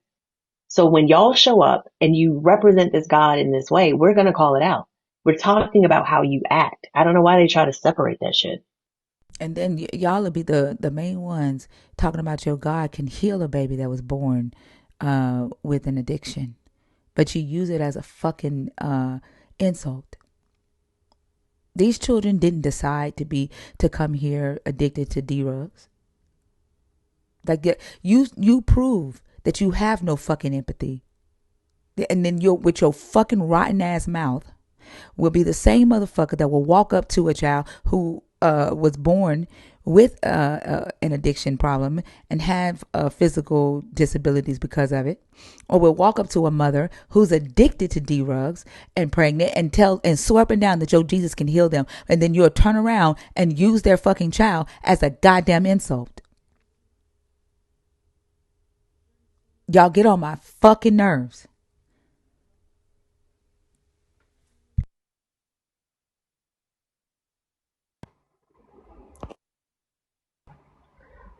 Oh, Miss Tinker, before I go, I found the verse so that I can leave and do my stuff. It's Matthew chapter 15 verse 18. But those things which proceed out of the mouth come forth from the heart, and they defile the man. That was the verse I was looking for, and thanks for giving me this chance to speak. Thank you for letting me in. And right now, let me down, please. Let me I down. I got you have to read down. Have a something. good one. Goodness gracious, we're gonna let that go on. Um, like I don't think believers even. When we were talking about the video where they were in the comments, where people were in the comments making ableist jokes about the dog, and Mm-hmm. and they didn't even think about the fact that these ableist jokes that you're making about the dog, the reason you're saying what you're saying is because this is what you think about humans with disabilities. Because y'all were the personification that you were giving the dog in your jokes is because of humans with disabilities. And you're saying this shit so fucking freely. And you don't think to yourself, like, if I type this and someone with a disability reads it, is it going to be offensive to them? If I put laughy emojis in these comments that are filled with ableist comments, and someone that I know sees this, are they going to think that I am ableist? Y'all, you don't think about your actions. You just fucking act. Y'all just do. But y'all will get up here talking about the fruit of the fucking spirit. Your fucking fruit is rotten. It's fucking rotten. And it's funny that you type maggots of the deep, because that's what the fuck I think about you. That's what I think about you.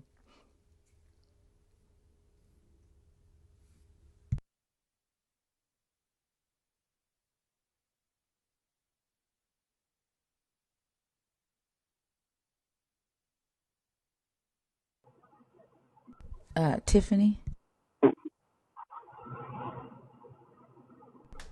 Tiffany, are you there? Like, I wish Jesus actually gave y'all things to do so you wouldn't come in here and bother us. Like, these are moments that I'd be wishing that Jesus actually talked to y'all. Because for the amount of time that y'all just hang out in this fucking live, Jesus can't be talking to y'all. Y'all can't be part of the chosen because y'all done got shit to do. Y'all don't got shit to do. Y'all don't come in here and say anything worth a fuck. I know you don't give a fuck. I know you don't. That because y'all are full of shit. You think I don't know you don't give a fuck? The shit that you are trying to spew it's just a fucking cult. It's an identity that you have selected for yourself. You are in a fucking gang. I know you don't actually give a fuck. I mean, they show us every day they don't care about anything except themselves. There's nothing in the way that they move that communicates compassion or even a desire to understand somebody else. They just simply don't care while claiming to be the superior person because they have this God and this Jesus and this book that they don't read. Look at their response. You care about slavery. They're they regurgitate white supremacist talking points. They're fucking bots. Like, they are like just a fucking nuisance to society. They're a nuisance. Like, just their mind existing in the world is like cancer in the body. I don't care. I don't care what he is.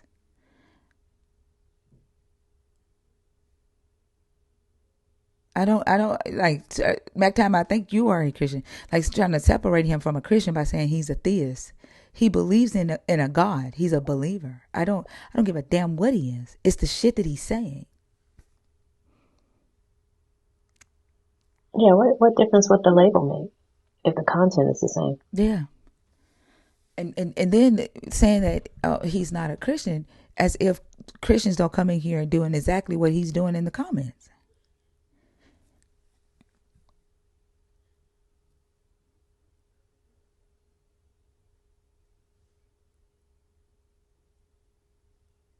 The crazy thing is, I've yet to see a believer actually pivot, right? I've yet to see them actually adjust their thinking and their behavior and remain a Christian. The only Christians that have come in here and actually adjusted because they want to be better people have deconstructed. I've not had one fucking Christian come in here with the goal of being a better person and stayed Christian. That should tell you something. It really should. I think about Mama Vash and you and I talk about all the like writing and journaling that we did when we were starting the deconstruction process. I think some of the questions that I really, really wish believers would ask themselves would be those introspective, like moral awareness questions, especially considering the fact that they think that their position gives them moral superiority. But at, why won't they ask themselves who gets harmed if my belief is wrong? Or what is the calculated human cost of this belief? Because if you hold a belief system that you claim creates a morally righteous society, then you should be able to internally evaluate what those beliefs are and look at the real life impact of them. But I don't believe they care to do that. And I think the fact that they don't care to do that and they don't do that really points out a whole lot about their internal, compass, like their moral compass on an interior, not necessarily having anything to do with the God, because the God takes the person where they want to go to begin with. Your God is only going to lead you where you want to go or where you think you need to go. We already determined that.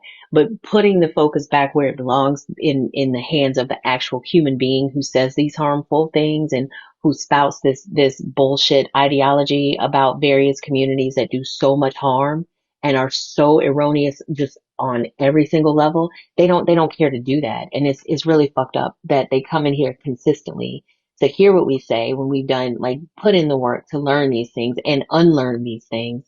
They don't put in the work to learn or unlearn shit, but still feel like they have a seat at the table. Because like now he said black as charcoal. Like they're just filled with hate. Like you're so obsessed with what you hate that you can't get away from it.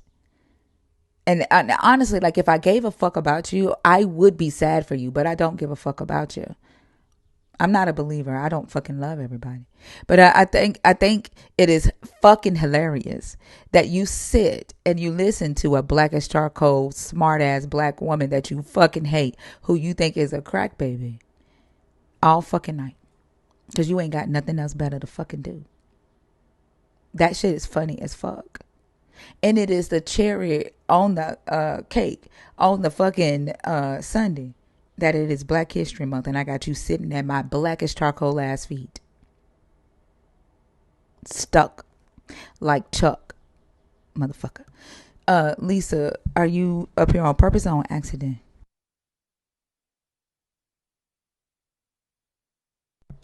Lisa, are you there? Like, it is so interesting how, like, where we were taught about racism growing up was that black people wanted to be white and that black people were jealous of white people, right? And that it was black men that wanted to that was after white women, and they were worried about their white women. And but like TikTok has kind of shed a light on that shit. Because black people can put up a live and be talking to black people, and then the racists will come in mad because we ain't talking about their asses. Like, we've had several of them, when we first started doing a live, they would come up on stage and they would start saying, why y'all not talking about woe is me? Why y'all not talking about white supremacy? Like, literally wanting the conversation to be centered around them and mad that it's not. Like, y'all get so fucking mad. Y'all, like, you hate it so much that you sit here because you need to hear what we are fucking doing. You need to hear what we're talking about. You got to keep an eye on us and make sure we don't get too fucking smart. Because it fucking scares you. The only time you watch a motherfucker is when you scared of that motherfucker and you need to know that motherfucker's next move. That's the only time. It's not because you think you watching us because you think we gonna do something to you. You need to know our next move. That's why you sit up under us.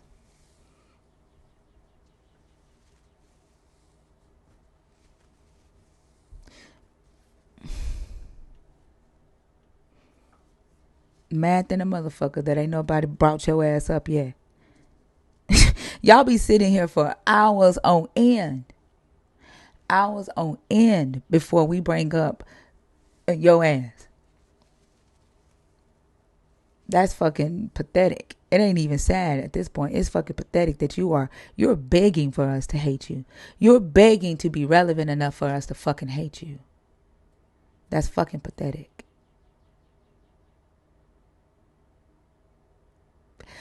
I don't even know why you were vouching for him, Mac Tom. He was saying some horrible shit even before his racism came out. Like, if you know me, and Mac Tom, I know that you are a believer and you are a nerd, right? But if you know me, you know damn well that I'm not gonna talk shit to nobody unless they fucking deserve it. And if I accidentally talk shit to your ass and I misunderstood a comment that you made, I'm going to apologize for it. So there's never a time where, unless you say, hey, he wasn't meaning it that way, but vouching for him, saying that, oh, he's a theist. Yeah, he still was saying some fuck shit. I don't care if he was an atheist saying fuck shit. Don't nobody give a damn motherfucker. And I meant everything that I said. And you still here. And you still gonna be here.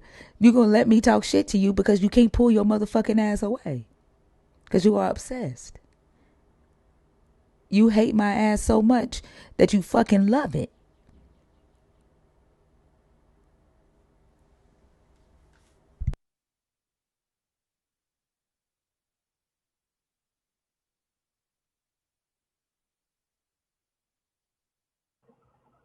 Tiffany, are you coming up here on purpose or on accident?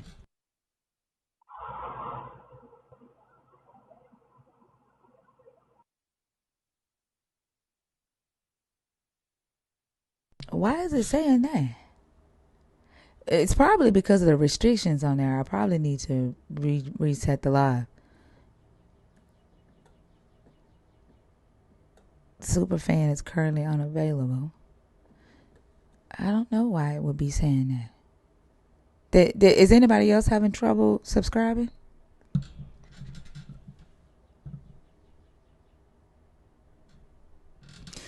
Yeah. Let me go and do a restart, y'all, because people can't subscribe, and I think it's because of the restriction. Give me a second. I'll be right back. Okay. All right.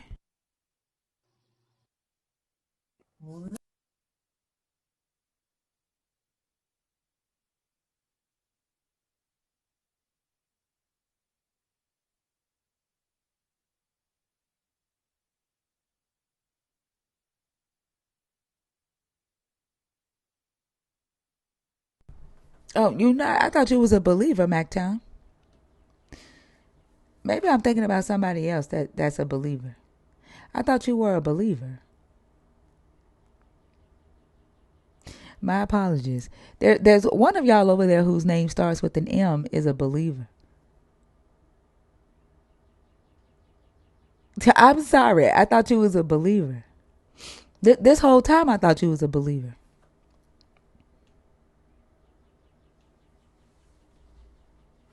Some of your comments be believerish.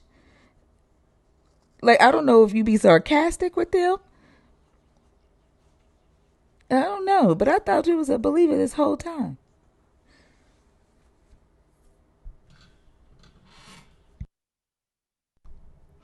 Welcome back, y'all. Share the live out. I'm not. I don't fight with my friends. I'm not. I don't fight with my friends. Topanga ain't my friend.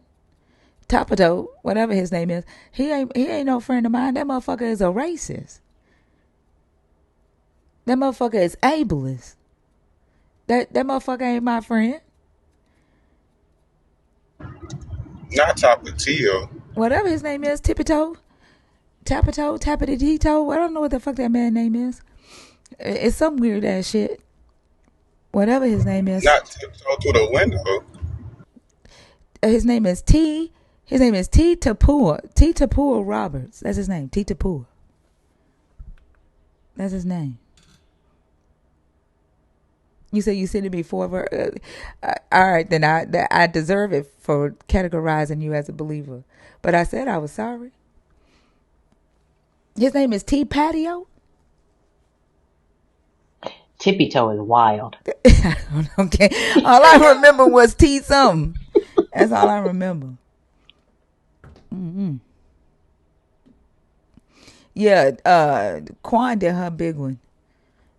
She did her big one on the Israelite song. She did good. I haven't heard it yet. Oh, I thought I played it for y'all yesterday. Did I not? I must not have been in here. Hold on. Y'all share the live. Get us to 100 shares within the first 15 minutes of this live, and tap it up.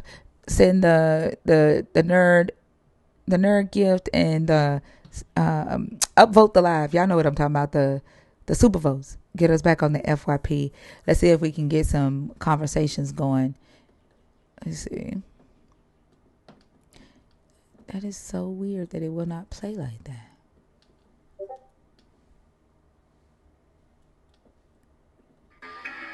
I don't wanna grow up. I'm an Israelite kid. They got millions of statutes that I can play with. I don't wanna grow up. I'm an Israelite kid. They got the best for less. It really clears my lid. They stole all God, our laws, and even our name. I don't wanna grow up because if I did, I couldn't be an Israelite kid. That is gold. Right? It's gonna piss him off. Y'all should see she got them, you know how the dolls are in packages on the shelves at the Toys R Us store. She got Israelite dolls in packages dancing on the shelves. And then the camel in front of the store with the purple uh blanket on his hump with the crown on his head. And then she in the video, the camel is on top of the Toys R Us store. She has camel or oasis, and then the camel is on top where Jeffrey will be. Like it Damn. is, yeah, it is hilarious. I'm gonna have to check that out. Oh, Kwame the camel.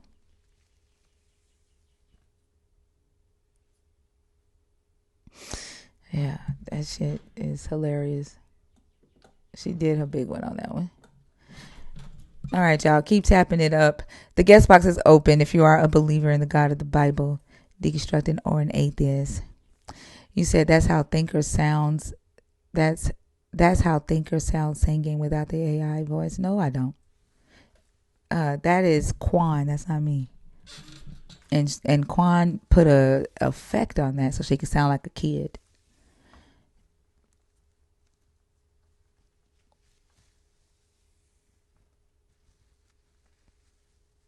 what y'all heard the last couple of days is me singing from my voice being hoarse. How long has my voice been hoarse? About 2 weeks now. Hmm. Yeah, it's been about 2 weeks. But with the yelling that I done did, I don't think it's gonna come back no time soon. It already takes a long time when it does go hoarse for it to come back. Rocks the Locks, are you in there? The guest request box on purpose.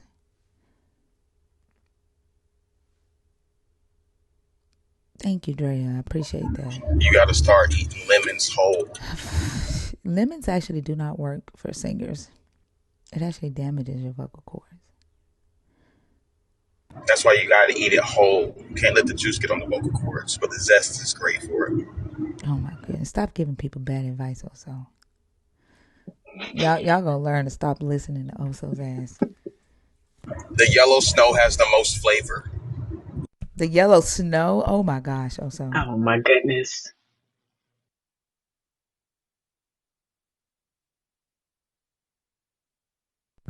Goodness gracious. Also, when that guy was on stage and wouldn't leave, were you awake when I accidentally brought you on stage? Or were you at work? Oh, heavens to Betsy. No, I was in bed Oh, and yeah, I was listening to it because that TTV guy, right? yeah. Did you hear what he was He saying? is. I heard most of the conversation. I did tell Maddie to brace herself because he's insane. Like for real, he's insane. I think I have a video. It's either on my page or on Zena's page. But that was the guy that said that he would leave his child with a family member that's a sexual predator What? if he knows that they've been saved. What? Yes. Because he was talking about how there's a family member of his that situation applies to. And he was like, yeah, I would leave my child with them because I know that they're saved now. And me and Zena were like, bro, what the fuck are you talking about? Because this person abused you. Why would you set up another child for that? This is what I mean when I say they are more forgiving of pedophilia than they are homosexuality. Absolutely. Like, and y'all don't love your kids because y'all expect your kids to forgive somebody who hurt them, who sexually assaulted them. There's no way you love your child. All while you'll hold a grudge because somebody wouldn't loan your ass $15 fucking. It'll take you 5 years to forgive somebody for not loaning you $15, and you'll expect your daughter to forgive her brother for sexually assaulting her and cry Jesus said to forgive. Like, y'all are full of shit.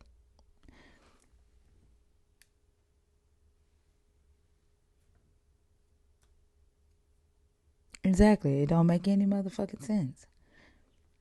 Checky Decky, are you in the request box on purpose or on accident? Yeah. Hold on, I'm in the casino. Hold on. You say what? Thank y'all so much for Oh, hold on, I'm at the casino. Hold on. Thank y'all so much for 151 shares. Appreciate y'all. Let's see if we can get the live to 25,000. Y'all, we did have to start back over because I had restrictions on the other live. Oh, I told y'all that I've been collecting the AI summaries of the lives, and somebody did capture mine because I was trying to figure out how the AI summarized this live. It calls also the Bible rereader. And this one, the AI says, divine debates. A host dissects theological beliefs with complex explanations. So the AI is calling me complex. That's crazy. I complex. got something simple like the Bible rereader. Yeah. That's funny. It's crazy. Yeah, let me see if I can uh pull up like exactly what it say. Hold on.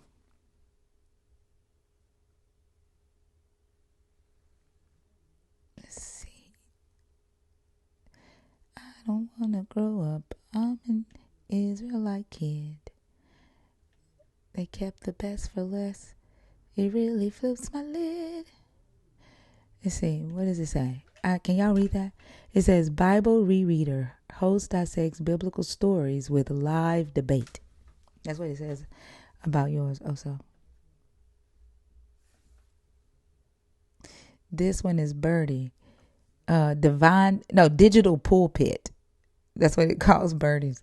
The digital pulpit. The host debates biblical narratives with viewers. And then this is Unkind. Cosmic debunking. Hers is cool as fuck. I like hers. Cosmic debunking. Host debates Bible with anime. Does that say with anime? And anime. Does that say? I can't read it. It's so small. Yeah, and anime with guests. Yeah, I like Unkind. She's kind, not unkind. But they done call my ass complex.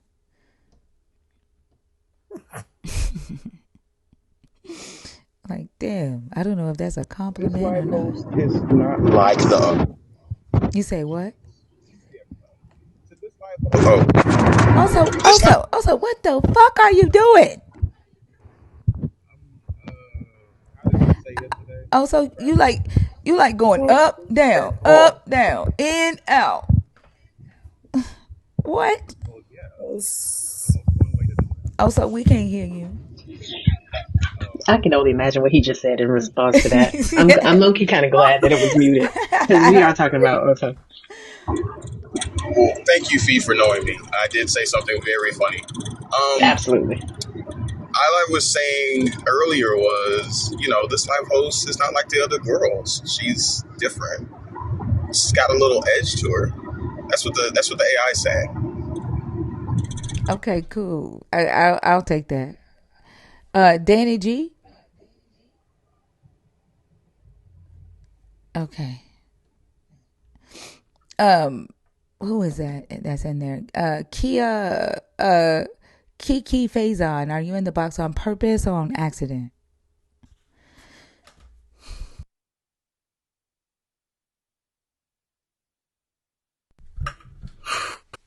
Ken. Hey, baby. You me read the prompt? Y'all, the guest box is open if you are a believer in the God of the Bible, if you are deconstructing or an atheist. 21 and up. Auntie Charlene, are you in the box on purpose or on accident?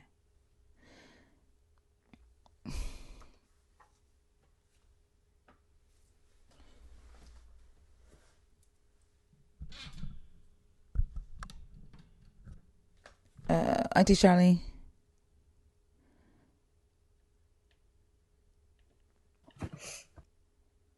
Angel?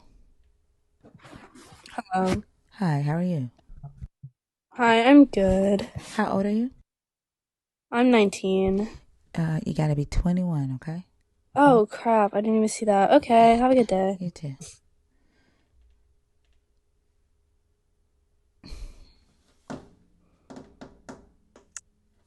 Tay? Hey, How old are you? I'm 25. Can you talk up a little bit? Are you awake or? Yeah, my bad. I was kind of sick. You know, this weather change in Georgia. Oh, okay. I'm not in Georgia, so I'm not sure. Uh, Um, oh yeah, it's, like Georgia, our weather be crazy. Be switching from like hot and cold. Like one day you go out in like shorts and stuff. The next day you gotta have a jacket, and then it's cold. You just feel like it's just, I need to drink some tea. okay. Give me just a second. Let me talk to my friends here. Y'all continue to feed the beast. Help us get on the FYP Y'all know what we need, and y'all know why I'm asking. Do all the things, okay? Um, Tay, I'm sorry. Did I ask your age? How old are you? Yeah, I yeah, did. yeah. Play at 25. Okay. Are you 25. a believer in the God of the Bible? Are you deconstructing, or are you an atheist? Oh, yeah, yeah. I'm a firm believer in the Bible. Okay. Are you up here to troll, Tay? Troll what? No, I'm just asking you up front, okay? Are you here to have a No. conversation, or are you here to Oh, troll? yeah, yeah. I mean, Okay. y'all just popped up on the FYP, and I just came in here, so I mean, it's interesting. I like to learn stuff. You feel me? So yeah. Let's have a discussion, and I want to see where we butt heads at and all that. I want to talk, cause that's what a grown folks conversation is. You feel me? Yeah. Like, So let's talk. okay. No So the talking over question each that I other. have, No, Tay, you Tay, feel Tay. me? Okay. Tay. The question that I have for believers today, I would like to know why believers need other people to believe what they believe for themselves. If you Mhm, say that this is about free will, mhm, and a personal relationship with your God, mhm. why does it seem to be any of a believer's business whether a person believes in your God or not? Okay, okay, okay, okay. So, I, in my words, so you basically saying why, why, why is it necessary that people who believe in the God of the Bible, why is it necessary for them to talk about it No, no, that's like that? different. Mm-mm. Okay. Um, so, for example, yesterday I had a conversation with a believer Mhm. regarding whether the God is deceptive or not. We both Okay. identified that the God acted in a deceptive manner, that God is deceptive. But the Mhm. believer got upset that I didn't see it as a good thing, or a Mhm. just reason to be deceptive. Even though I Mhm. said, like, that's if you choose to see deception as good, that's okay for you, right? Those are the standards that you set for yourself. That you say, I want to worship a God who would lie to me, and I see that as good.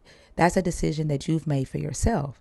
But the believer was getting mad because I was saying, I don't choose that for myself.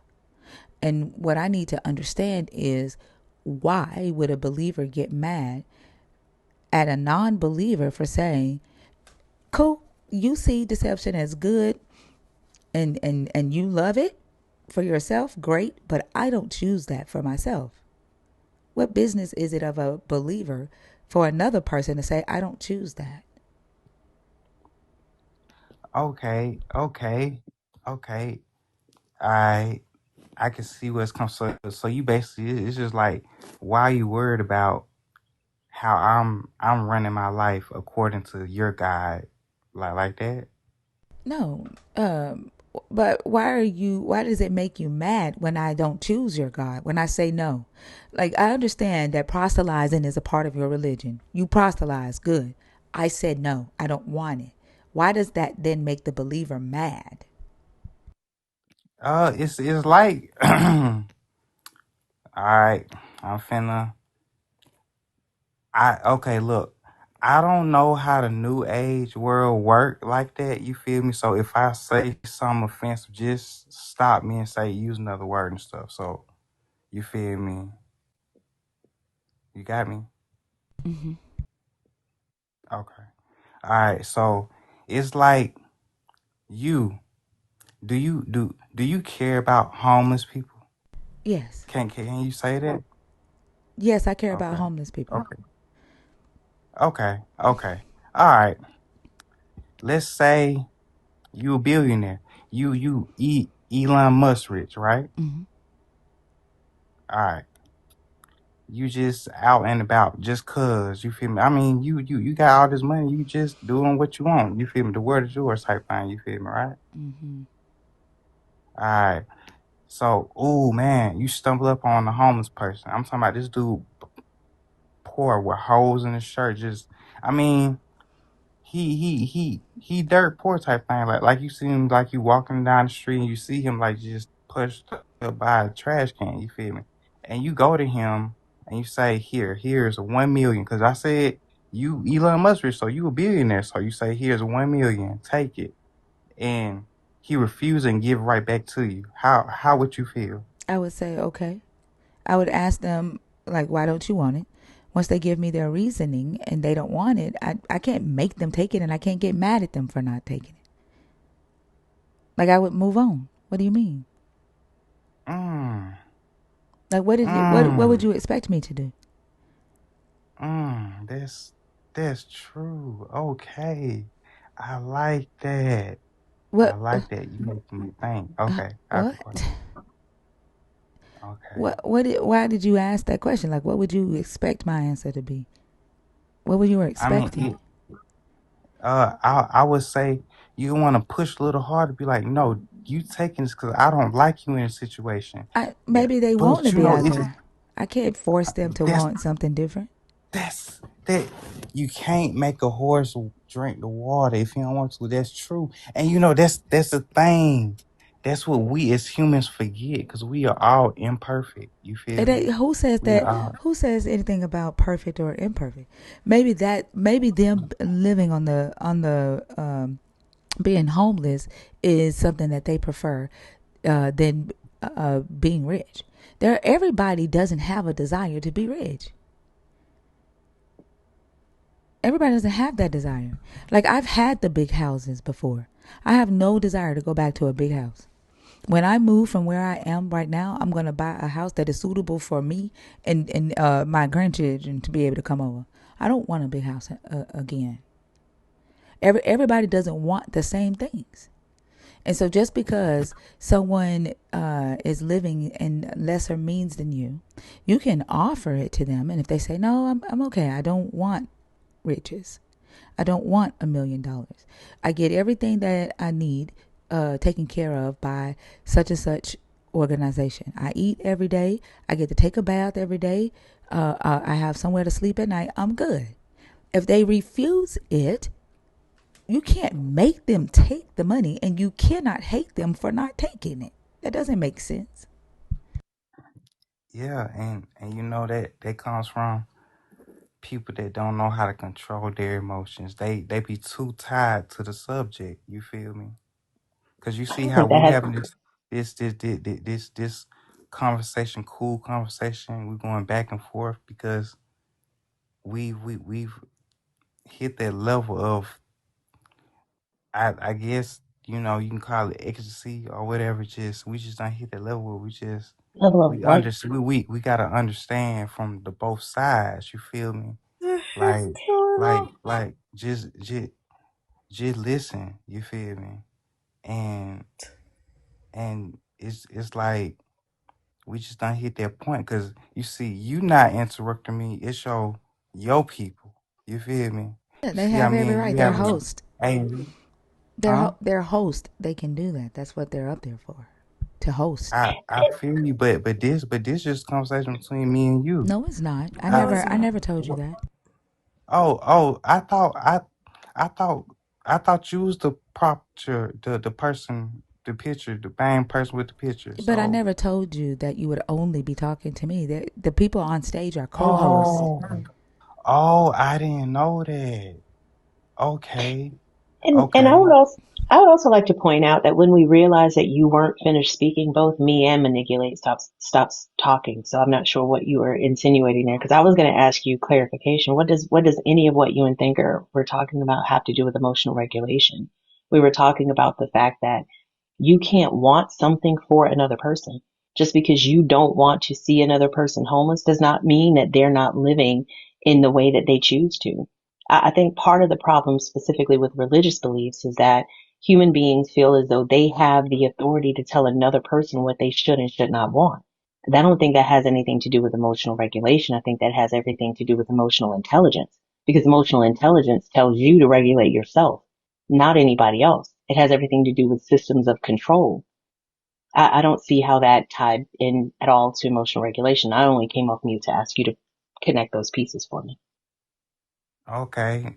how it's tied into emotional regulation, because when you tie into a subject, like if I know y'all don't talk to, you know, uh avid Christians or whatever, and what do they say? They say, because I feel it in my heart, I feel it in my soul. You feel me? So they feel it inside them. So that's part of their emotion. They become part of their emotional regulation. So they bring their emotions to the outside, and they don't know how to regulate it between what I can say and what I can't say. That's how when I first got on, I was like, I'm new to the new age. I don't know what I can say and what I can't say. You feel me? No, because I don't see how that has anything to do with wanting something for another person. Thinker was saying how everybody doesn't want the same thing, right? Like nobody gets to tell me what an ideal life for me looks like, what size house I should have, what type of partner I should have. Nobody gets to tell me that. So in your example of being rich and seeing someone who did not have money and trying to give them $1 million, there's responsibility that comes with that $1 million. You don't know if that person had it before and they don't want it again. So I don't see how that has anything to do with new age or emotional regulation. I think that's just a level of awareness, self-awareness, to realize that I'm aware of self, but I can't be aware of yourself. And the only thing I can do is accept what you say you want and see how I can support you in getting that, not try to dictate to you what I think you should want. I still don't see how that's tied to emotional regulation.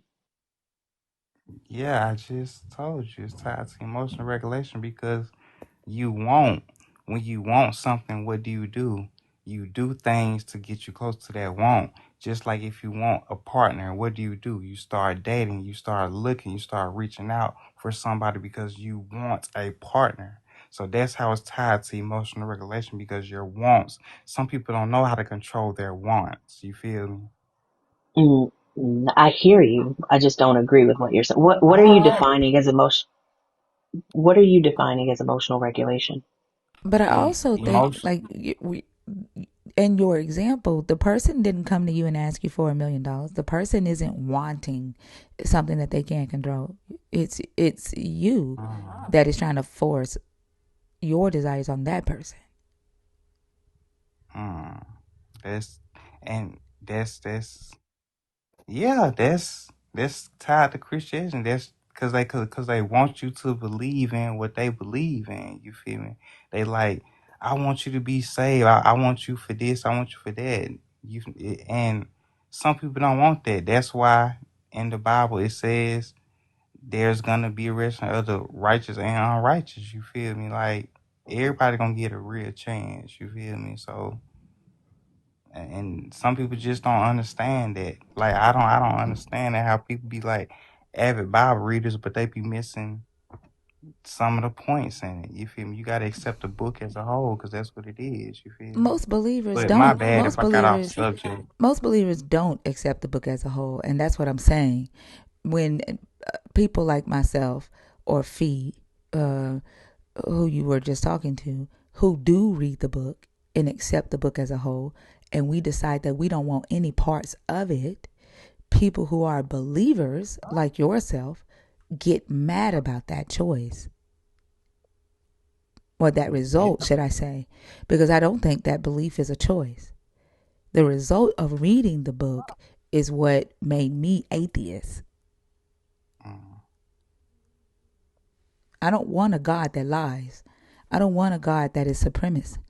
I don't want a God that regulates slavery or that commands slavery. I don't want a God that subjugates women or oppresses women or allows men to. mm, And if I say no to that, the believer should respect that. But that's not what happens. yeah, And I'm asking because they're why. I'm asking, why does it make the believer mad for someone to not accept your God or reject your God? If you've accepted this God for yourself, shouldn't that be all that matters? yeah, and that's the point that people miss, because they haven't learned that emotional regulation. They don't know how to hold themselves back. You feel me?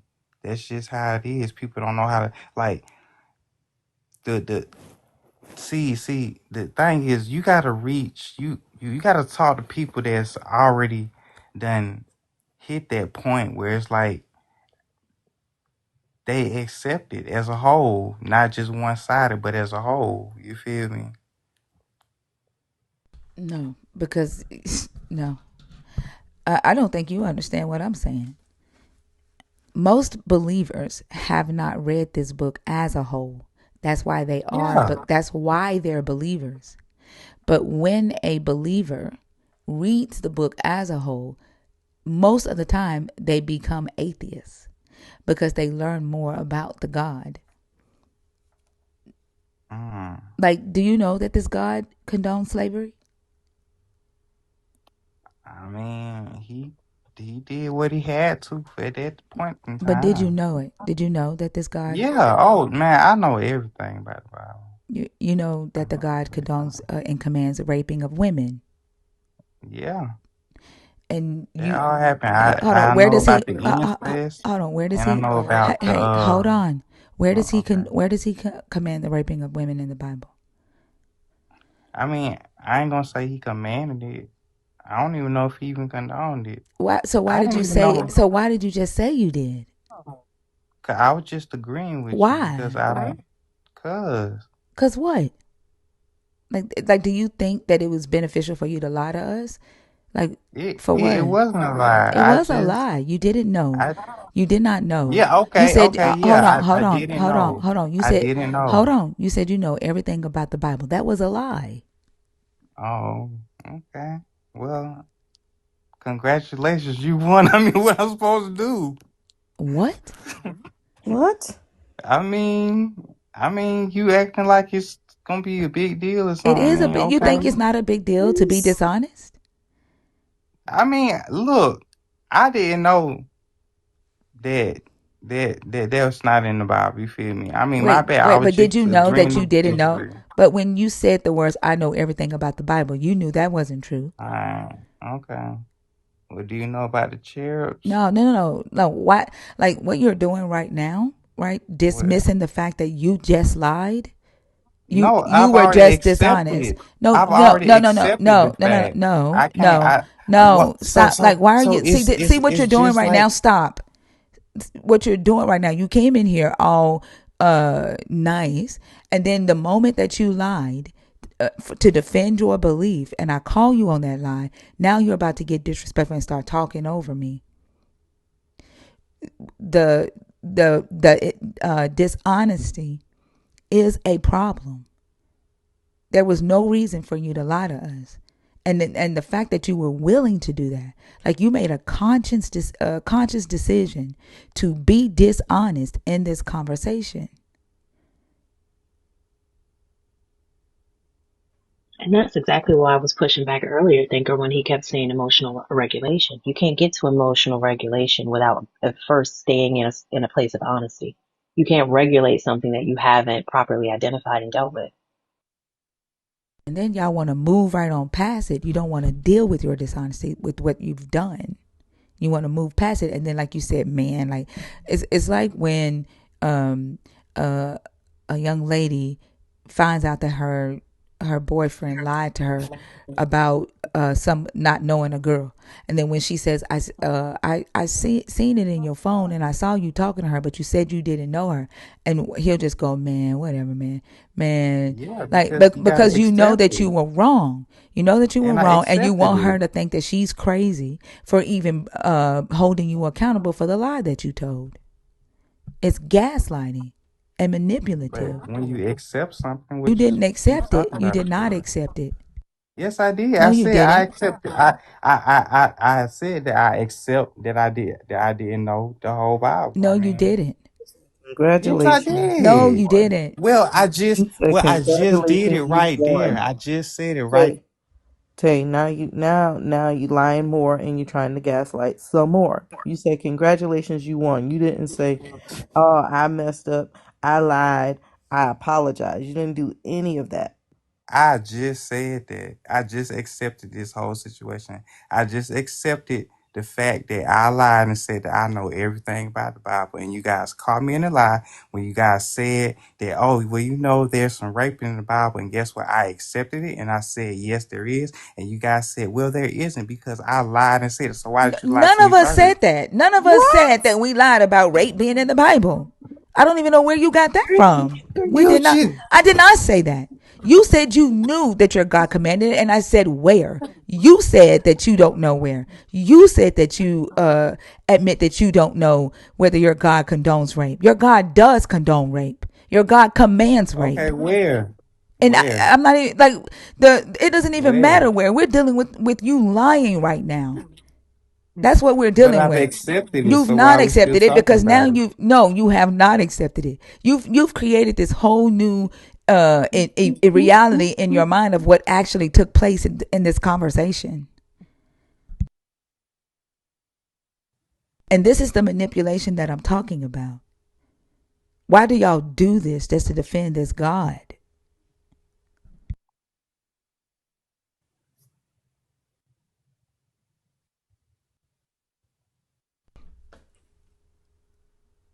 Theo, I'm not gonna bring you back up. Why do y'all do this to defend this God? Oh, you talking to me? Yeah. Okay. Do what? Why do we do it?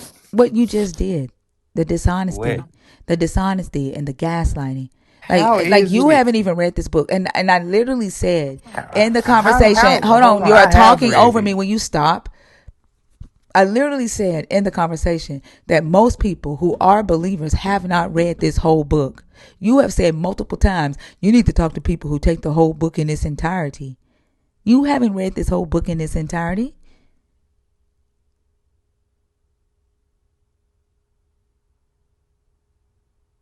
Why do y'all do this? Who said I haven't read the whole Bible before? I've read it. I didn't study it. I read it. Have y'all noticed how, when confronted with like harmful or dishonest behavior, believers like to move the process along? Mm-hmm. Like they want to get past that. It's a lot. It's Because very that's how similar to life the way. is. Why Can you stay? not do that? Can you not do that? It's very similar to the way that they process forgiveness in their theology. It's quick, it's internal, and it's completely devoid of any sort of structural accountability. Like if we were to ask, like he's saying, I acknowledged it, let's move on. You don't want to sit in why you did it. You don't want to sit in any of those things to actually flesh out a way to adjust behavior. In both cases, the focus is never on transformation. It's on emotional absolution. They want to feel better quickly. So, okay, yeah, I got caught in a lie. Let's move on. Let's not move on. If you don't, let's stay here and figure out why you said it and approach it honestly. Like, I don't know, accountability gets replaced with closure, quick closure at that. And instead of trying to repair things, y'all just want relief immediately. And you can tell by the way you converse and you engage in these conversations that you respond, you're trying to move towards an exhale. I want to feel better. I want this weight off of me, as opposed to actually tackling what caused that weight to get put on your shoulders and begin with. What behavior did you exhibit that created that? This God gives y'all an out in every way, shape, form, and fashion, and y'all are comfortable with that. It doesn't help society though at all. And then they turn the person who they've lied to the fucking aggressor. Like, oh, now y'all want to ask questions. Oh, congratulations, you caught me in a lie. Like, why you do that? Why couldn't you just let us conversate? Like, expecting honesty from another person is like the weird thing to do. Yeah, and even then, the comment, he already said he's sorry, as if that fixes things. Like as the lack of, and that's why when he kept saying emotional regulation, I don't know if we're talking about the same thing. We can't get to emotional regulation if the depth at which you have connected yourself is inches. We cannot get to any sort of emotional regulation with that sort of self awareness. Like, they have no Well, I'm sorry I expectation hurt your feelings. If it's like that, I'm sorry I hurt your feelings. if it's like that. Like, they have no expectation of actually being good people. Like Mm-mm. his in the comments putting that emoji in the comments as if what we're saying right now is just a waste. Like, why are you even saying, like, why are you even spending time on it? Like, they just want to say Jesus saves, or Jesus, makes you a better person, or Jesus says to love thy neighbor. They don't really fucking mean it, because loving someone means taking the time to inspect yourself, inspect your actions, and ask yourself whether your actions was actually received as love to that person. And if not, sitting there and listening and understanding why it was not received as love. But y'all motherfuckers don't give a damn about that, because y'all Jesus commanded you to love, and that's enough for you.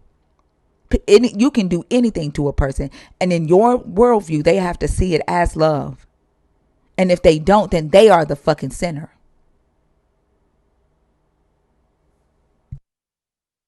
Hey y'all. Hey, Good Ria. morning. Hey, Avia. Fee, I don't know if you remember that Yeah. story I told you about Ariel's life, and I think this is another example where, like, even though when I came in, he was talking about how, yeah, they just don't have emotional regulation, man. They just got to do better, blah blah blah. Like, they just say things like that flippantly without any like self reflection whatsoever. They just, and some of them will always say, "Oh yeah, I had this and this and this, and Jesus healed me. I found Jesus, and I'm better." Literally, that girl sat there and said, I diagnosed with the outburst disorder, but I'm better now," and could not shut up, like could not stop talking. Every 2 seconds, she had to butt in, but in her head, she was cured. In her head, she was a better person. In her head, she's different from her family and she's broken the ties. But this is somebody that could not stay on mute long enough for a question to be asked. Even the minute she got up on the panel, hi, hello, hi, hi. And this is what we're seeing right here. This Tate person, like, there is no self reflection whatsoever. He can't even deal with the fact that he told a lie. Like, he can't even. This motherfucker talking about something, if your feelings are hurt, nobody else's feelings is hurt. I think, if anything, we pity, right? It's pity. It's pity that we feel for people like you that have to go through this world thinking that you have to be like this. Life can be so much fucking easier, but you choose to be a liar. You choose to accept shit just so you can be in the fold. You choose to say yes to things that don't make any fucking sense. Like, y'all are disgusting people. Apart from just feeling bad for you, we have to share space with you. We have to breathe the same air you breathe. We have to have conversations with you if we want a better life. If we want anything to change in this life, we have to endure conversations with motherfuckers like you, with damaged brains that can't do shit else. That's what pisses us off, not hurt feelings. You're weird. There was a guy tonight that joined talking about he healed his grandmama from breast cancer. He said his grandmother had breast cancer um, before he was born, and she was going through chemo. Then he said he healed his grandmama when he was 17. So I said, your grandmother had breast cancer for 18 years.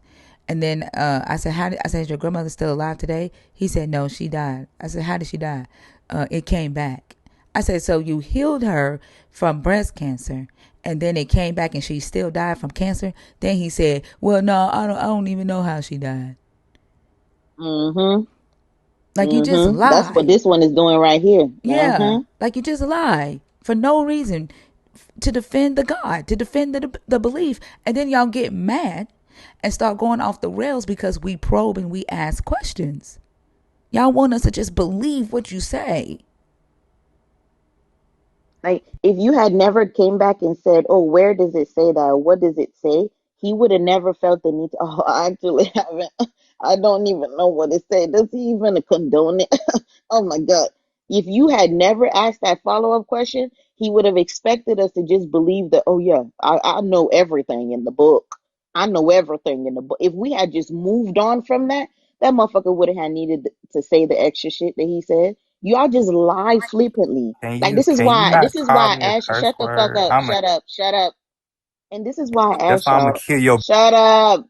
This Oh, is why Ash out. Yeah, this is Jesus. Jesus saved you, huh? You want to kill me? Lomain Jesus called. saved you? Uh-huh. Lomain called it as soon as he came Yeah. up. This, I don't know if That's you saw the Jesus comments or juice. not. Yeah, but Lomain called it. He was threatening Thinker, I think, the last time he was up here.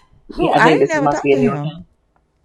Lomain said Mm-hmm. it's the Oh, same one that was saying something about having a brain injury or something, but he I ended don't up getting remember. blocked on his main account. Oh, I don't Lomain remember that. recognized the voice. Oh, I don't remember. Brain injury. What was he saying about a He brain says injury? he said something about I can't even remember. Lomain may, if he's still in here, he'll put it in the comments. But he said something about he kind of like the same one that Rhea was talking about, trying to excuse their behavior on some sort of illness or something like that, but then ended up threatening you before you dropped him and blocked him on his main account. Oh, I don't remember. I get so many death threats. Like I don't even remember. That's not surprising. Yeah. I'm calling you out on your shit now. Now you want to kill me. Baby girl, you going to be gone before I am. All that lying you fucking telling. Somebody going to get your ass. Lie to the wrong person. See what happens. But just look at the type of people Jesus got defending him. Like Mm-hmm. Jesus can't save your ass. Like you want me to believe that Jesus saves, but he can't fucking save you. And then that makes you mad. Like I don't understand why you get mad. Like you got Jesus. Oh yeah. Be with him. Why the fuck you mad? Mad at me? Make that shit And make sense.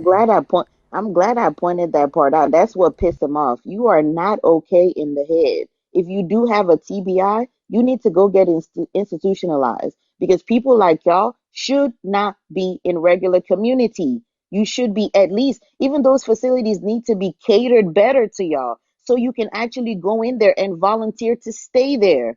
You should not be a part of it because y'all are erratic. You don't have the capacity to actually commune with other people. You will lie for no reason because your brain is already damaged. Like this is not okay.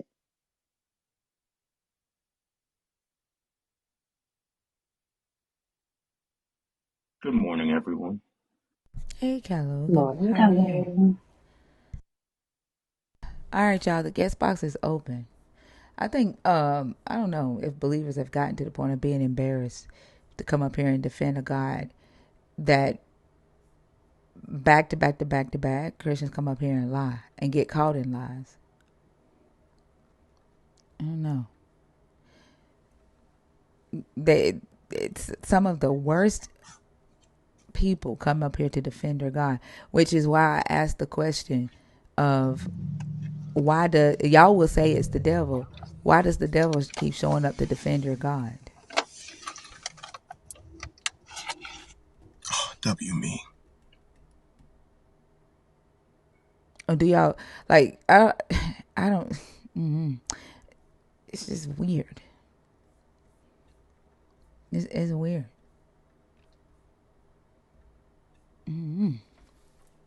I don't know how y'all sit in here and y'all see it, like y'all listen to it. It'd be different if somebody was coming back and saying, "Man, guess what I heard?" Y'all be hearing it with your own ears. Like it's just I don't get it. I'm with you. I don't understand. Like it's constantly the same thing, and they show up here and they sit here for hours and hours and hours and hours, and in their mind they think they're different. Yeah, But like the only thing that separates them from the people that they hear is that they're not on stage. Literally. which is why I And asked it's them, like, why does the devil keep showing? Like they'll to separate themselves. They say that's not God. Okay, Mm-hmm. if it's not your God, then what the fuck is the devil doing showing up defending your God?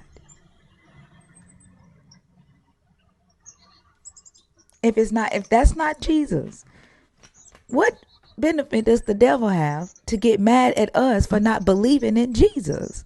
I need y'all to answer that for me. Our manager is yelling at us through y'all.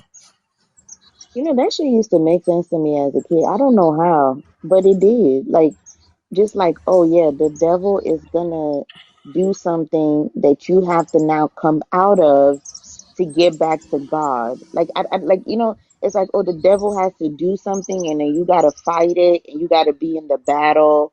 and then you have to overcome it, and then now you're closer to God. Like, it makes sense to me. I don't know how.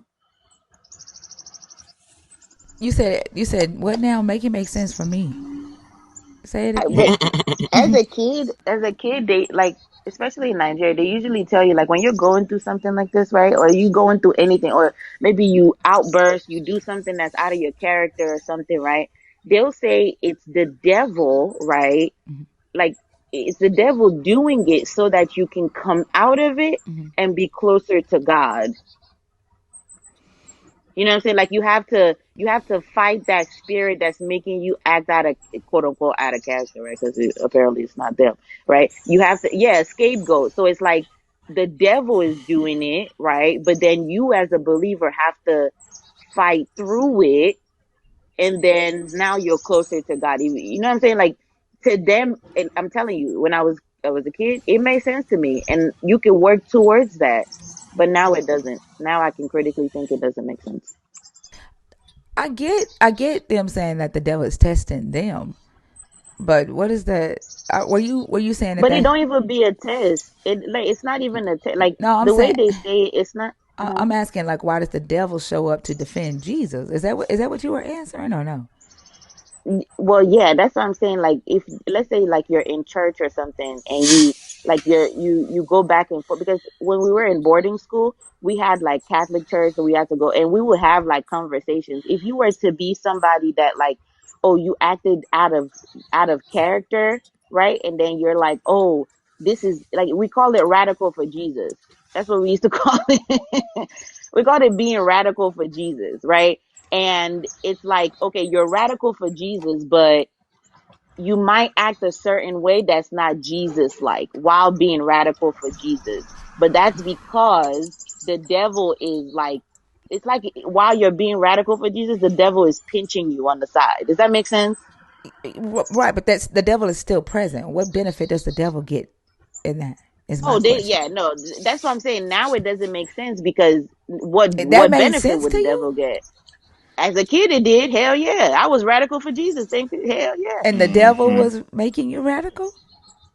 Yeah, it's like if you can ignore the devil while he pinching you, then you're stronger. You know what I'm saying? If you could be like, or like you could, if you even go through, like, let's say you succumb to it, you have to like come out of it and be like, okay, now I. It's like while you're radical, you have to show that Jesus then saved you from being, you know, straight away somehow. Like, oh, why did you yell like that? Oh, God, Jesus, forgive me. I'm not supposed to yell while I'm talking about, but you're still being radical either way. I'm telling you, it But made sense the to me. the the influence was Jesus still.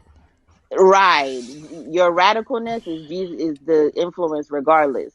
So, Yeah, I don't know. I still don't When I was understand. a kid, I always assumed that it was the devil trying to dissuade non-believers from joining the cult.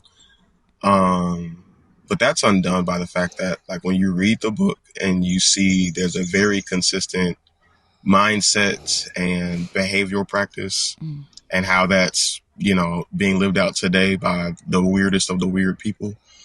Uh, you see the through line and you realize that's actually like the true belief. Like, that's realistically the closest thing that they have to back then. Just like Fat Bastard.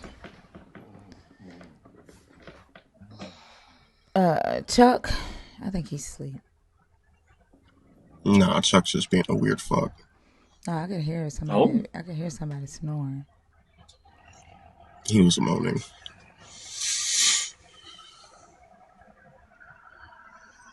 Moaning and snoring sound the same to you? That sounded like He was moaning. moving stuff. He was moving stuff. I didn't hear that. I thought his ass was snoring. Rich nigga, you're not connecting. You're gonna have to try again.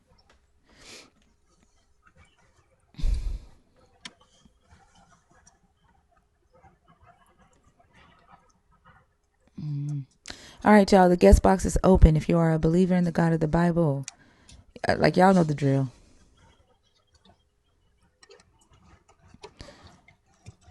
We had to start the live back over because I had a restriction, and so hopefully we can get some conversations going. If not, I don't know. Yeah, thank you, Yala. If not, we'll be back on Thursday night.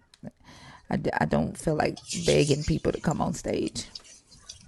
All right, hope get that.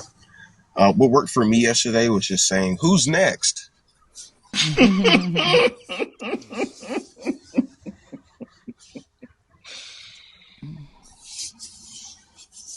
That's because I sleep during the day. I get sleep, y'all. Like, I just don't sleep when you sleep.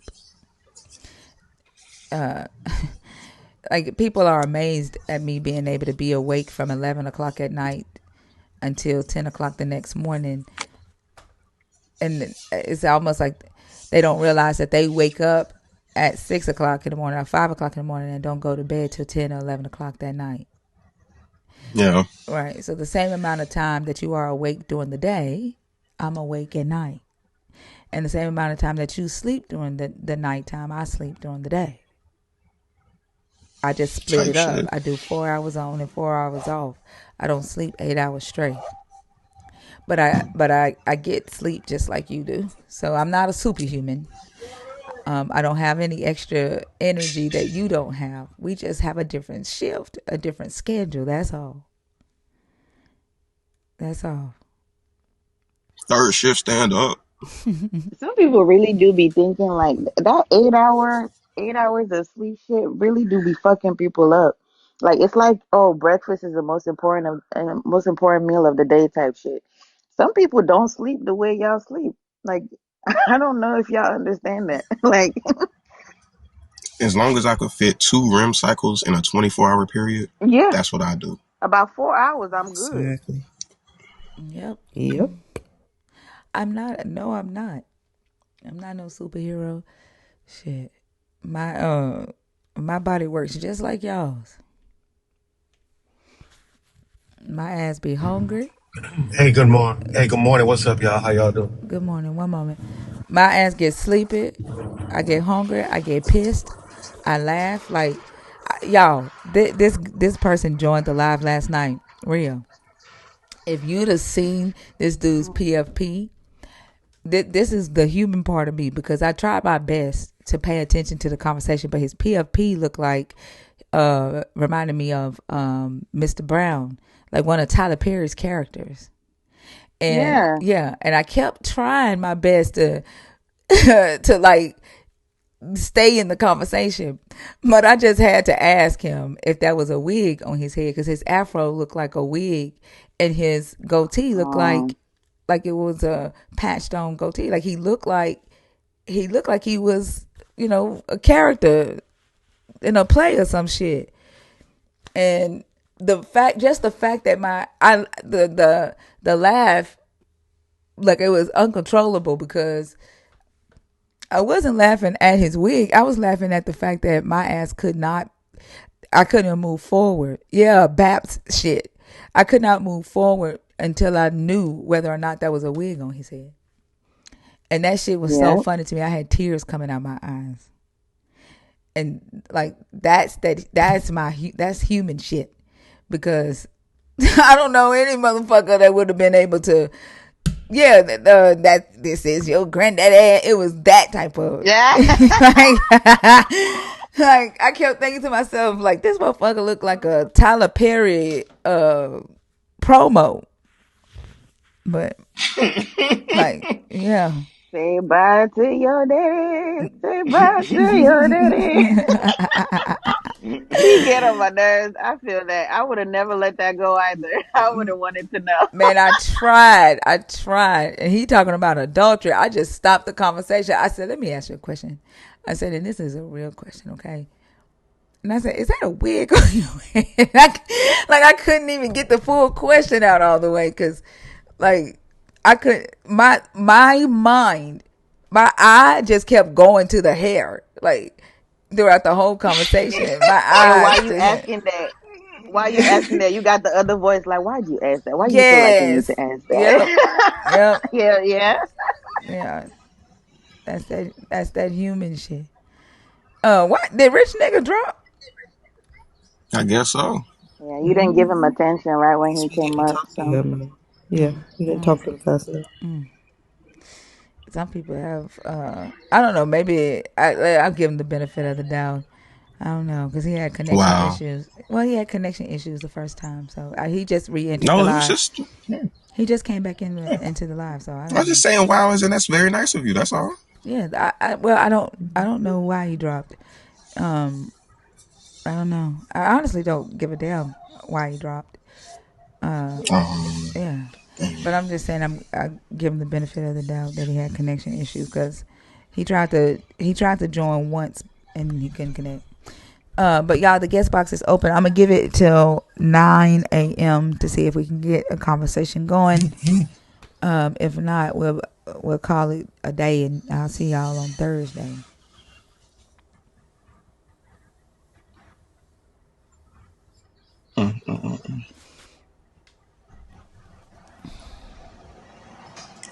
Good morning. Hey, Zena. Buenos Good dias. morning. How's it going, you guys? Muy bien. What's Very going good, very good. Hmm. Banker, may I make an announcement? Yes.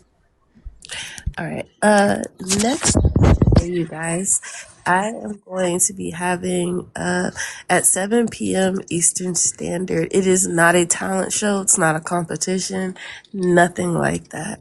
It is simply I'll say like a speakeasy, right? Spoken word night where anybody, and Christian, non-Christian, in between, I don't care, but anybody can come up. You can show your artwork. You can, I don't know, share a poem. You can share a screenplay. I have two people sharing a bit of their screenplays. I didn't know we had screenwriters in here, which is awesome. You can share an excerpt of your favorite book if you like. You can share a song. You can rap if you want to. I don't care. This is just something to bring the community together, let people know, who has the talent to do certain things, and maybe somebody might want to invest in you or something like that. I don't know. But anyway, feel free to message me. All I need is your picture and what talent or what you're going to share with us, right? And I'll put you on a list. So far, I have about 7 people, which is awesome sauce. So yes, please come through. It's at 7 p.m. Eastern Standard Time. And the sky's the limit. If you think of something else you want to share, let me know. What day is that?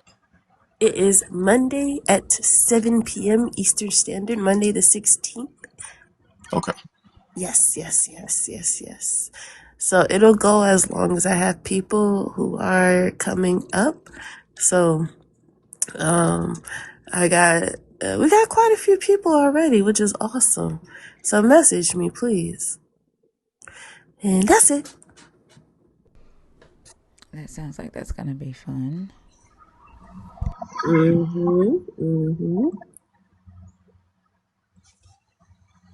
All right, bye, y'all. I see y'all tomorrow. All right. Huzzah. Peace. my What the daughter, fuck? somebody just mentioned beatboxing. My daughter, she done decided she can beatbox. So I'm gonna bring her to come do her talent show. That'd be really cute. Fila, thank you. I can't wait to see it. I appreciate that. Hey, Jarian. Hey, good morning, everybody. May I make not really an announcement. No, let me say it like this. Also, I want to know who TT is too. I don't know if I felt comfortable after yesterday. But I want to talk about the benefit of this community for me. And is that okay, Thinker? Yeah. Okay. I want to talk about how it has benefited me and the real benefit of me being like a super nerd, going from just like listening. I don't come up as much because I don't feel like I've studied the Bible enough to contribute, which is why I'm relieved so much. Yesterday, you had a conversation yesterday and you got really, really hyped, and it was with somebody who was deconstructing. I haven't fully deconstructed, so it kind of, I'm fully deconstructed, but I just don't study the Bible like everybody else in the group does because I feel like it just traumatized me so much. I don't even want to look at another fucking Bible. But the benefit for me being a super nerd is the community. I had somebody from the community send me a text message. They had reached out for some help. And they sent me a text message back the next day saying the community showed up and showed out. And I started crying. I mean, everything makes me cry, but I was like, this is what community is about. And I just want to encourage people to really engage. Maybe you don't have like the super fan, it may be a challenge. The $9.99 a month may be a challenge, but I just would like to see more people come up. And I'm talking to myself because I always get so nervous. I'm a much more better writer because I get to think out what I want to say. But I just want to encourage people to really start engaging and participating a little more. If I can do it, everybody can just get up to bring the conversation level up, bring the IQ level up. I was really worried about that last speaker. I was like, oh my God, I think I was just talking about this the other day. Like, the conversations, I know more people have things that they want to say and they want to add. Yesterday on Oso's live, I was not feeling great. And the question was, how do you deal with non-believers? And that was just a really good question. Cause, after I hung up, I was like, Jerian, you don't even really deal with them. You walk away from them. You avoid them at every corner because I don't want to like cuss them out or whatever my avoidance thing is. And it's just helpful, to listen to the lives and to participate, to see how other people are dealing with those kinds of things. So it's really good that we don't only have to, know the Bible as well as the mods do. So that's it. I just want to encourage everybody to participate more. I have a personal goal that I would like to see for a thinker, but that's just my personal goal. Everybody else should have their own personal goals about how we want to help create everybody's community. Osos, Zena Mae, Ria's. This collective has really been good for me in my life in learning how to think deeper. In a lot of ways, I still had a lot of the Christian stuff, talking over people, not really critically thinking, just saying whatever comes up, comes out. It's just so many paths to learn from the community. And it's a large community, and it's helpful, especially for me, a Black woman. And as we all know, it's difficult for us in the Black community to walk away from this God. So I just wanted to say that. Thank you so much for allowing me to come up. And I wanted to say hello, family, friends, and Christians. I just thought that was funny. Oh, so I'll leave the jokes up to you.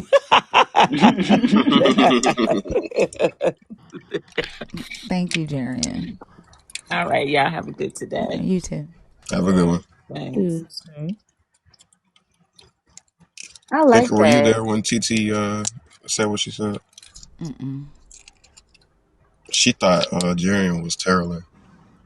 Oh wow. Oh. She said she was so confused because thinking would have her up on panel and that nobody would talk about it. I was like, no, TT, that's not her. Kenny B, are you in the comments? I mean, in the request on purpose on accident? She don't sound like Terrell to me.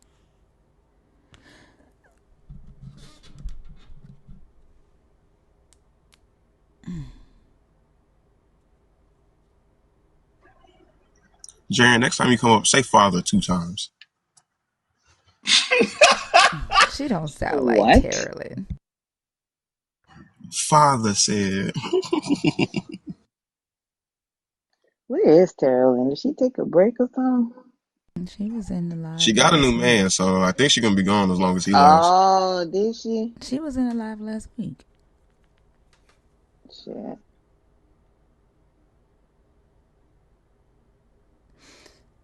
Oh my goodness.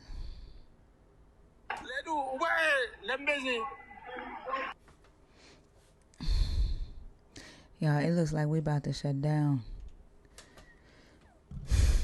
There's somebody on panel. Who's on panel next to Sun? Right. Oh, I don't know. Tab Tab Tab Panda. Panda. Good morning. Good morning. How are you? Who? How did they get up here? Oh, I had requested, but if you request and then you go out, it'll alert you when the mod or the host accepts your request. So I Oh. came back when I was accepted. Oh, okay. How old are Mhm. you? I am 43 years old. All right. And are you a believer in the God of the Bible, deconstructing, or an atheist? No, I don't believe in the spirit of the Bible. No. Mm-mm. So are you a? So I asked if you are a believer. Are you deconstructing your belief, or are you an Well, atheist? I was brought up Seventh Day Adventist, but as I grew older and my frontal lobe fully formed, logic kicked in, and I'm it just don't make no sense to me. There were three questions, Miss Tab. There were three questions. Are you a believer? Are you No. deconstructing? Are you an atheist? Those are three different Yes, I am an categories. atheist, and I'm not Okay. deconstructing. Okay. And Okay. which of the two topics did you come up to discuss? The Adam and Eve story in Genesis is patriarchal BS, and I totally agree.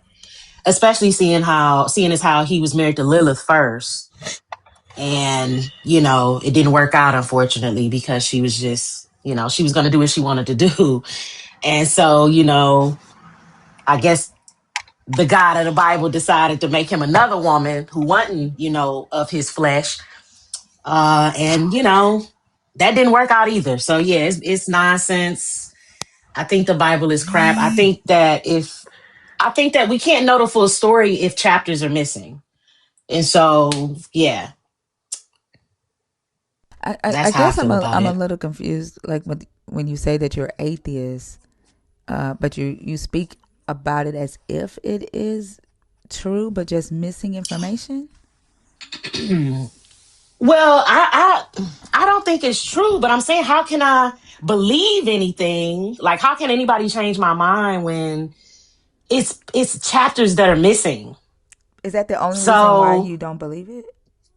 no, that's not the only reason. The first reason is because it's just so patriarchal. It's so male centered, and the woman is bad, and the woman did this, and the woman ate the apple, and the woman and da da da da da. Da.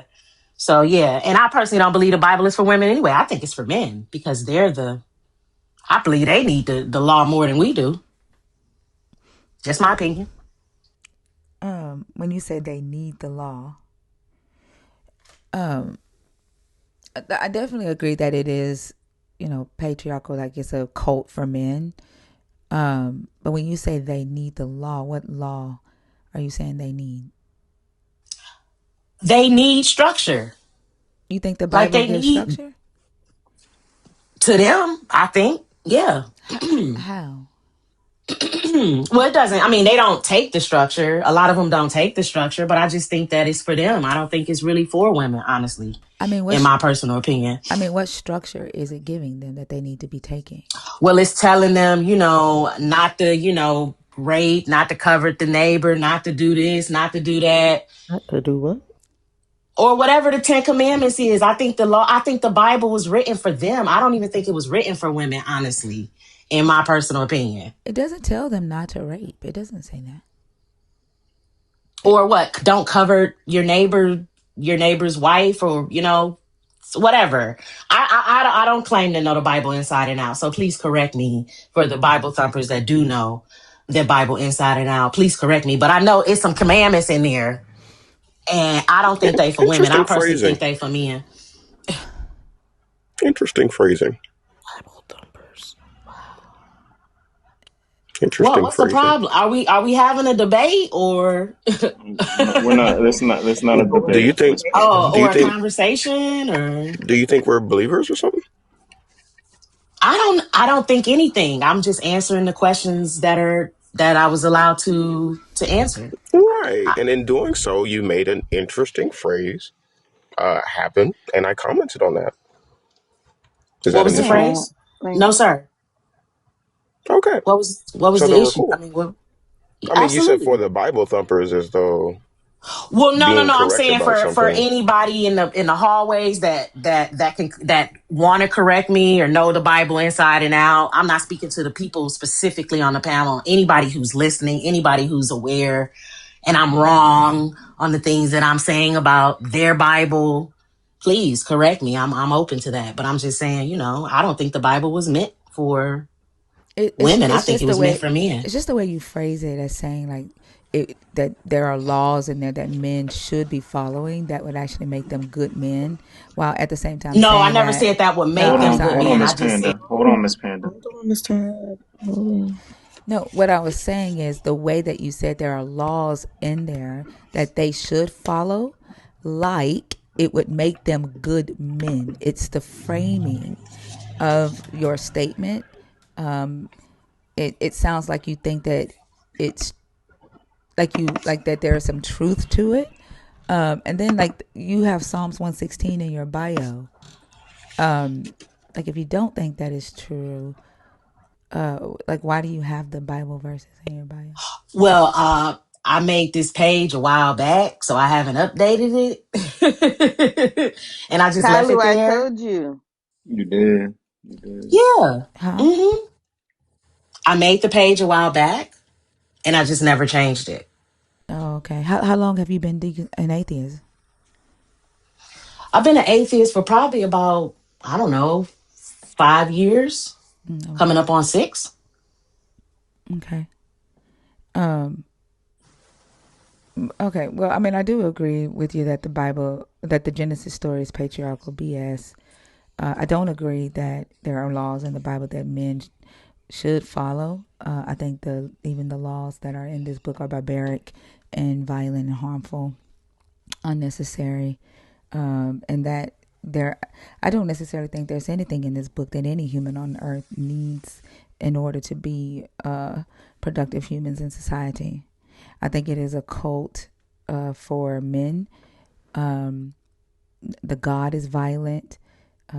And the Bible is a book of colonization. It teaches men how to subjugate and how to go into other lands and rob and steal and kill.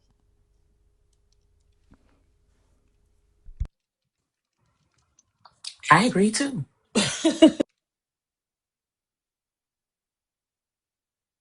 All right. I don't have anything else. Any other? Because I don't know if anybody else on the panel does, or if you have anything else that you want to say. No, ma'am. Thank you for allowing me to speak. You're welcome. Have a good day. Bye. Yeah, I don't know if like any contention or like disagreement would have went well. I could I could have seen the yeah, I don't know, y'all. Just because you're a non-believer don't mean like we have to agree with everything that you say. So I just felt like that whole thing would have been very so but please you can have a conversation and still, get to talk about things that you don't agree with. It's okay. You're not gonna lose an arm, I promise. I just didn't see any reason to. Like, Right. yeah, other than the statement about the laws, like that, she wasn't really saying anything.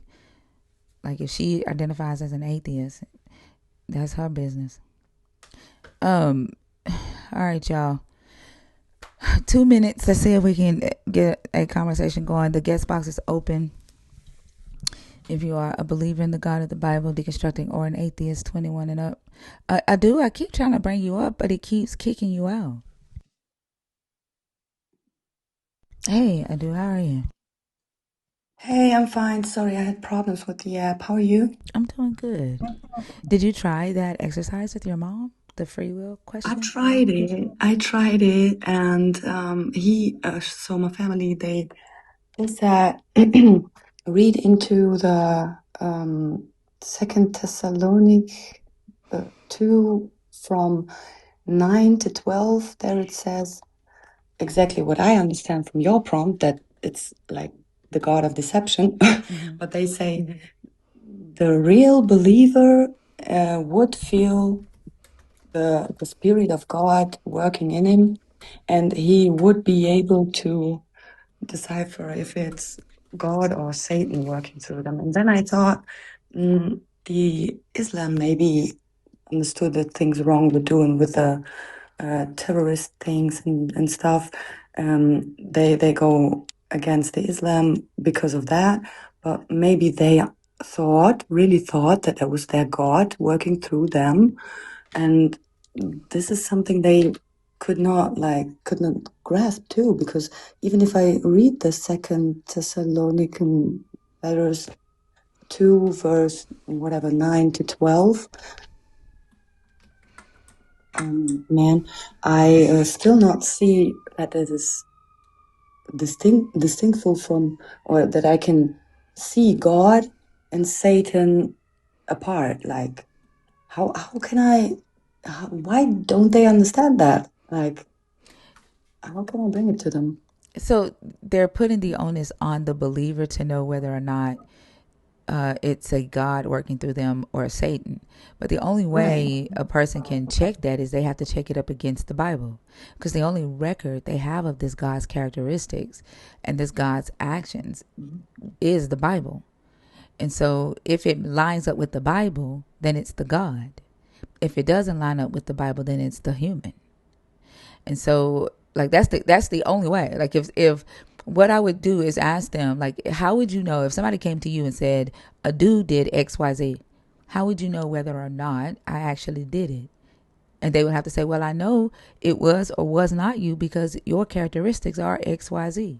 When you were little, you didn't like ice cream. So if they came and told me that you were eating ice cream, I'd be like, no, not a dude. A dude doesn't like ice cream, right? And so they have to do the same thing with this God. If the God in the Bible would command his chosen ones to go into a land and commit a genocide, then you can't say today that the God won't do it, because in his record he is known for doing that. Yeah, that's what I try to explain to them too, that there's no difference from God as he explains himself, like, I will defeat you for or I will send people doing good things in the name of Satan. And how would I know that it's Satan and not God doing the good things? And that they fail to explain it to me, and I cannot re-explain it to them, because I don't know, maybe we not getting each other, or they just relying so much on the Bible. I don't know. Well, because they But the Bible rely on says the exactly Bible. that. Well, what I would do, like, so for example, what are your characteristics? Like, how do your parents know you? Like, if somebody came to your parents and they told your parents that you did something, right? Mm-hmm. How would your parents know whether or not it's true?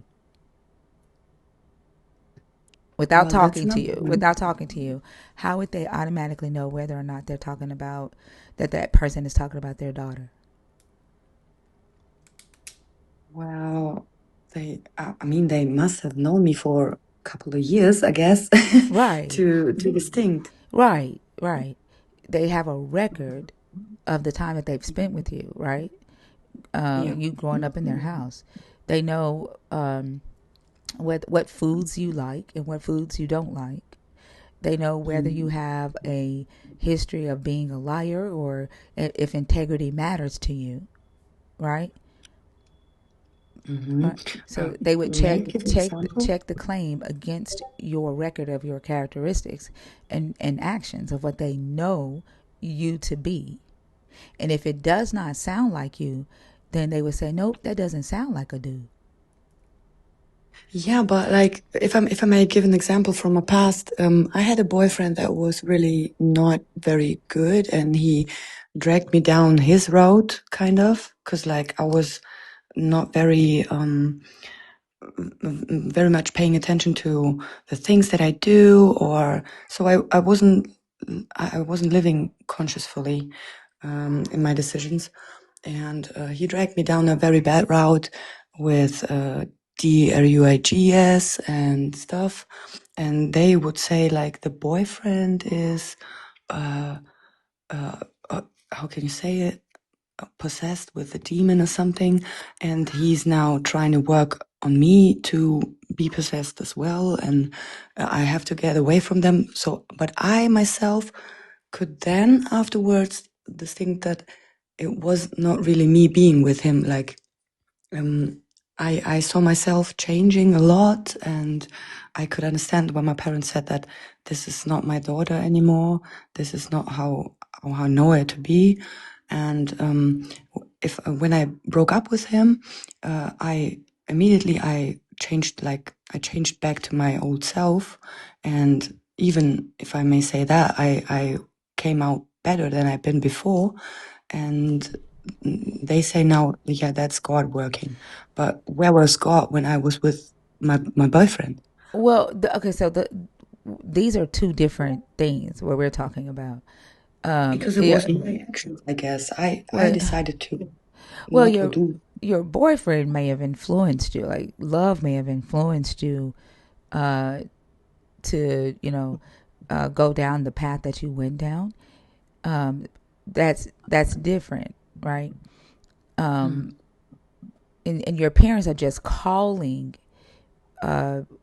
what you did because they see it as bad, doing drugs at the devil, because they in your parents' worldview, anything that they consider to not be good is the devil. So Well, that's a choice. your boyfriend is the devil, and what he influenced you to do was of the devil, right? Even though it could be very real that your boyfriend influenced your decisions because you loved him, right? And you may have Yeah. given him some power over you, or complete power over your what you thought about yourself, your value in yourself, the decisions that you made. A lot of times women do that. We give the Mm-hmm. males in our life too much authority and too much Mm-hmm. value, and that we feel like our value is dependent on them, right? Like we're not enough unless they tell us or consistently remind us of our value. And so that influences us to make bad decisions, right? That doesn't mean that a devil was there. Your parents see it as a devil because that's bad. Because bad to your parents is the devil, and good to your parents is God, right? But even God does bad things. How can they Not say to the your devil is parents. bad? Not to your But parents. They're like the why even the doesn't bad that make things, sense to them? because to your okay, so your God, that your parents' God would be similar to your boyfriend, right? That your parents Mm. have given authority and power to the God. So the God is your parents' boyfriend. And so Mm-hmm. they love this God. They want to be close to this God. So if the God does something bad, it's not seen as bad to your parents, it's seen as good. And because he has authority, there's a whatever reason he gives for doing this bad thing is automatically right, and it's automatically good. It's not seen as bad. So when the devil does it, it's bad, but when God does it, it's good. Does that make Okay. sense? Yeah, I gotcha. I gotcha. Okay.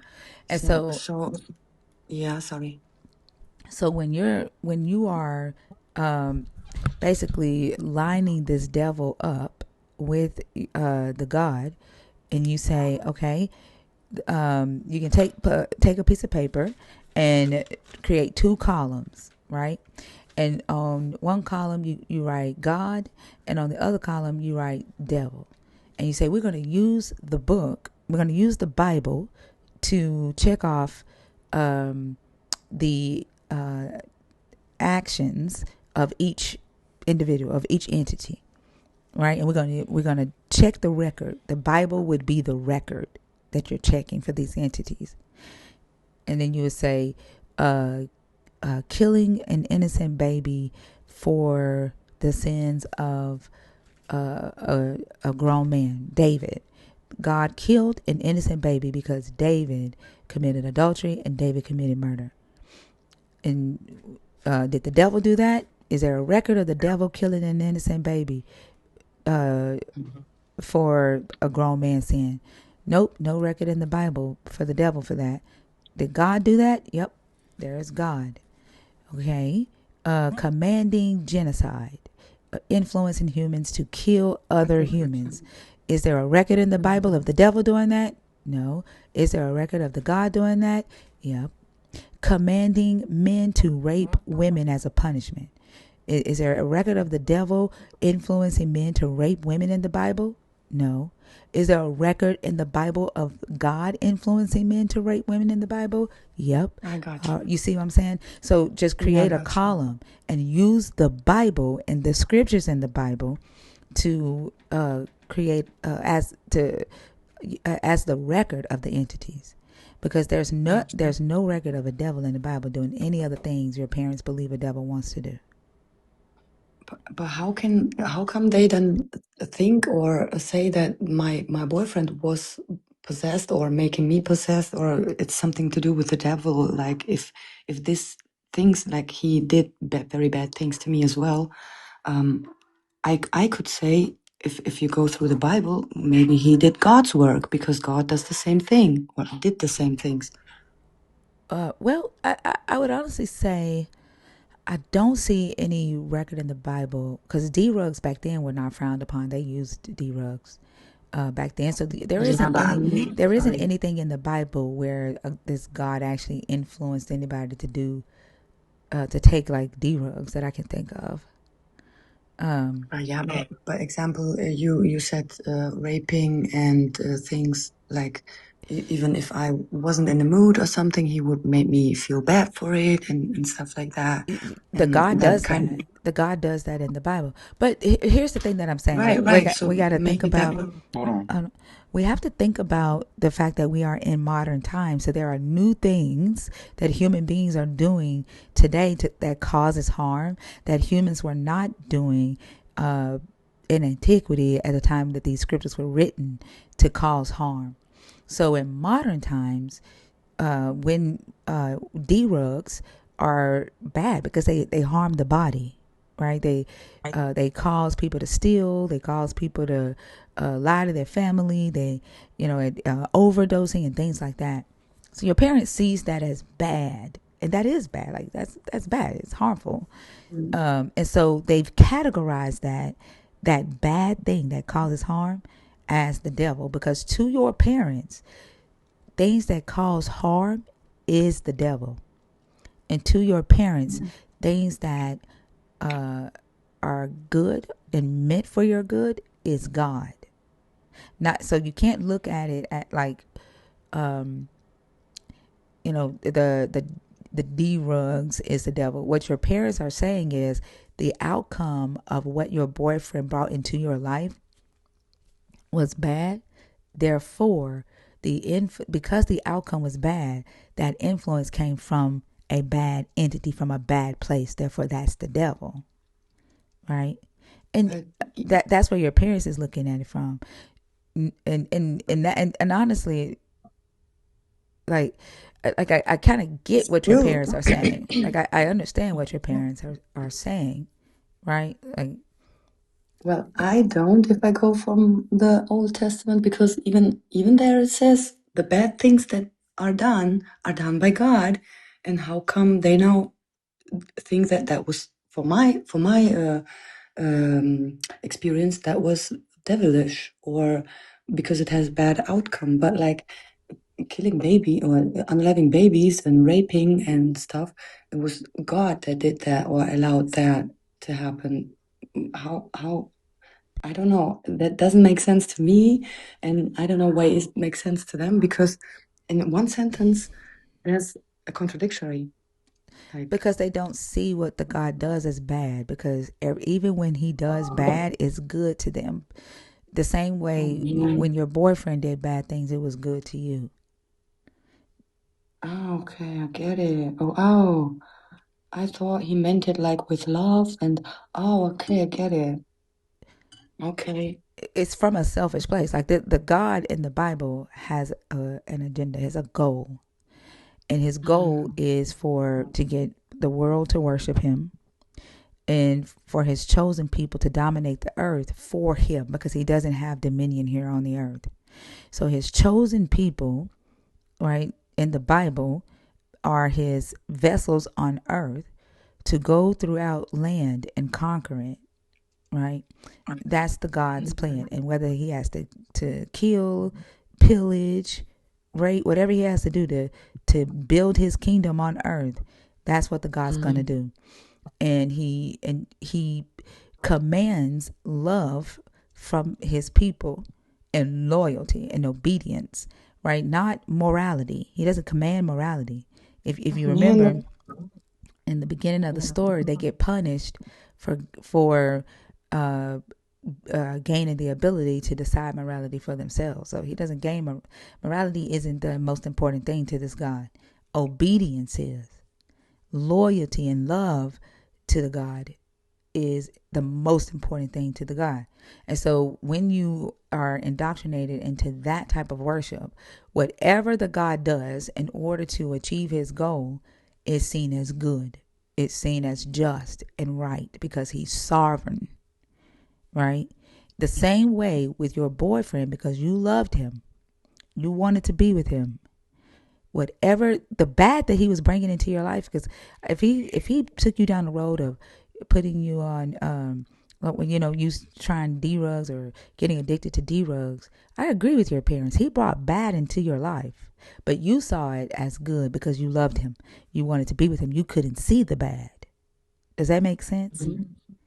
that makes sense. But why or how did my parents not see that maybe God is working with even the bad things he does, but like for the greater good and intentions? What? Why Because that? your God, because their God is focused on political, they're like building kingdoms, like land, um, uh, controlling populations. Well, let me ask you this: what good do you want your parents to see in you being on D-rugs? Well, like what good would the God? What good would the God have to for having you on D-rugs? Huh? I don't know, maybe some more creativity, maybe some, I don't know, maybe helping others because I'm so kind or something. I don't know. I really Wait, don't you know. so you're saying you want your parents to see that the D-rugs are helping you? Well, as I thought I saw them helping me, I don't know. Why? Can you give me like what was it? Like don't say give me a hint. Mhm. Was it ganja? What D-rugs were you doing? Uh, that too, and the thing with the four letters and the M I don't know what in that it. is. Four letters and an M. Math. MD. Oh, hell No, no. no, no, no. Hell no. MD, and then another M, and then an A. Can I say that? Oh, I You don't know. got it, son? psilocybin. Not really. It's chemical too. It's Spell it backwards. Yeah, spell it backwards. AMDA. AMDM. It's backwards. Four I don't know letters. what that is. No, I don't know that. I don't know that one. Can I? Uh, 1 second. I'll try it out. It's actually I don't know. I have no idea. It's that. That's what I'm it's typing like with a backwards, right? it's Yes. it's like a Yeah, yeah. Molly. Sorry, I could Oh no, not you yeah. can't say you can't I'm say that. trying not to say it. Yeah, I'm Okay, trying. okay. It's a psychedelic. Oh, okay, okay. DMX. I don't So, know the effects of that. I don't. Um, so you're kind of very euphoric and happy, and you don't harm people or things. You're not bad. You want to hug people and stuff. So I don't see, I did not see bad in that. Of course, I see it's harmful for the body and stuff, but like yeah, I did not go out and harm people or. I don't know about that. I know that ganja is natural and legal in a lot of places now, but still some believers think that is still bad because it's like while cigarettes are legal, it still can harm the body. Um, I don't think you'll ever get your parents to see that it's a good thing for you I don't to, want them to see that it's a yeah, good thing. It's just, yeah. I just did not want, or I just don't understand why they saw me having a bad life if I wasn't harming. I was okay. I was harming my body. I get that, but like I wasn't going out in the world and But I harming thought you people. said you Or got better. I thought you said your life got better when you left the man. I thought you said the man yeah, was a bad influence on you, and when you yeah. stopped messing with him, In retrospect, I thought that I was how can I say that? I was living unconscious before. That's how I got into the relationship. And as I got out, I saw in retrospective that was very bad, that the way I lived before. And now my parents are saying, yeah, that's now it is God working through you because now you have the insight and retrospective of how you have been living, but uh, it's my uh, insight. so help me understand. When you were with him, besides the drugs, what what else? What other bad things or bad influence did he have? Like, I mean, like, how else was your life going negatively that has changed now that you're not with the man? Well, with him, I had problems with my family, of course, because they did not like him or how he Mm-hmm. was living. Um, so he capsuled me away from them. I wasn't able to go to work properly because he influenced my mind so bad that I like had a bad feeling to leave him alone somehow because he would like Do that. I asked almost her to almost. hold on for a second. Do that. I asked her to do this yesterday. She's just coming back and giving me an update of what I sent her to do yesterday. Go ahead, Um, Adi. But thank you, so though. Go ahead. yeah, he he would make me like kind of threaten me to if I go to work, maybe I will see another chick then, or and of course it's like for me, I could not say, well, then leave me alone, but like I wasn't going to work because I had the fear that he was going to cheat on me or whatever. I don't know. So things like that. Or he was going up to my work and threatened me there, making me bad mood at my work, so I could not So work and concentrate properly. he would physically, Yeah, yeah, that's bad. What good do you see in of that? course. I don't know. I just could not leave because of I don't know, maybe the emotional bondings that Yeah, I that's what had I for mean. Like some the things reason. that you saw, right? The Mhm. things that he was influencing and bringing into your life, like the threatening you is not love, but you saw it as love and you saw it as good. That's the same thing that your parents see with this God. The violent things that the God does, they see it as love and they see it as good, right? That But and yeah, so that's why sorry. they can't see um, what you're asking for them to see. I don't think that anybody that loves you is going to actively see good in you doing any drugs that is harmful to your Mm-hmm. body. If they love you, they are going to try to help you, you know, Mm-hmm. get off of that. They're not going to see good in that, regardless if they are a believer or not. Yeah, right, right. But now that I had the insight for myself, it's it's like a magical thing happened, and God worked through you to give you the insight that this boy is bad for you, and now you came back to us, and that's perfect. And now you came out even better because God is now in inside of you, or whatever. I, I don't know. It's so yeah. I don't even know what to ask here Well, now. see, like, do they even know if you're happy? Have they asked you? Well, Have they asked if you are happy? Uh, yes, of course, but like they credit that to God as well because I let God's spirit in my heart, But you but I just didn't. told me But that they think they you are. were happier with the D-Rugs. No. I meant that I'm happier and I feel as a better person that I have been before, and even before So you saw the D-Rugs as getting to bad know my too. ex. No, at that time, not at that time, because of course, if I am on the D rocks, I am happy, right? You can't really, but yeah, in retrospective, it was not very good. Of course not. Yeah. So But now I'm happy and feeling better and living better than because I've you're been not with before. that man. Yeah, Yeah. you're right. Yeah. And they say it's God, Yeah. Because to but them, I'm telling them. because for them, what's good is God. What's bad is the devil. They're going to attribute it because they are believers. They're going to attribute what they see as good.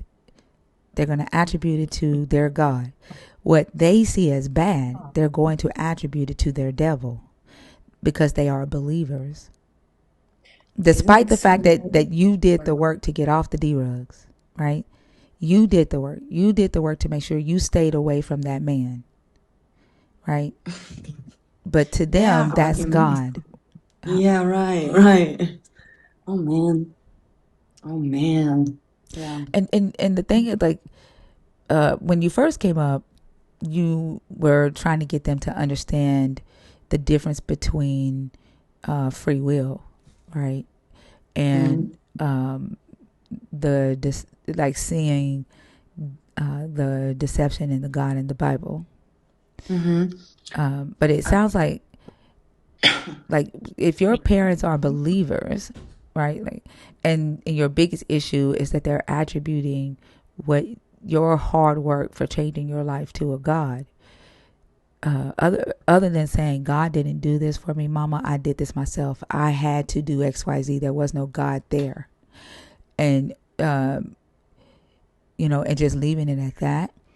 And when they say God did it, unless you just be like, oh, okay, and just move on, because you yourself know, unless you're trying to deconstruct them. You as well, yeah. Well, I know. I don't think that we have a right to choose when someone deconstructs. Like, they have to be the ones to start that Yeah. process of questioning, but they don't have a right to push what they believe on you either. And so when they're giving their God credit for the hard work that you've done to change your life, it's up to you if you want to push back on that and say, no, there was no God that did this. Yeah. And no, there was no devil that made me make the decisions that I made. I made those decisions because I wanted to be with that man. And I made the decision to better my life and get away from that man. It's up to you to assert that and tell them But to stop giving their God credit for what you've done. Or you can be like, yeah, yeah, okay. right. No, you're right. Yeah.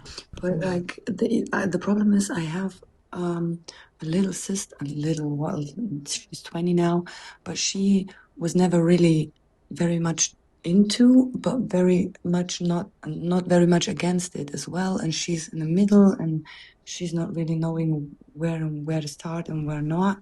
And I don't want to lose her, kind of, because she does not understand some things.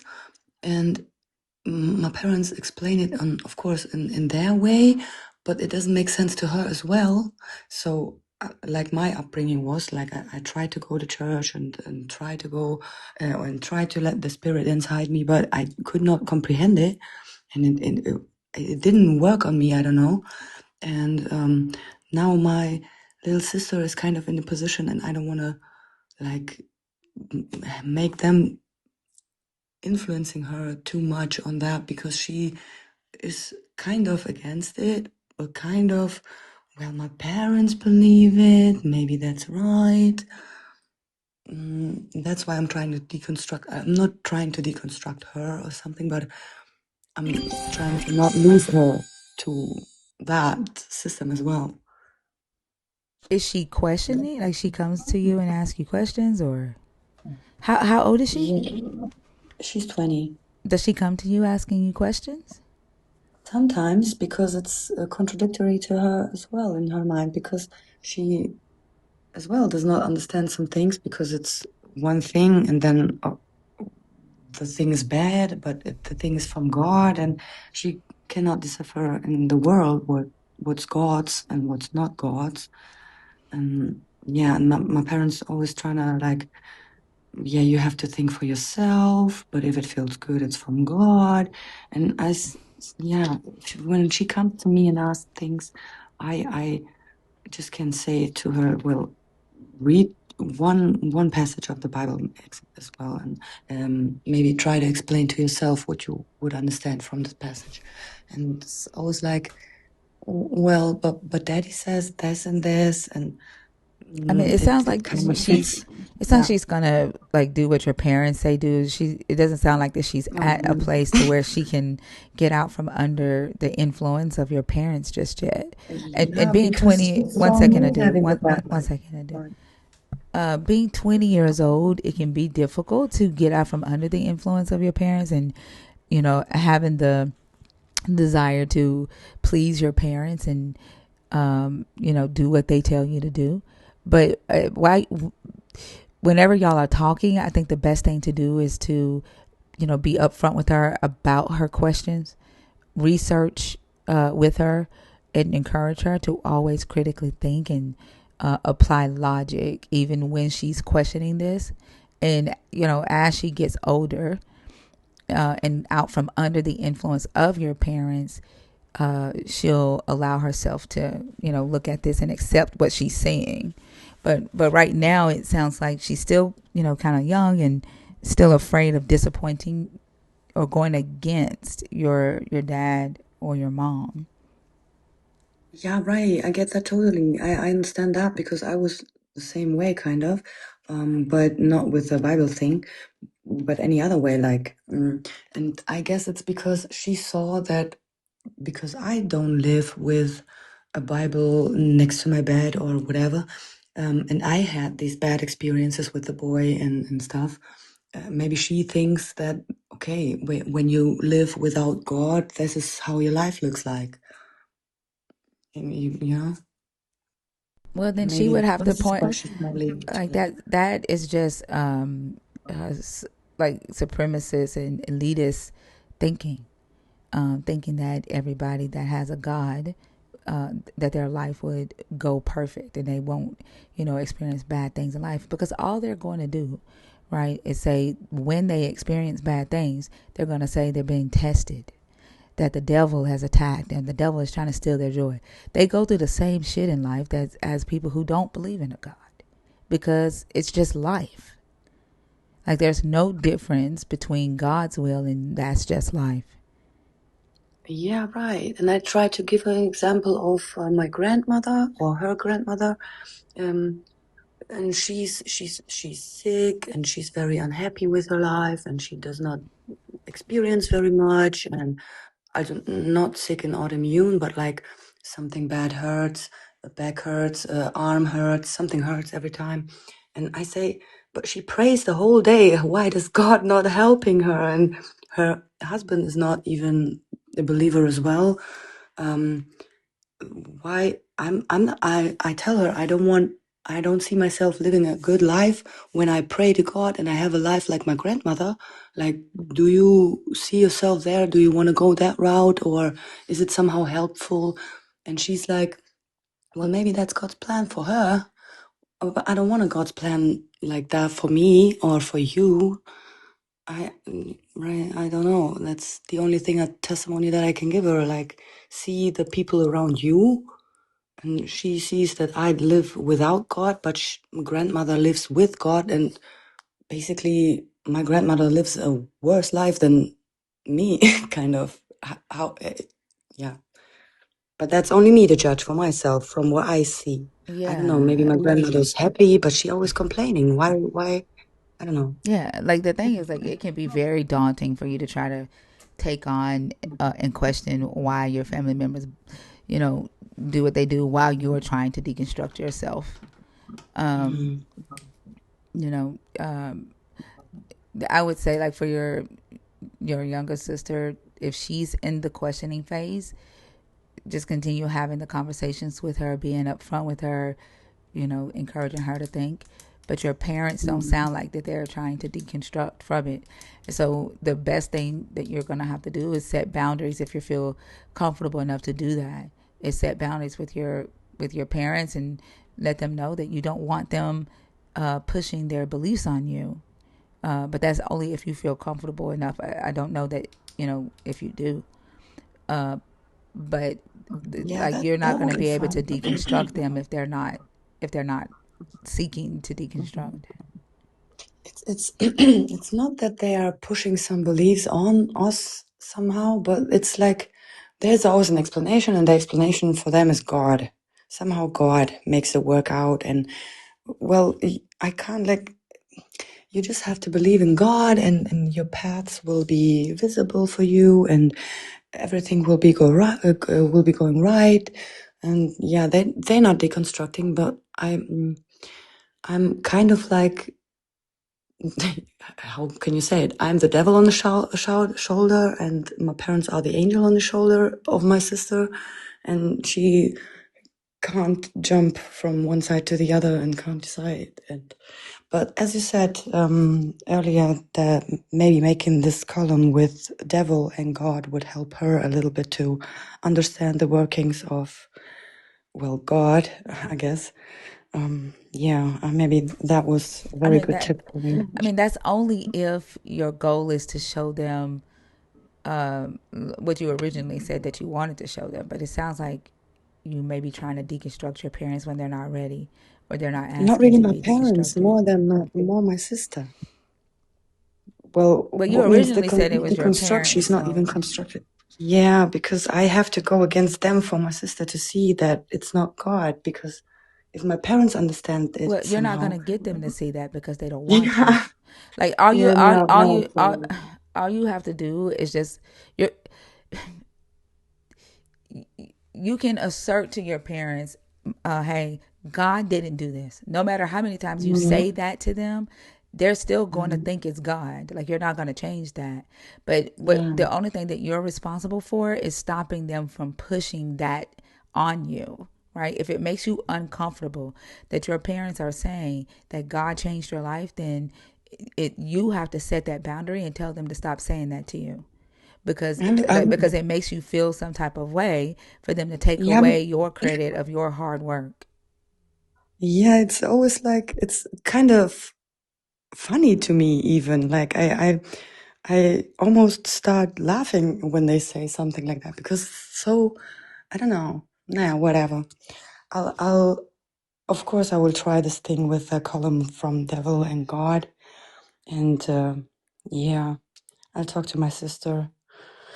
That was a very nice conversation with you, Thinker. I'm so thankful that you're here and doing the things you do.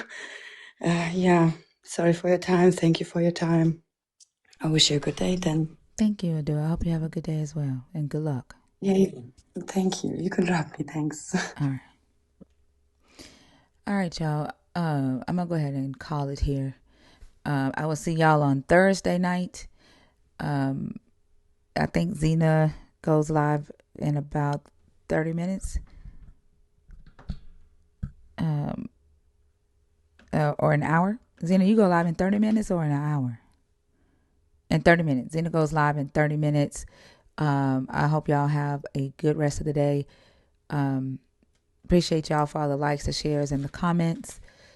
I don't know why Maddie's Hour, um, the young ones don't come up on Maddie's Hour and doesn't go the way that I want it to go. But we're going to keep on trying to make Maddie's Hour a thing. I'll see y'all Thursday. Thank y'all so much. Y'all have a good one. Love y'all. All Z right. says she's Love about to y'all. go live now. Oh, okay. Go ahead and go live, Zena, so everybody can go. I'm not finna go to sleep yet. I'm not sleepy. Tonight was a very weird night. Yeah, it was a very weird night. And I think like because of yesterday, the way the live ended yesterday and I carried the weight of all of that. Yeah, it's just but Fee, the talk I had with Fee helped a lot.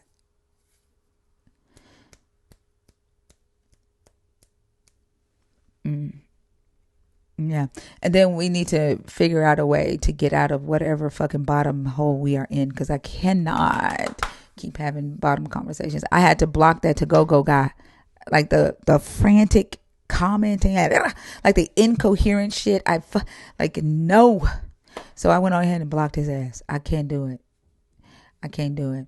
And I like, if anybody is listening to me thinking that that I'm saying I don't want to talk to you because you're not smart, that is not what the fuck I'm saying. Um, I'm not saying that I don't like people like who don't have knowledge. That's not what I'm saying. There is a specific type of willful ignorance that I can't handle no more. That's what I'm saying. I don't expect people to know everything when they have conversations in here. This is a place to learn, and grow. That's just keep that in mind. Don't be afraid to come up and talk to us. You will have a good conversation as long as you are respectful and you don't lie. Simple as that. So don't take what I'm saying wrong, please. But I love y'all. Is Zena live yet? Yeah, somebody put in the comments she was Yes. like, Okay. All right. I'll see y'all so over yeah, in see Zena's y'all over live. there. All right. Have a good Love one, y'all. y'all. Bye.